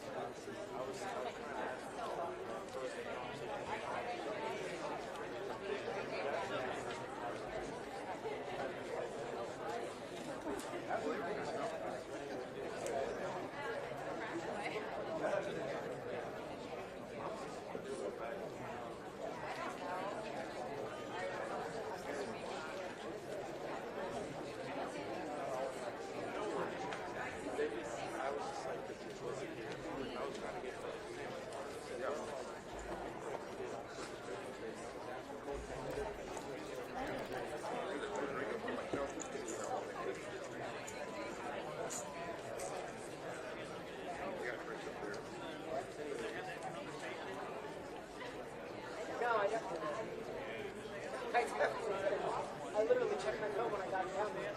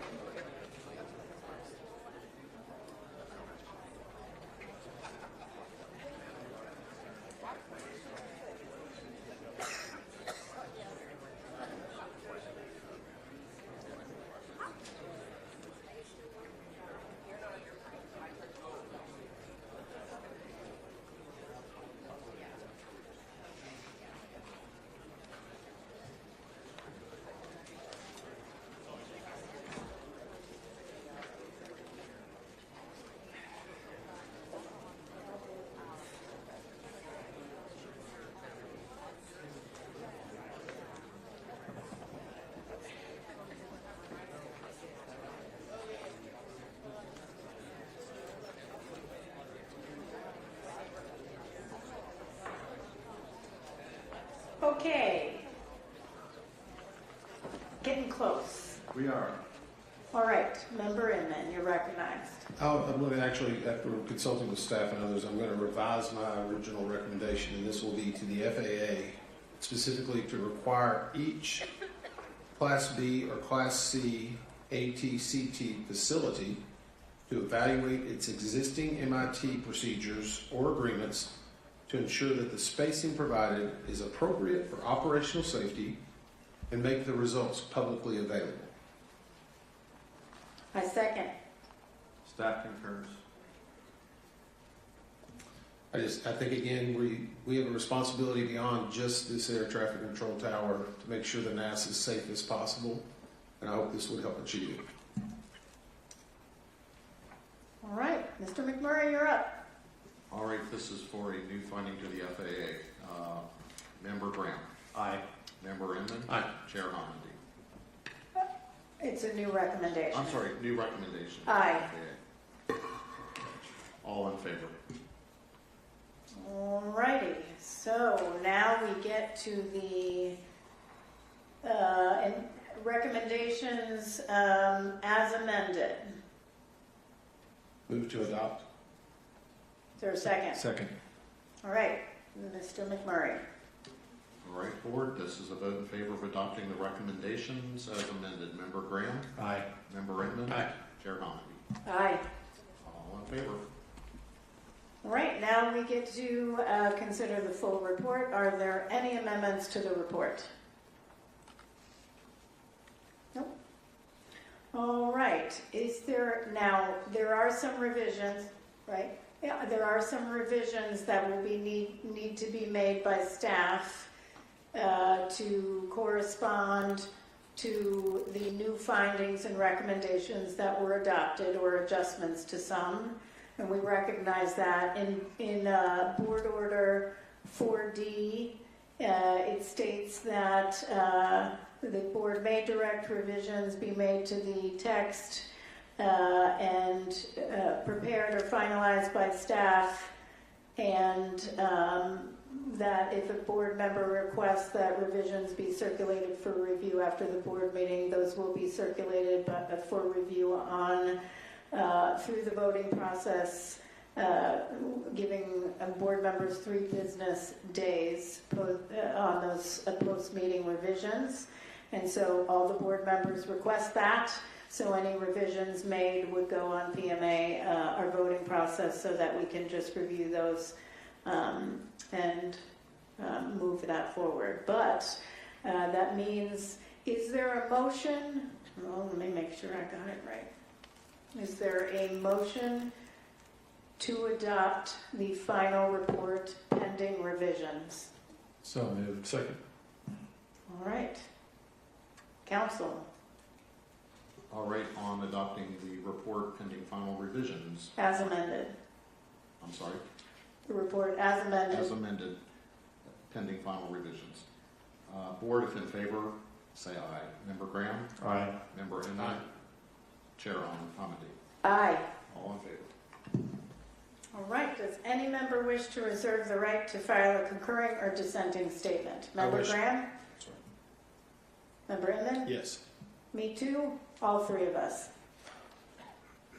All right. I'd like to thank Member Graham and Member Inman for their preparation in advance of today's meeting, and for our work together during the meeting. As I stated at the start of this meeting, this was one of the most complex investigations in NTSB's history. And as we know all too well, it was also one of the most significant commercial aviation accidents in years. We all would like to once again extend our deepest sympathies to all the families, those who are with us today, those who are watching online and weren't able to join us. We are so truly, truly sorry for your loss. We wish this is not how we met. I imagine today was very difficult. This was only the beginning. The first step in the process is getting this report out, getting the safety recommendations out, and then we will work together, if you are willing and able, to get our recommendations implemented to see that no other family goes through this again.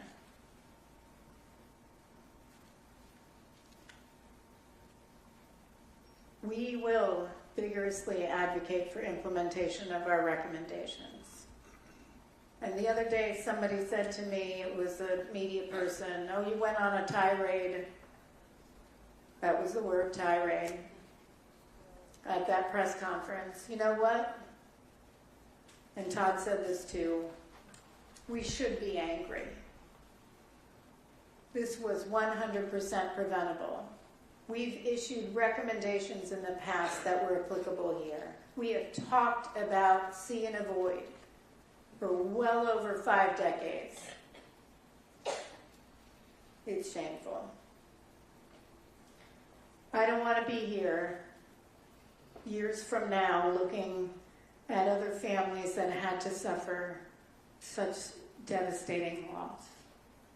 We are so sorry. Action, frankly, should occur before people die. The fact is, over the last 2 decades alone, I said we've investigated 163 aviation accidents and 47 incidents resulting from a mid-air collision. That's over the last 2 decades. Mid-air collision, near mid-air collision, or loss of separation. As a result of those 211 aviation accidents and incidents, 281 people died. 112 people were injured. In 94 of those accidents, we raised concerns about see and avoid. Almost 50%. The tombstone mentality of how the U.S. government addresses safety improvements in all modes of transportation by waiting for people to die to take action, by comparing cost versus and then putting a price tag on people's lives of a whopping $11.6 million per person. Your loved ones are priceless for all of us here. You can't put a price tag on life. At the NTSB, all life is precious. Why do we wait? Why wait for people to die to take action? Why not take measures to prevent tragedy? So you will remain in our hearts, my heart. I will continue, we will all continue to pray for you every day. In closing, all of us up here would like to extend our deep appreciation to all of Team NTSB, including our colleagues throughout the Office of Aviation Safety, our investigator in charge, Bryce Banning, the Office of Research and Engineering, the Office of General Counsel, the Office of Safety Recommendations and Communications, and the Office of the Managing Director for their work over the course of this investigation and then in the development of an excellent report. I also want to express our appreciation to the Office of the Chief Financial Officer, the Office of the Chief Information Officer, and the Investigative Support Services Division for their vital support of this meeting. I also want to thank, well, first of all, John O'Callahan's family is here. Are they still here? I don't know, they might not be. He did an excellent job on the visibility study on performance. That was excellent, but I want to recognize 2 people. Man, they did a lot of work. Allison Diaz and John Curran. John, I know your parents are watching. Sure are. You did, the 2 of you, excellent, excellent job. Thank you. Thank you all. Before we adjourn, I would like to raise a point of personal privilege to thank my special assistant, Lauren Dudley. This is her last board meeting with us at the NTSB. I've known Lauren for a really long time. I worked with her on Capitol Hill. I know, and just so you all know, she's not going far. She's sure to be back in our orbit in her next role as Democratic Staff Director for the Subcommittee on Aviation under the House Transportation and Infrastructure Committee, where earlier in her career she worked on a variety of aviation issues, including safety and oversight of both the FAA and the NTSB.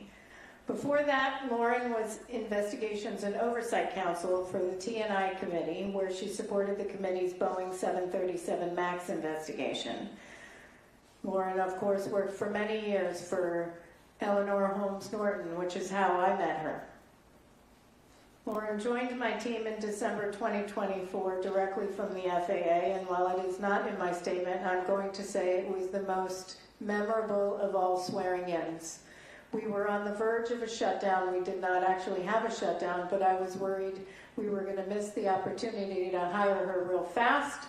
So she was on vacation at Disney, and over Zoom, I swore her in outside. What roller coaster was that?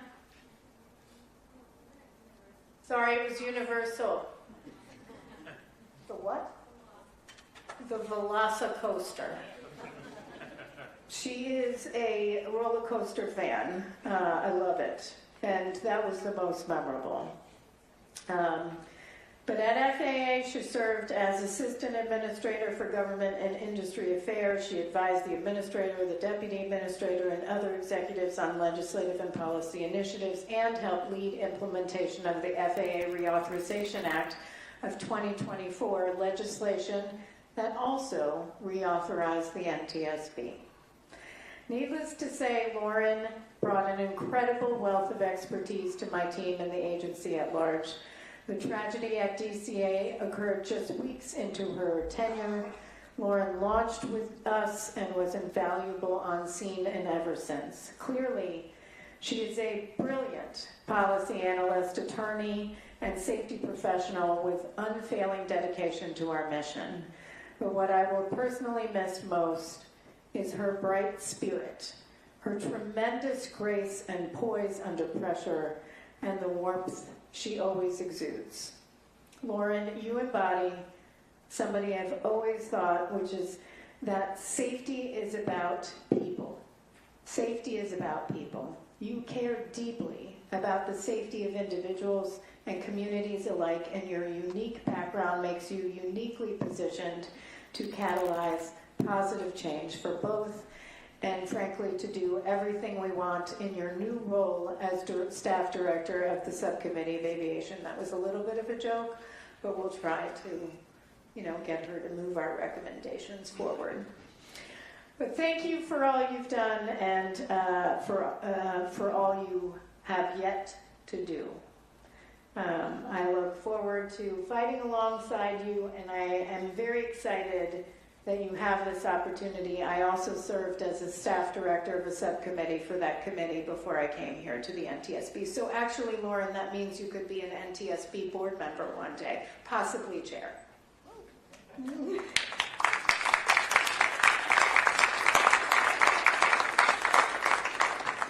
else want to? No? Sure. Okay. All right. We stand adjourned.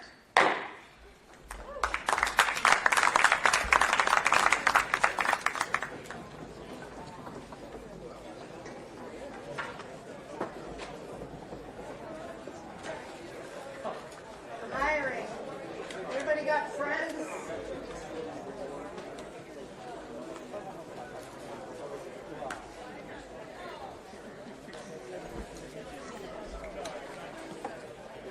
Hey Charles, we have to refeed 6 to 610 because of some sort of technical issue. Could you do that now? What is 6610? 6 to 610. 6 to 610? Yeah. Let's see if I can figure that one out.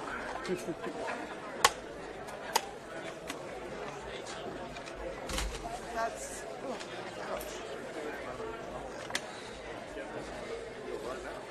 Will be to the FAA specific. We are back.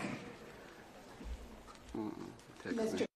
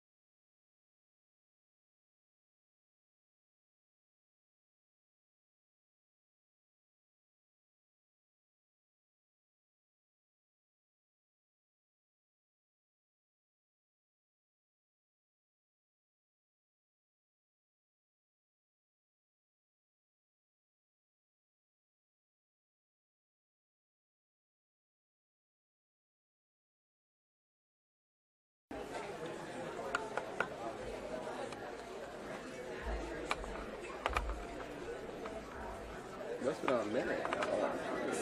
I never That saw is nothing- correct. Yeah, I never saw nothing go out on our end. That is correct. It was not on our end. And I have not asked for an explanation. That's fine. That's no fine.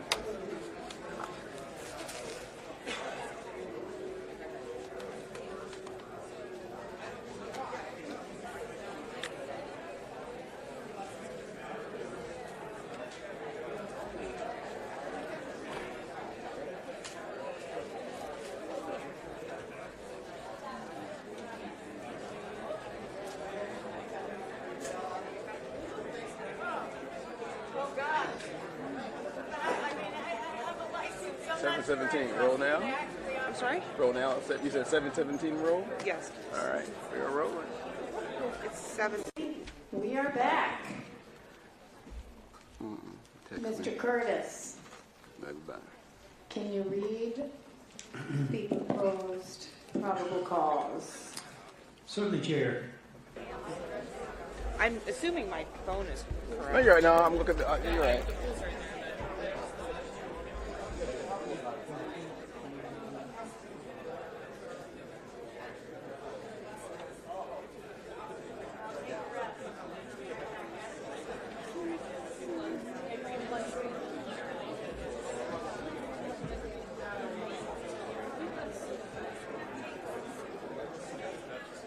That was 717.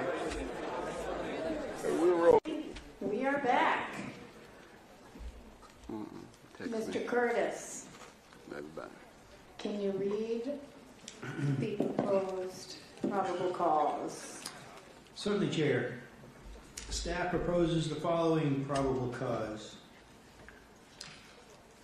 The NTSB determines that the probable cause of this accident was the placement of a helicopter route in close proximity to a runway approach path with no procedural mitigations to separate helicopter and fixed-wing traffic.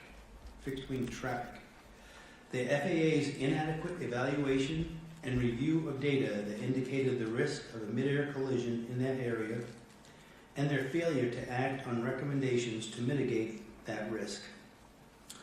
Also causal was the air traffic system's over-reliance on visual separation in order to promote efficient traffic flow without consideration for the limitations of the see and avoid concept.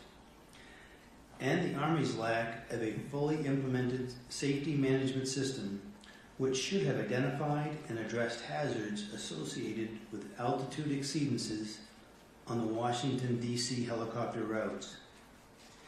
These systemic failures allowed for a mid-air collision after the helicopter crew was unable to apply visual separation due to their misidentification of the location of the airplane. Contributing factors include the limitations of the traffic awareness and collision alerting systems on both aircraft, which precluded effective alerting of the impending collision to the flight crews, the high workload of the controllers due to the combination of the local and helicopter control positions, and the absence of effective data sharing and analysis among the FAA, aircraft operators, and other relevant organizations. Chair. Thank you. Well, we all had some changes. So I'm going to recognize Member Graham. Thank you, Chair, and I appreciate staff and the individual members of working individually with me on this. I move to amend the probable cause to read, and I'm not even going to read, well, I guess you got a red line in there. That's pretty good. I'm just going to read the whole thing because I can't read through those red lines right now. The NTSB, my motion is to amend the probable cause to read. The NTSB determines that the probable cause of this accident was the FAA's placement of a helicopter route in close proximity to a runway approach path, their failure to regularly review and evaluate helicopter routes and available data, and their failure to act on recommendations to mitigate the risk of a mid-air collision near Ronald Reagan Washington National Airport, as well as the air traffic system's over-reliance on visual separation in order to promote efficient traffic flow without consideration for the limitations of the see and avoid concept. Also causal was the lack of effective pilot-applied visual separation by the helicopter crew, which resulted in a mid-air collision.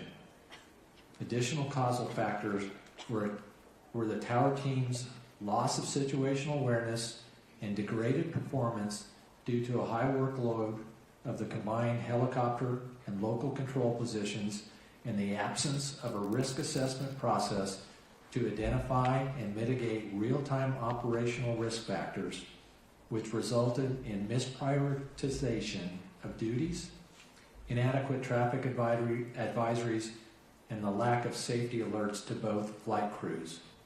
Also causal was the Army's failure to ensure pilots were aware of the effects of air tolerances on barometric altimeters in their helicopters, which resulted in the crew flying above the maximum published helicopter route altitude.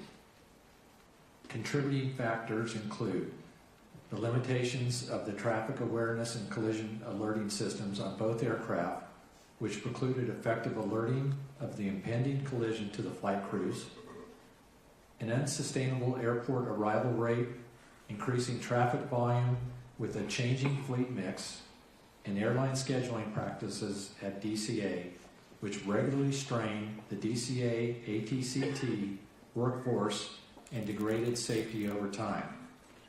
The Army's lack of a fully implemented safety management system, which should have identified and addressed hazards associated with altitude exceedances on the Washington, D.C. helicopter routes. The FAA's failure across multiple organizations to implement previous NTSB recommendations, including ADS-BN, and to follow and fully integrate its established safety management system, which should have led to several organizational and operational changes based on previously identified risks that were known to management, and the absence of effective data sharing and analysis among the FAA, aircraft operators, and other relevant organizations. Second, I'm seconding that. I would just clarify, I think from what was shown on the screen was not what Member Graham was reading. That's so I just right. want to make sure people realize that there is some... All right, we're going to take...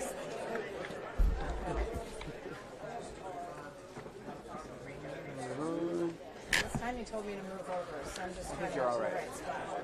Okay. You're good. All right. Good? Everybody ready? Everybody ready? All right. Well, we've concluded our board meeting on, frankly, the most significant and one of the most complex investigations we have conducted in certainly 17 years since Bolgan, but it is by fatalities, the most significant one since November 2001. If you think about it, our agency is relatively new staff over the past several years. Only a few remember Bolgan, but certainly it's I think, for the families, it's important to hear our findings, to hear the probable cause and the recommendations, and see the work that was put into it. So I'll take a few questions. Yes? Chair, Ben Dennis from DC News Now. Obviously, there's so much work, as you had mentioned, going into the development of evidence, testimony, witness statements, etc. I did want to ask, because initially, in the immediate aftermath of the crash itself, officials came out and said that they believed that there were no survivors. Did you encounter any evidence that maybe somebody did survive after the initial mid-air collision, and then, once they hit the water, before first responders got there? There was no evidence of any survivors. This was our team had determined, our survival factors team had determined it wasn't a survivable crash. One follow-up that I have, we had heard about there was one supervisor in the air traffic control tower, 4 controllers. There was one who was handling helicopter traffic and local traffic, an assistant. What were the other 2 people doing? I know there's clearance, delivery, and flight plan. There are other controllers who are doing other duties. Addendum follow-up, and I'll be done here. Yeah, Big that's- picture. That's fine. But the person who was noted as writing things about helicopters down, what exactly was that person writing down? She just stated the assistant local controller in interviews just stated that the statement was she was writing information about the helicopters down. Could have been, tail number, could have been call sign. We don't know. We did not get any more information other than that. Yes. I'm Pub Attorney with Politico. You noted during the hearing that agencies and organizations don't always follow through on NTSB recommendations. How hopeful are you that this time around that the Army, the FAA, and other parties acknowledging the recommendations will follow through on them?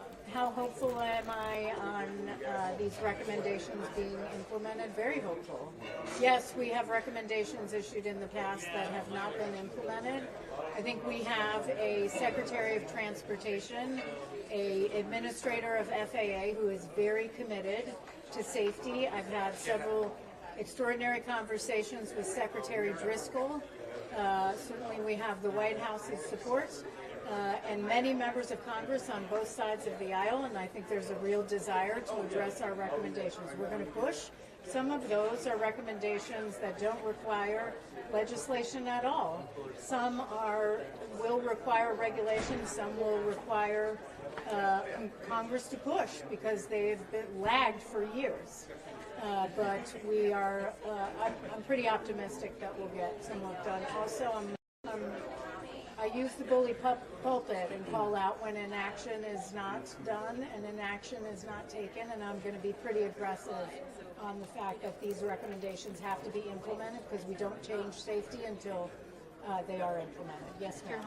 Victoria Sanchez with ABC 7 News. You were there the day after the crash, so was I, so was a lot of us. We are now almost a year to that date. When you spoke to the families after the meeting today, what were they telling you and what were you telling them? Well, I was there that night. They are, of course, thankful. And I don't want to get too much into it, but they are very thankful for the work of our team in completing the investigation and being so thorough and being very transparent. And they have an event, a service tomorrow. And so they were making sure that I was going to be there, and of course I would not miss it. Others, of course, shared one shared her father on video. Her father died, saying I was doing a good job. He died before the conclusion of this investigation. What does that mean to you, seeing that video that he made for you before the end of this? It's very meaningful, but at the same time, I wish it didn't have to happen. And then Dave. Actually, I'm sorry, we had one, David. A lot of these recommendations are sort of like basic blocking and tackling, right? Doing safety reviews, right? Making sure that there's this outside audit, looking at all the existing helicopter routes. There's a lot of just sort of basic work. What level of confidence do you have the FAA is going to sort of systematically go through the recommendations and check them off and get them done? Well, I mean, what level of confidence do I have that the FAA will do them all? They better do them all. I mean, I am adamant that these were recommendations. We have 19,000 pages of evidence in our public docket. And these recommendations were carefully considered and drafted. And unless we get them implemented, we don't see any safety change. So I'm going to be on the FAA, whether it's the administrator or deputy administrator, Secretary of Transportation, Secretary of the Army, to make sure they get implemented. Because, like I said, I don't want to be here years from now and say, oops, I wish we got this implemented. No way. All of them need to be implemented. David, two more.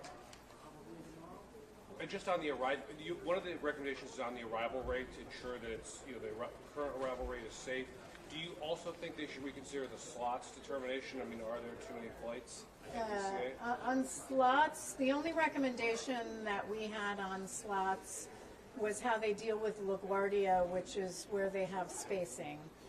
So that instead of being able to pack, you certainly have metering across the hour, but instead of being able to pack the schedule in the last half hour of 1 hour and the first half hour of the second hour, that you would have spacing every 30 minutes, so you can make sure that you have a reduced workload for the controllers in the tower. But we didn't do anything else on slots. And just for reference, the ones that were added in December 2024 actually didn't go into effect until March of 2025, so it didn't have an impact on this. Karen in the back. Yeah, I know that you said, Karen DeMarge on New York Times, I know that you said that you don't need legislation to do a lot of these things. But at a couple of points today, there was also a discussion of things look good on paper, but they weren't actually done in practice. Standards were reduced periodically. So how many of these moves would you like to see in a bill versus trusting the FAA and DOT to administer? Oh, on legislation, let me be very clear. There's some easy things that could be done in some of our recommendations by process that doesn't require rulemaking. It should be done. Like looking at miles and trail at air traffic control towers and evaluations. But let me be clear.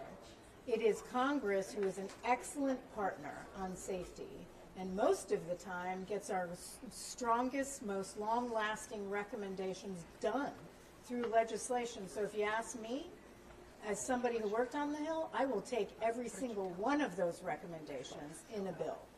I would like to see all of it, especially the ones that we've been issuing for years. We're talking about ADSB in, see and avoid, visual separation, ADSB out. There's actually no requirement for the Army to also have ADSB in. I would like to see all of that. So if you ask me, I'd like to see the entire recommendations be adopted in legislation tomorrow. Thank you. One more? I was going to do these two Okay. right here. Go ahead. Rachel Weiner from the Washington Post. You said, you have great faith in, a great relationship with the administrator, but then at the same time you're saying there's this fear of retaliation and resistance from the FAA. So where in the chain of command is that coming from? Yeah, I don't think it's at the administrator's level, but he's going to have to really get to he's got a lot of work to do. A lot of reforms need to be made at FAA. You can't do it all at once. It's going to take time, but I hope that we can partner together to ensure real change and real reform and a just culture, a positive safety culture at FAA, but also that they take a true data-driven approach to safety. Yes. Thank you. I showed ABC. We heard in the findings about all the evidence was there, everything the FAA had that they could have caught it earlier. Why do you think the FAA is so dysfunctional? What's the issue? On the FAA and what's I have no idea. Why are they so, the question is why is the FAA so dysfunctional? I don't know. I mean, they have lots of data that's coming in. Data is key to make safety change and to address the potential, the risk of a collision before it occurs. That's why you have that data. That's why you have that safety reporting. But they weren't looking at it. So, the administrator and the deputy administrator and the secretary's office, they need to take a real hard look and figure out how to reform and make it function appropriately. Will, I know that you were waiting, so I will at least give you that one. I'm not going to look at Eric. He's giving me, go ahead. Yeah, really quickly. So you kind of mentioned this in the hearing. FAA announced the biggest reorganization in its history, so they say. I know some of the realignment has been based on conversations about SMS, and Mr. Fuller is now taking over this sort of newly created safety oversight office. Curious if you have any additional thoughts on that. Any kind of reforms? Any additional thoughts? Well, on the new structure, I did get that. On the new structure, I got that today, and I got a press release that was released. I would have to really look at how it's organized. I got to generally see it, but I really would like to understand it first before commenting. Sure. All right. Thank you. Thank you.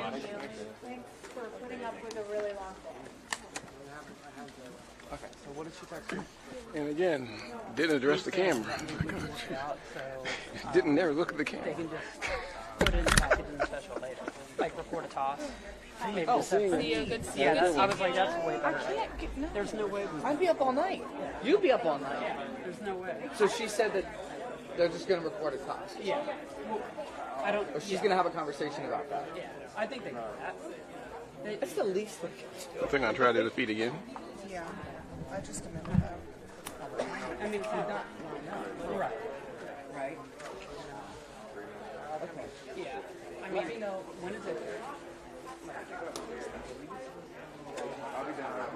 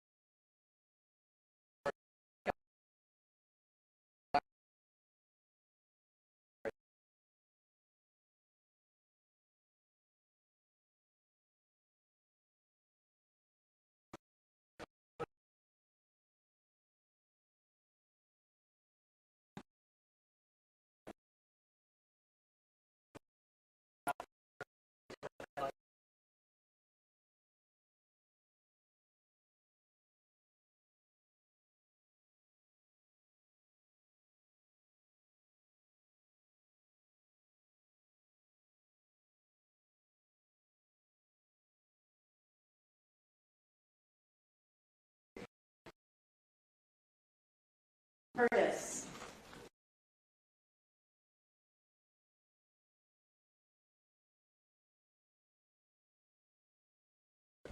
Staff proposes the following probable cause. The NTSB determines that the probable cause of this accident was the placement of a helicopter in close proximity to a runway approach path with no procedural mitigations to separate helicopter and fixed-wing traffic. The FAA's inadequate evaluation and review of data that indicated the risk of a mid-air collision in that area, and their failure to act on recommendations to mitigate that risk. Also causal was the air traffic system's over-reliance on visual separation in order to promote efficient traffic flow without consideration for the limitations of the see and avoid concept, and the Army's lack of a fully implemented safety management system which should have identified and addressed hazards associated with altitude exceedances on the Washington, D.C. helicopter routes. These systemic failures allowed for a mid-air collision after the helicopter crew was unable to apply visual separation due to their misidentification of the location of the airplane. Contributing factors include the limitations of the traffic awareness and collision alerting systems on both aircraft, which precluded effective alerting of the impending collision to the flight crews, the high workload of the controllers due to the combination of the local and helicopter control positions, and the absence of effective data sharing and analysis among the FAA, aircraft operators, and other relevant organizations. Chair. Thank you. Well, we all had some changes. So I'm going to recognize Member Graham. Thank you, Chair, and I appreciate staff and the individual members of working individually with me on this. I move to amend the probable cause to read, and I'm not even going to read. Well, I guess you got a red line in there. That's pretty good. I'm just going to read the whole thing because I can't read through those red lines right now. The NTSB. My motion is to amend the probable cause to read. The NTSB determines that the probable cause of this accident was the FAA's placement of a helicopter route in close proximity to a runway approach path their failure to regularly review and evaluate helicopter routes and available data, and their failure to act on recommendations to mitigate the risk of a mid-air collision near Ronald Reagan Washington National Airport, as well as the air traffic system's over-reliance on visual separation in order to promote efficient traffic flow without consideration for the limitations of the see and avoid concept. Also causal was the lack of effective pilot-applied visual separation by the helicopter crew, which resulted in a mid-air collision. Additional causal factors were the tower team's loss of situational awareness and degraded performance due to a high workload of the combined helicopter and local control positions and the absence of a risk assessment process to identify and mitigate real-time operational risk factors, which resulted in misprioritization of duties, inadequate traffic advisories, and the lack of safety alerts to both flight crews. Also causal was the Army's failure to ensure pilots were aware of the effects of air tolerances on barometric altimeters in their helicopters, which resulted in the crew flying above the maximum published helicopter route altitude.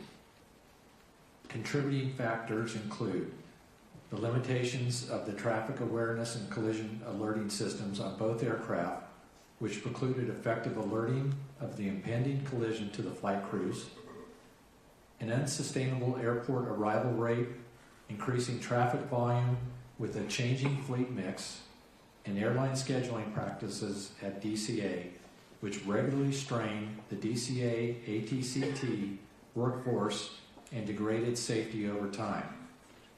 The Army's lack of a fully implemented safety management system, which should have identified and addressed hazards associated with altitude exceedances on the Washington, D.C. helicopter routes.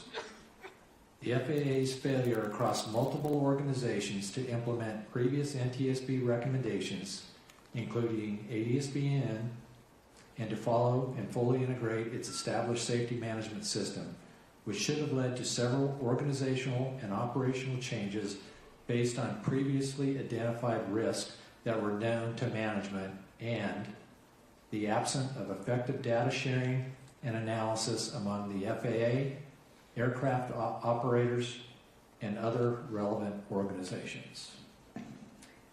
I'm seconding that. I'm sure. And I would just clarify, I think from what was shown on the screen was not what Member Graham was reading. That's so I just right. want to make sure people realize that there is some modifications, especially in the front of the first of that. Yeah, there Is it are. possible to get that on the screen? Did they get that email? They're working on Yeah, well, we'll chat about it while if you guys can get, even if you want to put it up on Word right now. it doesn't have to be pretty. It doesn't have to be pretty. It was different. That would be fine. And I appreciate everybody working with me on this, and I appreciate the patience of everybody here on this. I think it's important that we get this right. Absolutely. And appreciate working with each member up here and the staff. I know we've been roundabout on this for more than one day. And I would offer, if this is adopted, I can withdraw my changes to probable cause that I had. I think staff working with Member Graham said, can we put them all into one package? So as long as we don't have an issue, I won't have anything else in addition. So could we find out if staff agrees with this? Can we get it okay? If you say no. Staff concurs. Staff still employed. I appreciate that. I appreciate that. I did address a number of my concerns. Number one, this helicopter route shouldn't have been there in the first place. This was terrible design of the airspace, and from my perspective, I also felt that it was critical, like Member Inman, to talk about the error tolerances on barometric altimeters and the lack of pilot knowledge of knowing that they thought they were at 200 feet, and they were actually at 300 or above at some points, which is unacceptable.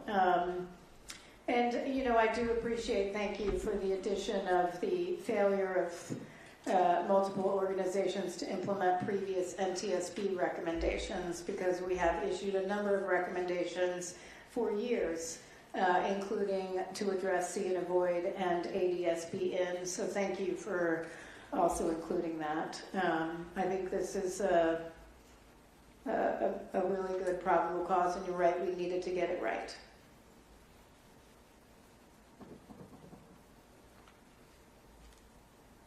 How about we move to a vote?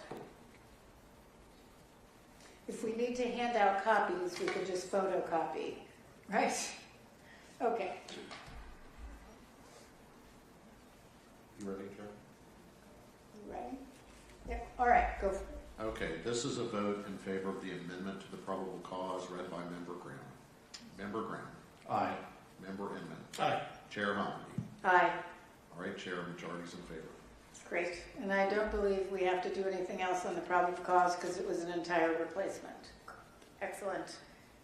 We may now move to the recommendations. Mr. Curtis, you can read the recommendations. As a result of this investigation, staff proposes the following 48 new safety recommendations, 32 to the Federal Aviation Administration. Number 1, develop and implement time on position limitations for supervisory air traffic control personnel, including guidance for district and facility level management to adapt these limitations to account for their own staffing and local standard operating procedures. Number 2, develop instructor-led, scenario-based training on threat and error management that trains controllers to continuously monitor their environment to more quickly and accurately identify threats. Promote team communication to ensure that communications are clear, timely, and assertive. Emphasize effective scanning habits. Recognize patterns in the development of adverse events. And enhance decision-making under stress by developing habits that balance procedural compliance with problem-solving to mitigate the risks of threats and errors, and provide this training to all air traffic controllers annually.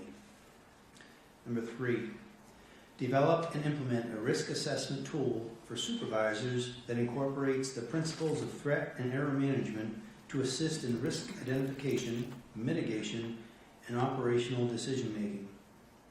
Number 4, initiate rulemaking in 14 Code of Federal Regulations, Part 93, Subpart K, high-density traffic airports, that prescribes air carrier operation limitations at DCA in 30-minute periods, similar to those imposed at LaGuardia Airport, to ensure that the airport does not exceed capacity and to mitigate inconsistent air carrier scheduling practices.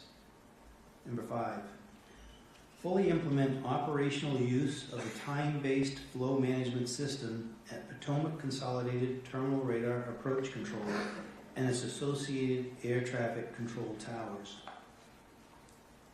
Number 6, reassess the Ronald Reagan Washington National Airport's airport arrival rate with special consideration to its airspace complexity, airfield limitations, mixed fleet operations, and traffic volume. Number 7, define objective criteria for the determination of air traffic facility levels considering traffic and airspace volume, operational factors unique to each facility, and cost of living. Number 8, using the criteria established by Safety Recommendation 7, determine whether the classification of the Ronald Reagan Washington National Airport's Air Traffic Control Tower as a Level 9 facility appropriately reflects the complexity of its operations. Number 9, conduct a comprehensive evaluation in conjunction with local operators to determine the overall safety benefits and risks to requiring all aircraft to use the same frequency when the helicopter and local positions are combined in the Ronald Reagan Washington National Airport Air Traffic Control Tower. Number 10, implement anti-locking technology that will alert controllers and/or flight crews to potentially blocked transmissions when simultaneously broadcasting occurs. Number 11, develop and implement improvements to the conflict alert system to provide more salient and meaningful alerts to controllers based on the severity of the conflict triggering the alert. Number 12, once the improvements to the conflict alert system discussed in Safety Recommendation 11 are implemented, provide training to controllers on its use. Number 13, revise the air traffic organization's initial event response procedures so that an appropriate on-site supervisor makes each post-accident and post-incident drug and alcohol testing determination based on their assessment of whether the event meets testing criteria and which controllers had duties pertaining to the involved aircraft without needing to wait for investigation or approval. Number 14, at least annually, provide training on the revised post-accident and post-incident drug and alcohol testing determination procedure discussed in Safety Recommendation 13 to all staff who have responsibilities under that procedure. This